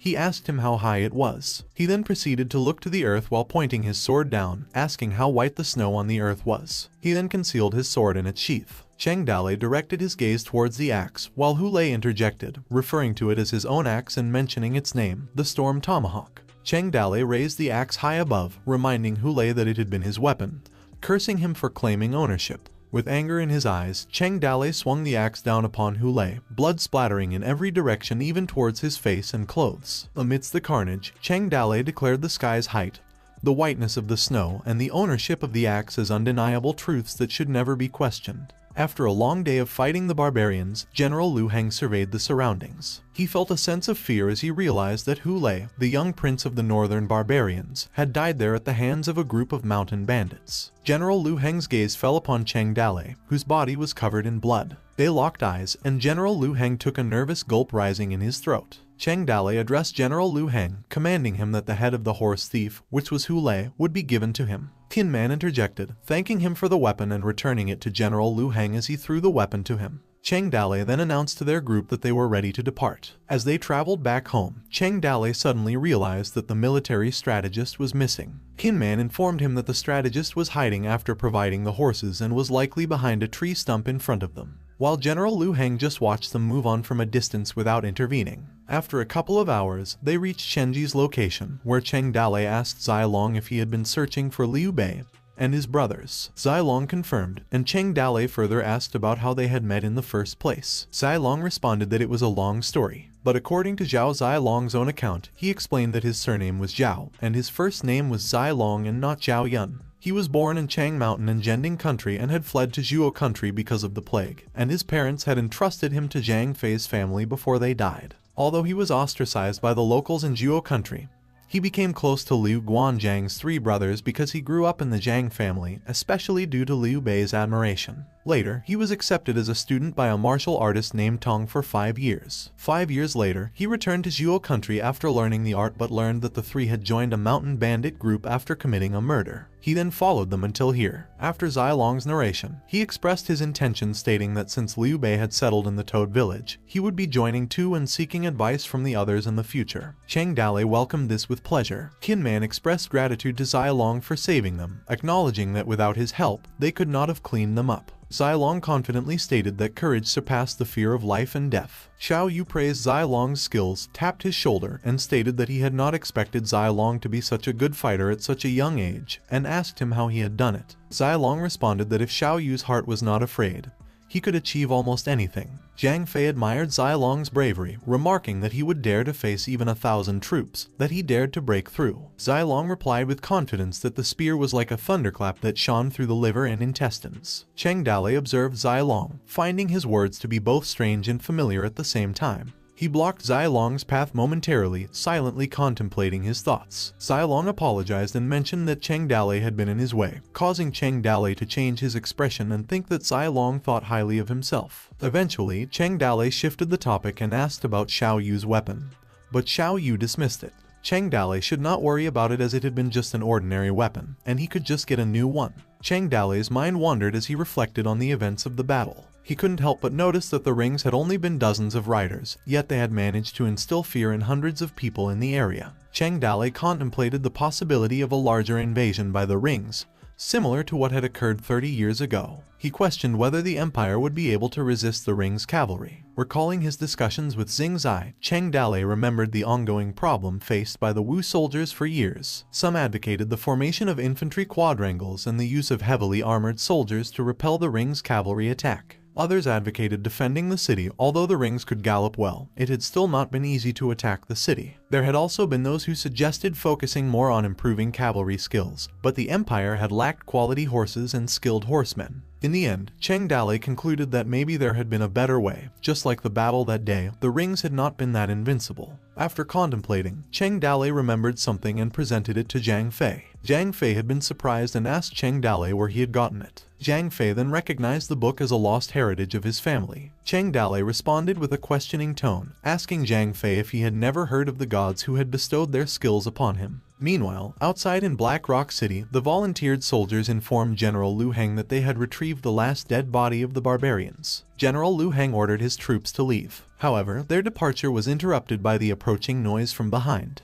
The sounds grew louder as Ide and the other barbarians launched an attack on their position. Panic and fear swept through the soldiers as they witnessed the arrival of the ringers. They screamed in terror as they mentioned the ringers. Some soldiers called for a retreat, but before they could escape, they found themselves surrounded by the barbarians. The barbarians slaughtered all the soldiers on their way, and despite their efforts, the soldiers from Black Rock City were overwhelmed. It was revealed that the grim outcome was that more than 100 members of the rings brutally slaughtered the volunteers from Black Rock City, and Hu Lei's body was recaptured. During the chaos, General Liu Heng managed to flee back to Black Rock City with only 30 riders. In the King Mu Mountain, White Wolf confronted Gao Fei Bao, questioning his intentions. Gao Fei Bao, not one to mince words, retorted by asking why White Wolf bothered asking when she already knew the answers. He declared to leave the stuff, and they would spare White Wolf's life. The two parties were engaged in a confrontation as Gao Fei Bao and his accomplices had successfully trapped the Apricot Blossoms bandit. Tempers flared as White Wolf started to wield her swords and criticized Gao Fei Bao for his lack of consideration despite being in the same line of business. Gao Fei Bao fired back a question on the morality of anyone involved in mountain banditry,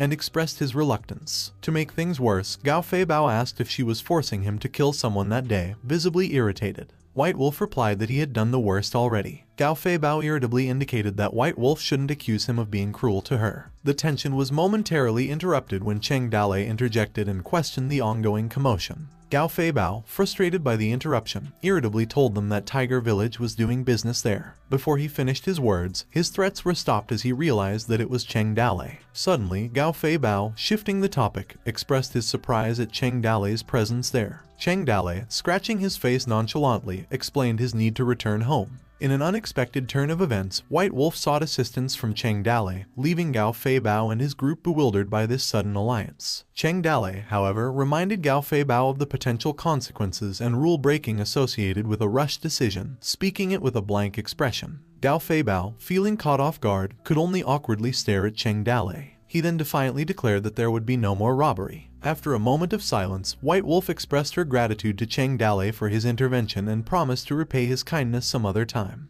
Cheng Dale stated to give her body, but before he finished, he then attempted to change the subject and asked how White Wolf ended up being robbed by Gao Fei Bao. White Wolf, with a coy expression, hesitated to continue her explanation. Gao Fei Bao, who was growing increasingly suspicious, angrily expressed his ignorance of how she managed to rob the son of the Jia family and acquire a significant sum of money. He showed his frustration and highlighted the daily struggle, talking about the time when they only ate vegetables within the city and struggled to find targets. He emphasized that they were constantly blocked and chased by soldiers. His frustration was evident as he clenched his teeth while speaking. Additionally, he mentioned that they could barely get out of the city. However, his irritation escalated when White Wolf started to boast, leading him to question Cheng Dale about the misfortune of robbery due to White Wolf. Meanwhile, back when they were in the Black Rock City, White Wolf cunningly used her mesmerizing charm to rob them. She asked Gao Fei Bao about the amount of money he had made, leading other members of the Apricot Blossom Bandit group to comment on the valuable items they could acquire. Returning to the present, Cheng Dale criticized White Wolf for making irresponsible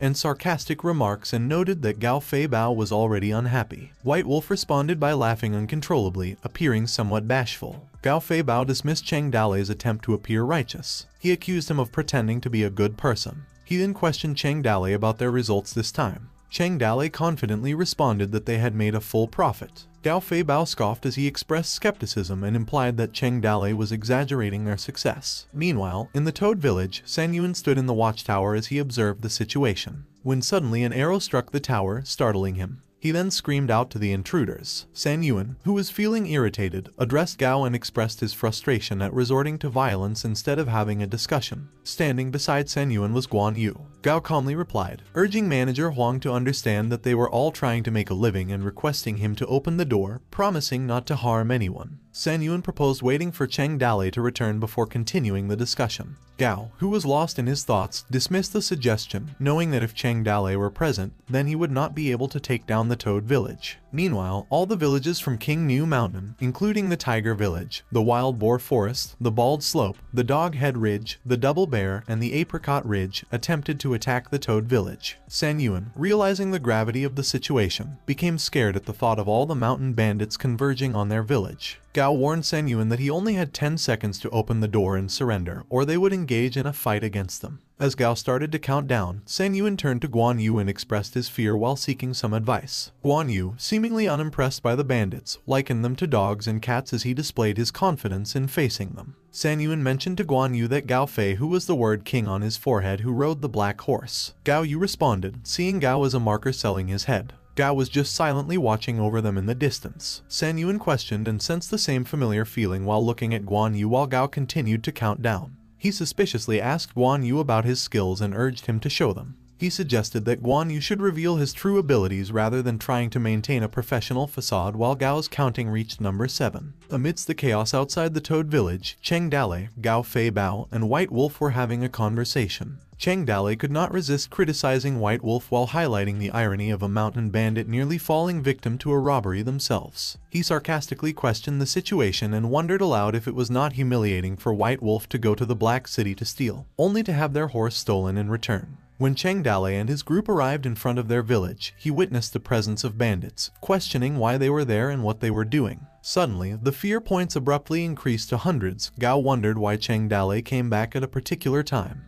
Confused by the fear points he received and by the bandits' reactions, Cheng Dale wondered why they were scared when he had not done anything yet. San Yuan, who was at the watchtower, alerted Cheng Dale that the bandits' intention was to rob their village. As the bandits launched an attack, Cheng Dale ordered Qin Man and Sai Long to take action. They aimed their weapons at Gao Fei Bao and White Wolf. Sai Long then pointed his spear at Gao Fei Bao, who sternly instructed him to behave, while Qin Man did the same to White Wolf. White Wolf was startled by the sudden attack and started to call out Cheng Dale, emphasizing that they were all on the same side. Cheng Dale dismissed her remark, accusing Apricot Ridge of attempting to rob his village. He questioned Gao's motives, as they had always been on good terms. Gao pleaded with Cheng Dale not to blame him and reiterated that they had all been trying to make a living. However, Cheng Dale did not buy his explanation, asking if they had robbed his village simply for their own living. In a no-nonsense manner, Cheng Dale made it clear that his friend's life was in his hands. He demanded them to leave the village if they wanted him to live and suggested that he would pretend as if nothing had happened. If they chose to disagree, Cheng Dale threatened to stab their friend with a spear and tell him that they could fight along with it as well, asserting that he had no reason to fear them. At the outskirts of Toad Village, Gao's mind raced with worry as he wondered how his brother Gao Fei Bao had ended up in the hands of Cheng Dale. Ran stated to Gao that no gentleman had a petty mind, and no true man was without venom. Things had reached a point where they could only be ruthless to their hearts. In response, Gao frustratedly rejected the idea of ruthless action, emphasizing that it had been his brother. While Gao Fei Bao, who had just heard what Ran said, irritably cursed him and threatened Ran to be punished when he got back. However, Qiran remained impassive, blankly looking at Gao Fei Bao. Sensing Gao's hesitation, Cheng Dalei interjected and offered to help him out. Raising his finger, he made an announcement to everyone present, announcing that whoever could bring him Gao's head should come forward. Zhang Fei, filled with pride, boasted about his ability to take the head of a general from a massive army of 10,000 people as if he had reached into his own pocket. Growing irritated by Zhang Fei's arrogance, Cheng Dalei attempted to calm him down. Meanwhile, Zai Long stepped forward. He stated that he would take Gao's head. With precise movements, he easily cleared his path as the bandits fled through the air. Before Gao could move, Zai Long had already cut him, using his formidable combat abilities. Qiran, witnessing Zai Long's skills, experienced astonishment, unable to comprehend the existence of such a skilled warrior in the world. Overwhelmed by fear for his brother's safety, Gao Fei Bao shouted to Gao as Big Bro. Gao, though injured, mustered the strength to assure Gao Fei Bao that he was okay. He expressed gratitude to Cheng Dalei for sparing his life and urged him to proceed up the mountain. With the bandits now clearing the way, Cheng Dalei began his journey up to the Toad village. Gao called out to Cheng Dalei, while Gao Fei Bao, wearing a sorrowful expression, called to his big bro. White Wolf pleaded with Cheng Dalei, calling him a little boy, soft or softer. While Gao desperately pleaded for Cheng Dalei to release Gao Fei Bao to go, Cheng Dalei responded, assuring Gao that Gao Fei Bao would stay with him for a few days but promising to return him one day. Filled with anger, Gao directed his frustration towards Cheng Dalei, casting accusatory glances at him. Cheng Dalei calmly questioned Gao, suggesting that he could come to his mountain as a guest. Gao grew frustrated and expressed his stance. He mentioned that if Cheng Dalei wanted to keep Gao Fei Bao, then he would let him stay in the Toad village for a few days. But he warned Cheng Dalei that if anything happened to Gao Fei Bao,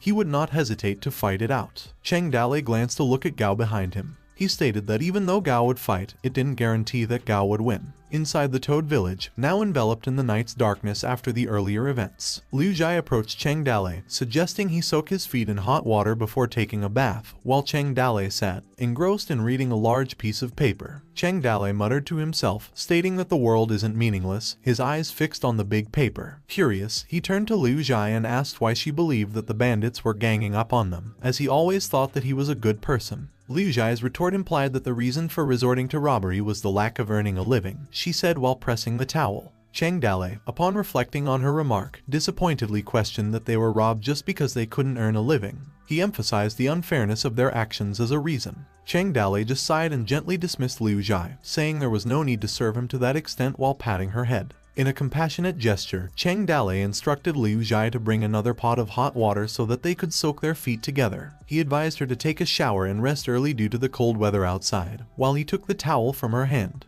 Liu Zhai obediently followed his instructions. A few minutes later, with Liu Zhai's feet warmed in the hot water, she sat beside Cheng Dalei, her face displaying satisfaction. While her feet soaked in the hot water, Liu Zhai shyly expressed her comfort. She stumbled upon her words while calling Cheng Dalei that she felt a bit cold. In response, Cheng Dalei suggested that she could lean over a bit, but before he could finish his sentence, Liu Zhai promptly leaned over. Her face turned completely red, displaying her delighted face. In an area of King New Mountain, Cheng Dalei followed Qin Man on his journey, and they both hiked up the mountain. Cheng Dalei asked Qin Man about what he should do. Qin Man looked back at Cheng Dalei and advised him to avoid causing any trouble. Cheng Dalei fell silent. Qin Man continued, cautioning Cheng Dalei to be careful and not disturb the bears in their den. He expressed that it was enough to catch some deer and rabbits. Cheng Dalei asked if they were easy to catch, to which Qin Man responded that it was not easy at all. As they walked through the mountain, they stumbled upon a hole in the ground. Cheng Dalei asked Qin Man to examine it closely,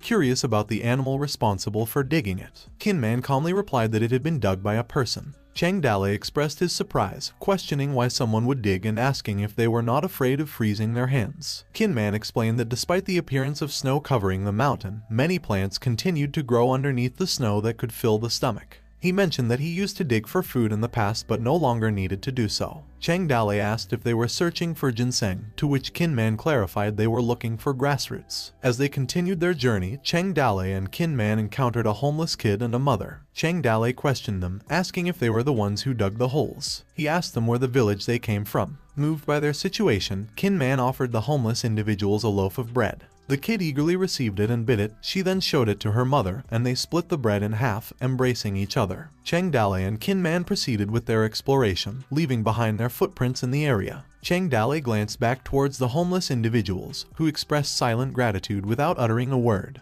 The young child began to eat the bread. Cheng Dalei's expression hardened, his determination growing stronger. After that moment, in the prison of Toad Village, White Wolf and Gao Feibao engaged in a lively game of dice. White Wolf eagerly called for bigger numbers, while Gao Feibao preferred smaller ones. With excitement, White Wolf celebrated her victory. She stated that she always chose the bigger numbers. Gao Feibao, with a smirk on his face, acknowledged the outcome.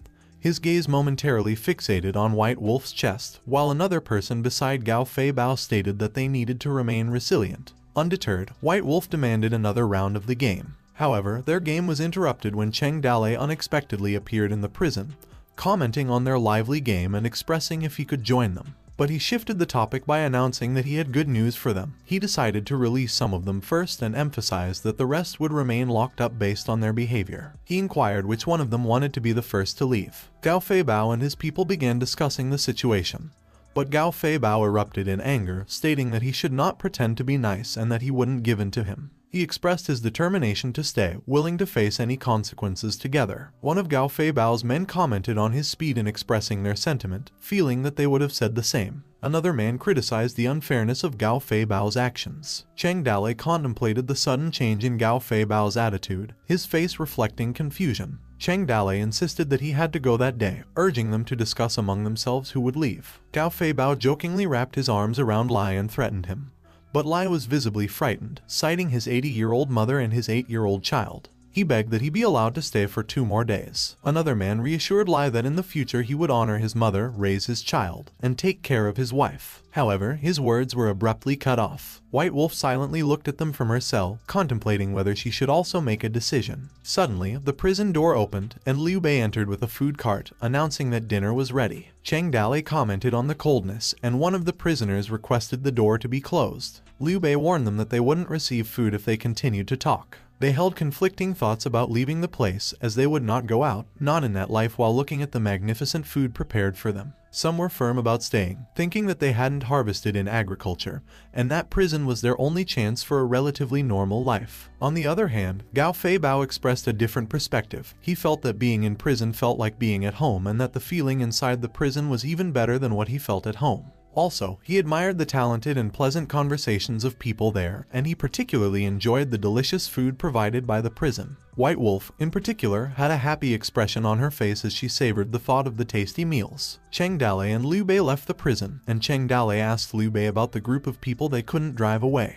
He wondered if they could receive psychological care. Liu Bei remained silent for a moment before inviting Cheng Dalei to follow him. They arrived at the highest point of the Toad Mountain range, known as Toad's Mouth, located at the back of Toad Village, from where they could see King New Mountain in full size. Liu Bei invited Cheng Dalei to see the view. He remarked that the mountain was like ice, the forests were like snow, the magic of the sky and the earth, nothing more than this, and expressed his appreciation for the majestic sight that was not perceived by ordinary mortals. Cheng Dalei acknowledged Liu Bei's appreciation of the mountains and river, to which Liu Bei asked what he meant. Liu Bei then revealed that he just wanted to show Cheng Dalei that only the Toad Village in King New Mountain had smoke from kitchen chimneys. Cheng Dalei responded, they were, to which Liu Bei confirmed with a sigh, out of food. Cheng Dalei questioned the severity of the situation, wondering if it couldn't be that serious. Liu Bei's response left no room for doubt, it was indeed that serious. Upon hearing from Zai Long, they discovered the devastating reality of a 1,000-mile drought in Yuzhou. It was revealed that the agricultural situation was grim, with a mere 8 buckets of harvest in autumn despite sowing 60 kilos of seeds during spring. Due to the severe drought in Yuzhou, landlords mercilessly evicted tenants who couldn't meet the harvest requirements. Desperate measures were taken, including sacrificing boys and girls in hopes of bringing rain. However, just as winter arrived, a heavy snowfall occurred, freezing the plant seeds in the ground instantly. The northern barbarian grasslands were sandy, and cattle and sheep were starving to death, which is why Hulei brought people to Black Rock City to fight for land. Additionally, the people didn't have enough food to eat, and the wilderness was full of dead bodies of the starved.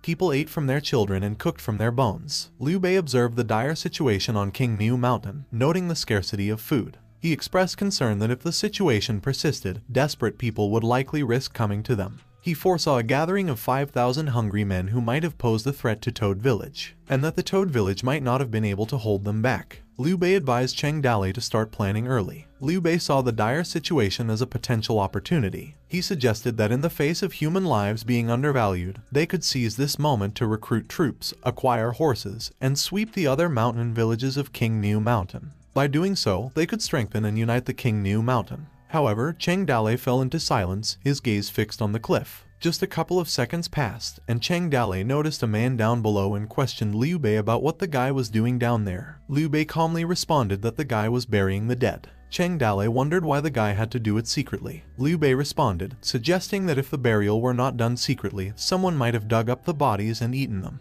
He smirked mischievously and glanced at Cheng Dale. After hearing it, Cheng Dale felt nauseous, almost leading him to vomit. Liu Bei continued, expressing concern that if the situation persisted, more people would die. He mentioned that if Cheng Dale could not stand it, he proposed the possibility of distributing their village's food, but expressed concerns about their village's survival during winter. He then posed a question to Cheng Dale, asking him to choose between the two options, while glancing at Cheng Dale, waiting for his response. Cheng Dale responded, stating that the second option didn't seem beneficial to him. Liu Bei argued that there could still be some benefits, such as winning people's hearts or finding inner peace in his own heart. Cheng Dale fell silent and grew serious in contemplation. Suddenly, the system emerged and announced a new mission to Cheng Dale. The system cheerfully addressed him as a brave boy and presented two tasks. The first task was to recruit troops and begin the path to world domination by sweeping King New Mountain. The second task was to help the people around him as a righteous boy, do what he could to help them through a difficult time. In the tranquil afternoon of Toad Village, Cheng Dale and Liu Zhai sat together. Liu Zhai observed Cheng Dale with concern, noting his lack of appetite. Cheng Dale responded that he didn't have an appetite. Suddenly, he mentioned his plans for a trip to Fallen Leaf City, instructing Liu Zhai to prepare his horse. Surprised by the sudden decision, Liu Zhai asked if Cheng Dale didn't want to rest for a few days after he got back. Cheng Dale replied that he had something important to do and he would be back that night. But Liu Zhai pondered the significance of his mission, her discontent evident in her pouting expression. She called Cheng Dale and hurriedly handed him a handkerchief, stating that she had embroidered it herself. Once she handed him the handkerchief, she urged Cheng Dale to come back soon. After Cheng Dale accepted the handkerchief without a word, he continued on his way. As the sun dipped below, he journeyed through the path that led to Fallen Leaf City. Hours later, he arrived at the renowned restaurant owned by Su Ying. Just then, Sun Jiu approached him with a warm smile, addressing him as the village master. Curious about Su Ying's whereabouts, Cheng Dale inquired, prompting Sun Jiu to reveal that she was in the lobby. Sun Jiu added that there were some people looking for her. Intrigued, Cheng Dale asked Sun Jiu about the type of people they were. Sun Jiu responded that they were someone from the Su family. Inside the restaurant, a man named Su Milan, Su Ying's eldest uncle, confronted Su Ying about exposing her indecent behavior in public. He added that the face of Su's family was dishonored by her. Su Ying defiantly stated that she had been kicked out of the Su family and was no longer its member, crossing her arms in solidarity with Xiao Yi, who stood beside her. Malin asserted that the restaurant originally belonged to the Su family and demanded that Su Ying return it since she no longer considered herself a part of the family. Xiao Yi angrily retorted, accusing Malin of being unreasonable, that he had left the restaurant to Su Ying, and now he wanted to reclaim it only after seeing the restaurant doing well. Another man interjected, belittling Xiao Yi, stating that she had no right to speak and insinuating that her attitude mirrored her master's. Malin then stated that if either Su Ying returned to the restaurant and her life and death had nothing more to do with the Su family, or she went home with him and no longer disgraced the Su family. Just as tensions escalated, Cheng Dale intervened, speaking up and asking what was going on there. Malin responded disdainfully, questioning the person's identity and mocking the lack of decency among those present. Cheng Dale remained determined, demanding to know what was wrong. All eyes turned to Cheng Dale, including Su Ying. Another person who was present, caught off guard by Cheng Dale's presence, could not finish his thought and wore a worried expression, while Malin still asked who Cheng Dale was. Cheng Dale, with a serious demeanor, challenged the troublemakers, asserting his authority on his own turf and ordered them to leave, while glaring at them intensely. Recognizing Cheng Dale's identity, one of the men expressed fear, realizing that they were dealing with Cheng Dale himself. Malin, filled with frustration, directed his anger toward Cheng Dale, grinding his teeth in irritation. Suddenly, members of the Su family hurriedly exited the restaurant, urging Malin to leave swiftly. One of them warned Malin about the danger of tangling with Cheng Dale. As the Su family exited behind Cheng Dale expressed cheerfulness to Su Ying, remarking that it had been a long time since they last met. Su Ying, upon seeing Cheng Dale, blushed, feeling a mix of curiosity and intrigue. In a surprising move, Su Ying snatched the embroidery handkerchief from Cheng Dale's shirt. Shocked, Cheng Dale stumbled in his response, stating that he had intended to give it to her, but she had found it instead, complimenting her intelligence. Su Ying remained silent, her gaze fixed on the handkerchief. Xiao Yi, displaying her irritation, referred to Cheng Dale as a playboy. Cheng Dale, pretending innocence, chose to remain silent, leaving the atmosphere charged with unspoken tension. After a minute of silence, Su Ying, with Zhao Yi still resting on her shoulder, inquired about Cheng Dale's purpose for being there. Cheng Dale replied that he had come to buy grain from her. Su Ying expressed surprise, questioning why he would concern himself with such minor matters. Cheng Dale explained that witnessing people die every day in front of his eyes, he stated that it didn't matter much if Su Ying didn't see it, but he couldn't pretend that he didn't see it. Su Ying responded, letting him know that Fallen Leaf City didn't have the grain he wanted. Cheng Dale interrupted, seeking clarification about the absence of grains. Nevertheless, Su Ying continued speaking while pouring water into a teacup, mentioning that the whole Yuzhou province was experiencing no food and that food prices were skyrocketing. Even though Cheng Dale was rich, he couldn't afford it. Cheng Dale casually suggested robbing the grain, while Su Ying dismissed the idea, questioning the feasibility of stealing 100,000 or 200,000 pounds of grain. Cheng Dale acknowledged that it was unrealistic. Su Ying chuckled in response. He then questioned if it was truly impossible, to which Su Ying explained that while there were methods, only a normal person wouldn't be able to do it. Cheng Dale humorously remarked that he was a completely unusual person, except for his somewhat handsome appearance. Su Ying responded with a silent gaze. Su Ying suggested that Cheng Dale's village could trade peppers for food. She explained that Fallen Leaf City was small in the context of Yuzhou, which itself was a small province in the empire. The eastern part of the empire was poor, while the west and the south were wealthy, and the north was rife with thieves. Su Ying suggested that if Cheng Dale wanted to exchange food,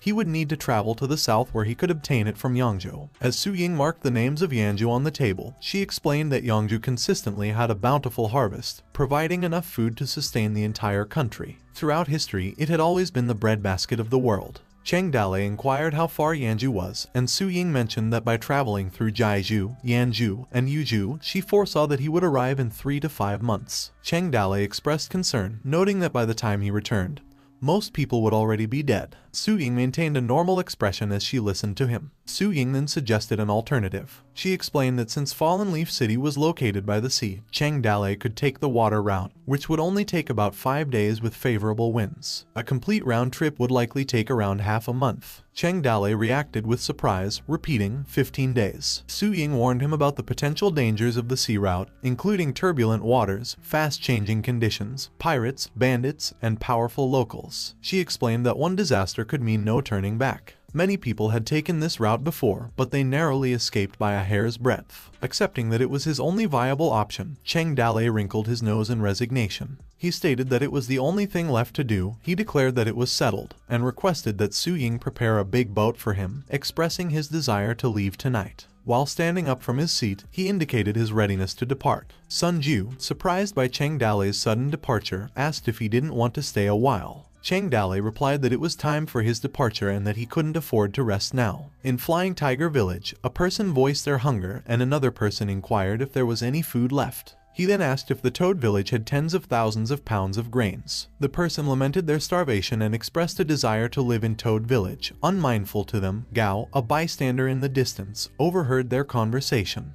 Qiran approached Gao with an idea. Gao, addressing Qiran as a military strategist, repeatedly asked Qiran if he had an idea and questioned if he had a way to acquire food. Qiran proposed sending a few of his men to sneak into Toad Village under the cover of darkness. Gao questioned if they were planning to steal food, to which Qiran replied that stealing would be difficult. Instead, he proposed setting fire to the granary of the Toad Village, vowing that if they were to die, they would die with them, and they would no longer let them go wild. He spoke with determination. Gao, looking at Qiran's distressed expression, remarked that Qiran was cruel. Qiran countered, stating that a gentleman did not possess a petty mind, and a true man was not without venom. He questioned why everyone should starve while the Toad Village survived. Gao expressed his disapproval of burning someone else's granaries, calling it an immoral act that could lead to the extinction of Qiran's family line. Suddenly, someone from the village interrupted their conversation with good news. He urged everyone to quickly go to the Toad Village, as they had an important announcement to make. Qiran wondered what Cheng Dale was up to, while Gao determinedly declared his intention to go and witness the situation for himself, stating that if Cheng Dale caused trouble again, they would burn his granary. After the announcement, people from Q New Mountain gathered outside Toad Village, and Gao's name was mentioned, stating that Gao was there. Gao inquired about the intentions of the Toad Village. A person responded, stating that they had just arrived and were unaware of the current situation.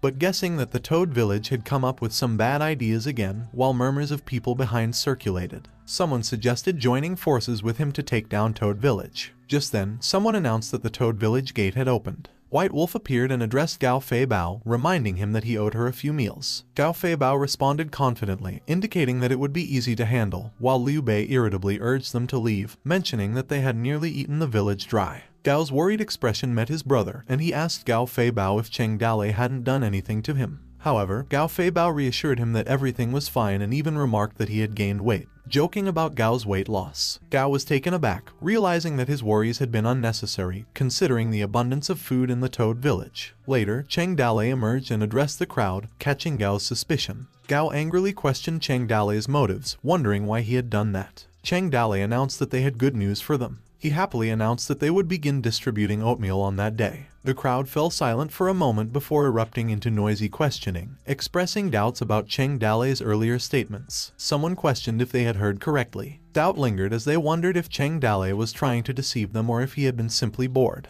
Gao confronted Cheng Dale, demanding an explanation for his actions. Cheng Dale expressed a frown and a sigh, stating that he had done it because he considered himself a good person. Attempting to restore calm, Cheng Dale announced that the porridge wasn't free. He looked for volunteers to join him on a mission, offering food and lodging. He emphasized that villages with skilled fighters should not keep them hidden and welcomed volunteers. Cheng Dale asked them if they knew what the word voluntariness was, to which everyone responded with silence. He then singled out Gao Fei Bao, cautioning him about leaving after benefiting from his village. Gao Fei Bao tried to explain but was cut off by Cheng Dale as he continued to call out to White Wolf, causing her to wonder. He also chose the other individuals from the crowd and called the bald head, instructing them to pack their bags, bring weapons, and gather there the following day. Lastly, Cheng Dale chose Zhao Zilong, Zhang Fei, Zhu Shenjai, and a group of Liu family elite sailors from Toad Village to accompany him. The rest of the people kept watch in the village to survey the situation. Early the next morning, Liu Zhai pleaded with Cheng Dale to allow her to accompany him. Cheng Dale, gently patting her head, reassured her that this time they were going to work, not play, but promised that she could join him next time. Liu Zhai blushed at his reassurance. Liu Zhai insisted that she could contribute as well, sharing that her family members were all sailors, and she knew how to swim. She offered to take care of Cheng Dale during the journey. Cheng Dale just looked at Liu Zhai and then proceeded to lift her onto the horse in front of him. Liu Zhai, filled with surprise, let out a delighted smile as she settled herself in front of the horse. Cheng Dale advised her to hold on tight, and then he gave the command to depart. Liu Zhai's slight melancholy immediately faded away. As they traveled from King New Mountain, the groups had now already arrived on the ship.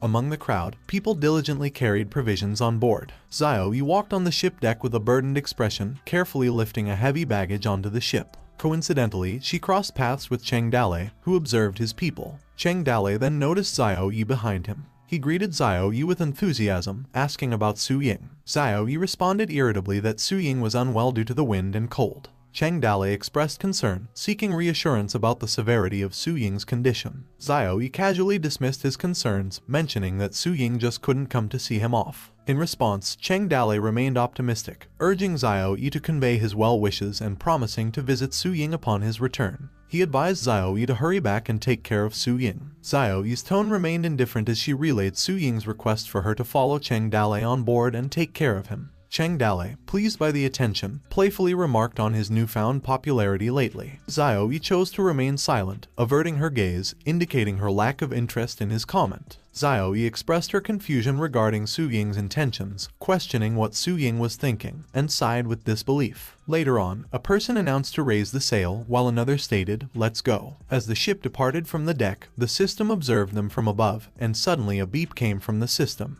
Cheng Dale received a message, stating that he had accepted a task to help the bandits in the King New Mountains survive the winter. However, on the first day of departure, all the mountain bandits were wiped out. They were seen lying on the ground, with one person expressing that he couldn't do it anymore. Cheng Dale, overwhelmed with concern and self-blame, remarked that he knew those mountain bandits had nothing to eat on the mountain, so he took them to Yangzhou to find food. But the grim reality struck Cheng Dale further as he didn't know the bandits were all seasick. Helplessly, he lamented his lack of foresight, noting their very wild behavior on the ground. While on board, they immediately panicked. The members felt discomfort. A bald man grunted and groaned before collapsing in nausea, while White Wolf struggled with dizziness, gazing out towards the ocean. Gao Fei Bao expressed grim feelings as if he had enough and threw his vomit into the ocean. Amidst the situation, Cheng Dale remained silent, closing his eyes as exhaustion and frustration settled in. As the night wore on, Cheng Dalei's thoughts turned to finding solace in rest. However, upon opening the door to his quarters, he was taken aback by the sight of Su Ying,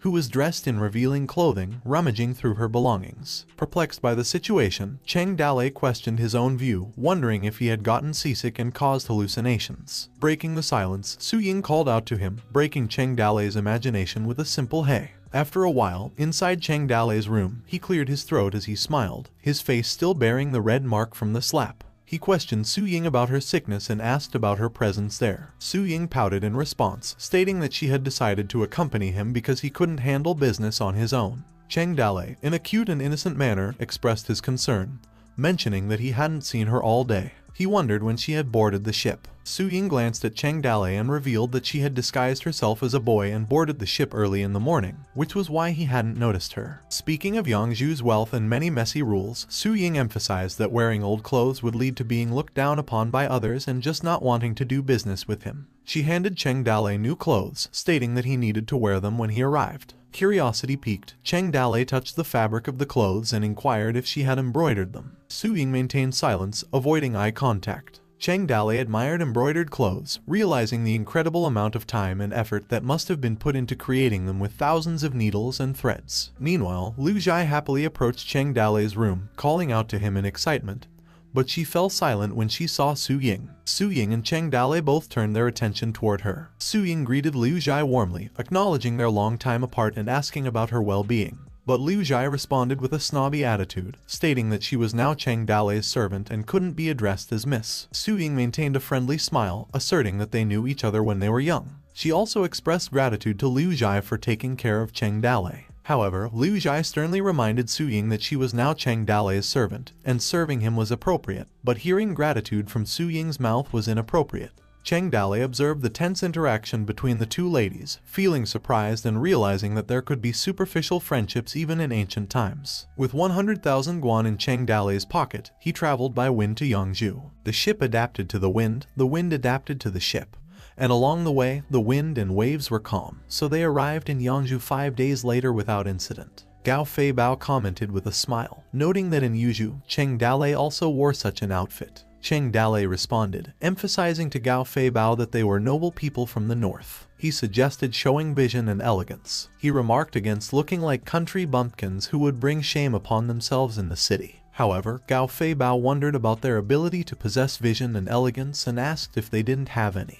Undeterred, Cheng Dalei advised him to pretend. At the bustling Yangzhou dock, amidst the lively atmosphere, an old man complimented Liu on his hard work and inquired about his well-being. But Liu brushed off the old man's concern and aggressively demanded money from him, accusing him of not paying for the month. He insisted on knowing how much money the old man had earned that day and forcefully wanted to get it. The old man defended himself, explaining that he had already made the payment yesterday. He questioned why Liu was demanding money again. However, the other man joined in, dismissing the old man's statement and wearing a wicked smirk as he insisted on the money being handed over. When the old person explained that he didn't have a single penny with him, Liu and his companions ignored his words and forcibly dragged him away. Liu responded with annoyance, calling him a poor bastard and telling him to leave and not get in his way. Meanwhile, Cheng Dalei reminded his group to address him as a prince once they left the ship, emphasizing that they were noble people from the north and needed to shed their banditry habits from the mountains and adapt to the civilized and polite atmosphere of Yangzhou. Noticing Cheng Dalei and his group heading down from their ship, they were confronted by Liu and questioned upon their arrival.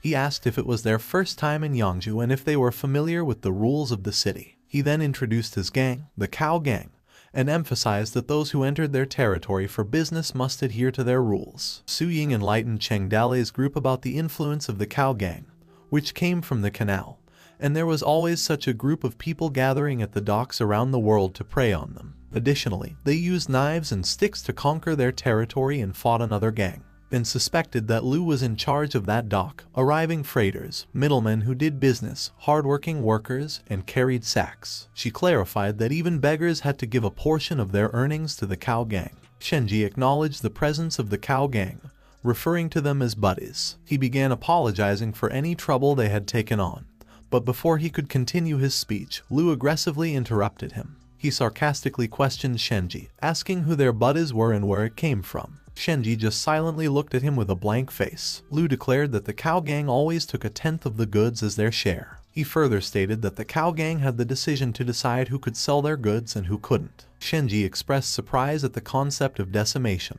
questioning whether it meant that 10% of their goods would belong to the Cow Gang. However, Cheng Dale interrupted and fiercely questioned what would happen if he refused to follow these rules. Lu justified the rules by claiming that people and goods could not be allowed to get off the boat without following the rules. He expressed suspicions that there might be something hidden underneath their boat, such as mountain bandits or pirates. Lu further asserted, with a grin on his face, that the Cow Gang provided protection and stability. Cheng Dale responded confidently, brushing off the rules as a mere desire for money. He claimed that he could easily provide enough food and drinks for a lifetime with just a few dates from his fingertips. With a smirk on his face, Cheng Dale invited Lu to take a closer look, promising to show him a treasure. Lu commented on Cheng Dale's appearance, noting that he was dressed like an overnight millionaire. But he expressed surprise that Cheng Dale seemed to be familiar with how things were going there. With a smile on his face, Lu stated that he didn't care if Cheng Dale knew the rules and asked him what he had with him. Cheng Dale invited Lu to take a closer look with a smile on his face. In a surprising turn of events, Cheng Dale unsheathed his swords and swiftly attacked Lu, slashing him in an instant on his throat. Lu fell to the ground, shocking both his gang members and Cheng Dale's group. Gao Feibao, White Wolf, and Shenji were taken aback by Cheng Dale's unexpected act of violence. Gao Feibao couldn't comprehend his actions despite his earlier emphasis on civility, politeness, and courteousness. Shenji reflected on Cheng Dale's past as a mountain bandit in Toad Village and realized that he had never been like that. Cheng Dale confidently announced his arrival, proclaiming himself Prince Appa and declared his authority to set the rules for the area. He responded to Lu's comment about his attire, expressing his indignation and revealing that the robe he wore was embroidered by his wife. Su Ying, curious about Cheng Dale's wife, questioned him. Suddenly, the shocking news of Lu Zai's murder spread quickly among the people on the dock. People asked who died, and others responded that it was Lu Zai from the Cow Gang who was killed. Some expressed disbelief that someone would dare to kill him in the Cow Gang's territory, while others rejoiced, feeling that Lu Zai deserved it and should have died long ago. As chaos ensued, the remaining members of the Cow Gang arrived at the dock and encircled Cheng Dale's group. Liu Zhai, who stood behind Cheng Dale, trembled with fear, but Cheng Dale reassured her not to be afraid. One of the Cow Gang members confronted Cheng Dale, questioning where he came from and criticizing his act of killing someone before even leaving the ship, deeming it savage. In response, Cheng Dale defiantly challenged the Cow Gang member, demanding to know who he was. The Cow Gang member, Lai Jiaming, introduced himself as Lu's deputy and stated that he was there by order of Master Sun to settle things there. Cheng Dale, unimpressed, belittled Lai Jiaming by asking if he was qualified to talk to him and expressed disdain about the place where there was no one who understood the rules in Yangzhou. Lai Jiaming frustratedly called him in anger. Tensions escalated as Lai Jiaming called for revenge on Master Lu, prompting Gao Feibao to show that he was ready, while Zhang Fei asked Zai Long if he would do it that time. While the other member by Cheng Dale, who were on the ship, prepared their arrows, ready to engage in battle. However, Cheng Dale, now professing his recent belief in Buddhism, remarked that they didn't want to cause more deadly karma. Liu Zhai displayed a happy face while Cheng Dale patted her. Lai Jiaming contemplated the fierceness of Cheng Dale's group, realizing they had killed without hesitation, and reluctantly decided to let them pass. Cheng Dale insulted Lai Jiaming before demanding to be directed to the best inn in Thousand Boat City, causing Lai Jiaming to feel frustrated, thinking that Cheng Dale had a big mouth and wondering where Cheng Dale came from. However, Lai Jiaming directly responded that it was in Yuyang Tower, asking Cheng Dale why he had asked. Cheng Dale calmly replied to Lai Jiaming that he would rest in Yuyang Tower that day and instructed Lai Jiaming to have their leader come to him that night.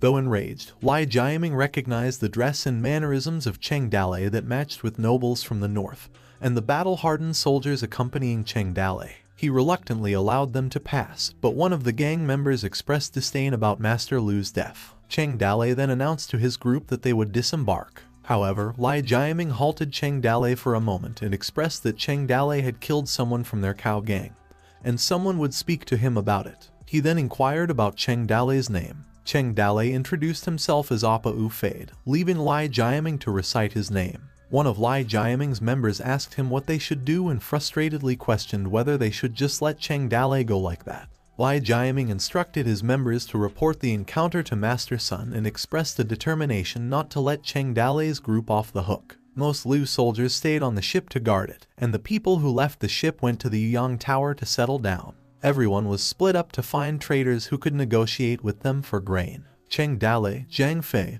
and Cai Long were walking. Cheng Dalei showed interest in Yangzhou, stating it had been a flourishing place for thousands of years and the dream of many talented poets. He compared the flowing water under a small bridge to the beauty of a woman. As they strolled, Cheng Dalei expressed his knowledge that Thousand Boat City was not the wealthiest city in Yangzhou. He pondered about the capital of the Yangzhou prefecture. Engaging in conversation, Cai Long remarked that the place was renowned not only for its rich literary culture, but also for being a hub for rare and high-quality weapons, known to be difficult to find elsewhere in the world. Intrigued, Cheng Dalei called upon his system to provide information about Yangzhou City. The system shared that Yangzhou had indeed been a hub of talent, listing various skilled individuals, including those with excellent manners, renowned painters, skilled tailors, exceptional matchmakers, talented woodcutters, and proficient fortune tellers. Reflecting on the system's information, Cheng Dalei realized that the number of extraordinary talents seemed rare among the millions of ordinary people. Meanwhile, Cai Long's attention was captured by something they spotted as they walked, prompting him to express curiosity with a questioning look on his face. While Cheng Dalei was still thinking about the situation,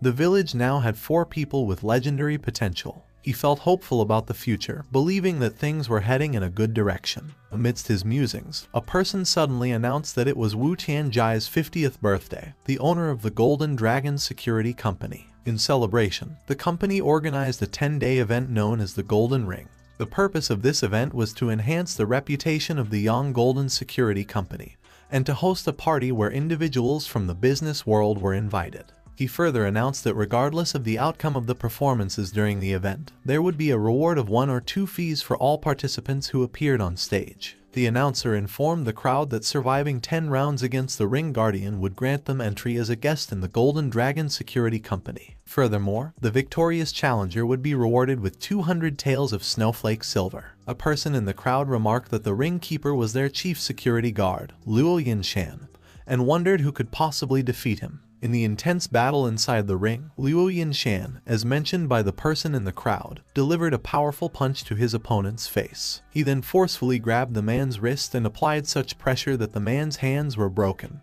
causing him to vomit blood and lose consciousness. Amidst the battle inside the ring, another person remarked that Luo Yinshan was renowned as the Iron Claw Eagle. With his iron whip, he had dominated the business world for many years without ever losing a bodyguard. Upon hearing this, someone suggested bringing him down and using the promised reward money to treat his injuries. Yinshan, who had just won the battle, addressed the crowd, emphasizing the dangers of the ring and inviting those with real talent to challenge him, thereby forging friendships through martial arts. With determination, he warned those without skills to avoid making fools of themselves and risking death with his iron claw. Seizing the moment, Cheng Dalei instructed Cai Long to cripple one of Yinshan's arms, which Cai Long accepted with a smirk. Zhang Fei, laughing hysterically, showed a determined expression and suddenly ran into the ring area to fight Yinshan, surprising Cheng Dalei, who called Zhang Fei in horror. Yinshan sternly questioned Zhang Fei's intentions, criticizing his reckless behavior and emphasizing that the ring was meant to be a martial arts event, not a platform for causing harm to others. Zhang Fei dismissed Yinshan's concerns and expressed his eagerness to engage in the fight. He confidently proclaimed that he would assume the role of Yinshan's teacher and demonstrate the true essence of martial arts. Yinshan challenged Zhang Fei to choose between fighting with fists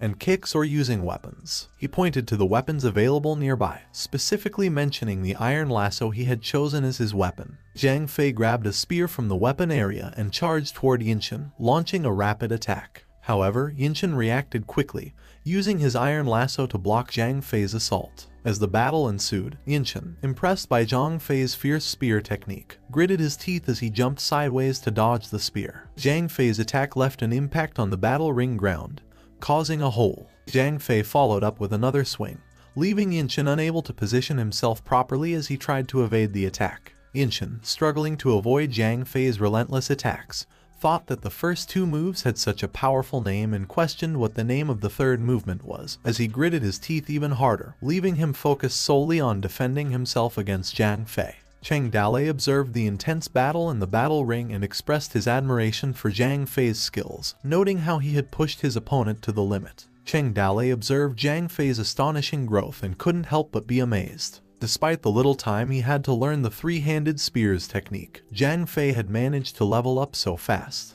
When Zhang Fei was about to attack, Yinshin found an opening and delivered a strike to Zhang Fei. Zai Long commented on Yinshin, stating that he had forced Zhang Fei to take less than 3 steps, noting that Zhang Fei's spear could no longer be used. Yinshin managed to grab hold of Zhang Fei's spear, leaving Zhang Fei unable to use his moves effectively. Zhang Fei realized the disadvantage he was in. Meanwhile, Yinshin, revealing a sinister grin, took out a hidden knife from his iron lasso and aimed to stab Zhang Fei. However, before Yinshin could deliver the fatal blow, Zai Long intervened. With a swift and powerful technique, Zai Long jumped into the battle ring, separating Yinshin and Zhang Fei and creating a cloud of dust. Zai Long then confidently spoke, telling Zhang Fei that he could watch the battle and assuring him that he would handle Yinshin while smirking. Upon witnessing Zai Long, the crowd, especially the girls, were captivated by his charm. They cheered for him, expressing their admiration and finding him incredibly handsome. Somewhere in Yangzhou City, the battle between Zai Long and Yinshin took place. Now, Zai Long was the one who faced Yinshin in an intense confrontation.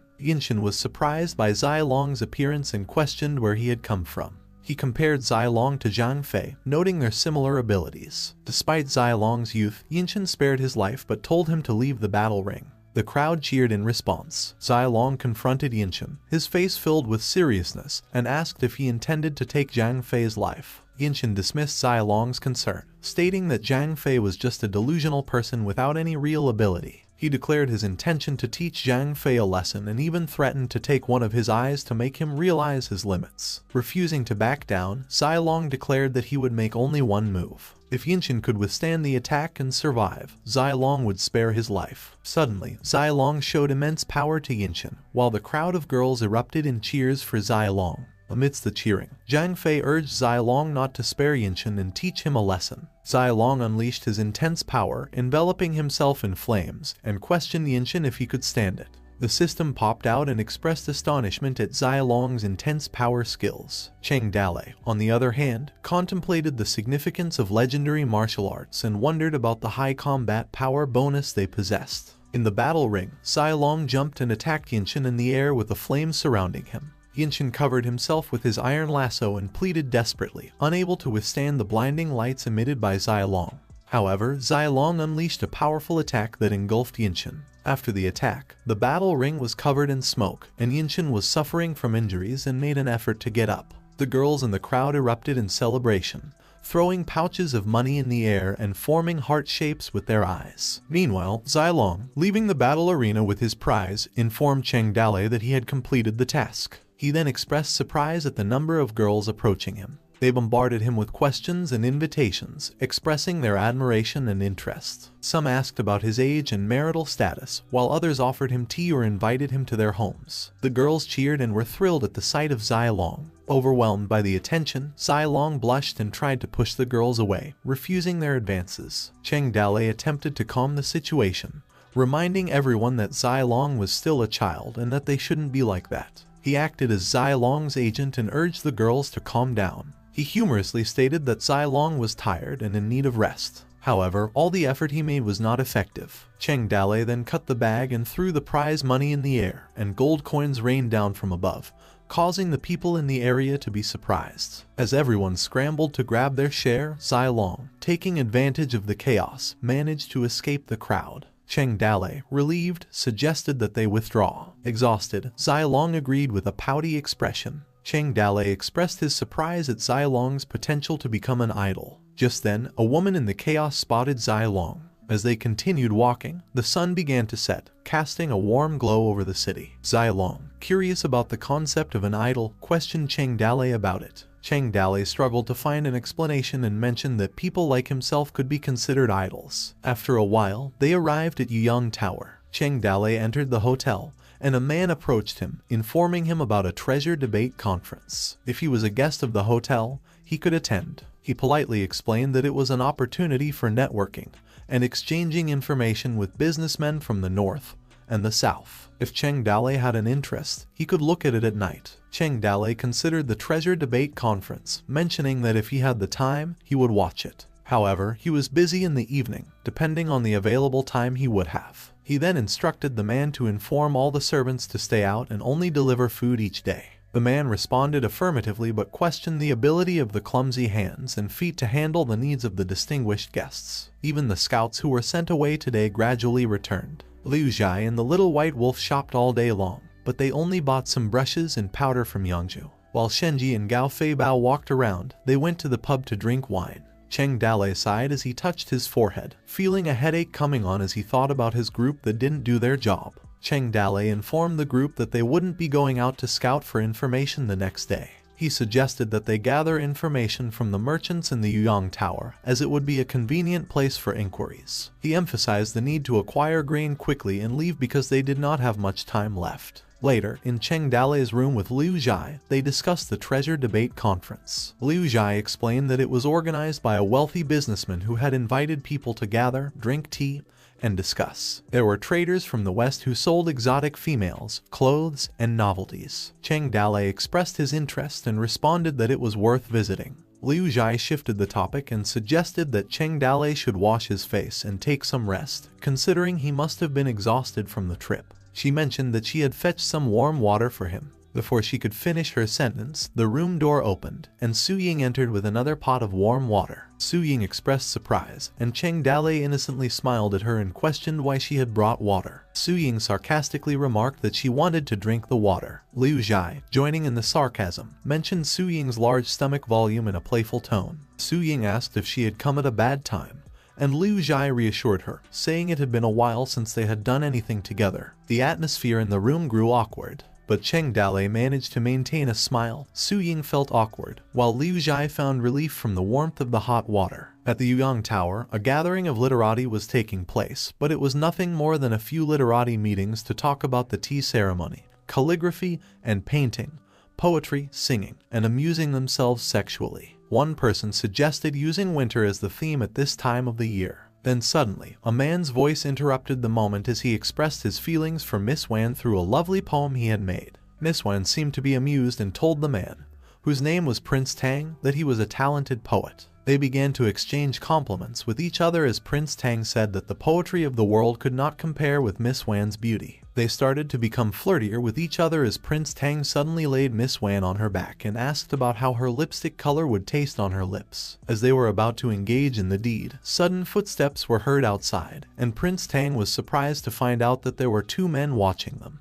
Zhang Fei then introduced themselves as they were also guests in the house. They had heard about the gathering, so they decided to pay a visit and write poetry with their friend. Prince Tang was confused about where these two people came from.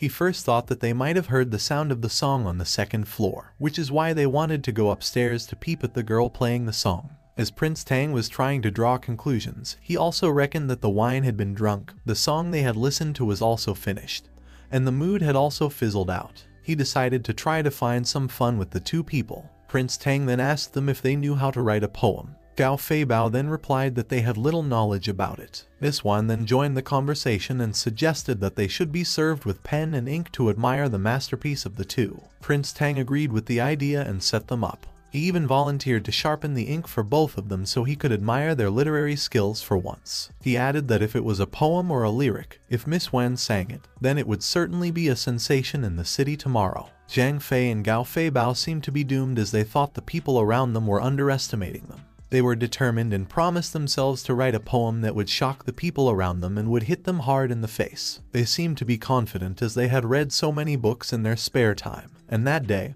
they would apply the knowledge even if their minds went completely blank. Zhang Fei suddenly stood up and announced that they had been careless and had disturbed their pleasure. He started to sprint outside as he asked for everyone's forgiveness, thinking they had been rude to them. Prince Tang told Zhang Fei to stop running and asked if he really wanted to leave already. He then told him that they must have been bandits. Zhang Fei replied that he and Gao Feibao were too uneducated to do that. He then added that he was sure their prince could write it when he arrived. Prince Tang was doubtful of Zhang Fei's answer and asked if he really called his prince and if he was not going to run away. As Zhang Fei was about to address Prince Tang's doubtfulness, he was kicked out and told to go alone. They wouldn't believe that savages from the north could write poems. Zhang Fei was outside when he called his prince, Cheng Dalei, to come quickly as something bad had happened. Cheng Dalei then asked what it was all about, and Zhang Fei told him that the people inside wouldn't let them leave. Meanwhile, at the gathering, Prince Tang was with Gao Fei Bao and told him that if Zhang Fei ran away,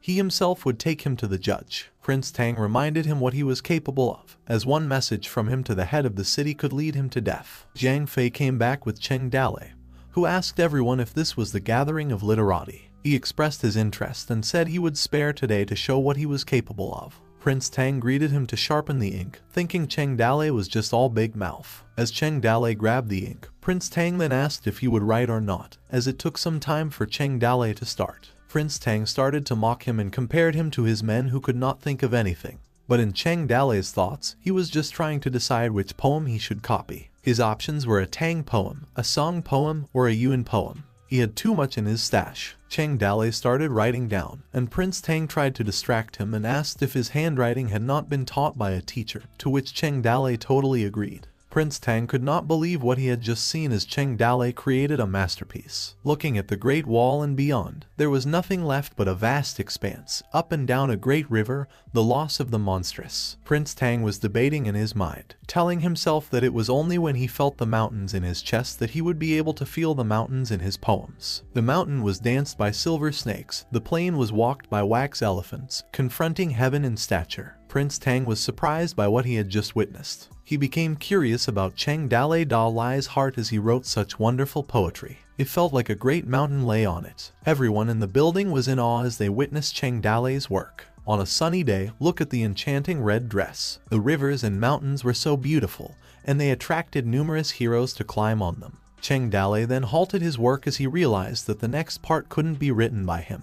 The following were the Qin Emperor, the Han Emperor, the Tang Emperor, and the Song Emperor. There was no such thing as a Tang Emperor or a Song Emperor in this world. Cheng Dalai also mentioned the further generation of talent. He copied the wrong works and felt embarrassed. Cheng Dalai decided to copy another poem that could not be copied and edit it out so that it would be less embarrassing to rewrite. Prince Tang was wondering why Cheng Dalai stopped writing, but instead of asking him, he just outright told him that that was enough. Cheng Dalai then looked at Prince Tang and asked what he meant when he said that was enough. Prince Tang clarified that the upper part was enough to shock the whole Jiangnan, and the whole piece would also shock the world, so it was better to stop. Cheng Dalai then asked Prince Tang if they were now clear to leave, to which Prince Tang totally agreed. Prince Tang expressed his admiration for Cheng Dalai's work as they were about to leave. As they left, Prince Tang was a bit surprised when he no longer saw the poem. Prince Tang was furious as one of the people who had gathered had hidden the poem Cheng Dalai made. At night, outside Yuyang Tower,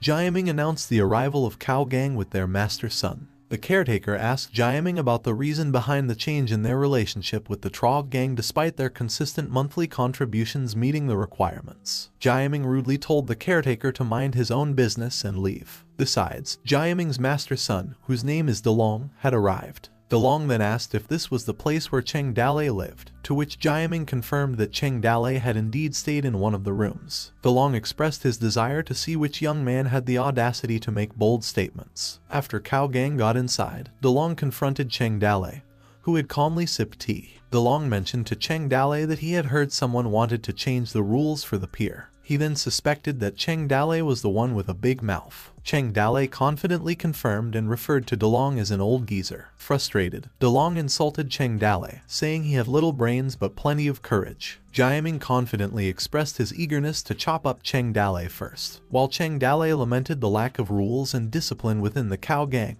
remarking on anyone's ability to interfere. At the same time, a group of uninvited guests arrived in front of the restaurant. A man questioned if the person was present, to which another person confirmed having seen them enter the place. Determined, the man declared that they should not be spared and decided to take action. Jiaming informed Delong that Hong Tianji from the Golden Dragon Security Company had arrived. Delong wondered why they were here since there had been no previous conflicts with them. He peered out the window, pondering if Cheng Dalai had been sent by the Golden Dragon Security to discredit the Cao Gang.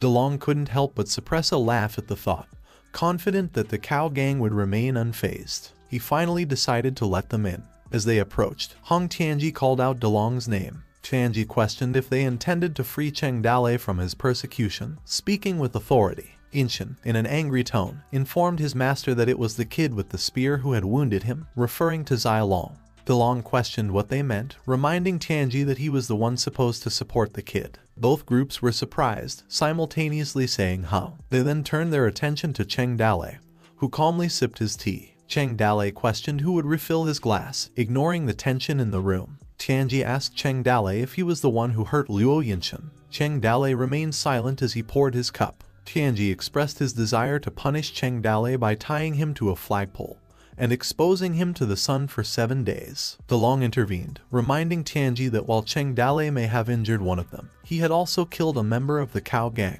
Delong stated that he couldn't let Cheng Dale die at the hands of others if he wanted to maintain the reputation of the Cao gang.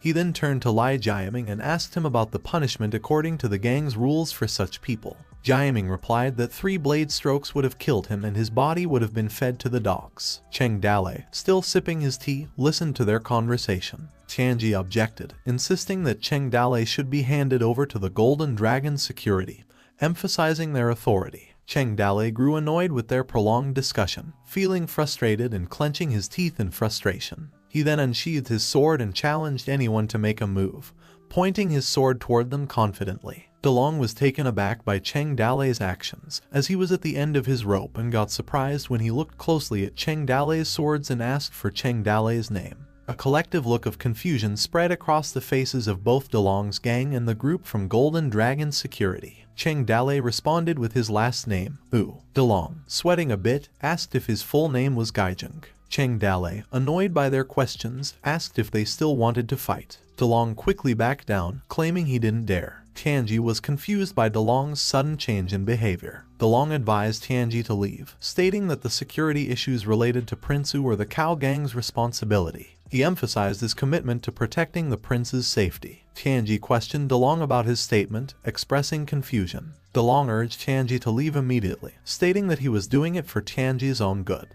Cheng Dale looked puzzled by the situation, while Zilong expressed his irritation and asked if they still needed to fight. Delong chivalrously stated that if his guess was correct that Cheng Dale's last name was not Wu. Cheng Dale remained silent, startled by the remark. Delong smiled at his thought, convinced that his assumption about Cheng Dale's last name was correct. His expression changed, assuring Cheng Dale that he wouldn't expose his identity, and emphasizing that he was responsible for large and small businesses. Cheng Dale, puzzled by Delong's mention of his identity, wondered if he had been discovered as a mountain hunter. As Delong departed, Cheng Dale smiled at them, and Zilong maintained a stoic expression. After the Cao gang and the dragon security left the area, Zilong questioned Cheng Dale about his hidden identity that they didn't know. Cheng Dale denied it, stating that he was also confused. He pondered over the identity of his swords and wondered who he should ask if there was something wrong with them. Meanwhile, Delong and Tianji rode horses with their respective groups following behind as they headed home.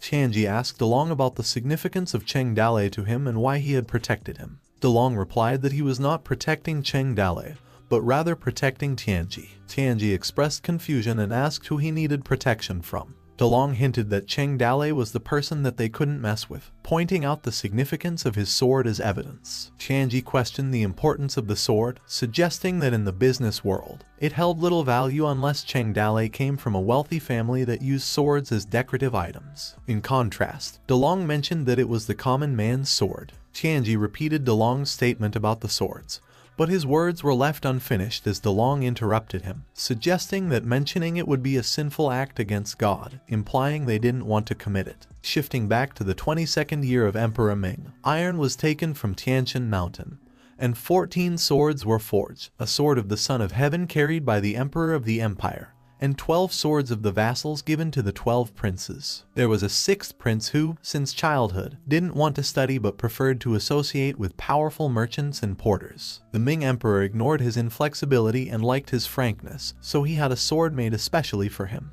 The name of the sword is the common man's sword. At Yuyang Tower, Cheng Dale stood alone on the terrace, his eyes fixed upon the glinting swords in his grasp. Lost in his thoughts, Cheng Dale recalled the sword left behind by Lai Xingzai. He commented on the sharpness and toughness, realizing that it could withstand the power of the ghost face axe. Cheng Dale also recognized its significant value, knowing that it could fetch a high price. A question sparked within him, wondering if these swords held an emblematic meaning or represented an aspect of Li Xingzai's identity. Curious, Cheng Dale wondered about the sword's meaning and Li Xingzai's true identity. With limited information and unable to ask the old man, he felt frustrated and eager to uncover the truth. Suddenly, Su Ying appeared behind Cheng Dale and asked him why he was still awake at such a late hour. She mentioned that she noticed a change in him since he had arrived in Yangzhou and wondered if something was on Cheng Dale's mind. Cheng Dale's response carried a touch of confusion as he asked if there was something on his face. Su Ying hesitated, her words stumbling slightly, implying that he appeared somewhat arrogant. Cheng Dale repeated her words, musing on them for a moment. Sighing, he acknowledged the limited time he had, aware of the urgency pressing upon him. On the terrace, as Cheng Dale and Su Ying viewed their surroundings, suddenly the caretaker in Yuyang Tower approached them.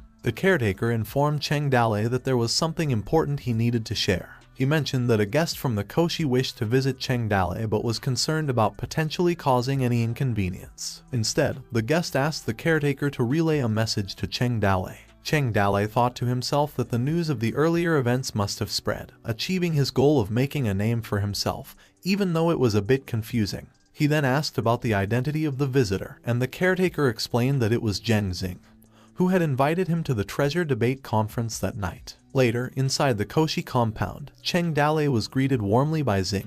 Xing expressed surprise at his timely arrival, mentioning that they had been discussing Cheng Dale just before his appearance. Cheng Dale explained that he had intended to visit Liu the previous night but had been preoccupied with daily tasks. Xing then invited Cheng Dale inside, urging everyone to gather and announced that the treasure debate conference would be divided into 3 parts: food, beauty, and exotic treasures. He then requested the exhibition to begin. Meanwhile, Cheng Dale sat at his table, observing his surroundings as the event started. One person mentioned that he had carried 10 buckets of night pearls, resembling the appearance of their late father, and boldly recognized him as their godfather. A person then began discussing his famous cakes from the Wu family. Another person expressed interest and encouraged them to share more. However, there was a momentary interruption as another person called for the cake seller to be thrown out.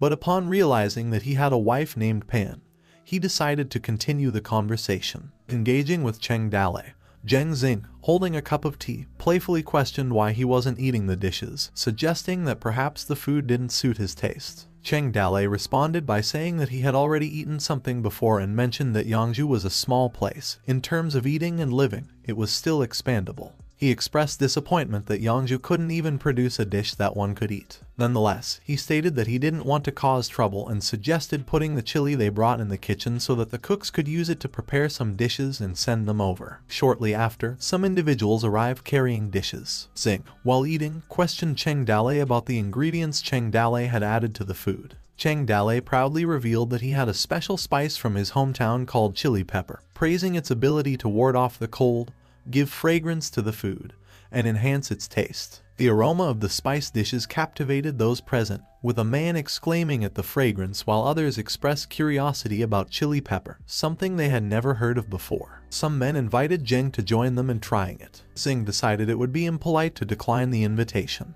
Xing coughed briefly, finding the food too spicy. However, he realized that spicy food could be traded for a good amount of money. Xing mentioned to Cheng Dale that he had heard about the load of peppers he brought. Cheng Dale confirmed it. Xing then proposed a deal, offering to buy the peppers for a price. Cheng Dale stated that he didn't want money but rather grain. Xing suggested a quantity of 300,000 pounds of rice to be delivered in 7 days. Cheng Dale expressed his impatience, and Xing suggested a shorter time frame of 5 days. Cheng Dale expressed that he would have liked to accept the deal, but he didn't have enough time and could only wait until the next day. Xing acknowledged this and remarked that it would be challenging to find someone who could provide 300,000 pounds of rice in a day. Cheng Dale agreed to wait a little longer and mentioned that if he couldn't find a deal tonight, he would visit Xing again. Xing then shifted the conversation and stated that he had shown the beauty segment of the treasure debate conference. He then called for someone to bring it up and revealed 2 pacifiers he had bought from a Persian dealer at a high price, emphasizing their potential value as virgins that could fetch a high price in the capital. Cheng Dalei's thoughts wandered toward the notion of human trafficking, contemplating the presence of foreign women despite the empire's lack of contact with foreigners. He couldn't shake the suspicion that Zhang Xing was no ordinary Beijing businessman. Suddenly, Liu Zhai spoke and expressed her fascination with the smooth garment on the woman's legs. Cheng Dalei, slightly taken aback, responded with a question, pondering when the stockings appeared in a historical context. Xing, noticing Cheng Dalei's interest, offered to send Cheng Dalei a batch of stockings if he liked them. Cheng Dalei responded with feigned excitement, imagining Su Ying wearing them and letting out an embarrassed chuckle. Su Ying, catching his train of thought, playfully remarked on his contemplative expression. Continuing their conversation, Xing then offered foreign girls as well as the 300,000 pounds of rice, suggesting they could provide pleasure for a few days before the rice was delivered in 5 days. Su Ying maintained a blank expression as she looked at Cheng Dalei, while Liu Zhai appeared despondent. Cheng Dalei, feeling awkward, joined Xing in toasting and tried to divert the focus away from business matters, despite his embarrassed but secretly excited expression. Xing suggested that Cheng Dalei could hug one woman on the left and cuddle with the other on the right to enjoy all the blessings, stating that a normal vulgar woman would be boring. Cheng Dalei awkwardly laughed in response. Xing offered a drink to Cheng Dalei and suggested they continue drinking. Amidst the drinking, Liu Zhai, who had been observing, suddenly displayed surprise. She clutched her chest, appearing worried. Su Ying, puzzled by Liu Zhai's actions, looked at her with concern. Liu Zhai's worried expression prompted her to call out to Cheng Dalei. Liu Zhai called Cheng Dalei, who responded to her, asking what was wrong. She then whispered something in his ear. Cheng Dalei listened attentively as Liu Zhai conveyed her concerns. Xing noticed and asked if everything was all right. Cheng Dalei reassured him, attributing Liu Zhai's discomfort to having eaten too much chili and experiencing some stomach upset. However, Liu Zhai's worried expression persisted, hinting at something deeper. Interrupting the conversation, a servant informed Xing of a person outside who wished to sell something. In Xing's mind, Cheng Dalei quietly reassured Liu Zhai, telling her not to worry. Liu Zhai responded with just a murmur. Xing dismissed the servant's concerns, deeming them trivial. He expressed his frustration at the interruption, stating that it had ruined their fun for no reason. Cheng Dalei intervened, suggesting that they let the man in to see if he had anything valuable to sell. Xing agreed to Cheng Dalei's request and allowed the man to enter. The man entered, carrying a large stick. Cheng Dalei asked the man what he wanted to sell, and Xing expressed his annoyance at encountering people in Yueyang Tower who claimed to be expert treasure hunters in the past. He revealed that his father had left behind a weapon. Cheng Dalei asked about the kind of weapon it was and its name. The man explained that his father, a former bodyguard, had found the weapon in the north and called it a serpent-headed spear. Suddenly, the system interjected with amusement at the sight of the weapon. Still at the Koshi compound, Cheng Dalei thought to himself how heavy the spear felt, and despite its age, it appeared to be an authentic piece. Curious about the price, Cheng Dalei asked about the cost of the weapon. The man responded, asking for a mere 100 coins. Cheng Dalei was taken aback, considering it surprisingly cheap. He glanced at the man before asking further. The man quickly lowered his price, stating that 10 silver coins would be enough for him. Cheng Dalei was confused by the drastic reduction. The man pleaded, asking for any form of compensation so as not to leave empty-handed. Realizing that the man was unaware of the true value of the weapon and had initially quoted 100 coins for the price to test his luck, Cheng Dalei decided to let him have the 10 coins if he was satisfied with only that. He then tossed the coins to the man, who eagerly accepted them with excitement. Cheng Dalei then told him to keep the change. Xing congratulated Cheng Dalei on acquiring the treasure and expressed curiosity about its specifics, hoping to expand their knowledge. Cheng Dalei told him that it was only a mere toy, unworthy of mention, and suggested moving on. As the treasure debate conference continued, every now and then someone came up with a treasure. The pearls of the Southern Ocean, the gems of the Northern Mountains, the sunken wood of the Eastern Sea, the beauty of the Far West, but nothing that interested Cheng Dalei. After the meeting, many traders came to him, but they only bought a few £100 of peppers. However, these were not the people he had been waiting for. Afterward, they returned to their rooms, and Cheng Dalei brought the weapon and presented it to Zhang Fei. As Zhang Fei swung the weapon above, Cheng Dalei noted that the weapon's ability made a sound like a dragon. Zhang Fei expressed his gratitude to Cheng Dalei, saying that the weapon was good to handle despite being a little old. He thanked Cheng Dalei, referring to him as the village master. The next morning, Cheng Dalei told Delong to sit, but Delong humbly refused, stating that as a prince, Cheng Dalei deserved the honor of having him serve even while standing.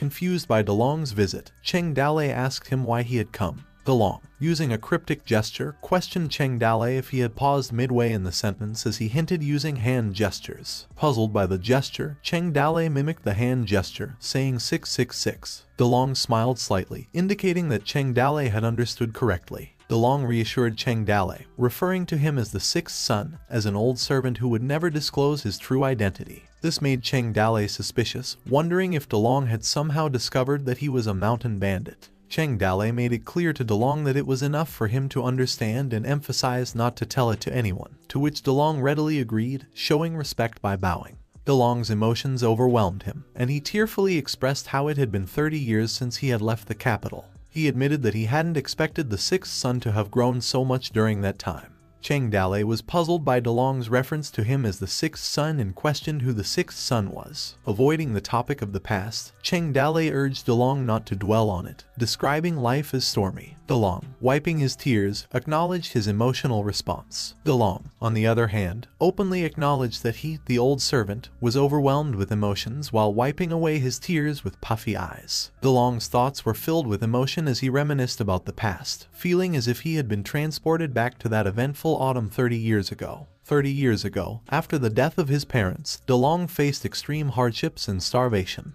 Desperate to survive, he entered the government and became a eunuch, where he learned martial arts as a palace guard. Over time, his skills improved, and he eventually became a member of the emperor's personal guards. When Emperor Ming fled the capital due to the invasion of the Ring clan and military chaos, DeLong was separated while hunting through the rings and found himself in Yangzhou. Fearful of returning to the palace, he gained a firm foothold in Yangzhou, based on his fighting skills, coupled with the character of an aspiring wolf. He became a member of the Cow Gang, mentioning that he had been on a smooth path. After the Ring clan withdrew, DeLong didn't dare to return to the palace for fear of receiving the crime. However, he went back to watch the ceremony where the 14 swords were being forged. Apart from that, he never set foot in the capital again for 30 years. Despite having grown up in the palace, he has always considered himself a part of the royal family. DeLong thought for a moment about 30 years and let out a sigh. Shifting his focus back to Cheng Dale, DeLong acknowledged his knowledge of Cheng Dale's shipload of goods at the dock. He then expressed his interest in purchasing the entire shipload from Cheng Dale.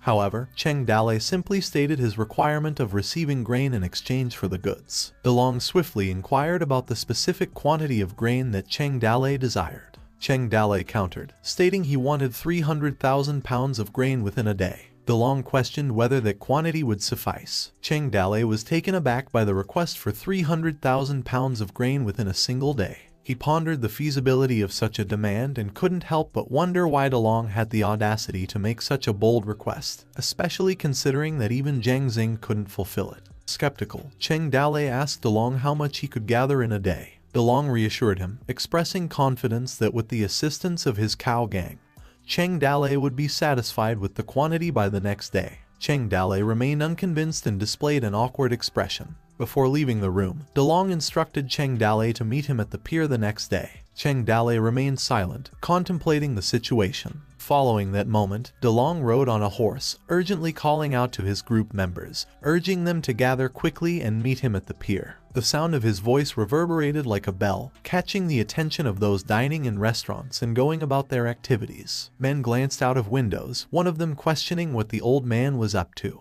Another man, intrigued by DeLong's urgency, urged others to hurry and join in. In the blacksmith's forge, a man entered and addressed Yinshin, who was working on forging a weapon, as Master Liu. He informed Yinshin about the message sent by the old man, referring to DeLong. Yinshin, already aware of the message, acknowledged the man's words and motioned for him to come along.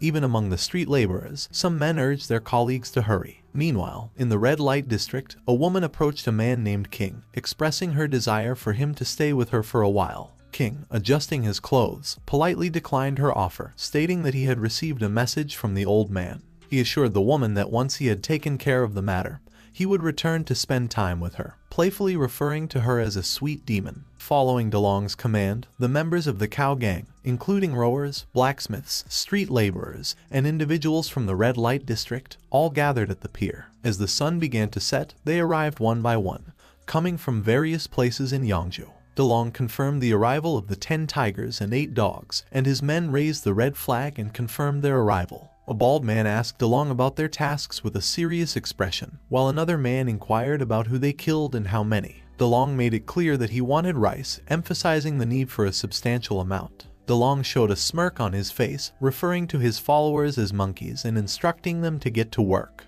In response, all the men respectfully acknowledged the orders, bowing to DeLong in a show of obedience. The Cow Gang was a spider that had taken up residence in the Thousand Boat City. For 30 years, it had been spitting spider silk and weaving a great web. Today, the Cow Gang network was fully operational. The rice supplies in the city were swept away by the Cow Gang. The wharf was bought by the Cow Gang at a low price as long as the ship carrying grain had not yet docked. They sneaked into the official granary at night, and 4 or 5 people stole several carts of grain. Some large families in the Cow Gang talked to the 10 tigers and 8 dogs and finally gave out more or less food. But it wasn't until a day later, when this big web of the gang came to light, that people in the city knew that this big web was already so huge. The man had shown the whole city what he was capable of. The next morning, Cheng Dale, Su Ying, and Liu Zhai arrived at the pier, shocked by the view that unfolded before them. Su Ying expressed her confusion, asking what was happening. Liu Zhai remained silent, observing the situation with a surprised expression. Cheng Dale, equally perplexed, admitted that he didn't fully comprehend the events either. However, he speculated that perhaps the good people were not as bad as they initially seemed. In that moment, Cheng Dale felt a glimmer of hope for King New Mountain. At the pier in Yangzhou City, DeLong informed Cheng Dale that the grain he had requested was ready, totaling 5,000 pounds and divided into 2 deliveries. DeLong then extended an invitation for Cheng Dale to stay a few more days so that he could pay his respects. However, Cheng Dale declined, explaining that his wife and children at home were starving and couldn't afford to wait. He scratched his head awkwardly, expressing his dilemma. DeLong seemed surprised to learn about Cheng Dale's marital status and inquired further. Cheng Dale responded with an awkward laugh, while Su Ying and Liu Zhai blushed and looked down, feeling shy, to which DeLong agreed. DeLong revealed that he had initially prepared 10 maids, assuming Cheng Dale was traveling alone and could use their company, causing Cheng Dale's face to express excitement. However, since Cheng Dale already had maids with him, DeLong decided not to burden him further. He advised Cheng Dale, as a prince, to focus on poetry, meditation, and diligent rule rather than being seduced by beauty. Cheng Dale fell into silence, feeling a sense of sadness after DeLong's words. Later, they boarded the ship to return to their place. White Wolf happily leaned towards the ship, bidding farewell to Yangzhou. Gao Fei Bao expressed his enjoyment of the restaurant they had visited the previous night, and suggested going together next time. Shenji agreed with a smile as he wrapped his arms around Gao Fei Bao. As the ship set sail, people in the city waved and cheered for them. Among the crowd, a person called out for Cheng Dale to stay and begged him to remain with them. Others echoed the sentiment, pleading for Cheng Dale to stay and live among them. Cheng Dale asked Liu Zhai about the willow branches being thrown toward their ship, and she explained that it was a gesture from the people to ask them to stay. Prince Tang called out to Cheng Dale, requesting him to write a poem about the current event. Although Prince Wu couldn't remain with them, Prince Tang expressed his desire for a poem from him as a way to commemorate his presence. Cheng Dale, with a wry smile, was aware that it was time to pretend once again to assume his poetic persona. He closed his eyes and pondered over various poems, searching for the one that would be most fitting for the occasion without carrying any unintended implications. As he mentally reviewed different poems, he set aside several options, considering their connotations and appropriateness to the current time. Eventually, he settled on a poem fragment, even though he couldn't recall the first half of it. Cheng Dale realized he had no more time to ponder and decided to use this poem. With a smile on his face, he called for Liu Zhai to bring the wine, signaling the beginning of the poetic recitation. Raising his cup of wine, Cheng Dale addressed the crowd, starting to recite the poem. The paper was then, which was abandoned by the noble and virtuous people, and the knife and the pencil were of little use. Therefore these must not be preferred before wine. With a joyful expression, Cheng Dale then drank the wine, stating that it was all in the wine, while Liu Zhai stood behind him, sharing in his delight. The people continued to shout, urging Cheng Dale to stay. Some expressed their love and affection for him, calling out his name. Cheng Dale became fascinated, thinking he had many female fans. He couldn't help but feel flattered, thinking that he had acquired a sudden influx of female fans. The girls continued to shower him with attention, addressing him as Prince Zhao and Prince Zilong, their excitement evident in their voices. Confusion washed over Cheng Dale as he realized that these enthusiastic fans were actually calling out to Zilong, not him. He was ashamed at the misunderstanding and felt slightly embarrassed for assuming they were his fans. Realizing his mistake, Cheng Dale delightedly called out to Zai Long, who was hiding in a corner, and asked him to come and take a look. However, Zai Long remained hidden in the corner, wearing a blank expression. Zai Long hesitated before calling Cheng Dale and explained that he had been locked in the restaurant for several days, unable to leave during that time. With seriousness, Zai Long continued, stating that he already had someone in his heart and wouldn't make a second choice. Cheng Dale's expression turned curious yet blank, intrigued by Zai Long's confession. Couldn't help but want to know more about the person. Liu Zhai, joining in the conversation, playfully suggested that it could be a girl from their village, wondering which girl could have that luck. Her smile hinted at a hint of mischief. Zai Long frantically denied it. Cheng Dale, mischievously teasing Zai Long, speculated whether the person he had feelings for could be a girl from Apricot Hill. He playfully suggested that the White Wolf could assist in bringing them together. Liu Zhai jokingly mentioned Liu Bei, adding to the lighthearted atmosphere. Zai Long, feeling a bit embarrassed, revealed that the person he had feelings for was actually his senior female fellow student and pleaded with Cheng Dale not to interfere in his personal matters. As the ship sailed, DeLong watched them from a cliff in the distance. His men approached him, offering a coat due to the strong wind on the water, and suggested to him that they should go back. DeLong agreed to return. The man mentioned the boatload of goods and asked him what they should do with it while putting the coat around DeLong. He instructed his man to sell them if possible, but if not, to come up with a plan to dispose of them. DeLong contemplated the recent events and realized that while they had successfully executed a great show, it wasn't necessarily beneficial for the reputation and honor of the Cow Gang. He let out a sigh, anticipating that the days ahead would be difficult. Suddenly, an old man approached DeLong, expressing gratitude for his hard work. The old man mentioned that he had heard about DeLong's achievement of collecting 400,000 pounds of rice in one day to monopolize the pepper market. He acknowledged that it was quite a big deal, but before he could continue, DeLong interrupted him. DeLong questioned whether the old man had approached him just to mock him. The old man expressed admiration for DeLong's courage and requested to purchase some of his pepper. He mentioned having the silver ready for the transaction and awaited DeLong's confirmation for the sale. As other people gathered around DeLong, they expressed their desire to buy the chili pepper. A young man pleaded not to be left behind and insisted on having a share. A woman also joined in, expressing her interest in purchasing the pepper. Even the old man reiterated his request, stating his intention to buy some. DeLong, shocked by the overwhelming response, remained speechless, unable to respond to their requests. He cried as he asked Cheng Dale, addressing him as the sixth prince, to have mercy on him. One of DeLong's men alerted them to the strong wind, signaling that it was time to return. DeLong's gaze shifted towards their ship in the distance. Realizing his earlier doubts about Cheng Dale were unfounded, sincerely apologized to him. Meanwhile, at the Saidi tribe of the Rings, a man dressed in a hoodie sweater sat near a crackling fire, cooking meat for his meal. The sound of the fire crackling reached his ears as he prepared to eat. Suddenly, he sneezed, causing him to question whether someone was thinking of him or if he had simply caught a cold. It revealed that the man was none other than Lai Xing Zai. As the sun set and cast its fading glow on the ship, Cheng Dale sat calmly at the mainmast, sipped his tea, as Shenji approached him, expressed his concern about the strong headwind, and informed him that the ship would only be able to travel in a zigzag line.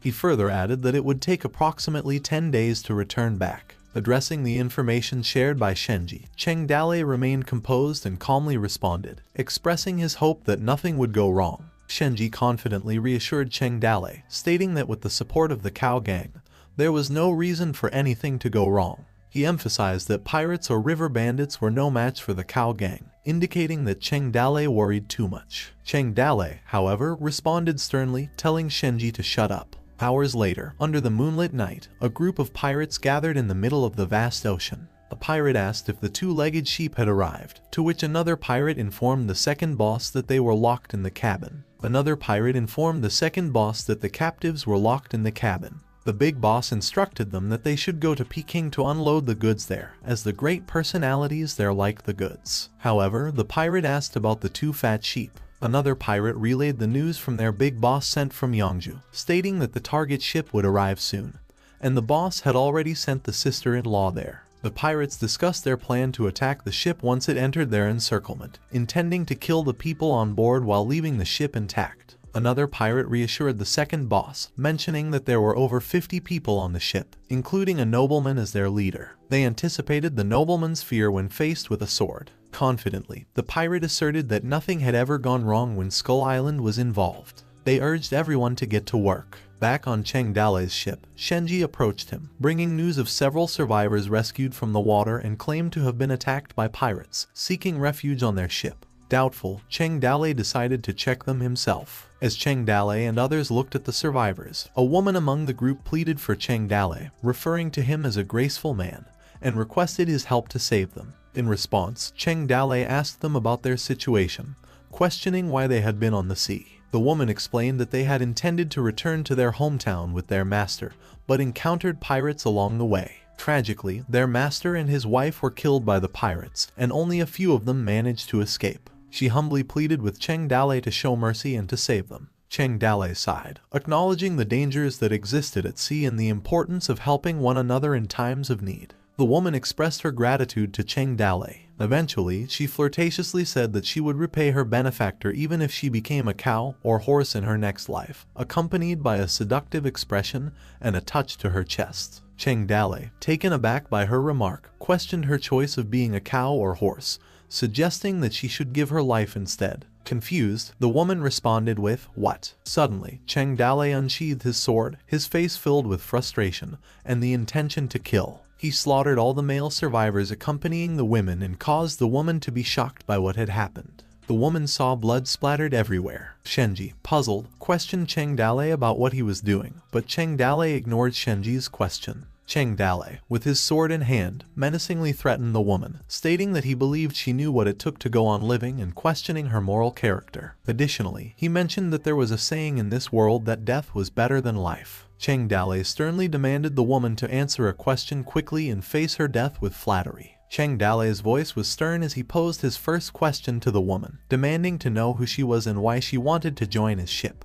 Liu Zhai stood silently behind him, casting her gaze downward. The woman's response was hesitant and filled with fear. She claimed not to know and explained that they were just a group of people in distress. Cheng Dale's voice carried a firmness that brooked no deception as he admonished the woman to stop pretending. He emphasized that in a situation where they had truly been invaded by pirates, the one with the most power would naturally assume control. Yet, these people seemed to follow her orders alone. With his sword pointed menacingly at her neck, the woman trembled under his investigation. He firmly stated that the ring appeared familiar to him, leading him to suspect that she was one of Zheng Xing's people. The woman's eyes widened. However, the woman stumbled over her words and attempted to hide her true identity. Cheng Dale's voice hardened as he confronted the woman's denial. He pointed out that the ring she wore was a precious heirloom of the Liu family, which should have been included in the city's treasury after their downfall. He demanded to know where she got it. With a fierce gaze and his sword still pressed against her neck, Cheng Dale suspected that Zheng Hexing might be involved in slave trading or piracy. The woman's fearful eyes met his intense stare and she attempted to respond but was unable to find the right words. Cheng Dale, driven by frustration and suspicion, swiftly slashed her shoulder, causing her to bleed. He continued to press and admonish the woman for her reluctance to answer. He warned her that if she failed to answer his questions promptly, she would not have a choice anymore. The woman cried out in pain and blood dripped from her hand. She mustered the courage to reveal the truth. She admitted that they were indeed members of Skull Island, under the command of Zheng Xing.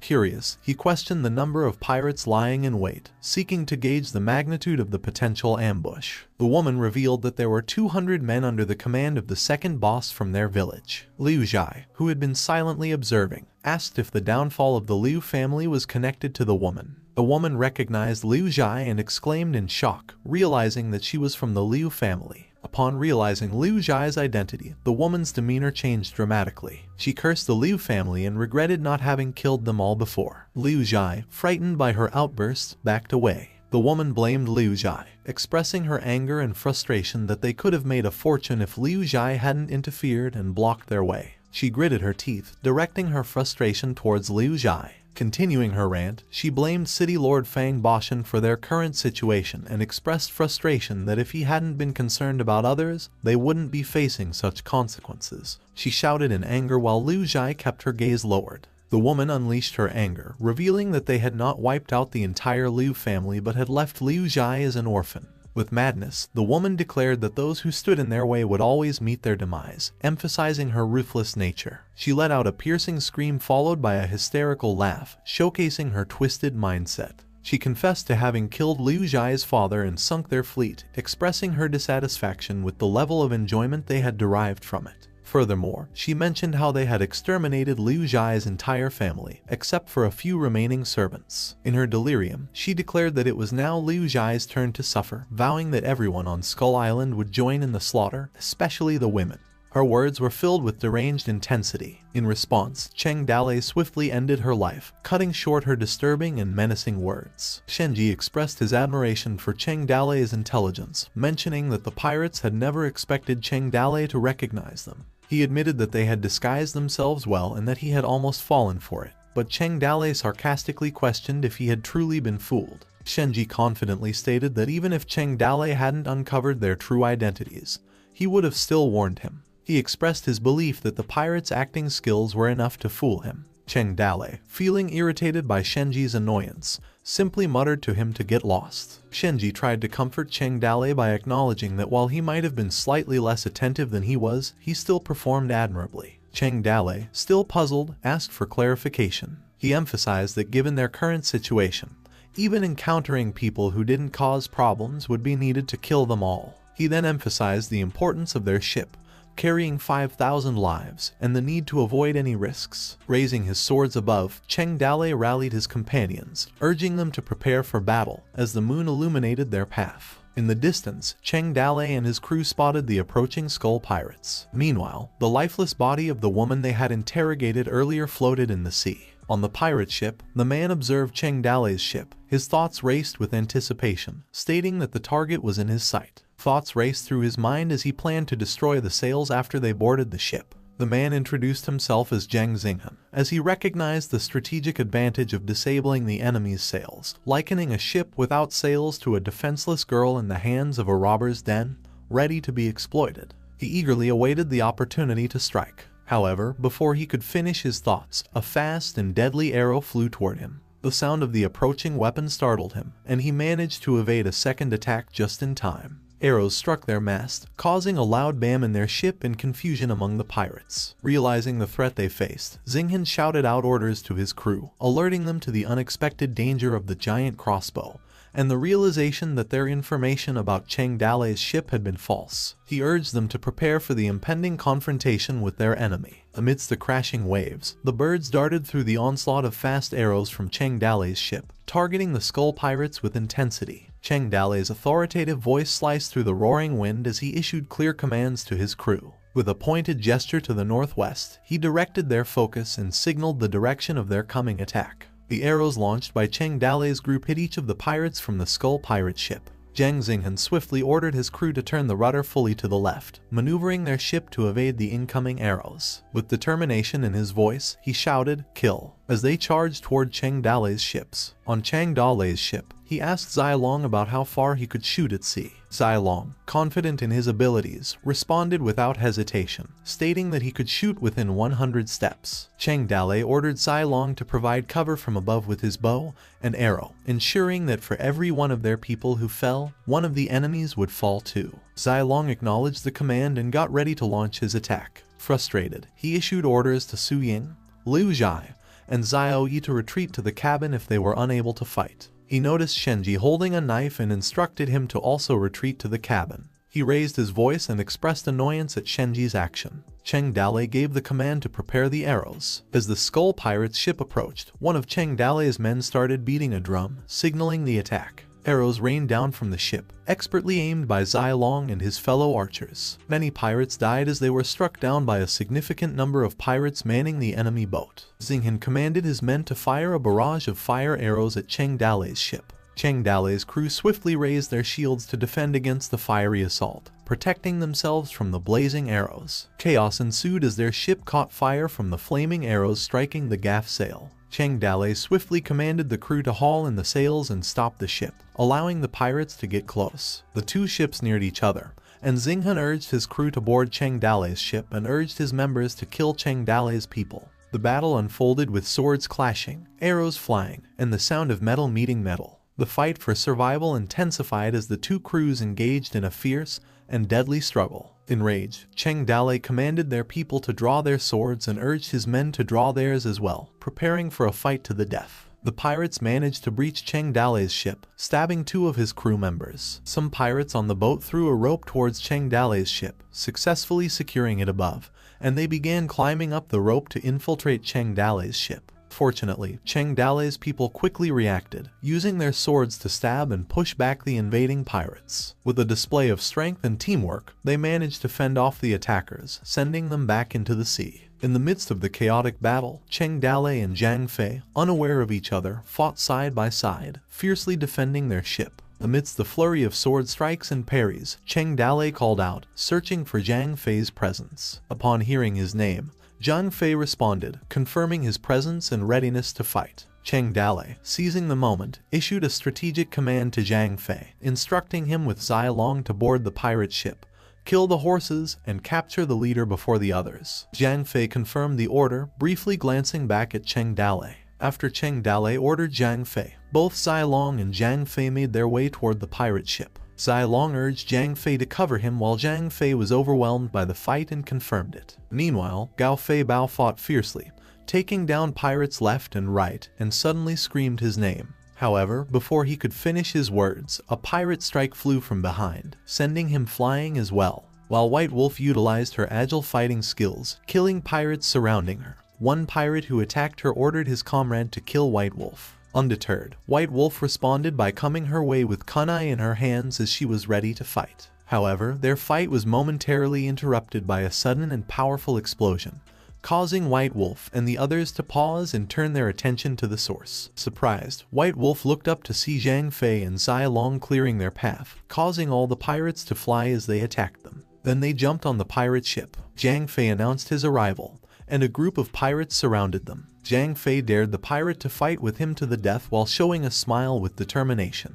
The pirates, taken aback by Zhang Fei's fierce appearance, taunted him as a gorilla-faced man and shouted for others to kill him. The pirates rushed, attempting to attack him, but Zhang Fei's combat skills kept them at bay, preventing anyone from getting close. He swiftly defeated the pirates, leaving them defeated on the ship's floor. Frustrated, Xinghan stared, asking Zhang Fei who he was. In response, Zhang Fei proudly announced his identity as the top general from the Toad village on the Toad Hill, his face beaming with confidence. Zhang Fei then questioned Xinghan about who he was. Xinghan responded with a hint of confusion, mentioning the Toad village, but quickly shifted his focus, stating that he would remember Zhang Fei. He proudly declared himself as Zhang Xinghan, the second leader of Skull Island, and swiftly launched an attack on Zhang Fei, wielding his 2 three-pronged spears. In the midst of their intense battle, Zhang Fei skillfully utilized his techniques against Xinghan. Observing the duel, Zai Long advised Zhang Fei to prevent Xinghan from getting any closer. As the fight continued, Zhang Fei successfully blocked Xinghan's attacks. With a powerful blocking move, Zhang Fei forcefully threw Xinghan away, remarking his combat skills catchphrase "catch the pigs." Zhang Fei launched an attack on Xinghan, shouting with intensity. In response, Xinghan couldn't help but think about the weird name Zhang Fei had yelled. However, just as Zhang Fei's attack was about to land, a massive and powerful explosion erupted, shaking the ship. Zhang Fei's formidable skill was known as Grounded Pierce. Without giving Xinghan a chance to catch his breath, Zhang Fei relentlessly continued his assault, utilizing his skill known as Catch the Pigs. Meanwhile, Zai Long silently observed the battle, his mind filled with contemplation. In the midst of their clash, Zhang Fei announced his final attack, confidently proclaiming his last strike of Catch the Pigs. Xinghan, growing frustrated, cursed Zhang Fei and told him if he was finished. However, Zhang Fei pressed on, not giving Xinghan any chance to retaliate. He used the technique Poke in Heaven instead of Catch the Pigs he had said a while ago. He executed a piercing attack that struck Xinghan with such force that blood spewed from his body, leaving him in a state of shock. Tears formed up in Xinghan's eyes as he struggled to comprehend why Zhang Fei's attack, which he said was Catch the Pigs, used a different attack instead. He gave Zai Long a thumbs up and smiled at him, stating that Xinghan was pretty hard to handle. Zai Long, however, asked Zhang Fei who had taught him those moves. Zhang Fei confidently revealed that Cheng Dale had taught him the move, emphasizing its effectiveness in targeting the heart and its usefulness. Zai Long looked unsure and didn't know how to respond.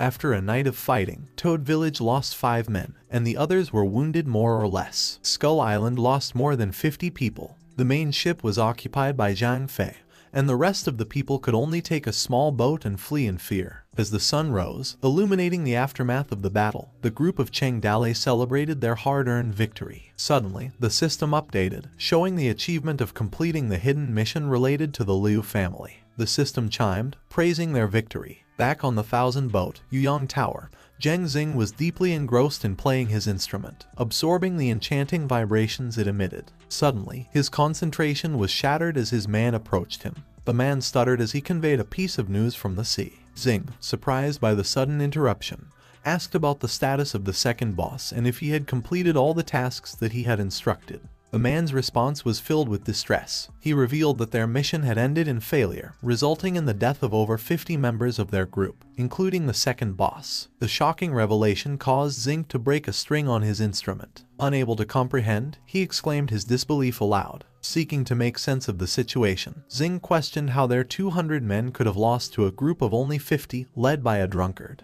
He yelled at his man, demanding answers. Nervous, the man explained that the people who escaped back reported that the opponents from Toad Village, particularly Toad Hill, had fought unexpectedly hard against them. Xing's eyes filled with tears of disbelief as he listened to the man's words. Xing muttered to himself about Toad Village while furrowing his brow in deep thought. Back at the ocean, White Wolf informed Cheng Dale that the sails were being repaired and they would be ready to set sail in half an hour. She went on to share news about the capture of the enemy's main ship by Zai Long and Zhang Fei. They were in the process of transferring the captured goods, which included some gold and silver scraps. Notably, the main catch included foreign female slaves intended for delivery to influential figures in the capital. White Wolf then asked Cheng Dale about their plans for the group of female slaves. Cheng Dale deliberated on the matter, stating that they weren't sure if there were people from Skull Island among the captive slaves and noting that they didn't have time to save people. He proposed two choices, leaving them on the ship or killing them all. Expressing her objection, White Wolf, being a woman herself, couldn't fathom the thought of letting the girls die.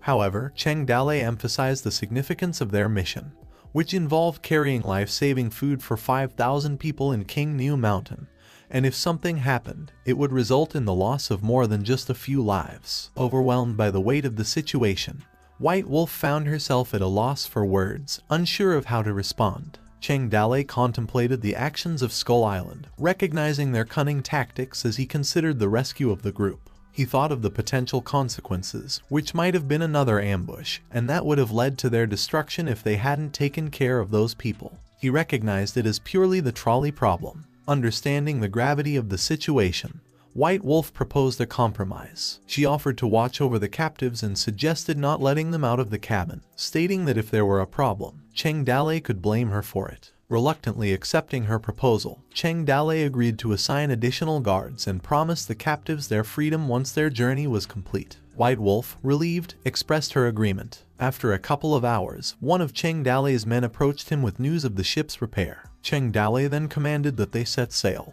However, the return trip didn't go smoothly. On the way, they kept encountering alleged victims who had planned robberies on small boats. Halfway there, they found themselves in the middle of a storm, and although they eventually weathered it safely, they lost 2 days in vain. As they battled the storm, panic set in among the crew. Cheng Dale ordered the sails to be lowered. Shenji, panicking, expressed his fear, screaming that they were going to die, while Zhao Yi sought help from Su Ying. After enduring the hardships, the way there took 5 days, and because of the headwind, the way back was longer. Finally, 20 days later, the ship docked at an abandoned dock outside Fallen Leaf City in the night. Having arrived at their destination, Cheng Dale instructed Zhang Fei and Gao Fei Bao to return to the village and call for someone to pick up the grain. As the night fell, Cheng Dale found solace by a bonfire, resting against a tree. Su Ying approached him, and as her footsteps made a sound, Cheng Dale became alert. Cheng Dale questioned her why she was outside in such chilly weather. Su Ying responded that she had come to keep him company. As Cheng Dale noticed Su Ying wearing stockings,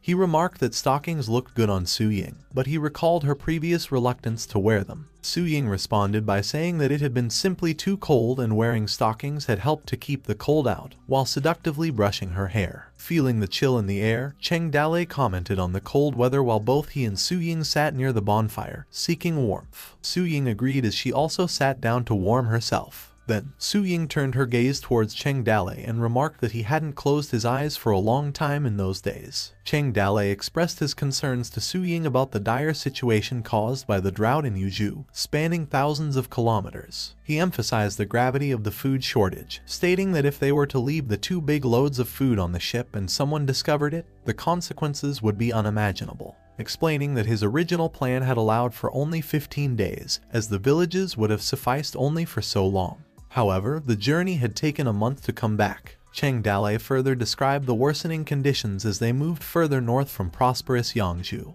with the fleeing victims already in Qingzhou. He mentioned how desperate some people had become, even resorting to trading their teenage daughters for a bucket of rice. Expressed his distress, stating that people were dying everywhere and he was uncertain about the current situation in the mountains and whether they could still hold out. Cheng Dale questioned how much longer it would last and how many people had to die. At that moment, Su Ying reached out and held Cheng Dale's hands, offering comfort to the tension he was feeling. Su Ying advised Cheng Dale to take a breath and reassured him that he had already done his job enough, and they couldn't help the whole world, stating that it was good to have a clear conscience. She reminded him to stop pushing himself too hard. Then, Su Ying smiled at him, asking if it was still cold. Cheng Dale hesitated but calmly remarked that her hands were actually colder. Feeling sad, she pouted in response. Cheng Dale gently suggested that she should go back, as he needed to concentrate. Su Ying reluctantly agreed. After a while, Cheng Dale's people alerted him to the arrival of someone. The sound of rushing horses filled the air. Gao, accompanied by a group of people, approached Cheng Dale.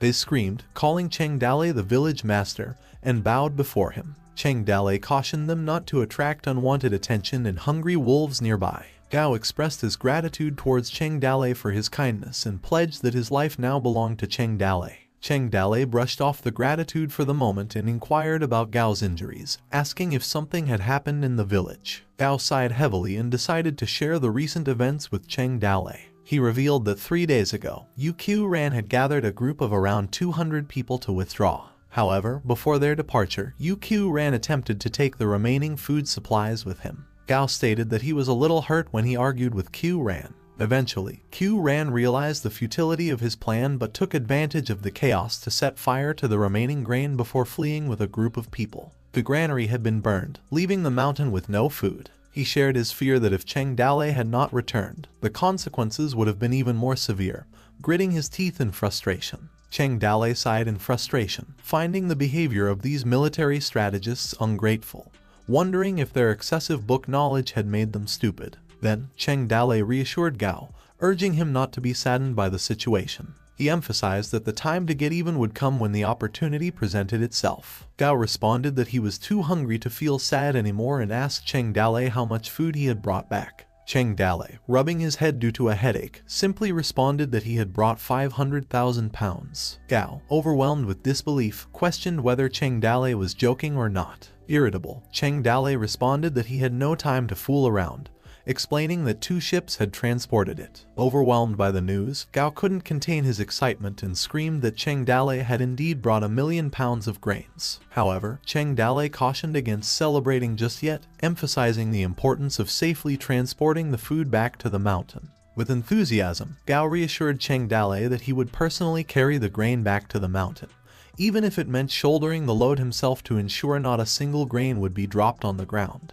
After that moment, the bandits swiftly began unloading the grains from the ship, aware of the urgency to transport them back to the fortress before dawn. The urgency stemmed from the potential consequences if the news leaked. Thousands of people and hundreds of horses were on the way from Qingniu Mountain, and yet they had to go back and forth at least twice. As long as you could breathe, you needed the wood to be made into sleds on the spot, when the horses could no longer pull it along. The old, the weak, the women, and the children, people, the horses, they all carried and pulled. But each person seemed to have inexhaustible power. They started immediately after taking the 100-pound bags. There was occasional laughter during the busy work. Even children had to carry a bag of grain and rice on their shoulders. In a line stretching several hundred meters, they formed a lifeline, a symbol of continuous hope as it slowly dawned. As the bandits made their way back to Qingniu Mountain with the grains, they encountered a group of people waiting for them. One of the individuals, armed with a spear, questioned Mao about what they were carrying.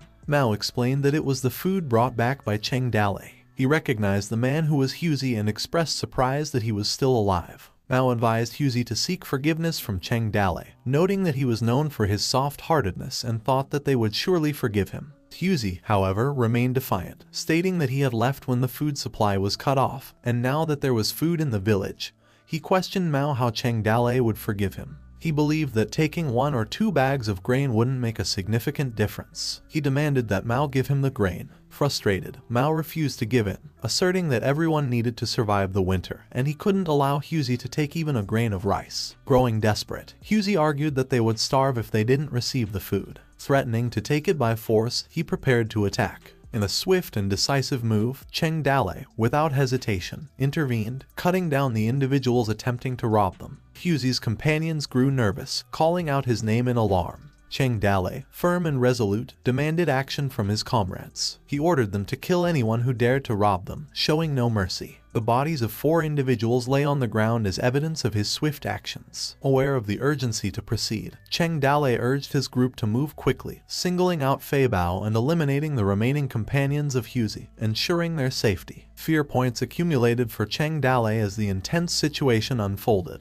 causing a beep of fear points he achieved. Cheng Dale received 91,135 fear points as of now. Gao, displaying his loyalty, warned anyone else who dared to step forward that they would meet the same fate. After dozens of miles, they finally transported all the food back to the village within a day. The people marveled at the sight of the abundance of food. They expressed their joy, remarking that they had never seen so much grain in their lives. Cheng Dale called for everyone's attention and declared that no one was allowed to touch the grain anymore. As the bandits celebrated outside, cooking and enjoying themselves, the people ate heartily and found happiness in their newfound abundance. Even the women were delighted with their current circumstances. Cheng Dale stood apart, observing his people as they enjoyed their meal and the company of one another. Sipping on his drink, he found himself approached by the system spirit, which materialized behind him. Suddenly, the system appeared and called Cheng Dale, telling him that he seemed happy. While Cheng Dale turned his gaze towards the system spirit and invited the system to try their village cuisine, showing his hospitality. Curious about Cheng Dale's chosen path, the system questioned why he hadn't seized the opportunity to dominate King New Mountain, as it was the fastest way that cost the least. In response, Cheng Dale emphasized that there was always something to do. But for peace of mind, it was best not to dwell too much on the future. The system spirit burst into laughter, expressing delight at Cheng Dale's wise words. It congratulated him for successfully completing his mission and assured him that he would receive his reward. Cheng Dale received a level 3 construction blueprint for his village. As Cheng Dale examined the new construction drawing he had received, he thought to himself that, unlike the defensive drawings he had received previously, this one was a complete construction drawing. It included designs for various structures such as village walls, dwellings, a gathering hall, a beacon, a fortress bunker, an observation deck, a cavalry training ground, an infantry drill ground, and even a small schoolyard. The drawing provided detailed specifications for materials and indicated a population of 1,000 and 1,000 acres of good land. Cheng Dale, trying to comprehend the scale and requirements, wondered if he would need to purchase slaves once again to fulfill the population requirement. As he pondered the requirements for the construction, Gao and White Wolf approached him. They knelt before him in a gesture of respect. Cheng Dale looked at them with confusion, questioning what they were doing. White Wolf told him that several of them had discussed it, while Gao spoke up, expressing their admiration for Cheng Dale's righteousness and stating that their lives now belonged to him. He mentioned that the people of Mount King Nu would honor Cheng Dale from that point forward. Confused by their intentions, Cheng Dale questioned whether they had tried to join the Toad Village. The system spirit reacted with excitement upon hearing the news. Cheng Dale suspected that the system might have interfered in some way, but the innocent smiling system denied his suspicion. In his thoughts, Cheng Dale acknowledged the challenges of leading the 5,000 mountain bandits, half of whom were old, weak women and children, with only around 2,000 capable of fighting. He realized that feeding 5,000 would not be an easy task,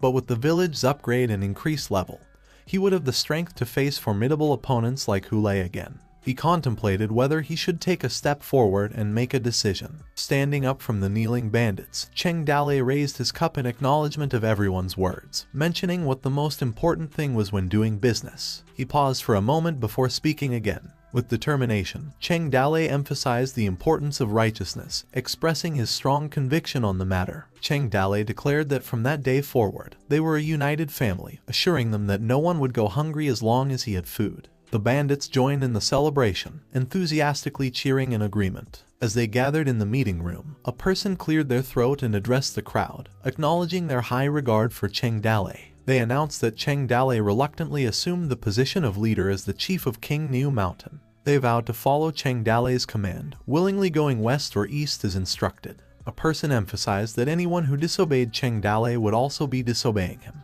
Gao mentioned that they had many villages together and suggested asking their friend from the business world to give them a witness. Intrigued by the idea, Cheng Dale asked who the Greenwood heroes were outside of King New Mountain. Gao mentioned Chief Du from the Fallen Leaves City, but he's gone. Cheng Dale cut him off, stating that he had the one who got rid of him, and continued to ask about the available options. Gao mentioned various individuals, including Zhu Gu and Zhu Shu, the solo travelers, the father and son from the Ma family involved in fishing, and the formidable Black Whirlwind from Fuhu Mountain. Cheng Dale questioned if the Black Whirlwind mentioned was Lai Kui, but Gao clarified that his last name is Sun. Seemingly content with their current situation, Cheng Dale made the decision not to invite any outside allies, so they just had to close their door and enjoy their little life there. Cheng Dale, shifting the topic, informed Gao that he wanted to discuss building a new village in a different location. Gao expressed his concern, questioning the need to tear down and rebuild, if that was really necessary,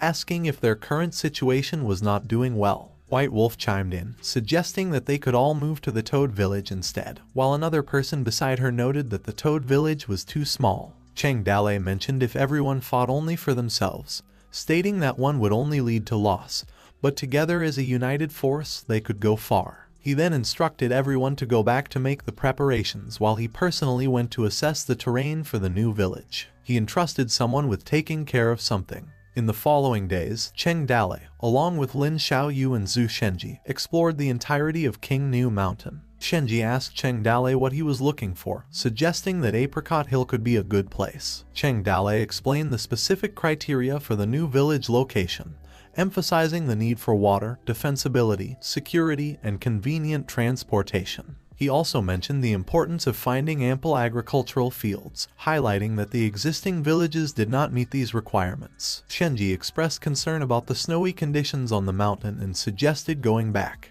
However, Cheng Dale insisted on moving forward, stating that they were not going back but rather heading forward. As they reached the cliff, Shenji's eyes widened in awe, asking if that was the Bull's Horn Peak. As they continued their journey up the hill, Shenji remarked that it was not only the highest point in the range but also in the entire King New Mountains. Cheng Dale signaled to proceed to check it out. The entire King New Mountain resembled a reclining buffalo with its horns pointing east and its tail pointing west as a river slowly flowed past the bull. Observing the surroundings, Shenji noted that the wind blew from the east, providing a refreshing breeze. He mentioned that facing south towards the capital with all four hooves in the water, one could enjoy the pleasant wind and fresh air. Impressed by the scenic beauty of Mount King New, Shenji expressed his admiration. Xiaoyu, taken aback by Shenji's appreciation for the landscape, voiced his surprise and questioned Shenji's sense of a good landscape. In response, Shenji humbly mentioned that he had a bit of understanding. Cheng Dale proudly declared that they had found the perfect location for their new village. He pointed to a gourd-shaped valley with a wide plain in the middle and a river running through the mountains below, emphasizing that was where they were going.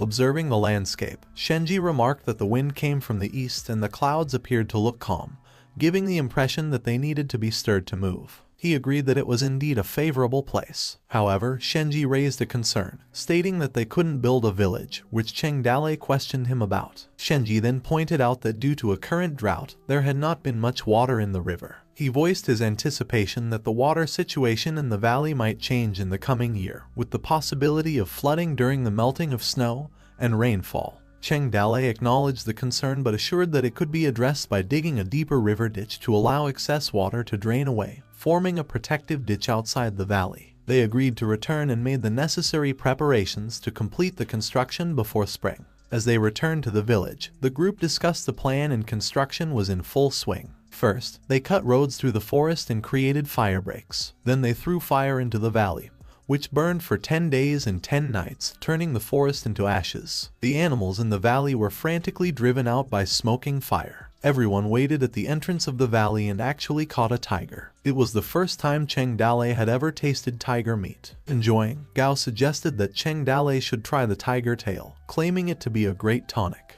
Cheng Dale reluctantly tasted it and agreed that it was not very tasty. In his thoughts, he found it awful and felt like he was going to vomit. Huang Sunyuan came in handy again at this time, serving as the chief commander. Under his command, buildings were erected one after another: a medical center, a granary, an arsenal, and housing. The materials needed were taken from houses of other villages, and when 5,000 people worked on it, the project progressed very quickly. The system seemed to have fallen asleep when construction of the village began for another new evolution. In the blink of an eye, more than a month has now passed. The construction of the village was stopped by a cold snap, and Cheng Dale's fear points were going up every day, and it exceeded 100,000 that day. Cheng Dale's thoughts urged to draw 10 times in a row with his accumulated 100,000 fear points, feeling that it would somehow complete his life. He checked his mission and muttered to summon a character. As he summoned characters, accompanied by multiple beeping sounds, he received a bad hunter, a normal ranger, another bad hunter, a normal farmer, and an excellent blacksmith. However, his face turned shocked and he felt a sense of disappointment as the last character revealed itself. In his thoughts, Cheng Dale stumbled upon the concept of the guaranteed minimum. He regretted his decision and found the situation ridiculous. Frustrated, Cheng Dale couldn't contain himself. He let out a loud scream at the cliff, ridiculing the situation, and catching the attention of Gao and Gao Fei Bao, who were nearby. Gao, concerned, asked what was wrong with Cheng Dale. Gao Fei Bao, on the other hand, made a humorous comment, asking if Cheng Dale was constipated. On a peaceful day in the Toad village, a man approached Cheng Dale with news of a group of migrants who wanted to join their village. Cheng Dale listened attentively and inquired, asking if there was a blacksmith among them. If so, he asked them to bring the blacksmith to him. Inside Cheng Dale's room, he was immersed in reading numerous papers when another person approached him. Looking up, Cheng Dale acknowledged their presence. The person introduced herself as Zhu Yu, a blacksmith. She wondered what Cheng Dale could possibly want from a blacksmith like her. Cheng Dale's thoughts raced as he realized she was a rare hidden NPC. Curiosity was piqued. He mentioned that he knew her master, Blacksmith New, from Magia Village. Zhu Yu expressed surprise, wanting to know more about her master. Cheng Dale explained that he hadn't heard from the blacksmith and said that he had her master forge a weapon. Just wanted to inquire about it. He placed his weapon on the table, stating that he got the haunted axe by chance. He expressed his belief that the blacksmith who could forge such a divine weapon must not be an ordinary person. Cheng Dale expressed his uncertainty about whether he would have the opportunity to meet the blacksmith in the future. Zhu Yu confirmed that the axe was indeed crafted by her master for the descendants of General Biokai, but was lost after the owner was killed in an attack. She expressed her disbelief upon seeing the weapon. Intrigued, Cheng Dale asked if the axe possessed any unusual attributes. Zhu Yu explained that it combined special martial art techniques to unleash its true power. Otherwise, it was just a heavy piece of ordinary iron.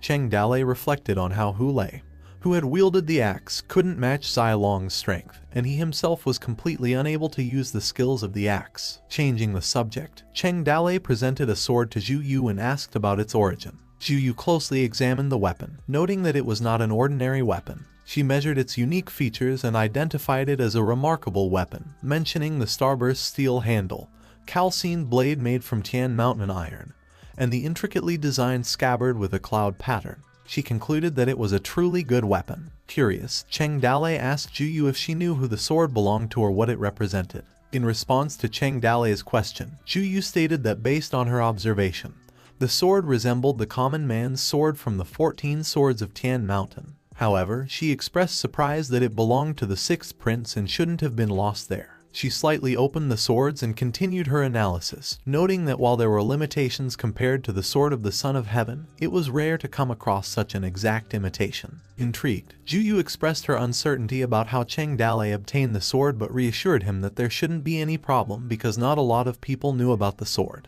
Interest grew as Cheng Dale mentioned the significance of the sword and the 6th prince. Cheng Dale expressed his interest in showing Zhu Yu a design plan for a giant crossbow, asking her if she was able to replicate it. She was puzzled by his request, and he clarified that he wanted her to build defense buildings and fortifications based on the blueprint. Zhu Yu assured Cheng Dale that with a group of skilled craftsmen, it would not be much of a problem. Cheng Dale entrusted her and San Yuan with the responsibility of city fortifications. He then instructed San Yuan to accompany Zhu Yu to their new smithy. A few days later, in Tiger Village, Cheng Dale was talking to Gao and Gao Fei Bao. Curiosity piqued, Cheng Dale asked them for their last names. They introduced themselves as Kai Deqiang and Kai Dedong, both from Yuzhou, and respectfully bowed to Cheng Dale. Cheng Dale's thoughts wandered as he wondered when Gao Fei, who was in charge of King New Mountain, asking when the young man became the new one. Deqiang explained that they were sent by the king of Yuzhou to visit the heroes of King New Mountain. Cheng Dale, trying to keep the conversation light, asked if Deqiang's brother's name was Kai Delong. Surprised by the accuracy of Cheng Dale's guess, Deqiang inquired about Cheng Dale's knowledge of his brother. Cheng Dale chuckled and claimed it was a mere guess, expressing his admiration for the renowned reputation of the king of Yuzhou. Intrigued by their unexpected visit, he then questioned why the lord of Yuzhou had thought of the mountain bandits this time. Deqiang expressed his admiration for Cheng Dale's modesty and emphasized that it was a great honor for the lord to mention the heroes of King New Mountain. He revealed that the lord had personally written a letter and instructed Deqiang to deliver it to the head of Mount King New. Deqiang then discussed the current threat posed by the Ring tribe, who had been invading the borders, committing acts of pillaging, murder, and plunder, and had become increasingly aggressive in recent years. He noted that they were wild but still people in their kingdom. Recognizing the skills and abilities of Cheng Dale and his men, Deqiang suggested that they join the military service to serve the country. In a serious tone, Cheng Dale inquired about the meaning behind the lord's intentions, looking for recruitment. Deqiang explained that despite the kingdom's existence for 120 years, the Ring tribe perceived them as weak and vulnerable. Cheng Dale inwardly scoffed at the notion of them being held down and beaten for decades. Deqiang's words highlighted the 90,000 miles of rivers and mountains, but all men should join the military and defend the country with their bodies. He then expressed that their lord exclusively sought talented people to serve in high positions and reassured Cheng Dale that if he accepted the recruitment, he would have the opportunity to become a general and lead future generations. Cheng Dale pretended to be moved by Deqiang's words and expressed his desire to protect the country. Deqiang, sensing Cheng Dale's enthusiasm, questioned whether Cheng Dale was indeed saying yes. However, Cheng Dale expressed his intention to request time to discuss the matter with the other villagers. He assured the general that he would provide guidance to those who might not be well informed, offering good advice. Deqiang agreed, informing Cheng Dale that in 10 days, all the heroes from the mountains in the Yuzhou area would gather outside the city at the Fengyu Pavilion, and Cheng Dale should attend. Showing a forced smile, Cheng Dale expressed his eagerness for the upcoming gathering. He then offered to see off General Kai, but the general declined the offer, indicating that there was no need for any further trouble. Cheng Dale insisted on seeing off General Kai and his brother, emphasizing that it was a must for him. With Gao and Gao Fei Bao accompanying him, they escorted the Kai siblings out of the Flying Tiger village. As they departed, Cheng Dale waved goodbye to them, showing a friendly gesture. After a few minutes, Deqiang asked Dedong if they had still been watched from behind, to which Dedong confirmed. Deqiang then expressed his suspicion about Cheng Dale's mental state, questioning if he had been mentally ill. As the shadows of the two siblings faded into the distance, Cheng Dale expressed disappointment as he lamented not having had the strength to turn the situation around. Gao informed Cheng Dale that Deqiang and Dedong had gone, prompting Gao Fei Bao to question whether they should have accepted the recruitment, to which Cheng Dale sighed heavily, stating that war had been imminent. Gao pondered the possibility of war with the Ring tribe and questioned Liu's audacity to have initiated an attack after so many years. Correcting Gao's assumption, Cheng Dale stated that it had not been about fighting the Ring tribe, but rather about confronting Black Rock City. Gao expressed curiosity about Black Rock City, prompting Cheng Dale to explain its strategic importance. He emphasized that the King New Mountain had been the only official road from Yuzhou to Black Rock City, stating that in other places the geography had been extremely complex and not suitable for large marches. Cheng Dale affirmed that if Liu had wanted to wage war on Black Rock City,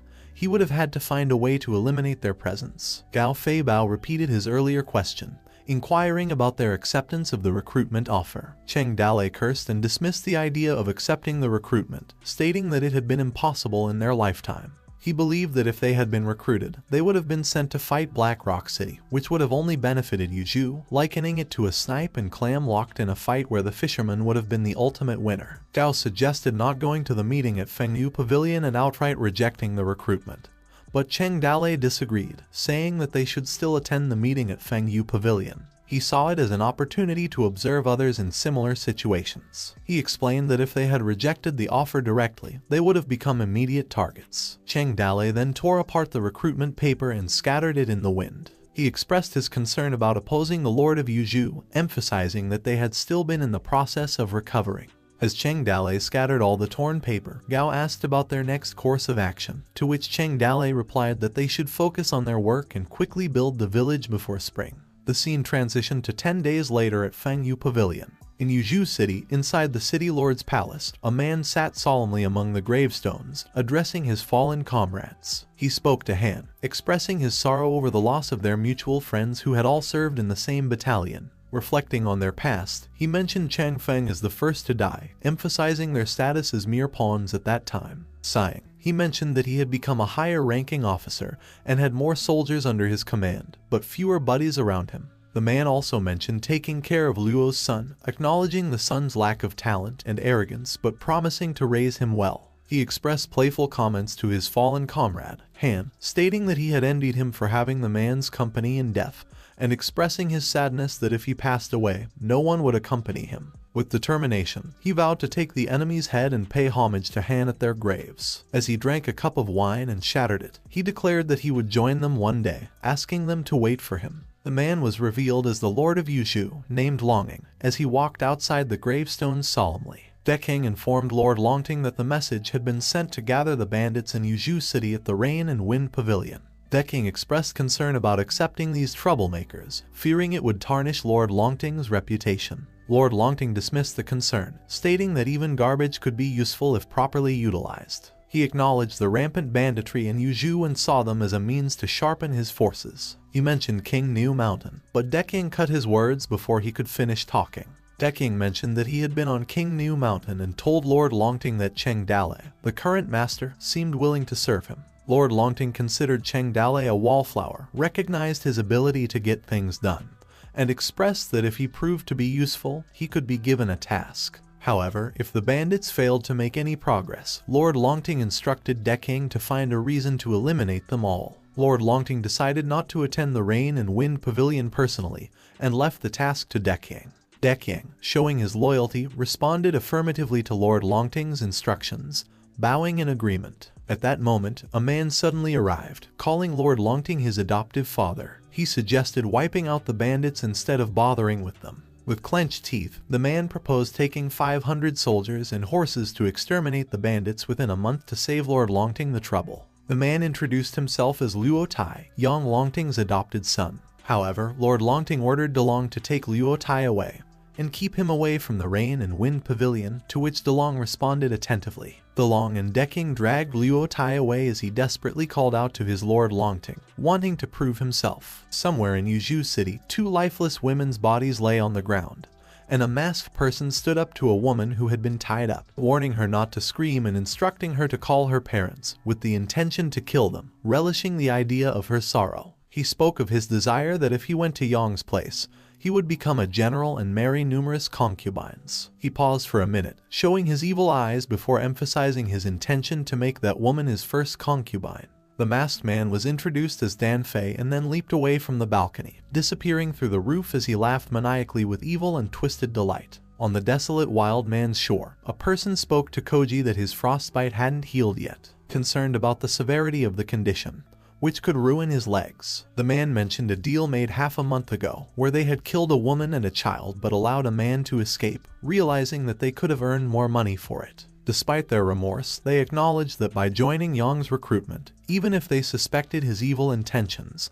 at least they got a bit to eat. Meanwhile, in the Black Bear village of Fuhu Mountain, a large man lay sleeping alongside a bear. Suddenly, he woke up and let out a wide yawn, perhaps indicating a sense of weariness or the need for rest. Somewhere in the eerie silence of an abandoned cemetery, setting the stage for a foreboding atmosphere.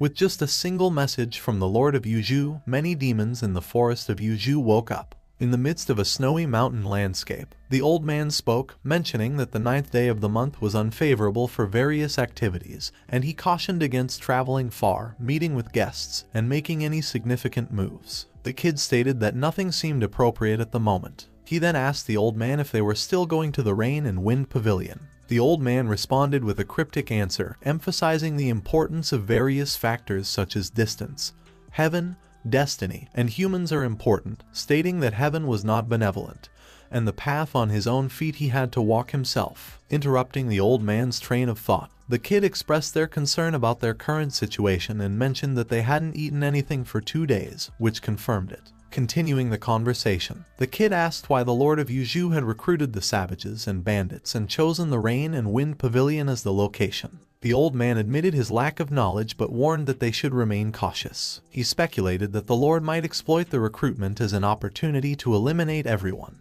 The old man explained that the pavilion's openness provided little opportunity for an ambush, reflecting the Lord's desire to convey a sense of sincerity. The kid questioned whether they were going to the pavilion to secure 2 days' worth of meals, prompting the old man to admit. He asked the kid what the most important thing in the world was. In response, the kid's answer was to act fast. The old man further asked about one of the 36 rules, and the kid answered that if all else failed, they should retreat. Impressed by the child's cleverness, the old man praised his quick thinking. With their discussion concluded, the old man determined that they should proceed. The place was set in the Rain and Wind Pavilion, where a gathering of all kinds of heroes from different places met in there. The bandits gathered at the Rain and Pavilion, discussing how the people who had come were all well-known figures. They then exchanged greetings as they recognized one another. A man was confused as to why Yang Longting had only prepared a few seats when there were so many people expected. Another man explained that there were only a few seats because the master sat in the center and the left side was at the top,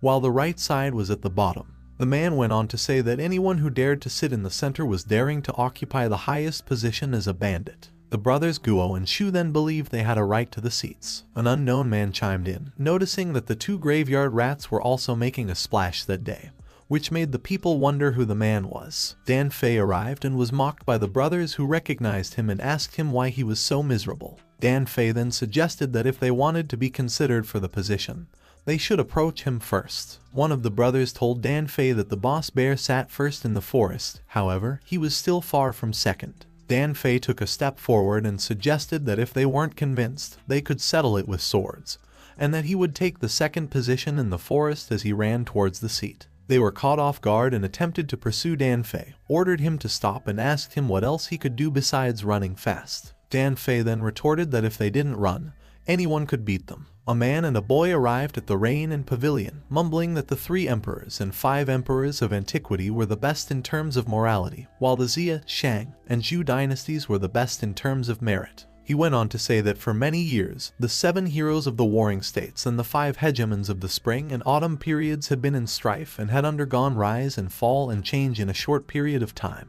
The old man then asked the boy what the most important thing in the world was, to which the boy answered that it was peace. The bandits noticed the 2 and recognized them, asking the old man what he had to say. The old man informed them that they were all allies from the forest who had gathered and asked them if he could help determine their position, assuring them that he would be fair. Somewhere at the top of a cliff, Yang Longting and his advisor watched the bandits from a distance. The man asked Yang Longting what the reason was for fighting over a few chairs as they were only a bunch of troublemakers. Yang Longting explained that if he thought the bandits were fighting for status, as there was no first place in literature and no second in martial arts, they fought over every centimeter when a group of wild people got together. Lai Shanyan, the military strategist of Yang Longting, asked him if he wanted him to take charge as he was afraid chaos would arise. Yang Longting then told Lai Shanyan that there was no need for it because he just had to let them fight and didn't care if a few of the bandits died because all he wanted to know was who would become the leader of the bandits under his jurisdiction.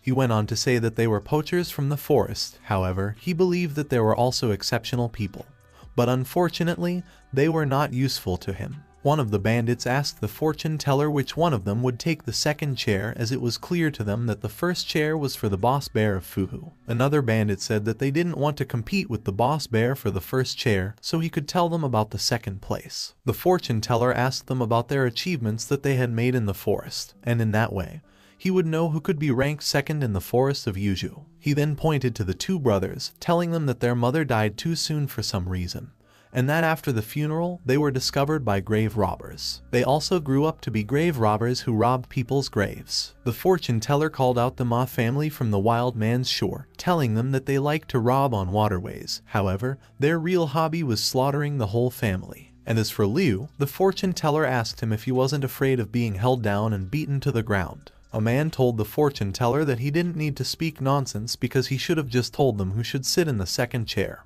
and that if he said anything wrong, he would have cut his neck. The fortune teller then informed them that as for the second seat according to the ancient Tao, they did not deserve to sit as there was one person in the Yuzhu forest who deserved it. The people asked who it was as they noticed Gao Fei Hu and some others were coming. They greeted Gao Fei Hu, and a man approached him, saying that the last time he had been a guest in the tiger village, he didn't have enough wine, while another man chimed in, saying that he had been thinking about doing a deal with him and asking him if he was interested. Zhu Shenji informed Cheng Dalei that they needed to find shelter because the winds were strong. Cheng Dalei noticed the chairs, looked around, and sat down, mumbling that he had been riding for so long that his feet were numb. The bandits were then alerted, and Dan Fei asked Cheng Dalei if he wanted to die. He pointed his knife towards Cheng Dalei and questioned him if he was worthy to sit in the position as the chief of the bandits. Dan Fei threatened Cheng Dalei to get down and grovel or she would let him taste her knife. Cheng Dalei asked if she was Dan Fei, the famous lady hunter, to which Dan Fei threatened him more to get off. Cheng Dalei giggled and called Qin Man,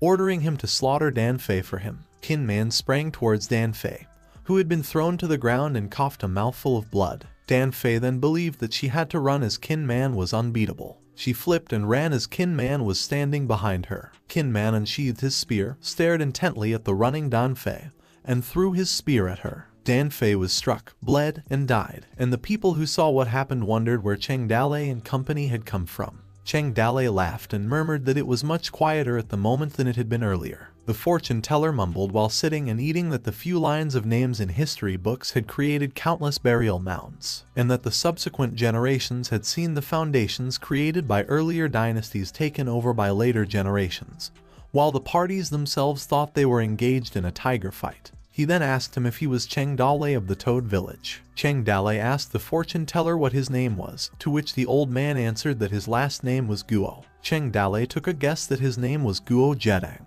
Guo suggested that he should just call him Mr. Beidou as his real name was pretty annoying. Cheng Dalei told Mr. Beidou that he was mysterious because he thought it was not his real name. Mr. Beidou mused, telling Cheng Dalei that he was just a regular old guy who had nothing to hide. The system then popped up notifying Cheng Dalei that the old man's name was Annoying Guy Guo, and his nickname was Mr. Beidou, age 75, and had a skill that could see through the world. Cheng Dalei thought that it was another inscrutable person, exactly the same as Lai Xingzai, as he believed that the system couldn't see through every person. He responded to Mr. Beidou that he was just joking. The bandits realized that it was the devil of the Qingniu mountain, while others said that they heard a rumor that Du Mao was killed by Cheng Dalei, and that he had also burned Black Rock City and slaughtered people, while the others saw him as an ordinary person. A bear roar alerted the people that Boss Bear was on his way. A huge man riding a bear arrived, and the system informed Cheng Dalei that the man was named Sun Du and was nicknamed Black Whirlwind, age 38, and the master of the Fuhu Mountain. Each bandit greeted Sun Du with respect, telling him that he had recently lost weight,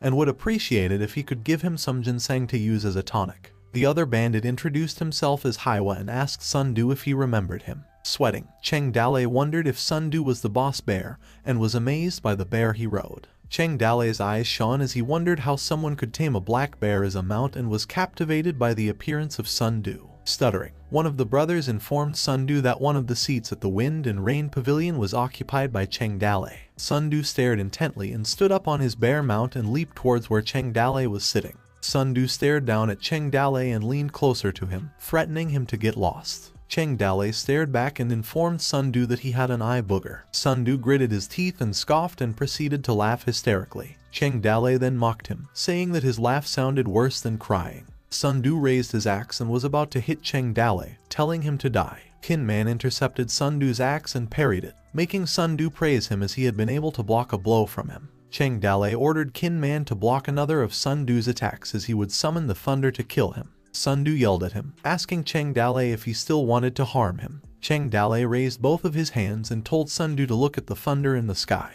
With a grim expression, Sun Du stepped back, readying himself for Cheng Dalei's attack. However, there was no thunder that struck, leaving them completely speechless. Gao Fei Hu and the bandits murmured when Cheng Dalei started to laugh like crazy, asking Qin Man if he had seen their expressions. He then mumbled that Sun Du was really stupid. Enraged, Sun Du threatened Cheng Dalei that he would rip him apart. General Kai arrived, asking for Sun Du and Cheng Dalei to wait as he advised them not to do it as it would violate the peace between the two sides. He then informed Cheng Dalei and Sun Du that Yang Longting had recently caught a cold and that he would be hosting the event. However, Yang Longting was watching them from a distance, so he requested them to mind their manners. Sun Du scoffed and told Cheng Dalei that if it hadn't been for General Kai, he would have chopped him up. Cheng Dalei mocked him sarcastically, telling him that he was scared. General Kai told them that as long as they promised to listen to Yang Longting's commands and forget all the deeds of the past, there would be a great future for them that would assure their families. Cheng Dalei and Mr. Beidou yelled patriotic statements for their country as they celebrated the good news. They both stared expressionlessly at each other and shook hands after having the thought that they could be friends for a long time.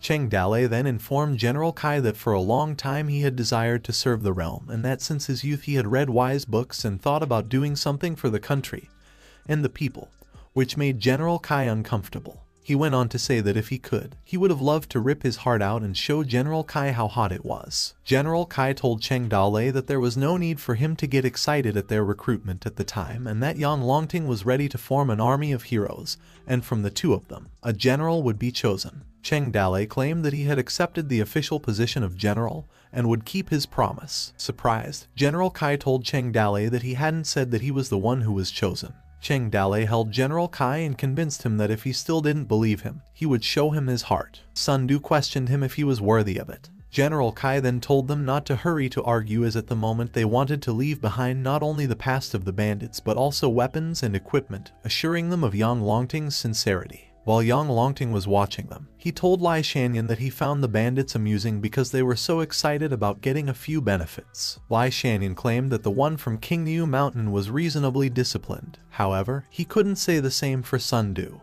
Yang Longting ordered him to keep testing the bandits and provoke them a little, as he was fine with a few more deaths. His gaze was disrupted as Luo Tai arrived, humiliating the bandits and asking them if they still called themselves humans. Sweating, General Kai was puzzled and asked Luo Tai why he had come, and Luo Tai answered that he was helping him with his work. Yang Longting was angry, telling Lai Shanyan to bring Luo Tai back. General Kai asked Luo Tai not to make trouble for him and to go back. Luo Tai responded that he wouldn't cause problems and that he would show the whole country with his sword. He then told the bandits that as long as they won against his swift sword in his hand, they could stay or do as they wished. Cheng Dalei asked Luo Tai how fast his swift sword was. Luo Tai tossed some coins and told Cheng Dalei that it was very fast. He focused on the coins, took a swinging stance with his sword, and swung, cutting the coins in half. He smirked and sheathed his sword, and the system informed Cheng Dalei that the man's name was Luo Tai, and he was 25 years old and a top swordsman. The bandits were in awe after Luo Tai cut with 3 cuts in one sword, believing that he was indeed powerful. Luo Tai laughed and told the bandits that even if one of them could cut 3 copper coins, he would let them go. Cheng Dalei was unimpressed and informed Gao Feihu that they were leaving, to which Gao Feihu responded by asking him if he didn't want to watch the show. Cheng Dalei then asked him what he wanted him to watch because it wasn't a sideshow, and the wind was starting to get tighter. General Kai asked Cheng Dalei why he wanted to leave. Cheng Dalei responded that he still had some work to do in the village and assured General Kai that his heart would always belong to Yang Longting, and that if given an order, he would not hesitate to walk through the fire. General Kai and Luo Tai agreed with Cheng Dalei, telling him that he had a good point while a strange man lurked on their back. The 2 soldiers dragged Luo Tai, which made him throw a tantrum asking them to let him go as he did his duty for Yang Longting. Cheng Dalei asked General Kai who those people were and asked if he could introduce him to them. General Kai responded that they were just his fellow co-workers. He asked Cheng Dalei if he was about to leave, to which Cheng Dalei answered that he was going to go at the moment. Cheng Dalei waved at Luo Tai and company, telling them that he had talked to General Kai about them, while Luo Tai struggled, asking the 2 soldiers to let go of him. Cheng Dalei then told them that he had heard a lot about them and that General Kai's buddies were also his buddies, and he knew them like the back of his hand. He suggested that they pay tribute to each other, which surprised General Kai. One of the soldiers informed General Kai that they were soldiers and were incompatible with the bandits. He also reminded him that he had to think about his future and not get close to the bandits, which left General Kai speechless. Meanwhile, on their way back, Cheng Dalei told them that Luo Tai seemed crazy, and that he also seemed to have no regard for the people in the Yuzhu forests. Qin Man responded and told Cheng Dalei that he hadn't given his order, or he would have made Luo Tai's life hell. Cheng Dalei told him to let Luo Tai be crazy as he had nothing to do with them. Gao Fei who chimed in and informed them that Luo Tai was the adopted son of Yang Longting, who was headstrong and not willful enough to be feared. Cheng Dalei mumbled that it was hard to say that Luo Tai had some real skills and that Yang Longting was indeed surrounded by a wealth of talent, as several powerful people were claimed to be watching them at the time. Zhu Shenji asked Cheng Dalei if it was okay for them to leave and that Yang Longting wanted to recruit generals. He expressed concern that if they were not there, the position could be snatched away by Sun Du. Cheng Dalei responded that he had just decided to go to show his face and express his sincerity to everyone. And as for Sun Du and himself, it would be Yang Longting who would need him and give him the official post. One of them then informed Cheng Dalei that he had seen a big tree in front of them and suggested that they take shelter under the tree and eat something before they continued, to which Cheng Dalei agreed. As they were camping, they took a break and chatted for a while. Qin Man noticed someone behind them and asked who it was. A group of people appeared, armed with weapons. One of them introduced himself as Kai Dao and said that he was the second leader of Fuhu Mountain. He told Chen Dalei that Sun Du had ordered them to send him to his death as they began to charge at them. Gao Fei who wondered what Sun Du meant, as they had always been at peace with Fuhu Mountain. Cheng Dalei took his sword and asked Gao Fei why he was still talking to them and also ordered his men to kill their attackers. Qin Man slashed through them, and Gao Fei who also did the same. Plenty of blood dropped towards their campfire. Later on, a man was sweating as he was threatened by a sword at his throat. The man then asked Cheng Dalei to spare his life and not to kill him. Cheng Dalei accepted and told the man that no one would kill him and ordered him to take Kai Dao's head back and send him a message for Sun Du. However, he set it aside and told the man that Sun Du would understand his message when he saw Kai Dao's head. The man ran, and Cheng Dalei muttered that with just a few of them trying to kill him was just too childish. Qin Man suggested that they needed to go back as it was getting dark, to which Cheng Dalei agreed. One of them wondered if the road they took was going for the Fallen Leaf City, and was amused by how close it was, while the other asked Cheng Dalei if he was going to see Su Ying. Cheng Dalei agreed and told them to go back to the village first as he would just go back by himself. Then one of them told Cheng Dalei to take care. Cheng Dalei told Zhu Shenji not to go as he had to go with him. After their arrival at Fallen Leaf City, Zhu Shenji asked Cheng Dalei why he had taken him with him. Cheng Dalei told him the reason was that he was resourceful, and he couldn't do what he needed to do without him. He suggested that Zhu Shenji call him Prince Apa'u, to which Zhu Shenji agreed and told him that he would do his job as well. Cheng Dalei then asked him what he had to do. Zhu Shenji giggled and told Cheng Dalei that he was going to drink flower wine. Cheng Dalei let Zhu Shenji go and reminded him not to miss his task of meeting him at Su Ying's restaurant the next day, to which Zhu Shenji told him that he got it. As Zhu Shenji was leaving, Cheng Dalei thought that he had run fast. However, Cheng Dalei took a pouch from his pocket and mumbled about how Zhu Shenji would drink flower wine without money. Night arrived, and Cheng Dalei knocked on someone's door. He placed his hand on the door and noticed that it was locked from the inside and heard someone crying.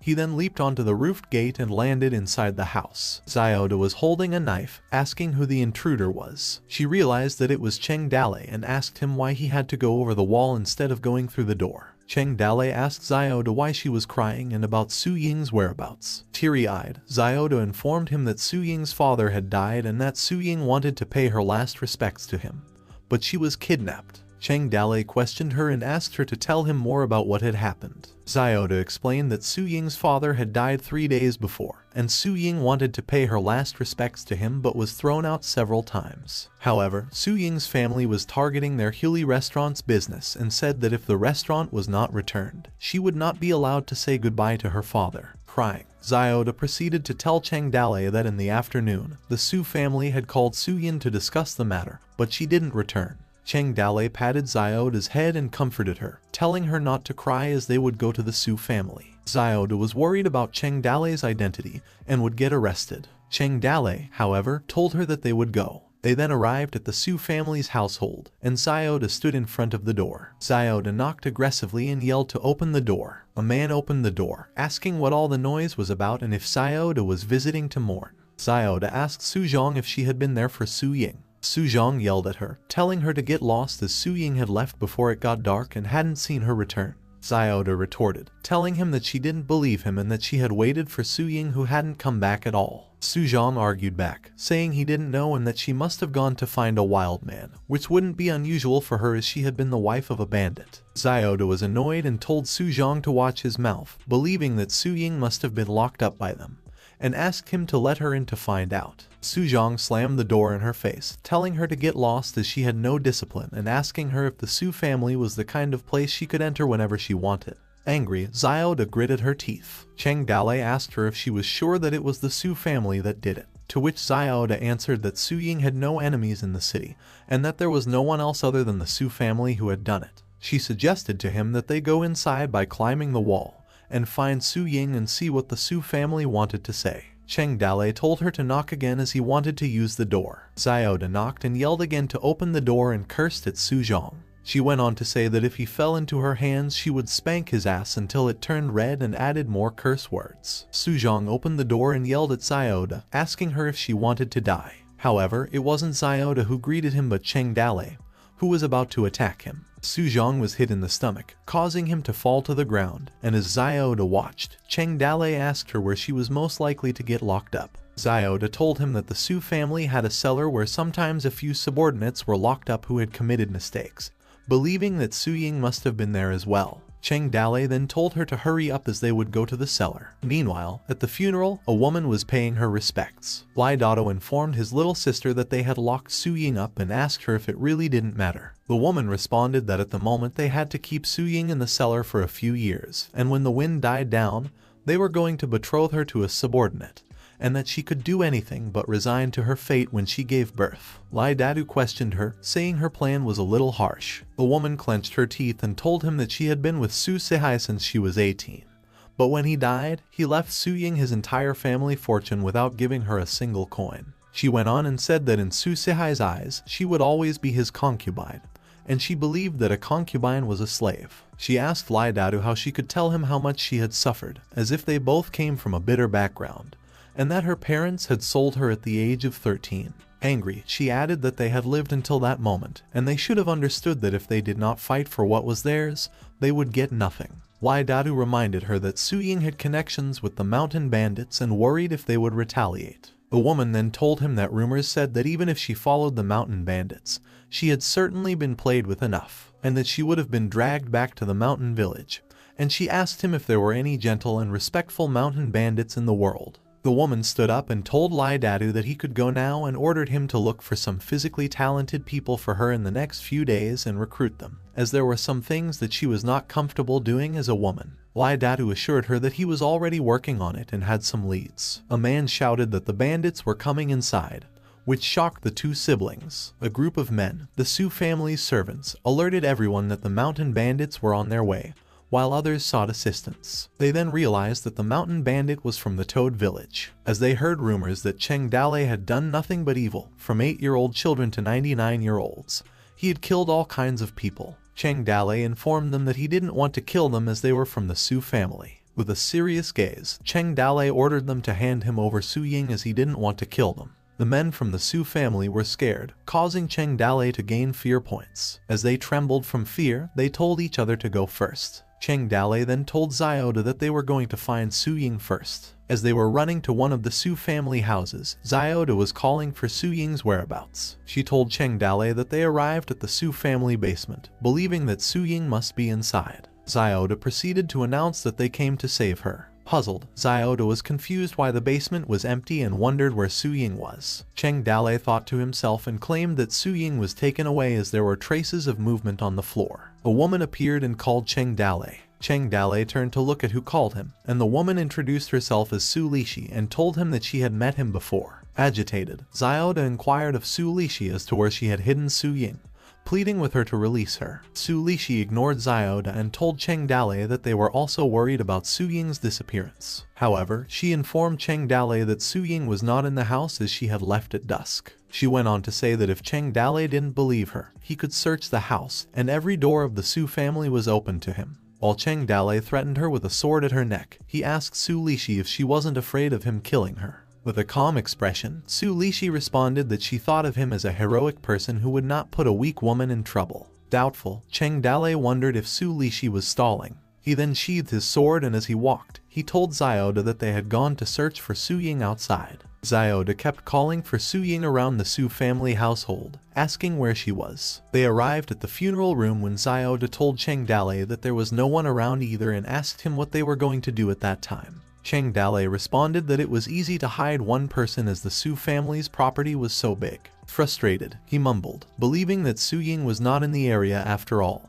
and that if they had gotten her out in such a short time, they would have been able to find her. Su Lixi once again appeared and told Cheng Dale that she had already informed him that Su Ying was not in the house. Smirking, she went on to ask Cheng Dale to let her know immediately if he had any news about Su Ying, as she was worried about her. Aggravated, Cheng Dale told Xiaoda that they were going to leave. However, Xiaoda was still insistent about finding Su Ying. As they rushed to leave the Su family household, Cheng Dale looked once again at Su Lixi and noticed that she was smiling and glancing towards the funeral room, which surprised him. He then hurriedly turned back to where the coffin was and told Xiaoda to open the coffin. Su Lixi's eyes grew wide, and she told Cheng Dale that her late husband Su Sihai's bones were still cold and that the coffin must not be opened. Cheng Dale pushed her out of his way. She fell, and Cheng Dale forcefully opened the coffin and threw the cover away, which made a banging sound. Shocked, Cheng Dale then mumbled that he had found Su Ying tied down and sleeping with bruises on her face. He carried her and tried to wake her up as she was unconscious. Su Ying opened her eyes and noticed Cheng Dale seriously calling her name, as she also muttered Cheng Dale's name.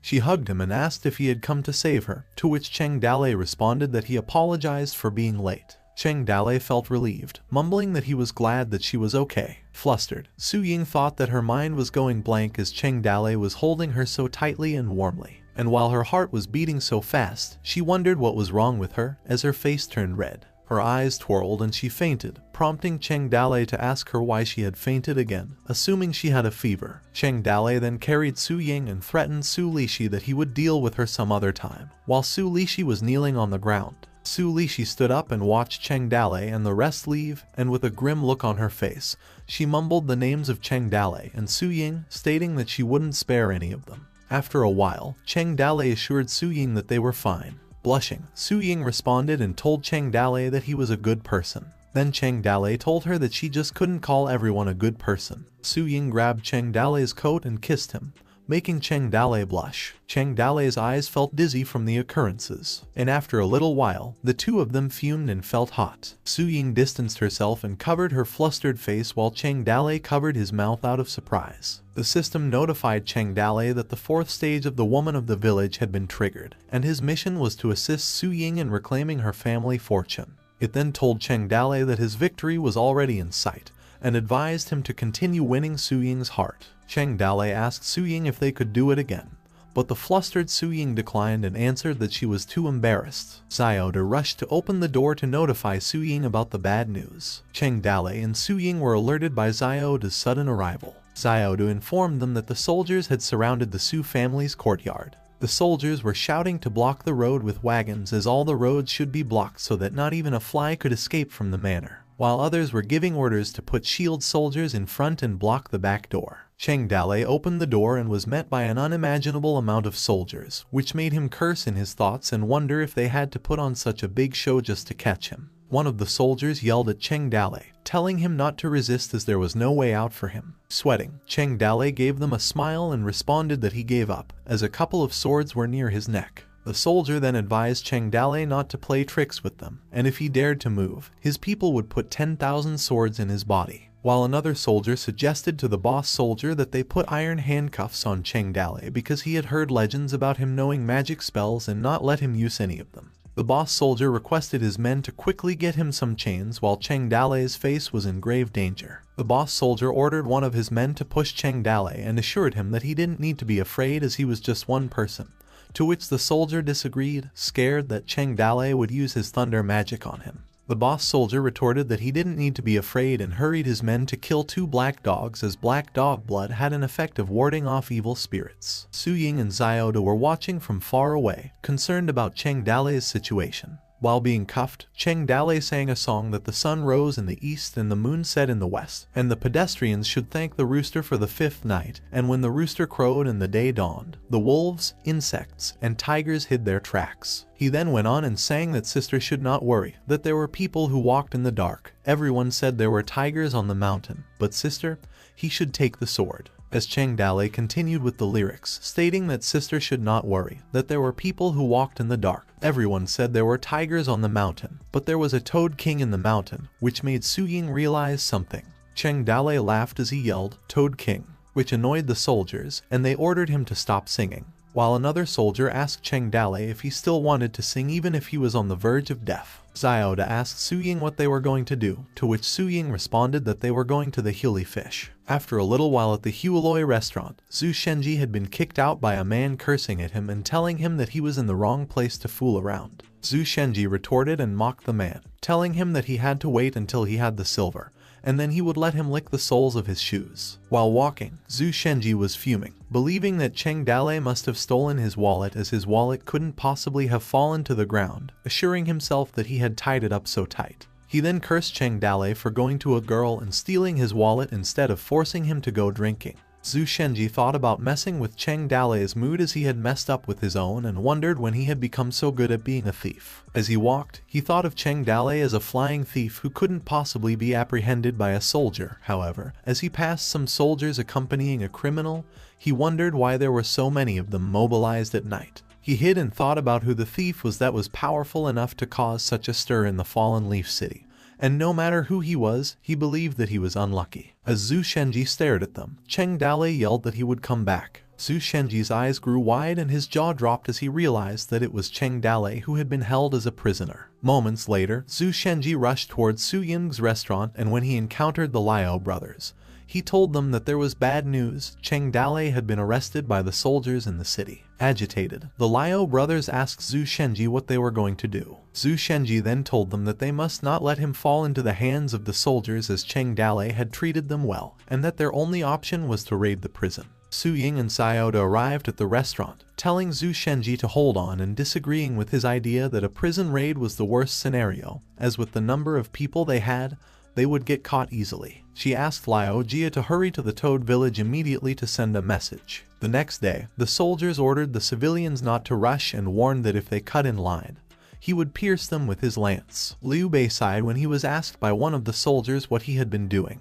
With a gloomy look, Liu Bei responded that he had been just a shoe seller and had been having a hard time making a living. He sighed again. The soldier felt sunken as Liu Bei continued to tell him that as a person, he had been born into a rocky career and had been oppressed by some higher officials. Liu Bei kept sighing. While staring at Liu Bei as he entered the gate, the soldier wondered why there had been so many people coming into town that day. As the soldier turned around, Guan Yu and Zhao Fei were behind him, shouting that they had been selling green beans for 30 copper plates per 1 pound and 10 copper coins for 4 pounds. Kinman and the White Wolf entered the gate next. The soldier looked at them and wondered why there had been so many people coming that day. He mumbled that he had seen 2 brothers selling weapons and a strong man carrying firewood, claiming that he had been handsome and had looked like a pagoda when he had stood in front of him. The soldier also noticed that there had been people who did small business and a hunter, while there had also been a nobleman with a servant girl, which he had hated as they had had some big money. He then thought that on that day everything had been the same,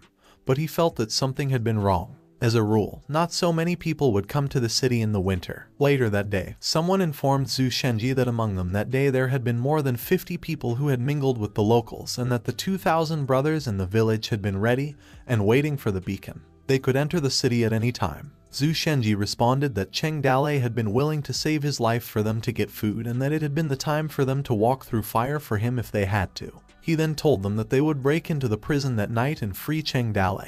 The men cheered, and Zhu Shenji ordered them to mobilize all the men as they would conquer the Fallen Leaves City and save Cheng Dale. Liu Bei chimed in and told them that the prison might have been heavily guarded, and even if they could save Cheng Dale, many of their men would have perished. He believed that Cheng Dale wouldn't have wanted to see something like that, and they couldn't have done it recklessly. Zhu Shenji asked Liu Bei for his suggestion. Liu Bei responded that they had to first send people to investigate the area around the prison and also send people out to protect Su Ying. He went on to believe that they had already considered all the things he had come up with. Zhu Shenji answered that he was correct and that he had been just about to send someone out for that. Liu Bei then said that the most important thing was that Cheng Dalei must not be allowed to suffer in prison. He mentioned that it had been said that if you entered the prison in the Fallen Leaves city alive, you would come out dead. He further mentioned that inside, the 18 instruments of torture were complete, and even if you didn't die, you would suffer in agony. He went on to say that they needed to send some men to the city who would cause problems and end up in jail to take care of Cheng Dalei. Zhu Shenji yelled at them, stating that Liu Bei was correct and they had to get Cheng Dalei out quickly as he must have been in painful agony. After some time, a huge crowd of people attended Su Sihai's funeral. The people were gossiping that a rich family should rest the spirit for at least 77 days after death, while others wondered how the body had been sent out of the house before the first 7 days. Some people told others to stop talking, while some informed them that Su Lishi was the mother-in-law of the Su family, while others showed sympathy for Su Lishi for being a widow at such a young age. As night came, Su Lishi walked through the Su family's house. She contemplated that the Su family was over and was in the bag, and that in her 36 years of life, she had never experienced such relief. She stared at the moon and continued to contemplate that when she was young and poor, her parents hadn't cared much for her, and that while other people's daughters had worn new clothes, she had only worn old ones. While others had decorated themselves with flowers, she had only tied ropes around herself, and only her older brother had used his hard-earned money to buy her a piece of candy. She then believed that she had nothing except her beauty that God has given her, and that during famine at the age of 13, she was sold by her parents to human traffickers and was deflowered. And after that, she was given into the hands of several wealthy families. She seemed to look beautiful, more delicate than the March pear blossom. However, no one knew how exhausted she was inside. And at the age of 18, she fell into Su Sihai's hands, and once a concubine, she would always be a slave. Even other lower servants pushed her around. And because her own body couldn't compete, she could not give birth to a male child, so she couldn't enjoy any benefits. Su Lishi went on, saying that now that she was 36 years old, everyone in the whole Su family had to call her madam. She had tons of family wealth and 1,000 hectares of land, and no one was able to compete with her. She mumbled that in 36 years of her life, she had never experienced such refreshing coolness, and the bright moon in the sky had never been so enchanting.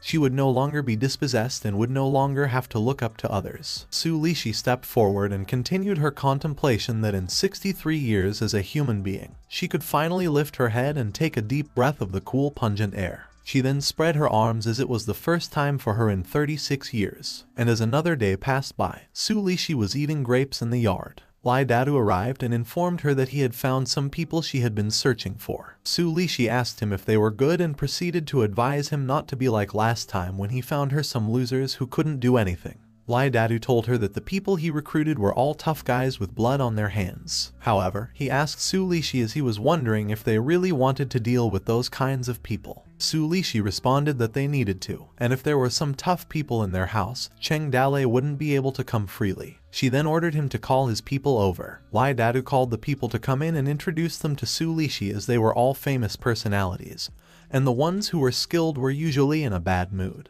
Su Lishi told him that only those who were skilled had temperament and were hard to find in the world. She told Lai Dadu to be cautious as she believed that Cheng Dalei's people had sneaked inside the town, and that he could command the men that he had gathered. Su Lishi went on to say that as long as Cheng Dalei was not dead, everything could go wrong. She noticed that there was a child among the men and asked Lai Dadu why the child was there. Lai Dadu informed her that the child's name was Gong Yongai, and that he had neither father nor mother. He also mentioned that the child was not simple as he had also been sold to a trafficker a few years ago, and that as a result, all traffickers died overnight, and all the traces were also burned afterward. He continued informing Su Lishi that when they found Gong Yongai, they had to get him out of the pile of corpses as he was still strangling the trafficker's neck with both hands. Su Lishi leaned closer and held Gong Yongai's chin and told him to look up at her. She also asked how old he was, to which he answered that he was 16. She then told him that he would be with her from that point forward and asked him why he was still wearing old clothes,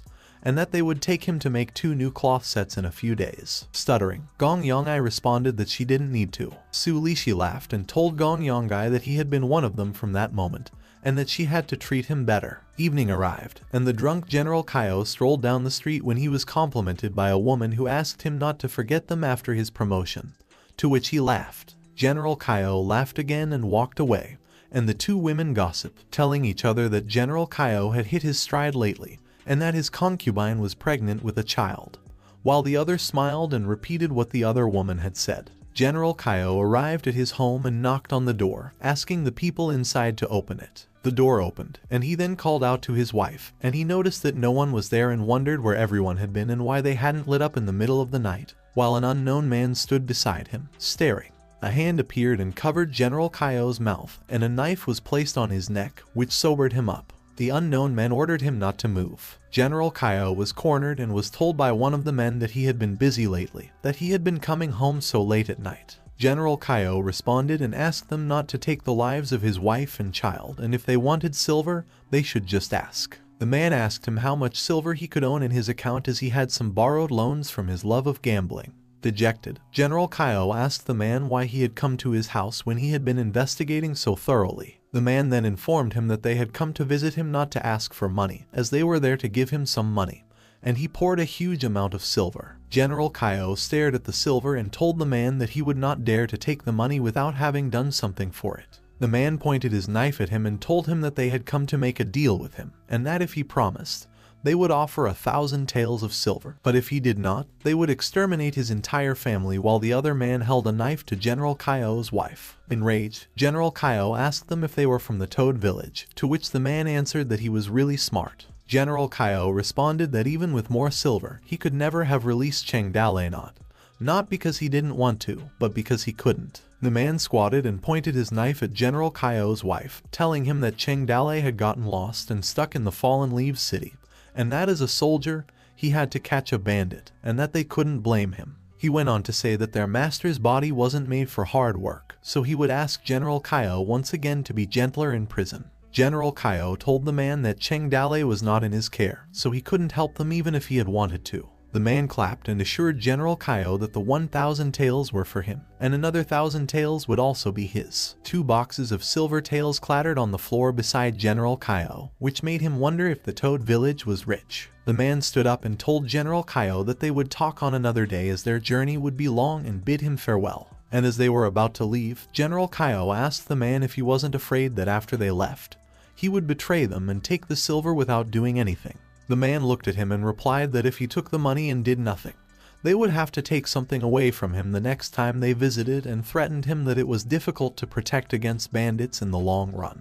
General Kaio trembled as he wondered what the man would take away, and began mumbling some body parts before concluding that it was the heads of his entire family. The man then told his men that they would get going, as General Kaio was staring at the scattered taels of silver. General Kaio thought that his choice didn't seem to be difficult. The next day, Su Lishi was talking to General Kaio, asking him when he would kill Cheng Dale and eliminate evil for human beings. General Kaio responded and told Su Lishi that the matter was not his responsibility. Su Lishi opened a box and was about to bribe him, however, she was stopped by General Kaio, telling her that he declined as he couldn't accept her money. Su Lishi then wondered what was going on and when General Kaio had become so clean. Meanwhile, at the Toad Village camp, Gao Fei Hu informed them that he had looked at the area around the prison, and when Cheng Dao was arrested, a lot of troops had been deployed outside the prison. He then told them that it was not realistic for them to storm the prison unless they did it on the way when they took Cheng Dale somewhere else. Zhu Shenji questioned Gao Fei Hu if he had taken care of everything in prison. Gao Fei Hu continued to report that the money had been sent to Kaio, believing that he would be careful after taking the money, and that Cheng Dale could have an easy time inside the prison. Concerned, Zhu Shenji mumbled that given Cheng Dale's behavior, he was worried that they would execute him on the spot, claiming that it couldn't be ruled out. Gao Fei responded that, based on the head of the cell, Cheng Dale was in a separate cell and was not currently sentenced, and that the head had promised to take care of him. Su Ying was depressed, while Zhu Shenji asked Gao Fei Hu how much silver they had left, to which he responded that there was not much left. Gao Fei Hu then told them that when he met with the head of the prison, he had heard a message from him that someone was trying to bribe him. Su Ying stood up and told Xiaoda to follow her, and as she walked out, Xiaoda asked Su Ying to wait for her. Concerned, Gao Fei Hu instructed White Wolf to bring 2 fighters with her and to keep an eye on Su Ying, to which the White Wolf agreed.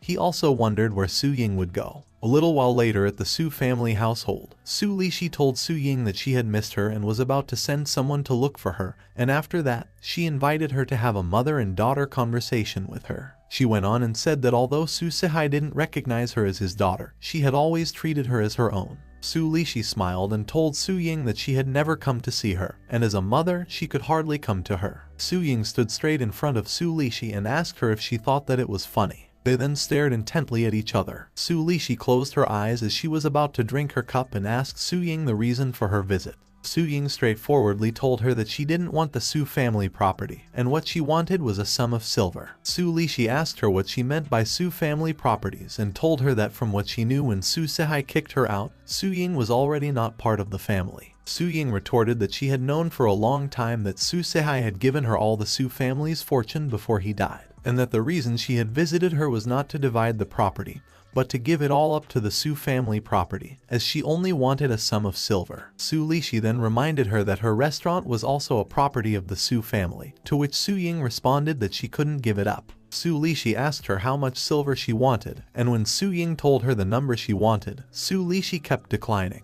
Agitated, Su Ying informed her that the fields of the Su family, and the business in the city and on the docks, wondering if it was still not worth 10,000 silver. Su Lishi raised 3 fingers and told her that the values of those businesses had nothing to do with it, and the best she could give her was 3,000 silver at most. Su Ying clenched her teeth in anger and agreed. Su Lishi then told her that her words were not proof, to which Su Ying responded that writing was her proof. She took a brush and suggested to Su Ying that she would have to let her subordinates send it to her, as 3,000 silver was not a small amount and she wouldn't be able to transport it as she passed the contract to Su Ying. After their negotiation, Su Ying walked out. However, she told Su Lishi that if she didn't send the silver, she had to watch out for God to punish her, as God was watching. Su Lishi responded and assured her that God had not yet taken her, a wife of a bandit, which proved that God was blind. And as Su Lishi held their contract paper, she then grinned and ordered her men to leave the wagon. After a while at the city lord's residence, a fat man asked Su Lishi why she had visited,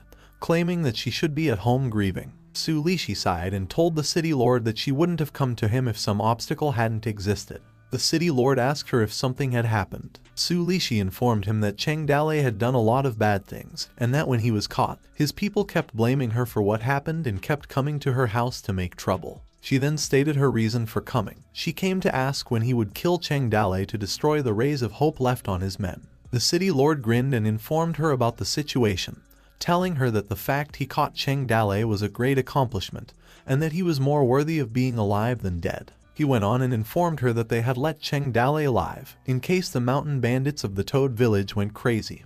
He would serve as a hostage. Su Lishi understood and took a box, telling him that before Su Sihai died, he had promised to give a luminous pearl to the city lord and that day she had brought it especially for him. The city lord asked her what she meant. She then opened the box, which contained a shiny pearl, to which the city lord was happy and mumbled that Su Sihai was really a great person who remembered the dead even before dying. Su Lishi changed the subject, which reminded the city lord of their conversation with Cheng Dale, and the city lord assured her that he would take care of it while eyeing the shiny pearl. Su Lishi closed the box, and the city lord asked her if there was something else she wanted him to do. She told him that she just had a few family matters, that Su Ying was a disgrace to the Su family, and after Su Sihai died, there was no one who was able to control her. Earlier that day, she had come to her to exchange her family fortune for 3,000 silver to spend. She went on and said that the Su family fortune should be passed on to her in a few years. However, she believed that with Su Ying's current temperament, she didn't feel comfortable leaving the Su family to her. The city lord couldn't believe that there was such a thing.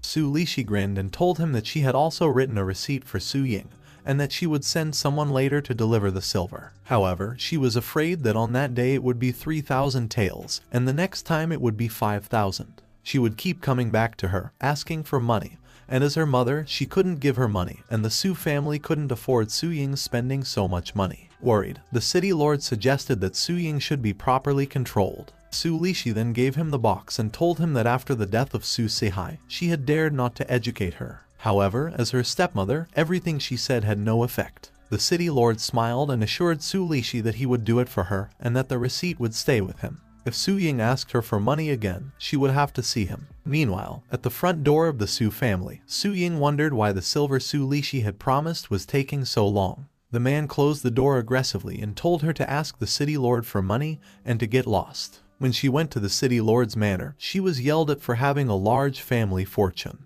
And he was still not satisfied, asking her what she needed the money for and telling her to get out of his place. The city lord continued to scold her and asked her if her heart was clouded and suggested why she wouldn't go to Chengdale and ask for money. Su Ying felt dejected as she listened to every curse word that had been said to her. She then walked down the city streets, face down, as two men stalked her. Su Ying's face frowned, however, moments later a hand grabbed her shoulder and a voice called out to her. She turned around and met White Wolf, who told her that she had been secretly watching her and wanted to stop her when she saw her going to the Su family.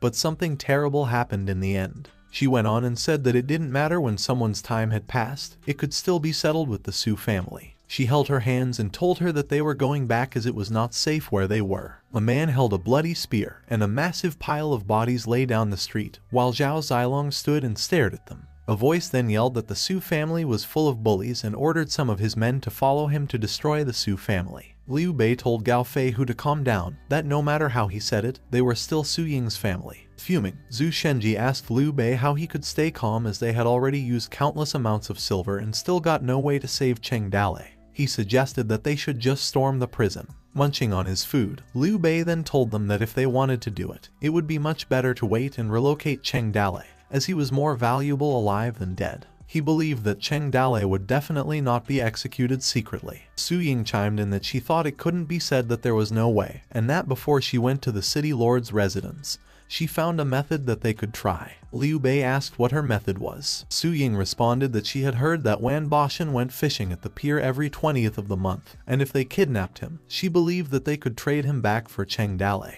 Liu Bei inquired about the day they were in, to which Guan Yu replied that it was the 19th, and that the 20th would be tomorrow. Lai Dadu had stood on his balcony, looking out at the cloudy sky. One of his attendants informed him that he was afraid it might rain that day and asked if they should still sail. Lai Dadu asked him why they shouldn't sail because it was only his hobby, as if he couldn't enjoy just one hobby. His attendant also informed him that a person from the Su family had visited once again. Lai Dadu turned to face his attendant, asking if she had returned and how much she had disliked the woman. He ordered his attendant to inform the woman that they were going to execute Chengdale on that night and also not to bother him any longer. Lai Dadu told his attendant that he needed to hurry up and stop interfering with his enjoyment. Quite a number of spears appeared while the soldier yelled that they were going. Meanwhile, Su Lishi complained that she had been walking around so much every day for the past 2 days, and she had already gotten blisters on her feet. She asked someone to massage her feet, however, the person was reluctant. Su Lishi asked him if he had disliked her, to which the man answered that he hadn't dared. She sighed and told Gong Yong'ai that if people like them didn't help each other, there would be no one who would respect them as he held her feet. She went on to say that it was also because they were meant for the same thing, that when she saw her, she felt close to her in her heart, asking him not to take offense as she really saw him as her own brother. As Gong Yong'ai was massaging Su Lishi's foot, she told him to be gentler as she was hurt. She reminded him to be gentle on a woman's foot and asked him why he was holding her feet so tightly, as if he were a simpleton.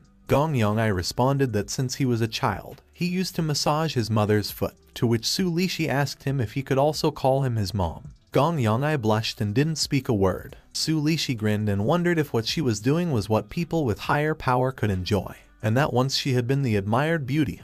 However, she had become the observer as she moved her hands towards Gong Yong'ai. As she twirled some of Gong Yong'ai's hair, she wondered if it was the kind of power some stinking men sought. She moved her hands, pinching his cheeks, with the thought of playing with people as if they were toys, which led her to the conclusion that it was fantastic. Meanwhile, at the Toad Village group, a man reported to Zhu Shenji that they had found out that Fang Boshan had left his residence and was heading to the pier. Zhu Shenji spoke up, telling them that the battle that day would be a sure victory, but it would also be bloody, and that because Chengdale had treated them well, they couldn't bear seeing him suffer in prison any longer. He went on to say that after that day, he was afraid that he would not see many of them in the future. And if someone was afraid, he would not be for him. He suggested that they drink now, and that when they walked out the door, they would be brothers forever. A man voiced out asking what Zhu Shenji was talking about and that he could just say that they could lay down their lives for Chengdale as he also did the same for them. The men agreed. They were told that they were going to drink wine together until it was empty and that they would go together to save Cheng Dale as a firework swooshed into the air and made a huge bang in the sky. Fang Bashan noticed the fireworks and asked one of his subordinates why they were being set off in broad daylight. One of his subordinates asked Fang Bashan if he wanted him to send someone to take a look, to which Fang Bashan responded that there was no need for it, suggesting that they needed to pick up the pace as they would need to be faster. Zhao Zilong stood on top of one of the house roofs, holding a bow, watching them, while Liu Bei and Zhang Fei were hiding in an alley, watching Fang Bashan's movements. Qin Man and Lin Xiaoyu were doing the same on the other side. Anxious, Gao Fei Hu informed Zhu Shenji that they didn't have much time before Fang Bashan arrived at the port, and that their only problem was that the fireworks signal outside the city had yet to appear. He asked Zhu Shenji what they were going to do, informing him that waiting for Fang Bashan to arrive at the docks would be much more difficult than catching him on the roads. Frustrated, Zhu Shenji gritted his teeth and told them that they would wait for another 15 minutes, and if there was still no signal, they would attack. Gao Fei, who tightly gripped his sword and said nothing. The cartwheel made a noise, and an arrowhead pointed towards Fang Bashan. Zhao Zilong concentrated, and the sound of a galloping horse was heard. Two men rushed into the city and covered the gate with some sand smoke. One of Zhu Shenji's men informed him that 15 minutes had passed as Gao Fei, who readied himself and held his sword. Zhu Shenji commanded them that they were going to do it and attacked. Gao Fei Hu and Gao Fei Bao screamed, ordering their men to attack. Sleeping, Fang Bashan's men were ordering their subordinates to stop the wagon, asking the man who had just entered the city who he was. He woke up from the noise of his men ordering the unknown man not to move, which made him wonder. Fang Bashan asked one of his men what was going on and told them they could just pursue his hobby in peace. Kai Dekyang, the man who had entered the city, introduced himself and asked to see Fang Bashan. Huang Sanyuan came running, asking his subordinates to stop. Gao Fei Bao asked Gao Fei Hu what Huang Sanyuan was doing and wondered if something had happened at the Toad village. Huang Sanyuan anxiously informed them that Cheng Dale had been saved and that they could all stop now. Zhu Shenji was in disbelief and yelled, wondering if Yang Longting had given Cheng Dale the title.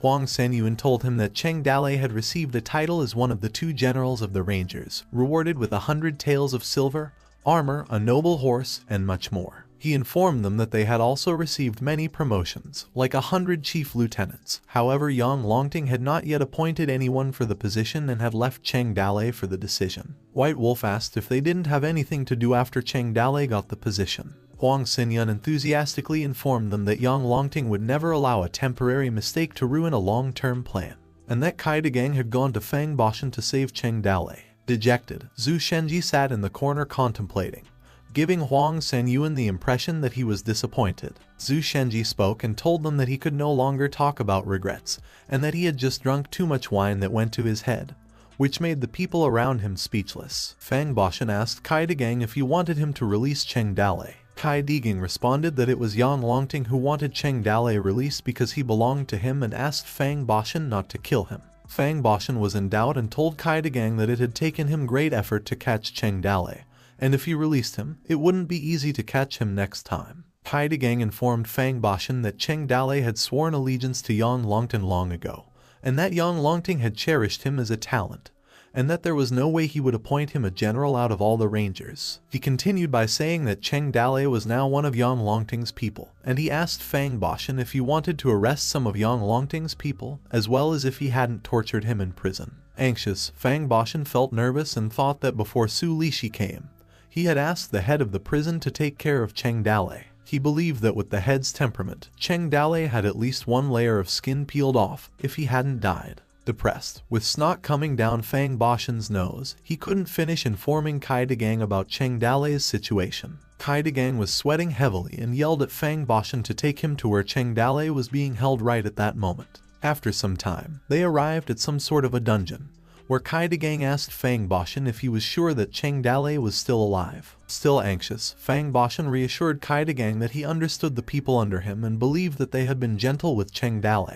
He hoped Cheng Dale had a strong life force and must have been alive to the point where he could be saved. A man's voice mumbled about how much Du Mao was worth and how he should have been his equal, that the man from the Ring tribe had been strong enough to hold 3 out of 5 rounds against him in a horse fight. A couple of men inside the prison with Cheng Dale asked him to tell them more about the method of the 5 thunderbolts, as they had heard that the gods had taught him in his dream. Cheng Dalei smiled and enthusiastically asked them if they could understand if he told them about the gods, while a bald man was all smiles serving him his meal. While Cheng Dalei stated that the method of the 5 thunderbolts had been too powerful for him to use easily because it destroyed too much, and proceeded to ask the soldier who had been serving him what they would be eating that day. A few delicacies were served. Disappointed by what had been served, Cheng Dalei asked if they could eat something milder, and that, speaking of fish, he knew a way to eat fish raw, that if they dipped it in sauces, it would bring a wave of flavor. The men were amazed and told Cheng Dalei that he had seen a lot of things, to which he agreed.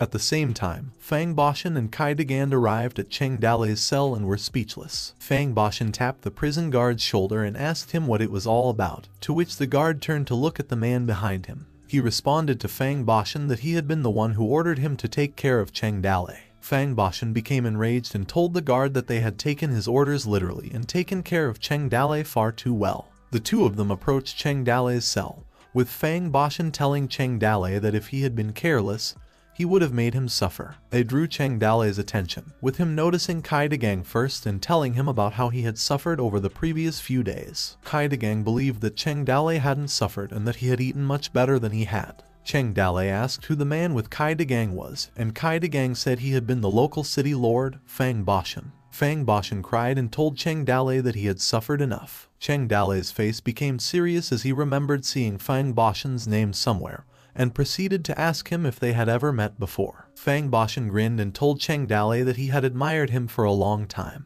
believing that their meeting was fate, before turning to scold the prison guard for remaining standing and ordering him to open the cell door. Cheng Dalei got out and pleaded with Fang Boshan to let his buddies out too. Fang Boshan clasped his hand and reassured Cheng Dalei that he would immediately set his buddies free as his friends were also his. He informed Cheng Dalei that Yang Longting had promoted him to one of the 2 generals of the Rangers and that the official uniform and military seal were in the city master's residence, and asked him if he had to go there with him. He went on and told Cheng Dalei that it was now the time for him to wash the unhappiness out of his body as he had come out of such a place. As they came outside the prison, Cheng Dalei stretched his arm in relief and mumbled that he had now tasted freedom. Disappointed, Fang Boshan spoke to the prison warden and asked him how much silver he had received, as it was hard for him to trick him as he was not foolish. He ordered the prison warden to call all the people who had taken the silver, as they needed to talk, to which the prison warden obeyed. Fang Boshan was enraged by the idea that he didn't get a single coin. However, his men all ate until their bellies burst, as he was like Kong Fangxing. After a while at the city lord's residence, Fang Boshan wondered if it was all of them. He yelled after learning that many people had received silver. Fang Boshan couldn't believe that from the smallest to the chief cook of the prison, to the military general Kaioi, and even the advisors at his side, they had taken Toad Village silver. He wondered if it was all about Cheng Dalei's safety or their own lives. Meanwhile, at the city lord's mansion, back house, Cheng Dalei felt satisfied while taking a bath, and after that, he was dressed by the 2 female attendants. They also combed his hair and tied his shoes. He mumbled, stating his title as General Cheng, and that his outfit fit him perfectly and was made specifically for him. Cheng Dalei told his attendants that he used to buy clothes, and the attendant used to tell him he was handsome in his clothes and that they suited him. A man arrived behind Cheng Dalei and called him. Cheng Dalei turned and told Kai Degang that they would be colleagues from that moment. Kai Degang was with some company, passed Cheng Dalei the enrollment papers, 100 taels of silver, and the official seal, along with the other rewards that Yang Longting wanted him to have. He went on to say that the official seal was specially made for him by Yang Longting and asked him if he liked it. Dejected, Cheng Dalei couldn't speak a word as he saw a huge golden toad and wondered why there was a toad sitting on the official seal. Kai Degang asked Cheng Dalei if he liked what Yang Longting had specially made for him, while Cheng Dalei looked depressed. Cheng Dalei took a deep breath and responded that he would ride into battle for Yang Longting even if he died. Fang Boshan wondered if Cheng Dalei had such deep feelings for Yang Longting. He grinned and told Cheng Dalei that in the last few days he had suffered enough, as it was like the flood had dashed against the temple of the Dragon King. He clapped his hands, ordering his men to come, and a few people appeared, bringing with them boxes. They lined up the boxes which contained a huge amount of silver, and Fang Boshan informed Cheng Dalei that the silver had yet to be returned to him and his subordinates had eyes but failed to see. Cheng Dalei responded by telling them that the silver was his gift to his friends because they had all been working hard lately, and he wanted them to divide it among themselves. Fang Boshan's men thanked Cheng Dalei for his gratitude. Kai Gang was watching what was happening and wondered what Cheng Dale was greedy for, as he had never seen a mountain bandit who was not greedy for money. He reasoned that once everything was settled, they needed to get rid of Cheng Dale because such a person should never have been alive. Kai Gang was confused after he saw Cheng Dale and Fang Boshan whispering, to which Cheng Dale told Fang Boshan that he still had some personal matters he would like to talk to him about. They proceeded to whisper as Kai Gang watched them from behind. Cheng Dale walked and waved his hand behind as Fang Boshan told him that he had a good point, which left Kai Gang wondering. Kai Gang approached Fang Boshan and asked him what they had discussed, as Cheng Dale seemed happy. Fang Boshan responded that they had discussed nothing, as Cheng Dale had just asked him if he had access to female slaves that he could buy. He told Kai Gang happily that Cheng Dale was an interpersonal man and it was said that he had been put in prison because of a woman. Kai Gang was disappointed and thought that Cheng Dale was just a pervert, believing that he was not greedy for money but greedy for sex. A moment later, Fang Boshan and Kai Gang were seeing off Cheng Dale in front of the gate. Fang Boshan asked him if he should send some people to take him back to the mountain, as he believed that it was a long way back, while Cheng Dale was petting his horse ride. Cheng Dale had told them that he didn't want to go back to the Toad village just yet, as it was about time for his men to arrive. A group of people was seen walking towards them, stopped in front of the city lord's mansion gate. Cheng Dale's men had clasped both of their hands simultaneously and greeted him. Kai Gang and Fang Boshan, who were watching, wondered when so many people had sneaked into the Fallen Leaf City. Cheng Dale smiled and told his men that they should call him by his title, General Cheng, at that moment, and ordered that they were going to get going. While trudging away, Cheng Dale sang a song in which he stated that he had also attended the Qianling banquet, ridden through the street in front of the palace gate, and that everyone had praised his beauty. Moments later, snow was seen falling, which meant the start of winter. Su Ying and Sioda were standing by the side of the road, and Sioda reassured her that she didn't need to worry because she had heard that they had released Cheng Dale, believing that he would return later. Su Ying's face was still gloomy. A second passed by and a galloping horse arrived. Cheng Dale stepped down from his horse and greeted Su Ying. Su Ying's eyes were wide open, and the umbrella that she was holding left her hands as she ran towards Cheng Dale. She hugged Cheng Dale, which he also did the same, and cried on his shoulders. Cheng Dale comforted her, assuring her that everything was fine, as they could go and do business now. Puzzled, Su Ying asked him what he meant, to which Cheng Dale responded that they were going to take back what belonged to her. Meanwhile, Su Lishi was taking off the clothes of Gong Yangai, asking him if the new clothes would fit him. Gong Yangai called Su Lishi madam, but was interrupted by her, telling him not to call her madam as she was only a few years older than him, and if he didn't mind, he could call her sister. Uncomfortable, Gong Yangai called Su Lishi Ru's sister. However, Su Lishi leaned close to him, noticing his scars and mumbling that he might have suffered a lot. She asked him if he could tell her the story of the scars. Gong Yangai recalled his time as a slave, which made his eyes bulge, and he could only remember blood. He told Su Lishi that they were just some ugly scars. Su Lishi chuckled and told Gong Yangai that she used to be just like him before, but they hadn't dared hurt her tender flesh. She was relieved that he was pure even if he was wounded, and asked him if he wouldn't look down on her for what she had said, to which Gong Yangai responded that he wouldn't dare to. Su Lishi leaned closer, making Gong Yangai blush as she asked him if he had ever touched a woman, to which he replied that he hadn't. She whispered in his ear and told him that she would help him find one, and that his body would be loved by women. Lai Dadu arrived anxiously and reported to Su Lishi that something big had happened. Su Lishi turned to him annoyed and asked him why he was yelling. Lai Dadu's face blackened as he informed Su Lishi that Cheng Dale had come to settle scores with them. Su Lishi inquired about the whereabouts of the guard and people, having been informed by Lai Dadu that everyone had fled due to Cheng Dale's beating. She was told to proceed to the main hall, where they had all gathered and were waiting for her. She cursed at them, stating that they were a bunch of scum. Upon arriving at the main hall, she was met by a group of men lined up on her left and right, with Cheng Dale sitting in front of her, and Su Ying beside him. Cheng Dale's men gazed at Su Lishi. Su Lishi spoke, asking Cheng Dale what he had been doing in her mansion again. Cheng Dale responded that he had come for the purpose of dividing the family property. He claimed that it was normal for him, as the Su family's son-in-law, to share the family fortune. Su Lishi gritted her teeth, wondering how a mountain bandit could talk about dividing the family fortune. Cheng Dale coughed, and Zhu Shenji, who was also sitting beside him with the official seal, told her to watch her language. He informed her that Cheng Dale was one of the 2 generals of rangers and asked her what she meant by calling him a mountain bandit. He told her to open her eyes and see the official seal, the title that had been bestowed upon Cheng Dale by Yang Longting.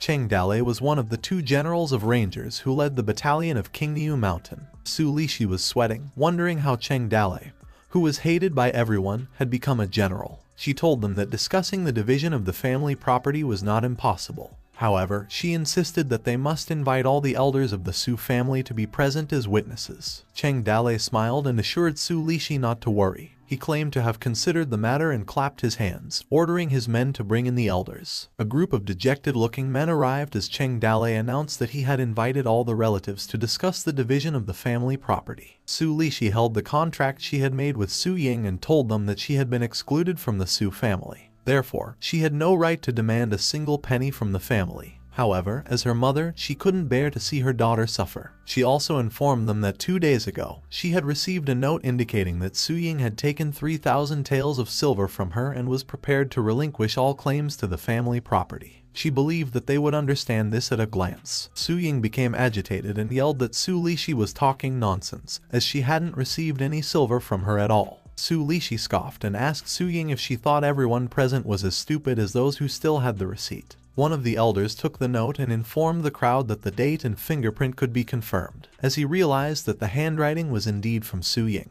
Su Ying was being consumed by agitation while listening to the elders. They mentioned that the note also had the name of the city lord Fang Bashan as a witness on it. She wondered if Fang Bashan was truly a witness, as the elder assured them that the reference was true and not fake. Su Lixi smiled, thinking that Su Ying was still too young, and wondered if she had come that day to discuss the family fortune. Cheng Dalei grabbed Su Ying's wrist, causing her to look at him and notice the smile he held on his face. Su Lixi passed the note to Cheng Dalei, telling him to take a look. Cheng Dalei told her to address him as General Cheng. He warned that if she treated him like a mountain bandit again, he might consider it an insult to the empire. He slammed the note, creating a loud bang sound. Su Lixi's eyes narrowed as she asked Cheng Dalei if he didn't want to read the note. Cheng Dalei responded that he didn't need to read the note, as for him, it didn't matter. Anxious, Su Lixi asked him why it didn't matter, to which Cheng Dalei told her in an aggressive tone that if he said it didn't matter, then it didn't, and there was no reason why. Su Lixi's face darkened as she told Cheng Dalei that she feared Fang Bashan wouldn't agree. She ordered Lai Dadu to bring Fang Bashan as a witness, to which Lai Dadu quickly obeyed.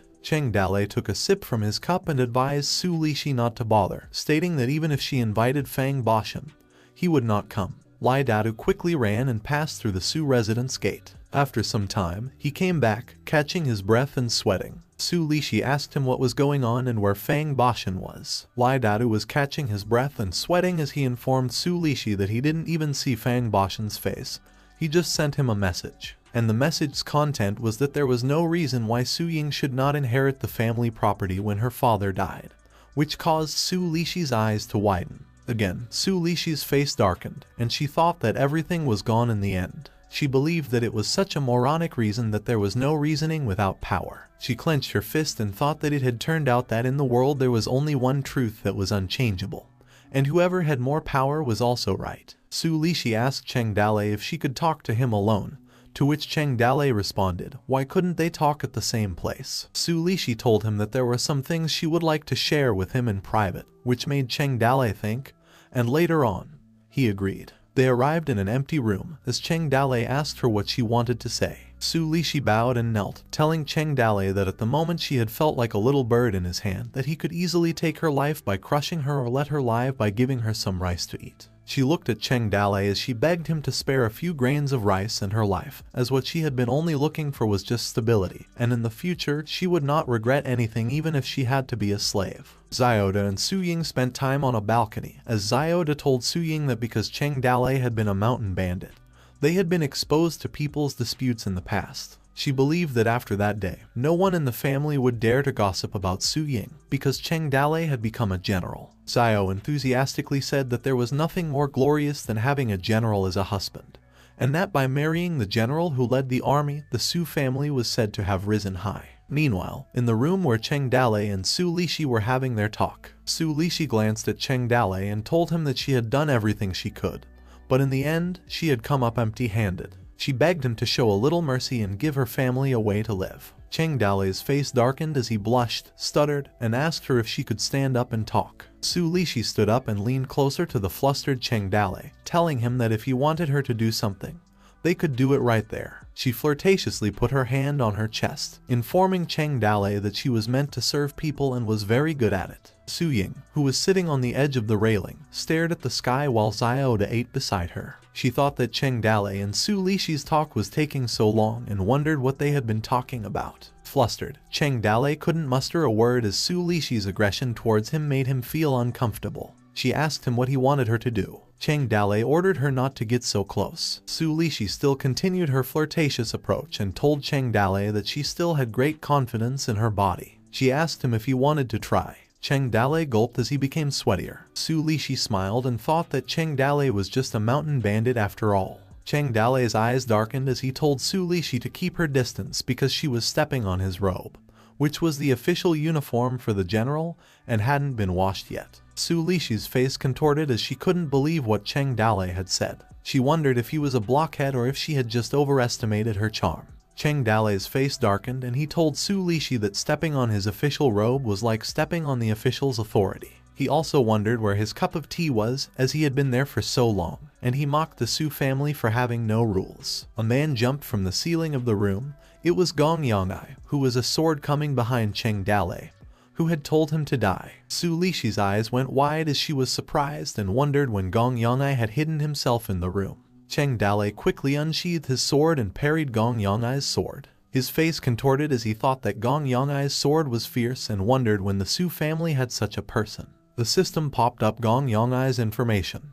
He had been a silent and excellent executioner at just age 16, which made Cheng Dale amazed at his many attributes. Cheng Dale readied his feet and kicked Gong Yang in the face. Gong Yangai flew and flopped. However, he stood up as soon as he fell and ran towards Cheng Dale. Like a fierce beast, Cheng Dale anticipated his attack. He swung his sword, but Gong Yangai was able to duck in time and growled at Cheng Dale seconds after. Gong Yangai tackled Cheng Dale, who was made unable to move and wondered how. He ran and rammed Cheng Dale through the wall, causing a huge banging sound. As he crushed Cheng Dale against the wall, his eyes began to glow red. He pounced on top of him and began his assault on Cheng Dale, who crossed his arms to block Gong Yangai's attack. However, Cheng Dale's head drew some blood, as did his mouth, as he was choked by Gong Yangai, causing him to make a rough noise. Cheng Dale struggled as his face darkened from Gong Yangai choking him, and his sword fell to the ground. Cheng Dale elbowed him in the face, and on defense, Gong Yangai pushed his face. Gong Yangai bit Cheng Dale's arms as he held tight on him, which made Cheng Dale's eyes widen in disdain.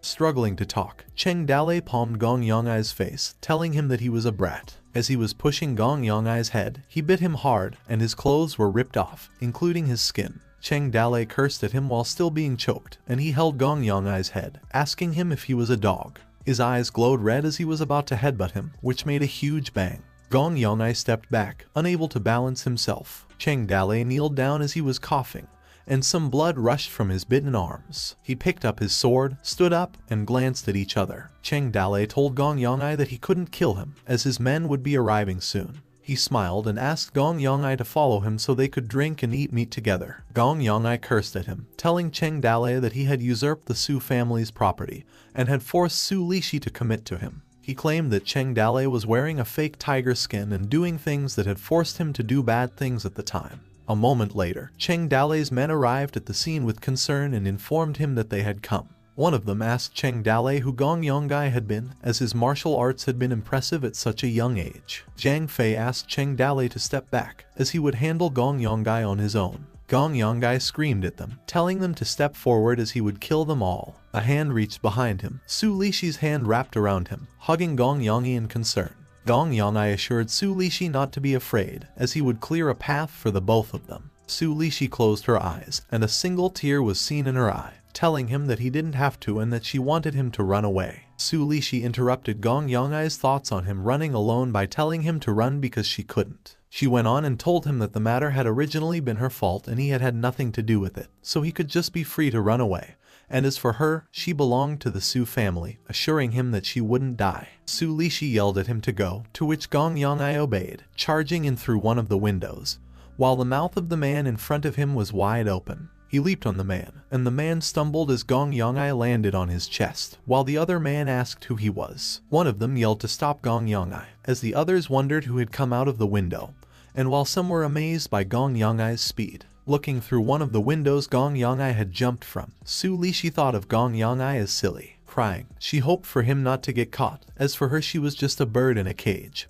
And as for Gong Yong'ai, he was the eagle in the sky, while looking at the horizon where Gong Yong'ai was running. Dao Fei who asked Cheng Dalei if he wanted him to take some of the men to catch Gong Yong'ai. Cheng Dalei's hands raised, expressing his need to stop, and responded that he claimed that Gong Yong'ai would rather die than be captured by them, and if they were to try, he believed a few of their men would die in the process. Su Lishi kneeled, staring at the ground, while a voice asked Cheng Dalei what they would do with her. Su Lishi was in disdain and said that it was her responsibility, as she couldn't educate Gong Yong'ai, who was a servant of the Su family and intentionally hurt someone. Cheng Dalei responded that it was now Su Ying's business on how to deal with her, as it was now the Su family's concern and he was not interested in it. And as Gong Yong'ai, Cheng Dalei pitied him as he saw real talent in him. With a serious look on her face, Su Lishi didn't respond back. After a while, a voice announced that Su Lishi had usurped the first daughter's finances and allowed an evil slave to harm people, so she was expelled from the Su family and would have nothing to do with the Su family's future. While Su Ying stood up in front of her relatives, they went on and announced that those who conspired with Su Lishi and plotted against Su Ying would be expelled from the Su family. Also, the first bloodline would pass the second bloodline,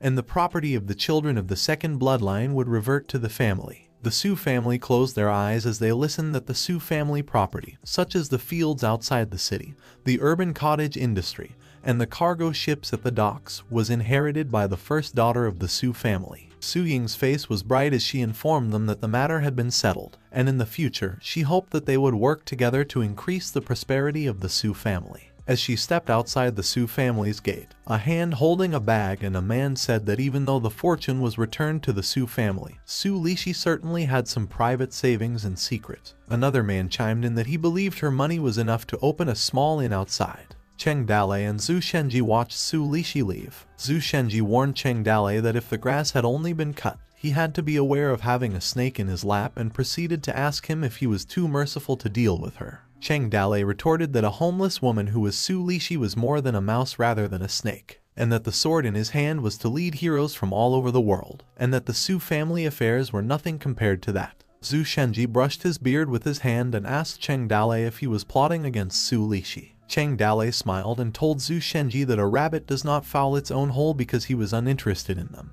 but he was interested in Gong Yong'ai because he was a rare talent. This prompted Zhu Shenji to question him. Zhu Shenji looked at Cheng Dalei and asked him if he wanted to invite Gong Yong'ai to the village, as he remembered him saying that the boy didn't like to be bothered. Cheng Dalei, remembering his fight against Gong Yong'ai, told Zhu Shenji that that was why he wanted him in and that Su Lishi was the key. He ordered Zhu Shenji to put people around her to watch her. He mumbled, believing that it wouldn't be long before Gong Yong'ai showed up at her place again, and when that opportunity arrived, Cheng Dalei would grab it. The system appeared, informing Cheng Dalei that he had completed his task of helping her fight for the family fortune, and was given a bonus draw time of 1, asking if he wanted to draw now. Looking at the system, Cheng Dalei grinned and asked the system if she was done evolving, as he hadn't seen her in a long time. The system didn't answer, which made Cheng Dalei question and call her name. Cheng Dalei took the opportunity and chuckled as he grabbed the system's cheeks and stretched them. The system punched Cheng Dalei in the face, which made Cheng Dalei fly a distance between them.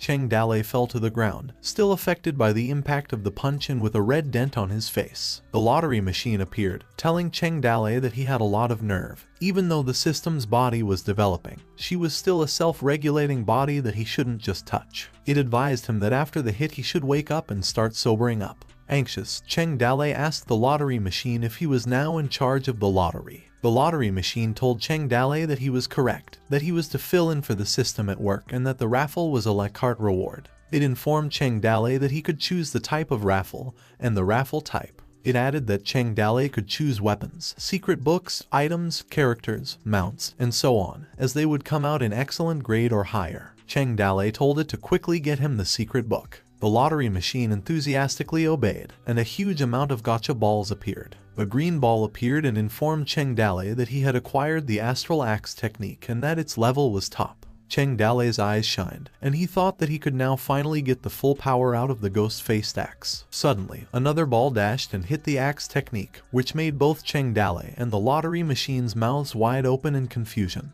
The lottery machine mumbled that the ball was a sword technique. A notification popped up, informing Cheng Dale that he acquired the sword technique off a quick sword and that the first style was straightforward, ultimate power, and crippling. Cheng Dale rode on a horse and waved his goodbye to Su Ying and Xiaoda. Kai Gang approached him, asking if he was about to leave. Cheng Dale responded that he was, and although he didn't want to go, he had many things to do in the Toad Village. He asked Kai Gang if he wanted to stay in his village for a few days so that they could talk more through the nights. Kai Gang clasped both of his hands in respect and told Cheng Dale that he was also busy with some official business, so he wouldn't be able to bother him. He informed him that, however, some people did want to go to the Toad Village. He went on to say that the ones who wanted to visit were talented people sent by Yang Longting to help. Cheng Dale's face became serious as he believed that it was some form of surveillance. He asked Kai Gang how many would come. Kai Gang answered by guessing that there were 3 or 4 who would visit. Cheng Dale sighed and told Kai Gang that he must have been disappointed by him. Kai Gang held an awkward smile and responded that it was more on Yang Longting's orders and he couldn't help it. Cheng Dale raised his hand and began his speech, stating why they didn't send some more over because what he lacked the most was talented people. Kai Gang cringed, wondering if Cheng Dale couldn't really understand the real meaning.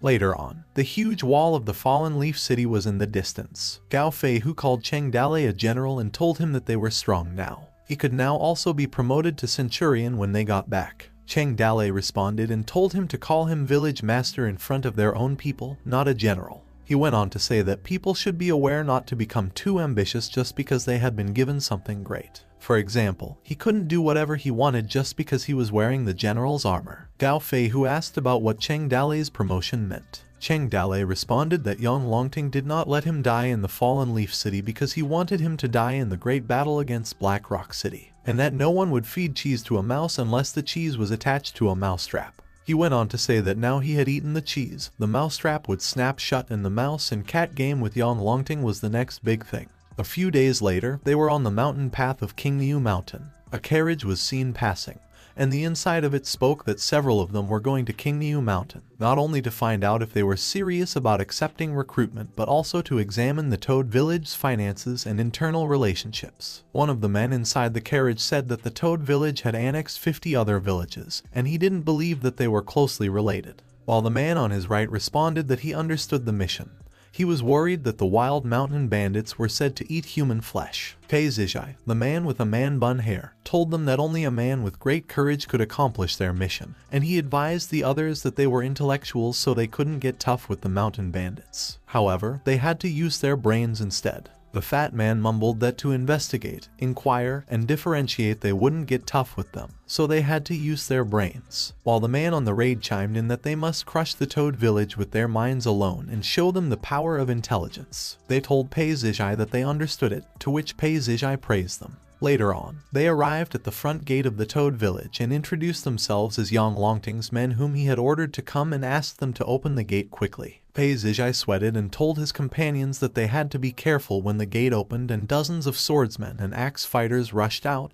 They had to immediately run away, to which the others nodded. Suddenly the gate opened, and out of their expectation, the Toad Village villagers threw flower petals at them, welcoming Yang Longting's men. Zhu Shenji, who led the villagers, welcomed them as they prepared a flag for them. Pei Zizhai and the others' faces turned blue as they didn't expect such a warm welcome. Zhu Shenji and the others grinned, and he told Pei Zizhai that they looked forward to them like winter looks forward to spring light, and that they had long awaited the arrival in their village. The man beside Zhu Shenji flattered Pei Zizhai. Pei Zizhai asked Zhu Shenji who he was. Zhu Shenji held his hand and introduced himself. He was in disbelief as he thought that the Toad Village's attitude was good and that their task didn't seem to be difficult. He claimed that he could even make some profit aside. Pei Zizhai responded that he had come to follow Yang Longting's order and check the Toad Village situation. He asked them to take the lead, and they answered that they would treat him to food as they believed that he had a long journey. The food served emitted a strong smell. Pei Zizhai and the others' faces darkened as they wondered if the food served was the food they were going to eat. Zhu Shenji chuckled and told them that they were blessed as they normally couldn't eat such things but now had the opportunity today since they had some guests. The man beside Pei Zizhai was depressed and told Pei Zizhai that beautiful women were present and sang for them while they drank and enjoyed the dance. Pei Zizhai responded that when in Rome, do as the Romans do.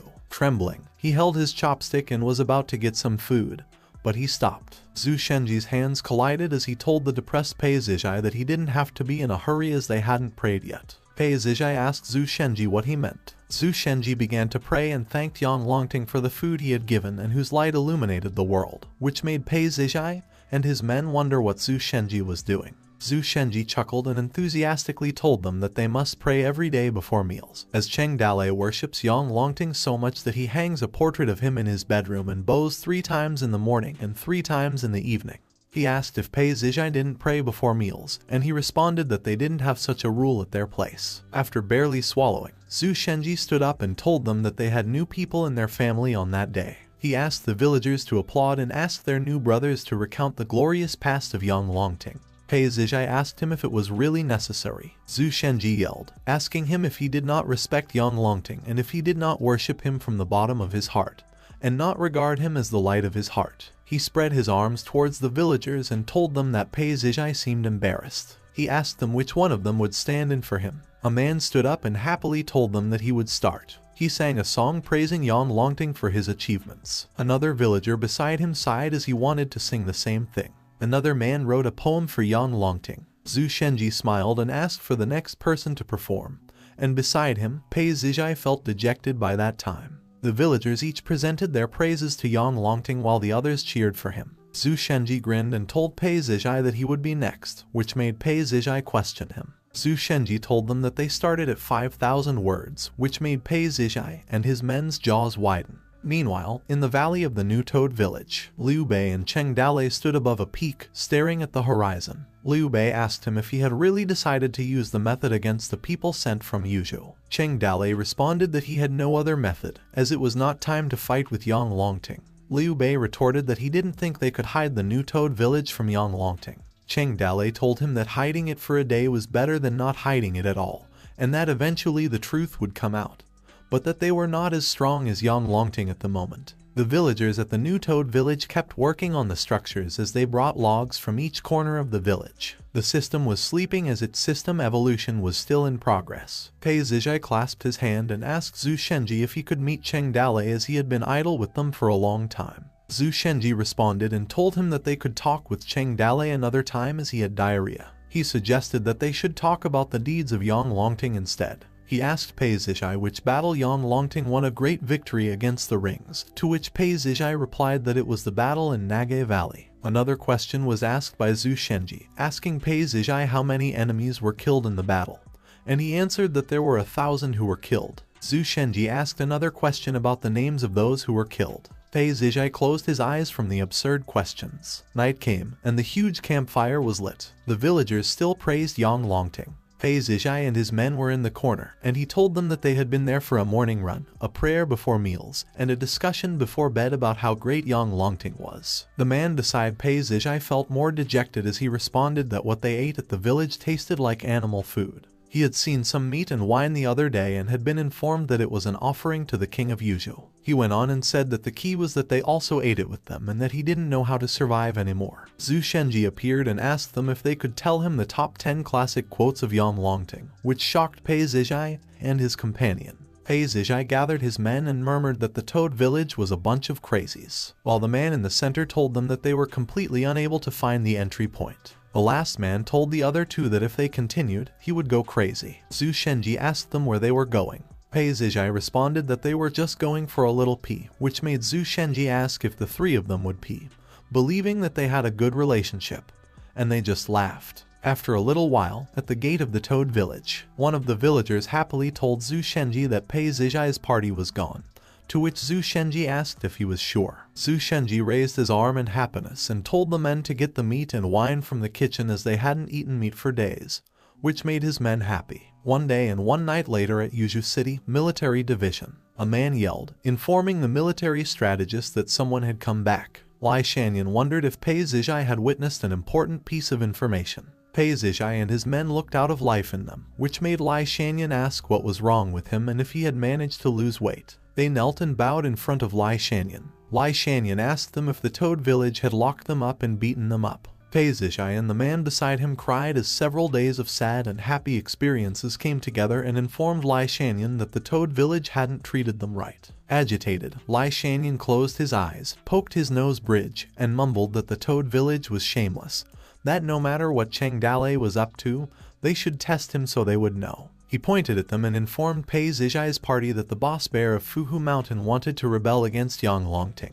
as they also needed to beat the dog before the lion and stain Yuzhu Greenwood with blood. He ordered Pei Zishai that he should go to the Toad village one more time to deliver his letter and have them send 1,000 people to fight on Fuhu Mountain. Pei Zishai begged Lai Shanyan to spare him, and he asked if he was trying to take his life by going back to the Toad village. Lai Shanyan was confused. Meanwhile, a hand handed a piece of an envelope to Cheng Dalei and informed him that it came from Yuzhu. Zhu Shenji asked Cheng Dalei what the content of the letter was. Cheng Dalei responded that Yuzhu had asked them to raise 1,000 soldiers to help them fight against Fuhu Mountain. Zhu Shenji leaned closer and advised Cheng Dalei that they couldn't send soldiers to Yang Longting as he obviously wanted to be on their tail. Cheng Dalei looked serious and responded that if you eat a jujube from someone else, you have to give them back a jujube tree as it was the rule in business, and that now Yuzhu was waiting for them to give a reply. He burned the letter on the candle's flame and asked Liu Jihan to get him a pen and some paper for him to write. Cheng Dalei had told Liu Jihan what to write on the paper. Morning came, and Zhu Shenji thanked a soldier for his hard work. He had asked the soldier if he wanted to stay one night in their village because it was already late, and he would have to take a long way back. He assured him that he would be well treated, which made the soldier shudder. The soldier rode his horse quickly and then turned around and left. Zhu Shenji's eyes sunk as the soldier ran so fast. Meanwhile, at the venerable military strategist, Lai Shanyan wondered if the letter was really the handwriting of a mountain bandit, as he was amazed by how elegant it was. The content of Cheng Dalei's letter, as Lai Shanyan was reading it, was just complimenting Lai Shanyan, which made Lai Shanyan cringe. Lai Shanyan continued to read the letter and he thought that even though Cheng Dalei spoke disgustingly, he seemed to understand the situation. As Lai Shanyan was reading, Cheng Dalei stated in his letter that there were over 5,000 people in the village, but they were old, weak women and children in need of rations. He thought that what Cheng Dalei said was true, as the village was short on food and wanting some rations for the winter was normal. While Lai Shanyan had a cup of his tea, he noticed that there was another letter in the envelope stating that Cheng Dalei wanted to borrow some supplies from Yang Longting. Lai Shanyan blurted out the water in his mouth as he saw the outrageous supplies Cheng Dalei needed. He gritted his teeth as he believed that Cheng Dalei should just starve and wondered if he was going to attack Yuzhu City for asking for so many supplies. Lai Shanyan closed his eyes and thought that he had to report to Yang Longting. After a while, Yang Longting's eyes darkened after reading what was in Cheng Dalei's letter. He asked Lai Shanyan, who was in front of him, if Cheng Dalei was losing his mind. Lai Shanyan responded that he wasn't sure what Cheng Dalei was thinking, so he decided to share it with Yang Longting so he could make a decision. Yang Longting mumbled that Cheng Dalei not wanting to send troops was reasonable. However, he didn't know what his actual position was. He added and told Lai Shanyan that the warehouse had a few hundred pairs of military boots to send to Cheng Dalei, and that if they could kill the boss bear, the rest of the supplies would be sent. Lai Shanyan was against the idea and asked if they would really give Cheng Dalei supplies. Yang Longting held the letter and told Lai Shanyan that they would send him his request just to see if he would send troops, as he was not yet rich enough to feed them with his own money. He stood up and inquired from Lai Shanyan about the situation at the Fuhu Mountain. Lai Shanyan informed him that Luo Tai had already gone there, and with him were 1,000 soldiers and horses, along with the Green Forest bandits, totaling 2,000 people. He believed that in the next 2 days they would have news. Yang Longting asked Lai Shanyan to keep an eye on Luo Tai, as the topography of the Fuhu Mountains was complex. It was a largely mountainous area that was not easy for cavalry to attack. Lai Shanyan obeyed, and on that day, Luo Tai led 2,000 soldiers and sent troops to Mount Fuhu. And as a result, Luo Tai failed miserably. Fuhu Mountain's advantage of location drew the enemy deep into the mountain and separated the soldiers and horses. They were crushed one by one, killing hundreds of people and scattering 2,000 soldiers and horses in all directions. Only 1,000 people survived the flight back to Yuzhu City. Boss Bear had been a powerful and influential man for many years, so he was not reckless. A man was in disbelief that the king of Yuzhu had given them 500 pairs of military boots. Another man chuckled, as now everyone could do their job with 500 boots. While some others said that for them, they were not just military boots but the reputation of the Yang Longting, which they believed they had stepped on.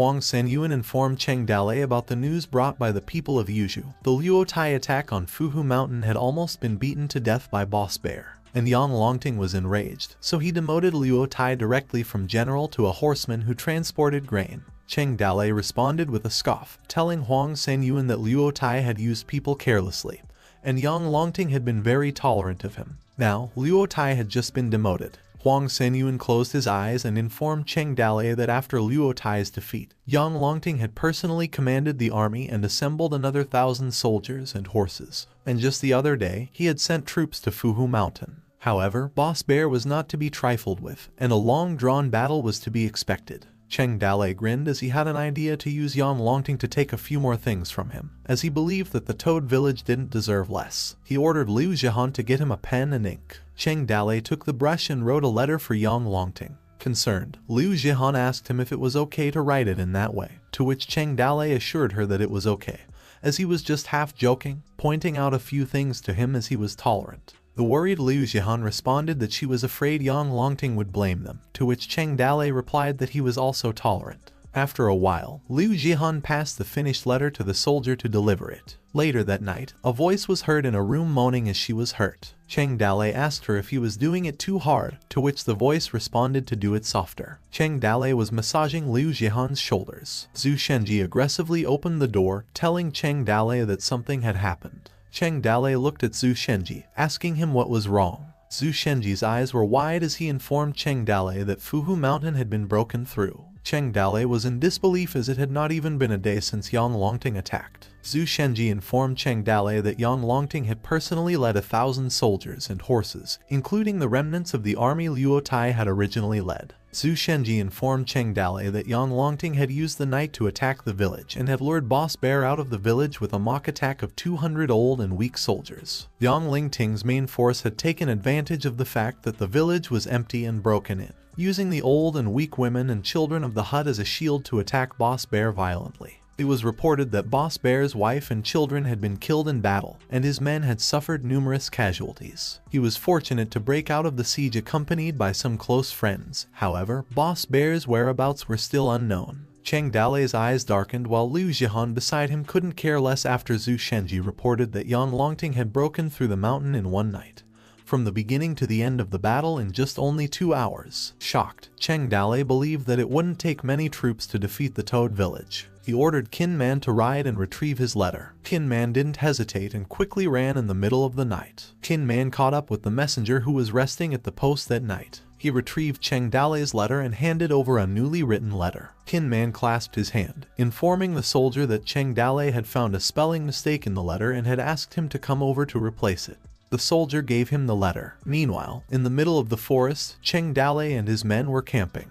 Cheng Dalei told them that they were going to send troops to search for Boss Bear, who had escaped into the forest. The man voiced out his opinion, telling Cheng Dalei that he was 63 years old in the current year and begged not to be sent out, as he could hardly hold the sword anymore. Cheng Dalei responded that if he couldn't hold his sword, he should pass it to Little Lei. Little Lei, who flexed his arms, told Cheng Dalei that he was strong and could carry it for his grandpa. Qin Man chimed in and told Cheng Dalei that Boss Bear could be very fierce, as he had heard in the last few days that others who had been chased by him had been killed. He was worried that if only a few of them encountered Boss Bear, they wouldn't be enough to fight him. Cheng Dalei grinned and told Qin Man what he had been talking about, as they hadn't had the bad luck to bump into Boss Bear. He told them that after that day's hike, they would return because the more dry food they ate, the more difficult it was to digest. Cheng Dalei turned to Qin Man, who was grilling his food, and told him if he could hunt some animals to improve their diet, as he came from a hunting family. Qin Man smiled and responded that he couldn't hunt in the cold weather. He was alerted and noticed a bear in the nearby trees, which also made Cheng Dalei turn to look at what he was talking about.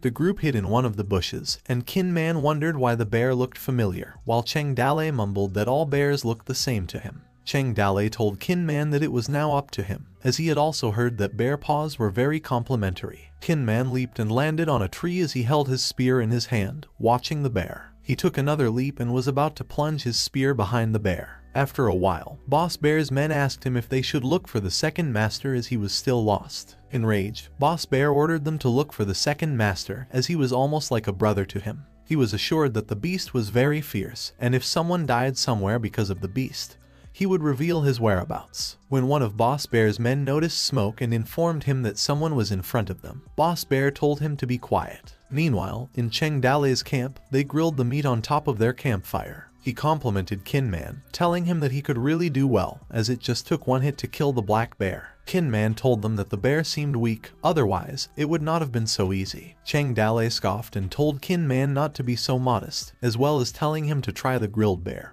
despite the fact that he couldn't hunt but was a great griller. They turned to look at their side and noticed Boss Bear standing and clenching his axe. Boss Bear cried and yelled for his dead bear, while Cheng Dale's group stared him dead in the eyes. Anxious, Cheng Dale told Boss Bear that he had no idea and invited him that he could have some instead. Enraged, Boss Bear with tears in his eyes screamed the name of his little brother. He yelled at Cheng Dale's group that he would take revenge for the bear as he charged towards them. Cheng Dale stood up and yelled at Boss Bear that he had been waiting for him for a long time and he was just in time. Boss Bear and his men halted. The man beside him asked what was wrong. Sweating, Boss Bear wondered if there would be an ambush. Cheng Dale grinned and told Boss Bear that by the order of Yang Longting, he had been waiting for him at the area for a long time and asked him to fight, as the last time they saw each other neither of them could claim victory. Boss Bear reasoned that Cheng Dale's group must have known it was his mount as they got his bear, believing that they dared to camp around the area and cooked a meal just to attract him. He gritted his teeth and claimed that there was an ambush nearby. As both groups glanced at each other, Boss Bear told Cheng Dale that he was not used to being a lapdog like him and that day he would cut him in half. Cheng Dale stared at Boss Bear, thinking if he scared him, believing that if they had a fight at the moment it would be a bloody battle. He wondered if he had to use his joker. Boss Bear yelled at his men, telling them that the situation did not appear to be right and ordered them to retreat as he ran first. Agitated, Cheng Dale yelled at Boss Bear where he was going as he had to fight him for 300 rounds. Boss Bear turned to look at Cheng Dale as he was running away and laughed at him, telling him he wouldn't get ambushed by him, while Cheng Dale and his group were watching them retreat. Cheng Dale gave Kin Man a thumbs up and told him that they were going to get out of the forest. After a little while, a man asked Boss Bear where they were going, and Boss Bear responded that they were going east. He told his men that Cheng Dale thought they were going south and that he didn't know they turned around halfway, making them impossible to find. Boss Bear raised his axe and mumbled that after some time in hiding, they would occupy a mountain and eat and drink generously as they had before, promising his men that he would still be a boss in 3 years. The man beside Boss Bear praised him. Some time later, Boss Bear and his men hiked up the mountain when he noticed something moving behind the bushes. Cheng Dale and his men appeared. Cheng Dale turned around wide-eyed as he encountered Boss Bear again. Boss Bear's face darkened, and he couldn't speak a single word. Cheng Dale pointed at him and told him that he knew Boss Bear would come. Boss Bear retreated again and quickly ran, telling Cheng Dale that he was not finished with him. Cheng Dale sighed and vented at Kin Man, asking who had led the way. Kin Man scratched his head and suggested Cheng Dale should lead instead. Cheng Dale told them that they were going back up the mountain to find the official way back to the Toad Village, as it had been dangerous in the area. Kin Man inquired if they would meet Boss Bear again, to which Cheng Dale responded that they wouldn't be that unlucky. After a little while, they arrived at a village, and Cheng Dale sighed that they had finally gotten out. The bushes beside them moved and made a noise. Boss Bear appeared, mumbling that he didn't know how many ambushers were in the mountain village as they were no longer safe in the mountains. He informed his men that they would leave the mountain in the evening and find a family to rob. Boss Bear turned his head and noticed Cheng Dale, making his face darken. Cheng Dale and Kin Man's faces also darkened as they both thought they were unlucky. He asked Boss Bear if he believed in fate. Enraged, Boss Bear asked Cheng Dale why he had bullied them so much, while the man beside him informed Boss Bear that they no longer had the strength to run away. Boss Bear raised his axe and told Cheng Dale that he hadn't seen an ambush in the area, believing that Cheng Dale must have wanted to exhaust their fighting strength so he could fight them. The man beside Boss Bear also raised their weapon and told Boss Bear that they were going to fight with them as it was nothing th. They charged at Cheng Dale's group as Boss Bear ordered them to kill them. Cheng Dale readied himself, ordering Kin Man to protect the others as he would deal with Boss Bear and his men alone. He asked the system for the fusion skills, and that all martial arts in the world must be diligently learned and practiced, that the power must be exhausted to its limit. Experience in combat is indispensable. Without 10 years of martial arts, they could not get to their essence. Fusion was a rapid method, and the martial arts fusion would consume the martial art entity of the skill book. After the fusion, Cheng Dalei was able to fully use the martial arts, however he could not teach others. The system appeared, warning Cheng Dalei that the level of the host was not enough, and the use of martial arts after the fusion would be a great burden on his body. She asked if he would like to continue the fusion. Cheng Dalei held his sword and told the system to fuse as he charged towards Boss Bear and his men. As they charged at each other, Boss Bear's men yelled to kill Cheng Dalei with everything they had. Cheng Dalei's sword emitted a blue aura as he unleashed his speedy sword technique. The first style was straightforward, which made Cheng Dalei blitz through Boss Bear. He thought that his sword was fast. After the first blow, Cheng Dalei claimed that he was hurt and his wrist bone felt pain like it had been broken. Cheng Dalei thought that with his current strength, he wouldn't be able to master the style perfectly as he slashed and dashed through his enemy. He believed that he could stab a maximum of 7 times. Boss Bear's men were slashed, making them groan as Cheng Dalei blitzed through them one by one. Cheng Dalei turned as he was about to encounter Boss Bear's huge axe behind him. Cheng Dalei tightly clenched his sword as he was about to deflect Boss Bear's axe. He held his sword with both of his hands and was about to thrust at him. He slashed Boss Bear, making him cough blood, and thought that Cheng Dalei was strong. Behind him, Cheng Dalei knelt one of his legs. Kinman and the others stood by as Cheng Dalei stood firm, while Boss Bear and his men lay unconscious on the ground. Kinman was in disbelief after just a few breaths. Cheng Dalei took care of so many people before he had the chance to do anything. He asked Cheng Dalei when he had learned such excellent swordplay. Cheng Dalei, on his back, spoke if Kinman thought the gods had only passed on their axe technique to him, and that he was also regarded as a first-class master as of the time. At the end of the fusion, Cheng Dalei's martial arts techniques were integrated into the deep consciousness of the host. The system warned him that his body was in a high state of stress, and now he had been forced into sleep mode. Concerned, Cheng Dalei's men asked what was wrong with him, as Cheng Dalei fell to the ground asking them to wake up. Some time later, Cheng Dalei woke up and noticed that Liu Jihan was calling him after he had opened his eyes. Bedridden, Cheng Dalei called for Liu Jihan, as Liu Jihan covered her mouth in disbelief. She leaped to him and hugged him, relieved that Cheng Dalei had awakened. Liu Jihan informed the villagers that Cheng Dalei had now awakened. Cheng Dalei petted Liu Jihan and asked Kinman how long he had been out. Kinman responded that he'd been out for a full day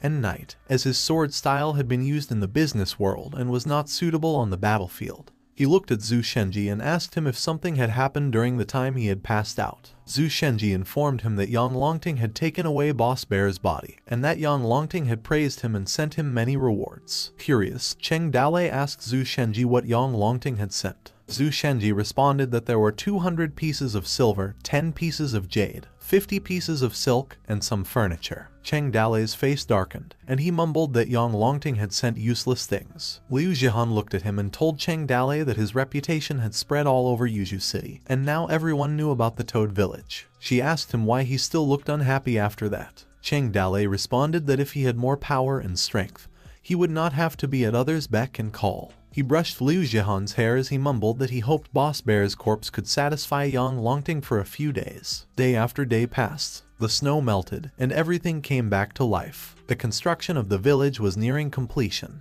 At the new Toad Village, the men tried to pull the wooden bridge in front of their gate. One man yelled and informed them that the drawbridge had been raised and the gates had been installed. They were ordered to open the floodgates. A red-haired girl ordered them to get the crossbows and slingshot up the wall, as she wanted to have more crossbows on the wall. She ordered more rocks too. A system notification popped up, stating that the construction of the village was complete and the system upgrade was finished. In the morning, Cheng Dalei sat alone on the balcony. He was thinking after the construction of the village had been completed. He had only been notified about a system upgrade, but not about an upgrade to a third-level village. While he held onto a scroll, he kept thinking that, therefore, there were no additional attributes of the system. Only the podium for summons, residential buildings, medical center, military observation posts, warehouse, blacksmith shop, woodworking store, clothing store, and wondered what exactly was missing. A dainty hand emerged, held the scroll, and requested for her to take a look. Cheng Dalei looked back and was surprised. As soon as he realized it was the system, he flushed. Cheng Dalei was amazed that the system had evolved. Then he began to wonder how big she had become, to which she agreed the podium for summons, training ground as such these were already available, and the condition of the 1,000 inhabitants was now fulfilled. The system figured out the problem as she said that there was one more item missing. A pop-out box appeared that he had a top-level character was still missing with 2/3 of completion. Cheng Dalei thought in his mind that he did not look at anything that was not compatible with decency, and asked the system as he had been wanting to for a long time. Even though it said that only he could see her. The system used to be so small, but now they were so big and that she was already a big girl, so she needed to pay attention too, which made the system further confused. Cheng Dalei continued to say that she wore a skirt every day and flew over his head and asked her if she wasn't afraid to expose herself as he might have seen it by accident, to which the system was stunned. He had a lot to say about her not being a bully to the lottery machine, her violent tendencies, and told her to be a more polite lady, suggesting to draw 10 times but couldn't guarantee him a top-level character podium for summons, and as to why she couldn't send him a top martial artist, which could be beneficial to everyone, which made the system angry. The system punched Cheng Dalei and yelled at him to die and called him a pervert. Cheng Dalei was lying on the ground, and the system continued berating him for being shameless and a pervert and asked him where he had looked every day. She was really enraged with Cheng Dalei. She even called him a dumbass. A few moments later, Cheng Dalei asked Guan Yu if he had improved on his sword fighting training, asked Zhang about whether he felt comfortable with his snake spear, and if he felt divine power that could stop 10,000 opponents by himself, and also suggested to Lin Xiaoyu to practice with a weapon as he aspired to be a warrior. Xiaoyu replied, "How could I practice when I didn't have a weapon anymore?" Cheng Dalei answered him to go to the blacksmith Zhu and have her forge a weapon for him. He sighed, feeling dejected because it seemed impossible for anyone to level up in a short time. On the day of the awakening, the spring thunder appeared, and everything came to life. It was raining when Cheng Dalei sat on the balcony with Liu Zhai, pondering where he could find the third one. She asked her village master that the village was built, yet he was still unhappy and offered to sing a little song for him. Cheng Dalei agreed aimlessly and said whatever, but in his mind, he had thought that even though he had merged himself with a fast sword style, he was still only excellent. He pondered about the chances of pulling top level with 100,000 fear points at the podium for summons, and it seemed that he only had the option of accumulating 1,000,000 fear points to trade for a top level character directly through the system. Liu Zhai kept singing while the rain kept pouring. She smiled while singing beautifully. Cheng Dalei asked her how she knew this, to which she replied that she was able to do that before. Cheng Dalei was in awe after learning it at a youth center. He placed his palm on her head and assured her that Yan Jihan was gone and she was now Liu Zhai. He added that she was his Liu Zhai. A few days later, Yang Longting raised 50,000 troops and sent them to Black Rock City. A soldier informed Yang Longting that in front of him was the Toad village of Qin New Mountain, to which he acknowledged and responded that this time they would let the Toad village clear the way. It was also about time to put those mountain bandits to good use. As they moved along, they were welcomed by cheerful bandits waving a red flag, hoping they would enjoy their stay with them and wishing them all the best of luck and success. Meanwhile, they were stunned by the Toad village. Yang Longting told Zhu Shenji, who was wearing a black face mask, that he intended to send the people of Qin New Mountain ahead so he could promote him later, and asked what he had been doing, where he had been, and why he hadn't come out for Cheng Dalei to see him. Zhu Shenji replied that his village master had been sick and unable to greet the Lord in person and hoped that the king would punish him for that. Yang Longting suspected him of faking his illness as he had gotten sick at just the right time. Zhu Shenji respectfully replied that, to be honest with him, not only had the village master been sick, but there had also been many people sick in the village at the moment. Qin New Mountain had been fighting the plague right now, to which he questioned this plague. He then questioned what kind of plague it was and how come he had never heard of a plague in this area, to which Zhu Shenji responded by asking him to come closer. Yang Longting leaned closer to Zhu Shenji as he whispered to him if he had ever heard of salsa, which made him wonder. Zhu Shenji explained that it meant that once the disease broke out, it could kill anyone. Yang Longting simply stared at him while pondering the fact that it had not been a coincidence that just when he had wanted to use him, he had gotten sick. However, if he were to become infected, his 50,000-man army could collapse in a day. He then demanded that Zhu Shenji inform Cheng Dalei to come to him on the spot immediately, and Zhu Shenji replied that his village master had been infected with the plague. But he also threatened that if Cheng Dalei did not come to him, he should not blame him for cleaning the people of Qin New Mountain first. Unsteady steps were heard calling out for Yang Longting, who was referred to as my lord. Cheng Dalei, who was shaky and fragile, arrived while being carried out by another bandit while he sobbed, begging his village master to hold on. Cheng Dalei informed Yang Longting that he had come to visit him. Yang Longting asked him if he had been really sick. Cheng Dalei coughed as he denied that he had not been sick and claimed to have been in good health. He had prepared his armor and accompanied the lord on his journey to repay his kindness. Yang Longting advised him to get treatment if he had been sick, adding that it had never been too late to protect his family and country when he would be well again. He instructed to call for a military doctor to treat General Cheng, to which the military doctor complied. The military doctor checked Cheng Dale's eye and told him to stick his tongue out a little, which he obeyed. Yang Longting asked if he had been really sick. The military doctor replied to His Majesty that General Cheng's body had been cold and his pulmonary veins had been injured. If not treated in time, his life would have been in danger. Yang Longting demanded to call another military doctor again and cited how a charlatan could have cured his general's illness. Then he thought in his mind if he had been really infected with the plague and wondered if he had accused him wrongly. Another military doctor checked Cheng Dale. He also told His Majesty. After a discussion, the three of the military doctors agreed that he had been seriously ill. Despite being visibly weak and coughing, Cheng Dale insisted that he had not been sick and he would have killed the enemy and served the king. Later on, Yang Longting gave in and told Cheng Dale if he had been sick, he needed to get better and later he would have a chance to prove himself. Then he thought in his mind. He had had the plague and still wanted to join his army and wondered if he had wanted to kill him. The 50,000-strong Yuju army departed on horses. Cheng Dale waved them goodbye as he stood behind, telling them they must have triumphed in one fell swoop and swept everything away, even though he couldn't have accompanied them. The ability of his village master to pretend as sick while the three doctors had missed it astounded Zhu Shenji, who thought it had been awesome, but found it really scary. A snotty-nosed Cheng Dale claimed that he had soaked himself in the river for 3 days before developing a cold. He had already been sick, and his life hadn't been easy, to which Zhu Shenji responded with the remark that he had been really sick. Zhu Shenji helped him to hold on with him, which Cheng Dale instructed to bring him to Huang Sanyuan later, for he had to give him an order. Zhu Shenji asked what had to be done that only Butler Huang could do, to which Cheng Dale replied that he wanted him to go to Black Rock City, meet with Zhu Banchuan, and tell him that they had wanted to work with him. Fast forward, Huang Sanyuan was escorted by Zhao Zilong to bypass the army and take a shortcut, faster than the Yuju army, and got to Black Rock City. After traveling a long way, they managed to sneak into Black Rock City. Butler Huang told General Liu that he had had an important request to see the city Lord Zhu and that it was a matter of life and death. They went inside, and General Liu called his adoptive father, informing him that someone from the Toad village had come. City Lord Zhu Banchuan was seated while writing.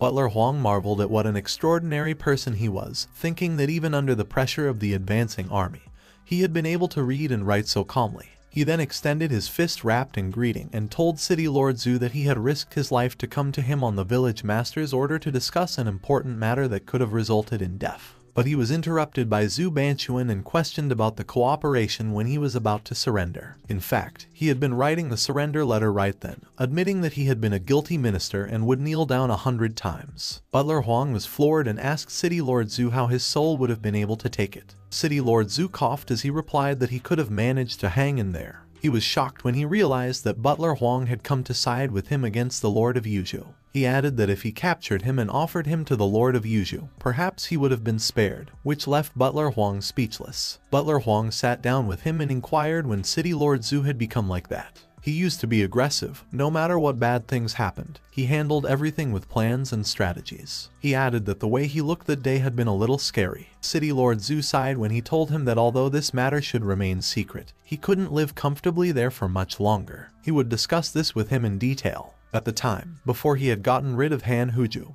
he realized through espionage that Yang Longting had joined the same army with Han Huju in his youth. They had led the remnants of the army and fought a bloody battle with the rings and later became famous. But with that alone, he could not become the Lord of Yuju, and his wealth still depended on his wife, Qiuishi. His wife Qiuishi had belonged to a powerful family in the capital, which had a lot of power and influence. Han Huju seemed to have offended the Qiui family at the time. In order to have a good relationship with the Qiui family, Yang Longting resolutely broke friendship with him. Yang Longting even took away Han Huju's credit at the awards ceremony in the capital because he had been manipulated by the Qiui family. After being recognized by the Qiui family, Yang Longting was appointed Lord of Yuju, while Han Huju was only the Lord of Black Rock City. The incident caused a complete rift between the two, and they never got back together for the next 30 years. But the problem was that the relationship between them had not been broken at all. Zhu Banchuan had misjudged the brotherhood between them. He had not thought that his power could be so great, which had led to the current situation. Moments later, Butler Huang told him that he was afraid the king of Yuzhou might not accept his surrender. City Lord Zhu replied that he knew the planning was in the hands of the people after all. As long as their safety was guaranteed, they would force him to write a surrender. Maybe the king of Yuzhou would let him go too. Butler Huang responded that he had time to write a surrender letter, and why didn't he use their motivation to deter him? City Lord Zhu pondered how and with what he would deter him. He had his own people serving in the army and as officials, and he simply needed to send a message to have many powerful families report to him. He could do nothing more than wait for the army to invade so that he could open the gate to surrender. He went on to say that he had planned to take Black Rock City as his foundation, and although he might not end up being a powerful lord in the future, he had become completely exhausted from ruling Black Rock City, and his ambition was also gone. Butler Huang replied that his village master had asked him to bring a message to the city lord, which made him wonder what Cheng Dalei had said. People would have died if they had gotten their heads down, but they might have lived if they had fought back. City Lord Zhu repeated what had been said, to get their heads down and fight back, and responded to Butler Huang, asking him to talk more about it. A soldier in a carriage informed General Luo that the Toad village was ahead, which he questioned if he needed to remind him of it. Seated on top of sacks, General Luo said his adoptive father didn't want to train him. Why wouldn't he be with the grain carriers and have to deal with this group of mountain bandits? To which the soldier controlling the horse replied that the Toad village had recently been recruited and was therefore considered their allies. General Luo questioned whether they truly stuck into other people's affairs and were also expected to treat them equally, questioning what the big deal was. The soldier advised General Luo that he could not say that later. When they arrived at Toad Village, the military strategist said they could not pick a fight with them now. Suddenly, the soldier received a swift kick to the head. General Luo questioned whether they took the military strategist's words seriously when he was a piece of shit in his eyes. He might as well think of a way to destroy Toad Village to eliminate a major problem for his adoptive father. Then perhaps he would be able to rejoin him. Meanwhile, Cheng Dalei was informed that it was time for him to take his medication. While Liu Zhai handed him a bowl of his medication, he was lying on his bed coughing and telling her it was bad luck to say anything like that. Suddenly, Zhu Shenji stormed into the room and informed his village master that the grain transporters from Yuzhou had run into trouble with some of their people. In response to Cheng Dalei's request for help, Liu Zhai objected since her village master was still ill. Cheng Dalei criticized how anything could go wrong during this procedure and gave the order to take him there immediately and bring his sword. A few moments later, someone threw a jar to the ground and moaned that the wine was worse than horse poop. It was General Luo who complained about how they were treated and demanded that he get out. A bandit explained to him that the village master was not feeling well, to which General Luo did not care if he was alive or dead, and insisted for him to get Cheng Dalei out. Cheng Dalei, with Liu Zhai, appeared behind and asked if he was General Luo and what it was about his staff that bothered him. General Luo acknowledged Cheng Dalei and realized that he was actually a sickly bastard. He then explained to him that he needed to realize that he was a mountain bandit, and that his adoptive father had made him what he was. If he did not understand how to appreciate his adoptive father's favor, he could promote and discard him at any time, to which Cheng Dalei responded that he was well aware of this fact. General Luo reached for a jar of wine and questioned whether it was something his people could drink or whether this was the only thing his village could serve him. Cheng Dalei slightly bowed his head, then laughed and said that he would be coming back with another great wine to entertain General Luo. General Luo responded that he wanted to drink this jar of wine, to which Cheng Dalei politely denied because he was suffering from a cold and could not drink wine. General Luo poured the wine on Cheng Dalei's head and reminded him to remember this well. Not showing respect to him was like not showing respect to the Lord of Yuzhou. This shocked Liu Zhai. General Luo kept saying that he wanted him to drink all the wine in this jug until there was not a drop left. The bandits were surprised to see their village master had to go through this. General Luo, who wanted him to get angry, mockingly responded to the entire jar of wine that Cheng Dalei did not want to drink, which was spilled on the floor, thinking that if he lost control, he could go to his adoptive father to gather up troops and destroy him. Even though he was dripping wet, Cheng Dalei maintained his composure. Liu Zhai offered to drink it for her village master. General Luo grinned as he reached for his sword, wondering where this little nanny came from. He continued drawing his sword swiftly while questioning what she was that she deserved to drink it.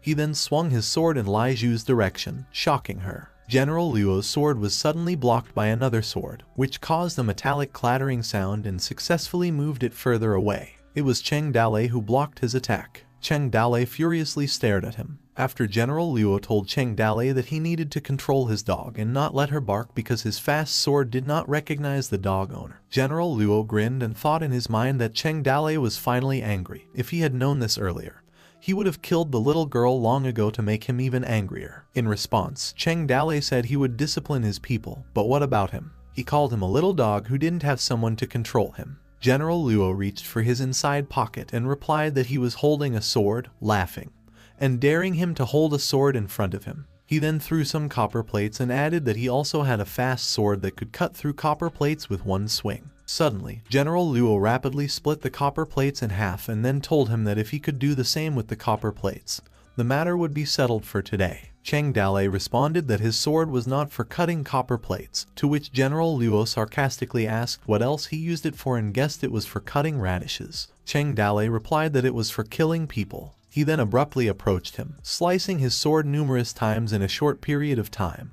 and unexpectedly stopped behind him. General Luo froze in awe. After stating that there was such a swift sword in the world, blood began to trickle from him as he progressively lost his footing. Screaming for their General Luo, the grain transport soldiers were startled. Even the bandits were taken aback, and Cheng Dalei asked them what they were looking forward to before informing everyone that it was time to get to work. As the grain-carrying soldiers fled, their boots clattered loudly. Outside the Toad village, however, they were pursued by bandits with weapons. The grain-carrier soldiers of Yuzhu pleaded with General Cheng to talk, as they did not want to fight him. He responded by telling them to put down their weapons, take off their leather armor, leave the grain carts there, and they could go. The soldiers were shocked and terrified, thinking that if the Lord of Yuzhu discovered that their grain carriage had vanished, he would have them behead them. Cheng Dalei told them they should take Luo Tai's body with them. He then fiercely said to send a message to the Lord of Yuzhu that Luo Tai was beheaded by Cheng for not obeying the law.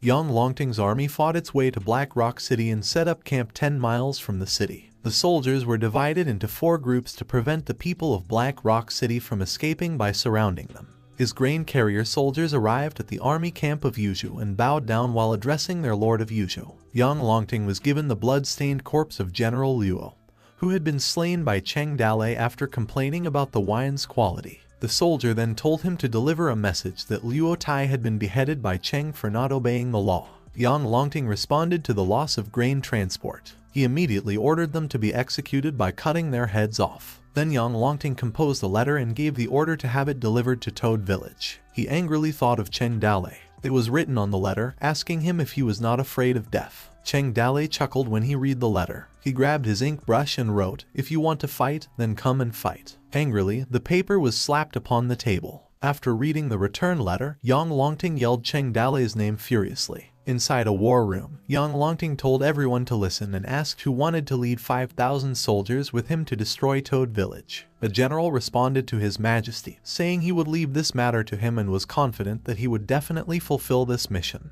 However, his military strategist voiced that he would not suggest this. Now the army had just set up camp, and if they returned now to attack Cheng Dalei, Zhu Banchuan might take this opportunity to attack them from behind. He went on to say that they would find themselves in a situation where their backs were against the wall, which would be a big military mistake. Besides, he still had their grain routes in his hand. If he cut them off, their 50,000 strong army would be in a desperate situation. His general respectfully chimed in, suggesting to His Majesty that they should first leave this bandit alone, and when they successfully besieged Black Rock City, they could get rid of this bandit on the way back. Yang Longting was told to calm down while he was left speechless. He clenched his fist, crumpling the letter, and instructed to call the servants. Meanwhile, at the Toad Village, it was daytime when Cheng Dalei was informed that another letter had arrived from the Lord of Yuzhu. Liu Zhai inquired of her village master what the king of Yuzhu had said. Cheng Dalei sat with the letter in both his hands and responded that it said he knew Cheng Dalei had killed Luo Tai and praised him for a good and fantastic job. The grains were provided for them, and it would be better if he could come to them for the siege. Cheng Dalei smiled when he thought that Yang Longting was really adaptable to circumstances. He was worthy of being the Lord of Yuzhu. He then instructed Liu Zhai to have the pen and paper ready as they would be getting ready to kiss his ass. Alongside Cheng Dalei, Liu Zhai sat down and began to pen the words that praised the light that shines in the north, the backbone of the empire, His Majesty the Lord of Yuzhu, whom he would always revere. Moments later at the army camp of Yuzhu, after receiving his letter, he had everyone in the hut read it together. All of them were convinced of his wisdom, and many of them wiped the tears from their faces because they felt this letter was glorious. Inside the letter, Cheng Dalai expressed his desire to serve alongside the king, but he was too ill to leave his bed, so he could only pray for him in his heart and wished him success. He signed off as your faithful little fellow, the eternal admirer of the king of Yuzhou, from the trap battalion of Qin New Mountain in Yuzhou. His ranger general Cheng Dalai. Yang Longting thought in his mind that this bandit and his flattering words, behaviors, and the letters he wrote to Yuzhou City were similar to all the other scoundrels in the city who were good at kissing asses and being opportunistic. Everyone, including him, thought this little bandit was a joke. He genuinely underestimated Cheng Dalai, thinking perhaps he was someone who was more worth as a target than Zhu Banquan. He used his tableside candlelight to burn the letter, and he didn't care too much about it at this point because his first priority was invading the city after first appeasing the small bandit. It was nighttime at the city mansion of Black Rock City. City Lord Zhu Banquan, alongside his armed soldiers and captured citizens on their knees, told them that the so-called siege of the city seemed to be still absent. However, Yang Longting's army surrounded Black Rock City. He kept talking to everyone. Yang Longting was not a man of his word. He was going to kill them all, but do not be afraid, for he would protect them all. A captured citizen questioned his protection when he captured them all right now and advised the city lord Zhu to give up and surrender early. Maybe there would still be a chance for him to get out alive. The captured citizen replied that only he would not survive when the Lord of Yuzhou broke through the city. City Lord Zhu sat in front of them and questioned what else he was fantasizing about, given that everything had been sealed from the outside, and it was obvious they did not even have a chance to escape. They advised him to release them as soon as possible and could also assist him in pleading for mercy. But Zhu Banquan questioned his goodness because he was aware that the man had made a bargain for his own children and that he intended to sell him in exchange for the position of city lord. He felt safe and brave and went to the Hongmen banquet. City Lord Zhu added that he did a little work when he invited them over for dinner. He sent someone to hide an envelope there and sarcastically assured them not to worry about the letter. It was hidden quite well, so it was not easy to find. The fake envelopes had been clearly arranged for them, and a few years before, he found out that the king of Yuzhou had some secrets that were not known. City Lord Zhu grinned when he kept saying. It included how he became the Lord of Yuzhou and where he was wounded during the war, which prevented him from having children.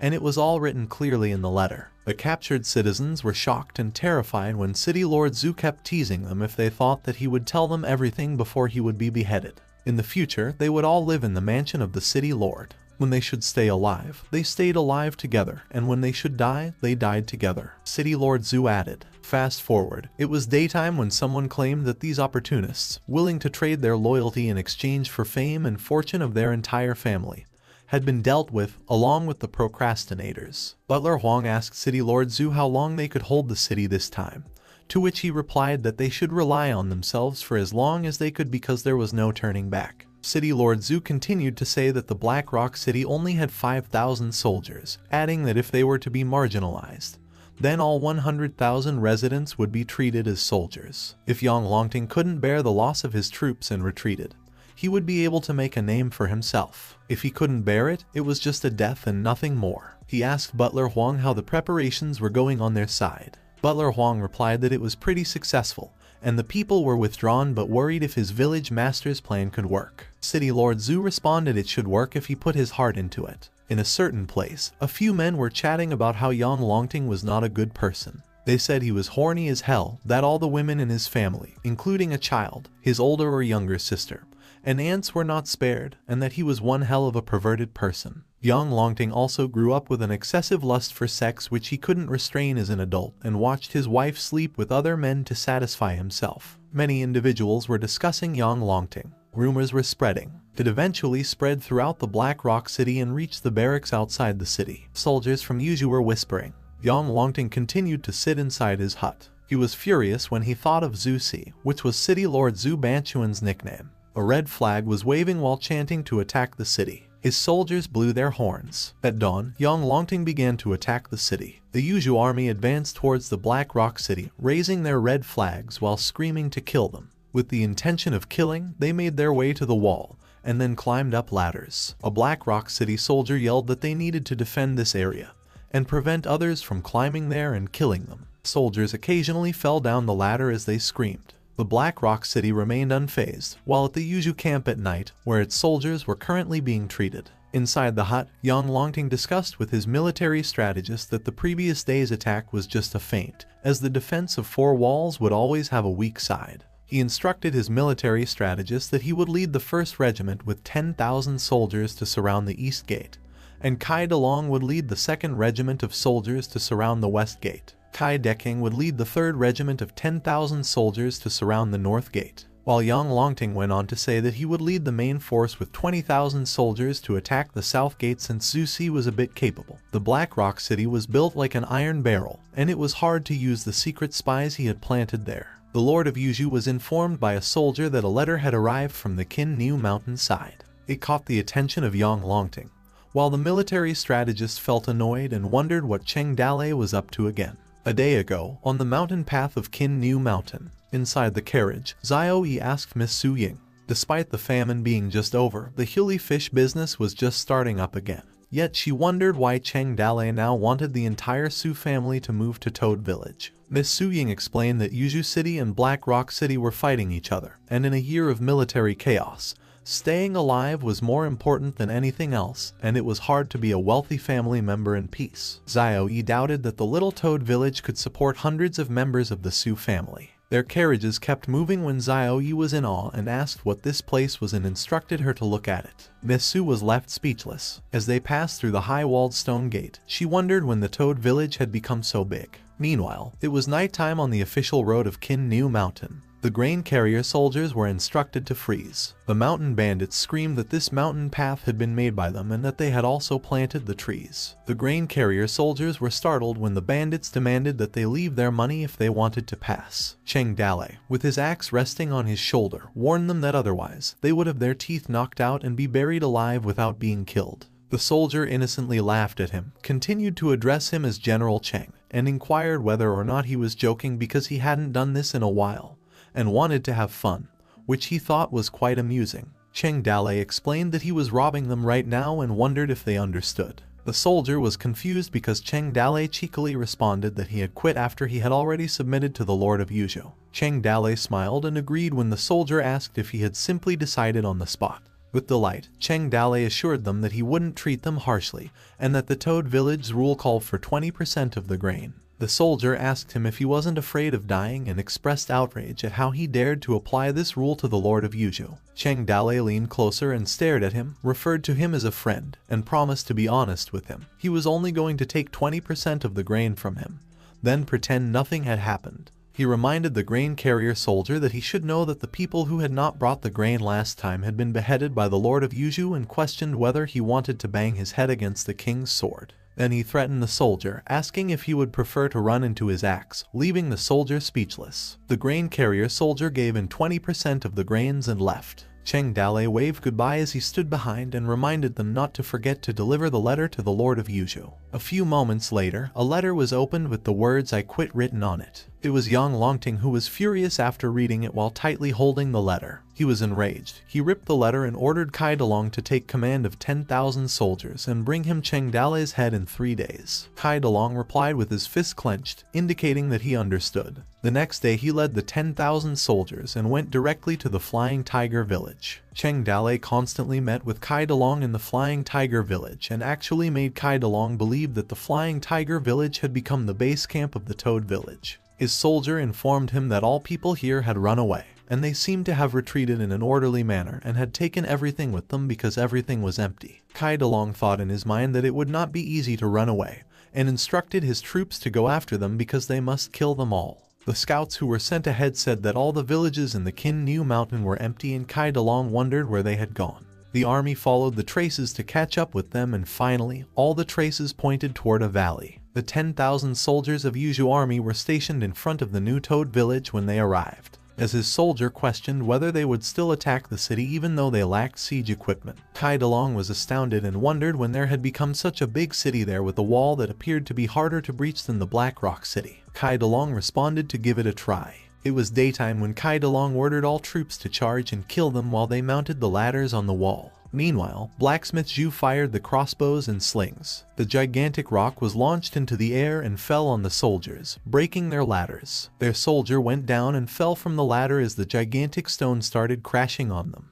While riding his horse, Kai Dalong observed his soldiers' screams as they were struck. He was shocked and terrified, wondering what kind of city defense mechanism that was, when he realized they had slingshots and crossbows, and that he could not take the Toad village with 10,000 ordinary soldiers. Kai Dalong ordered them to retreat. On top of the gate, Liu Bei asked his village master whether they should leave the village and pursue them since they had retreated, to which Cheng Dalei replied that they would not leave. He was showing weakness to bait them. He then added that he was the one in a hurry, so they would just hold him off. Kai Dalong was stationed near the village for 10 days but could not fight a real battle with Cheng Dalei, whether pretending to retreat or showing weakness to draw the enemy in. Cheng Dalei just wouldn't come out, and he did not have a siege engine to lay siege to the city. Simply attacking would have been a nightmare. The soldiers were launching a covert attack, therefore they had to move quickly to breach a small defense gap and approach the stronghold covertly while being warned not to fire arrows. Unluckily, the Toad bandits were aware of this and cleared their throat loudly enough for the soldier to hear. The twin bandits grinned when he urged them to give them a taste of the golden juice. The soldiers screamed. The ground had a muddy-like texture that would suck in a shovel. The soldiers, too, were trapped and sucked into the mud, while one of them said that they had to manage to get in, change their clothes, and blend in with them. He continued, unaware that a man was standing behind them, that if they managed to invade the city tomorrow and open the gates, that would be a big success for them. Gao Fei, who came to the conclusion that his village master had the ability to predict events far in the future after witnessing the soldier's shocking sneak attack and subsequent tunnel attack. He stated that every 10 steps on a post, every 5 steps a guard. He also thought of a password,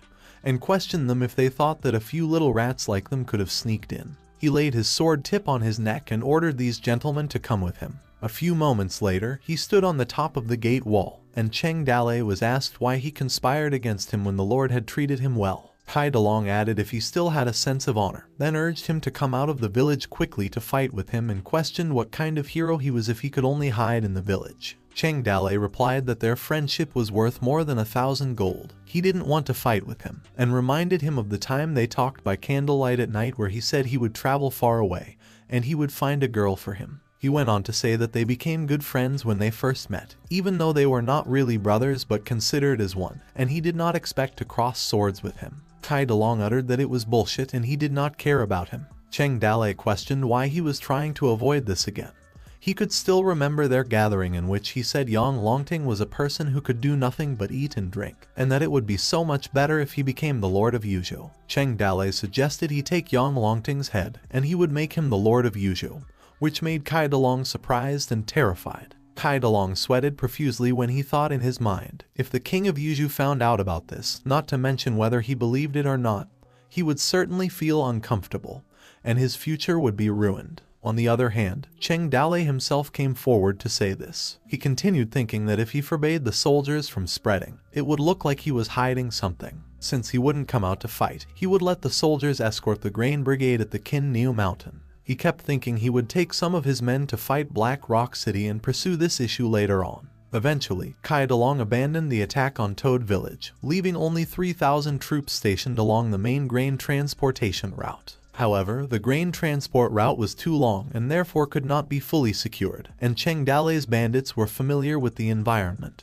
conducting night raids, fires, and traps. He led a group of people to transport. Whatever could be robbed was robbed, and whatever couldn't be robbed was burned. And they never fought head-on. As soon as they encountered a larger force, they immediately fled back to the village. Someone sighed as he questioned when transporting 10 wagons of grain, at least 3 wagons would be lost. It was Cheng Dalei, saying that they should have followed the Toad Village's rules right from the beginning and given him 20% of the grain, as he stood in front of high stacks of grain. Meanwhile, on the Black Rock City side, the siege still continued. Inside the hut of Yuzhou camp, they were reporting to Yang Longting. Kai Dalong reported that Cheng Dalei had now blocked the grain channel. Another soldier chimed in that they had encountered a variety of attacks but had difficulty setting the tune with one beat of a gong. Kai Deking reported a young martial artist with amazing fighting skills, and the military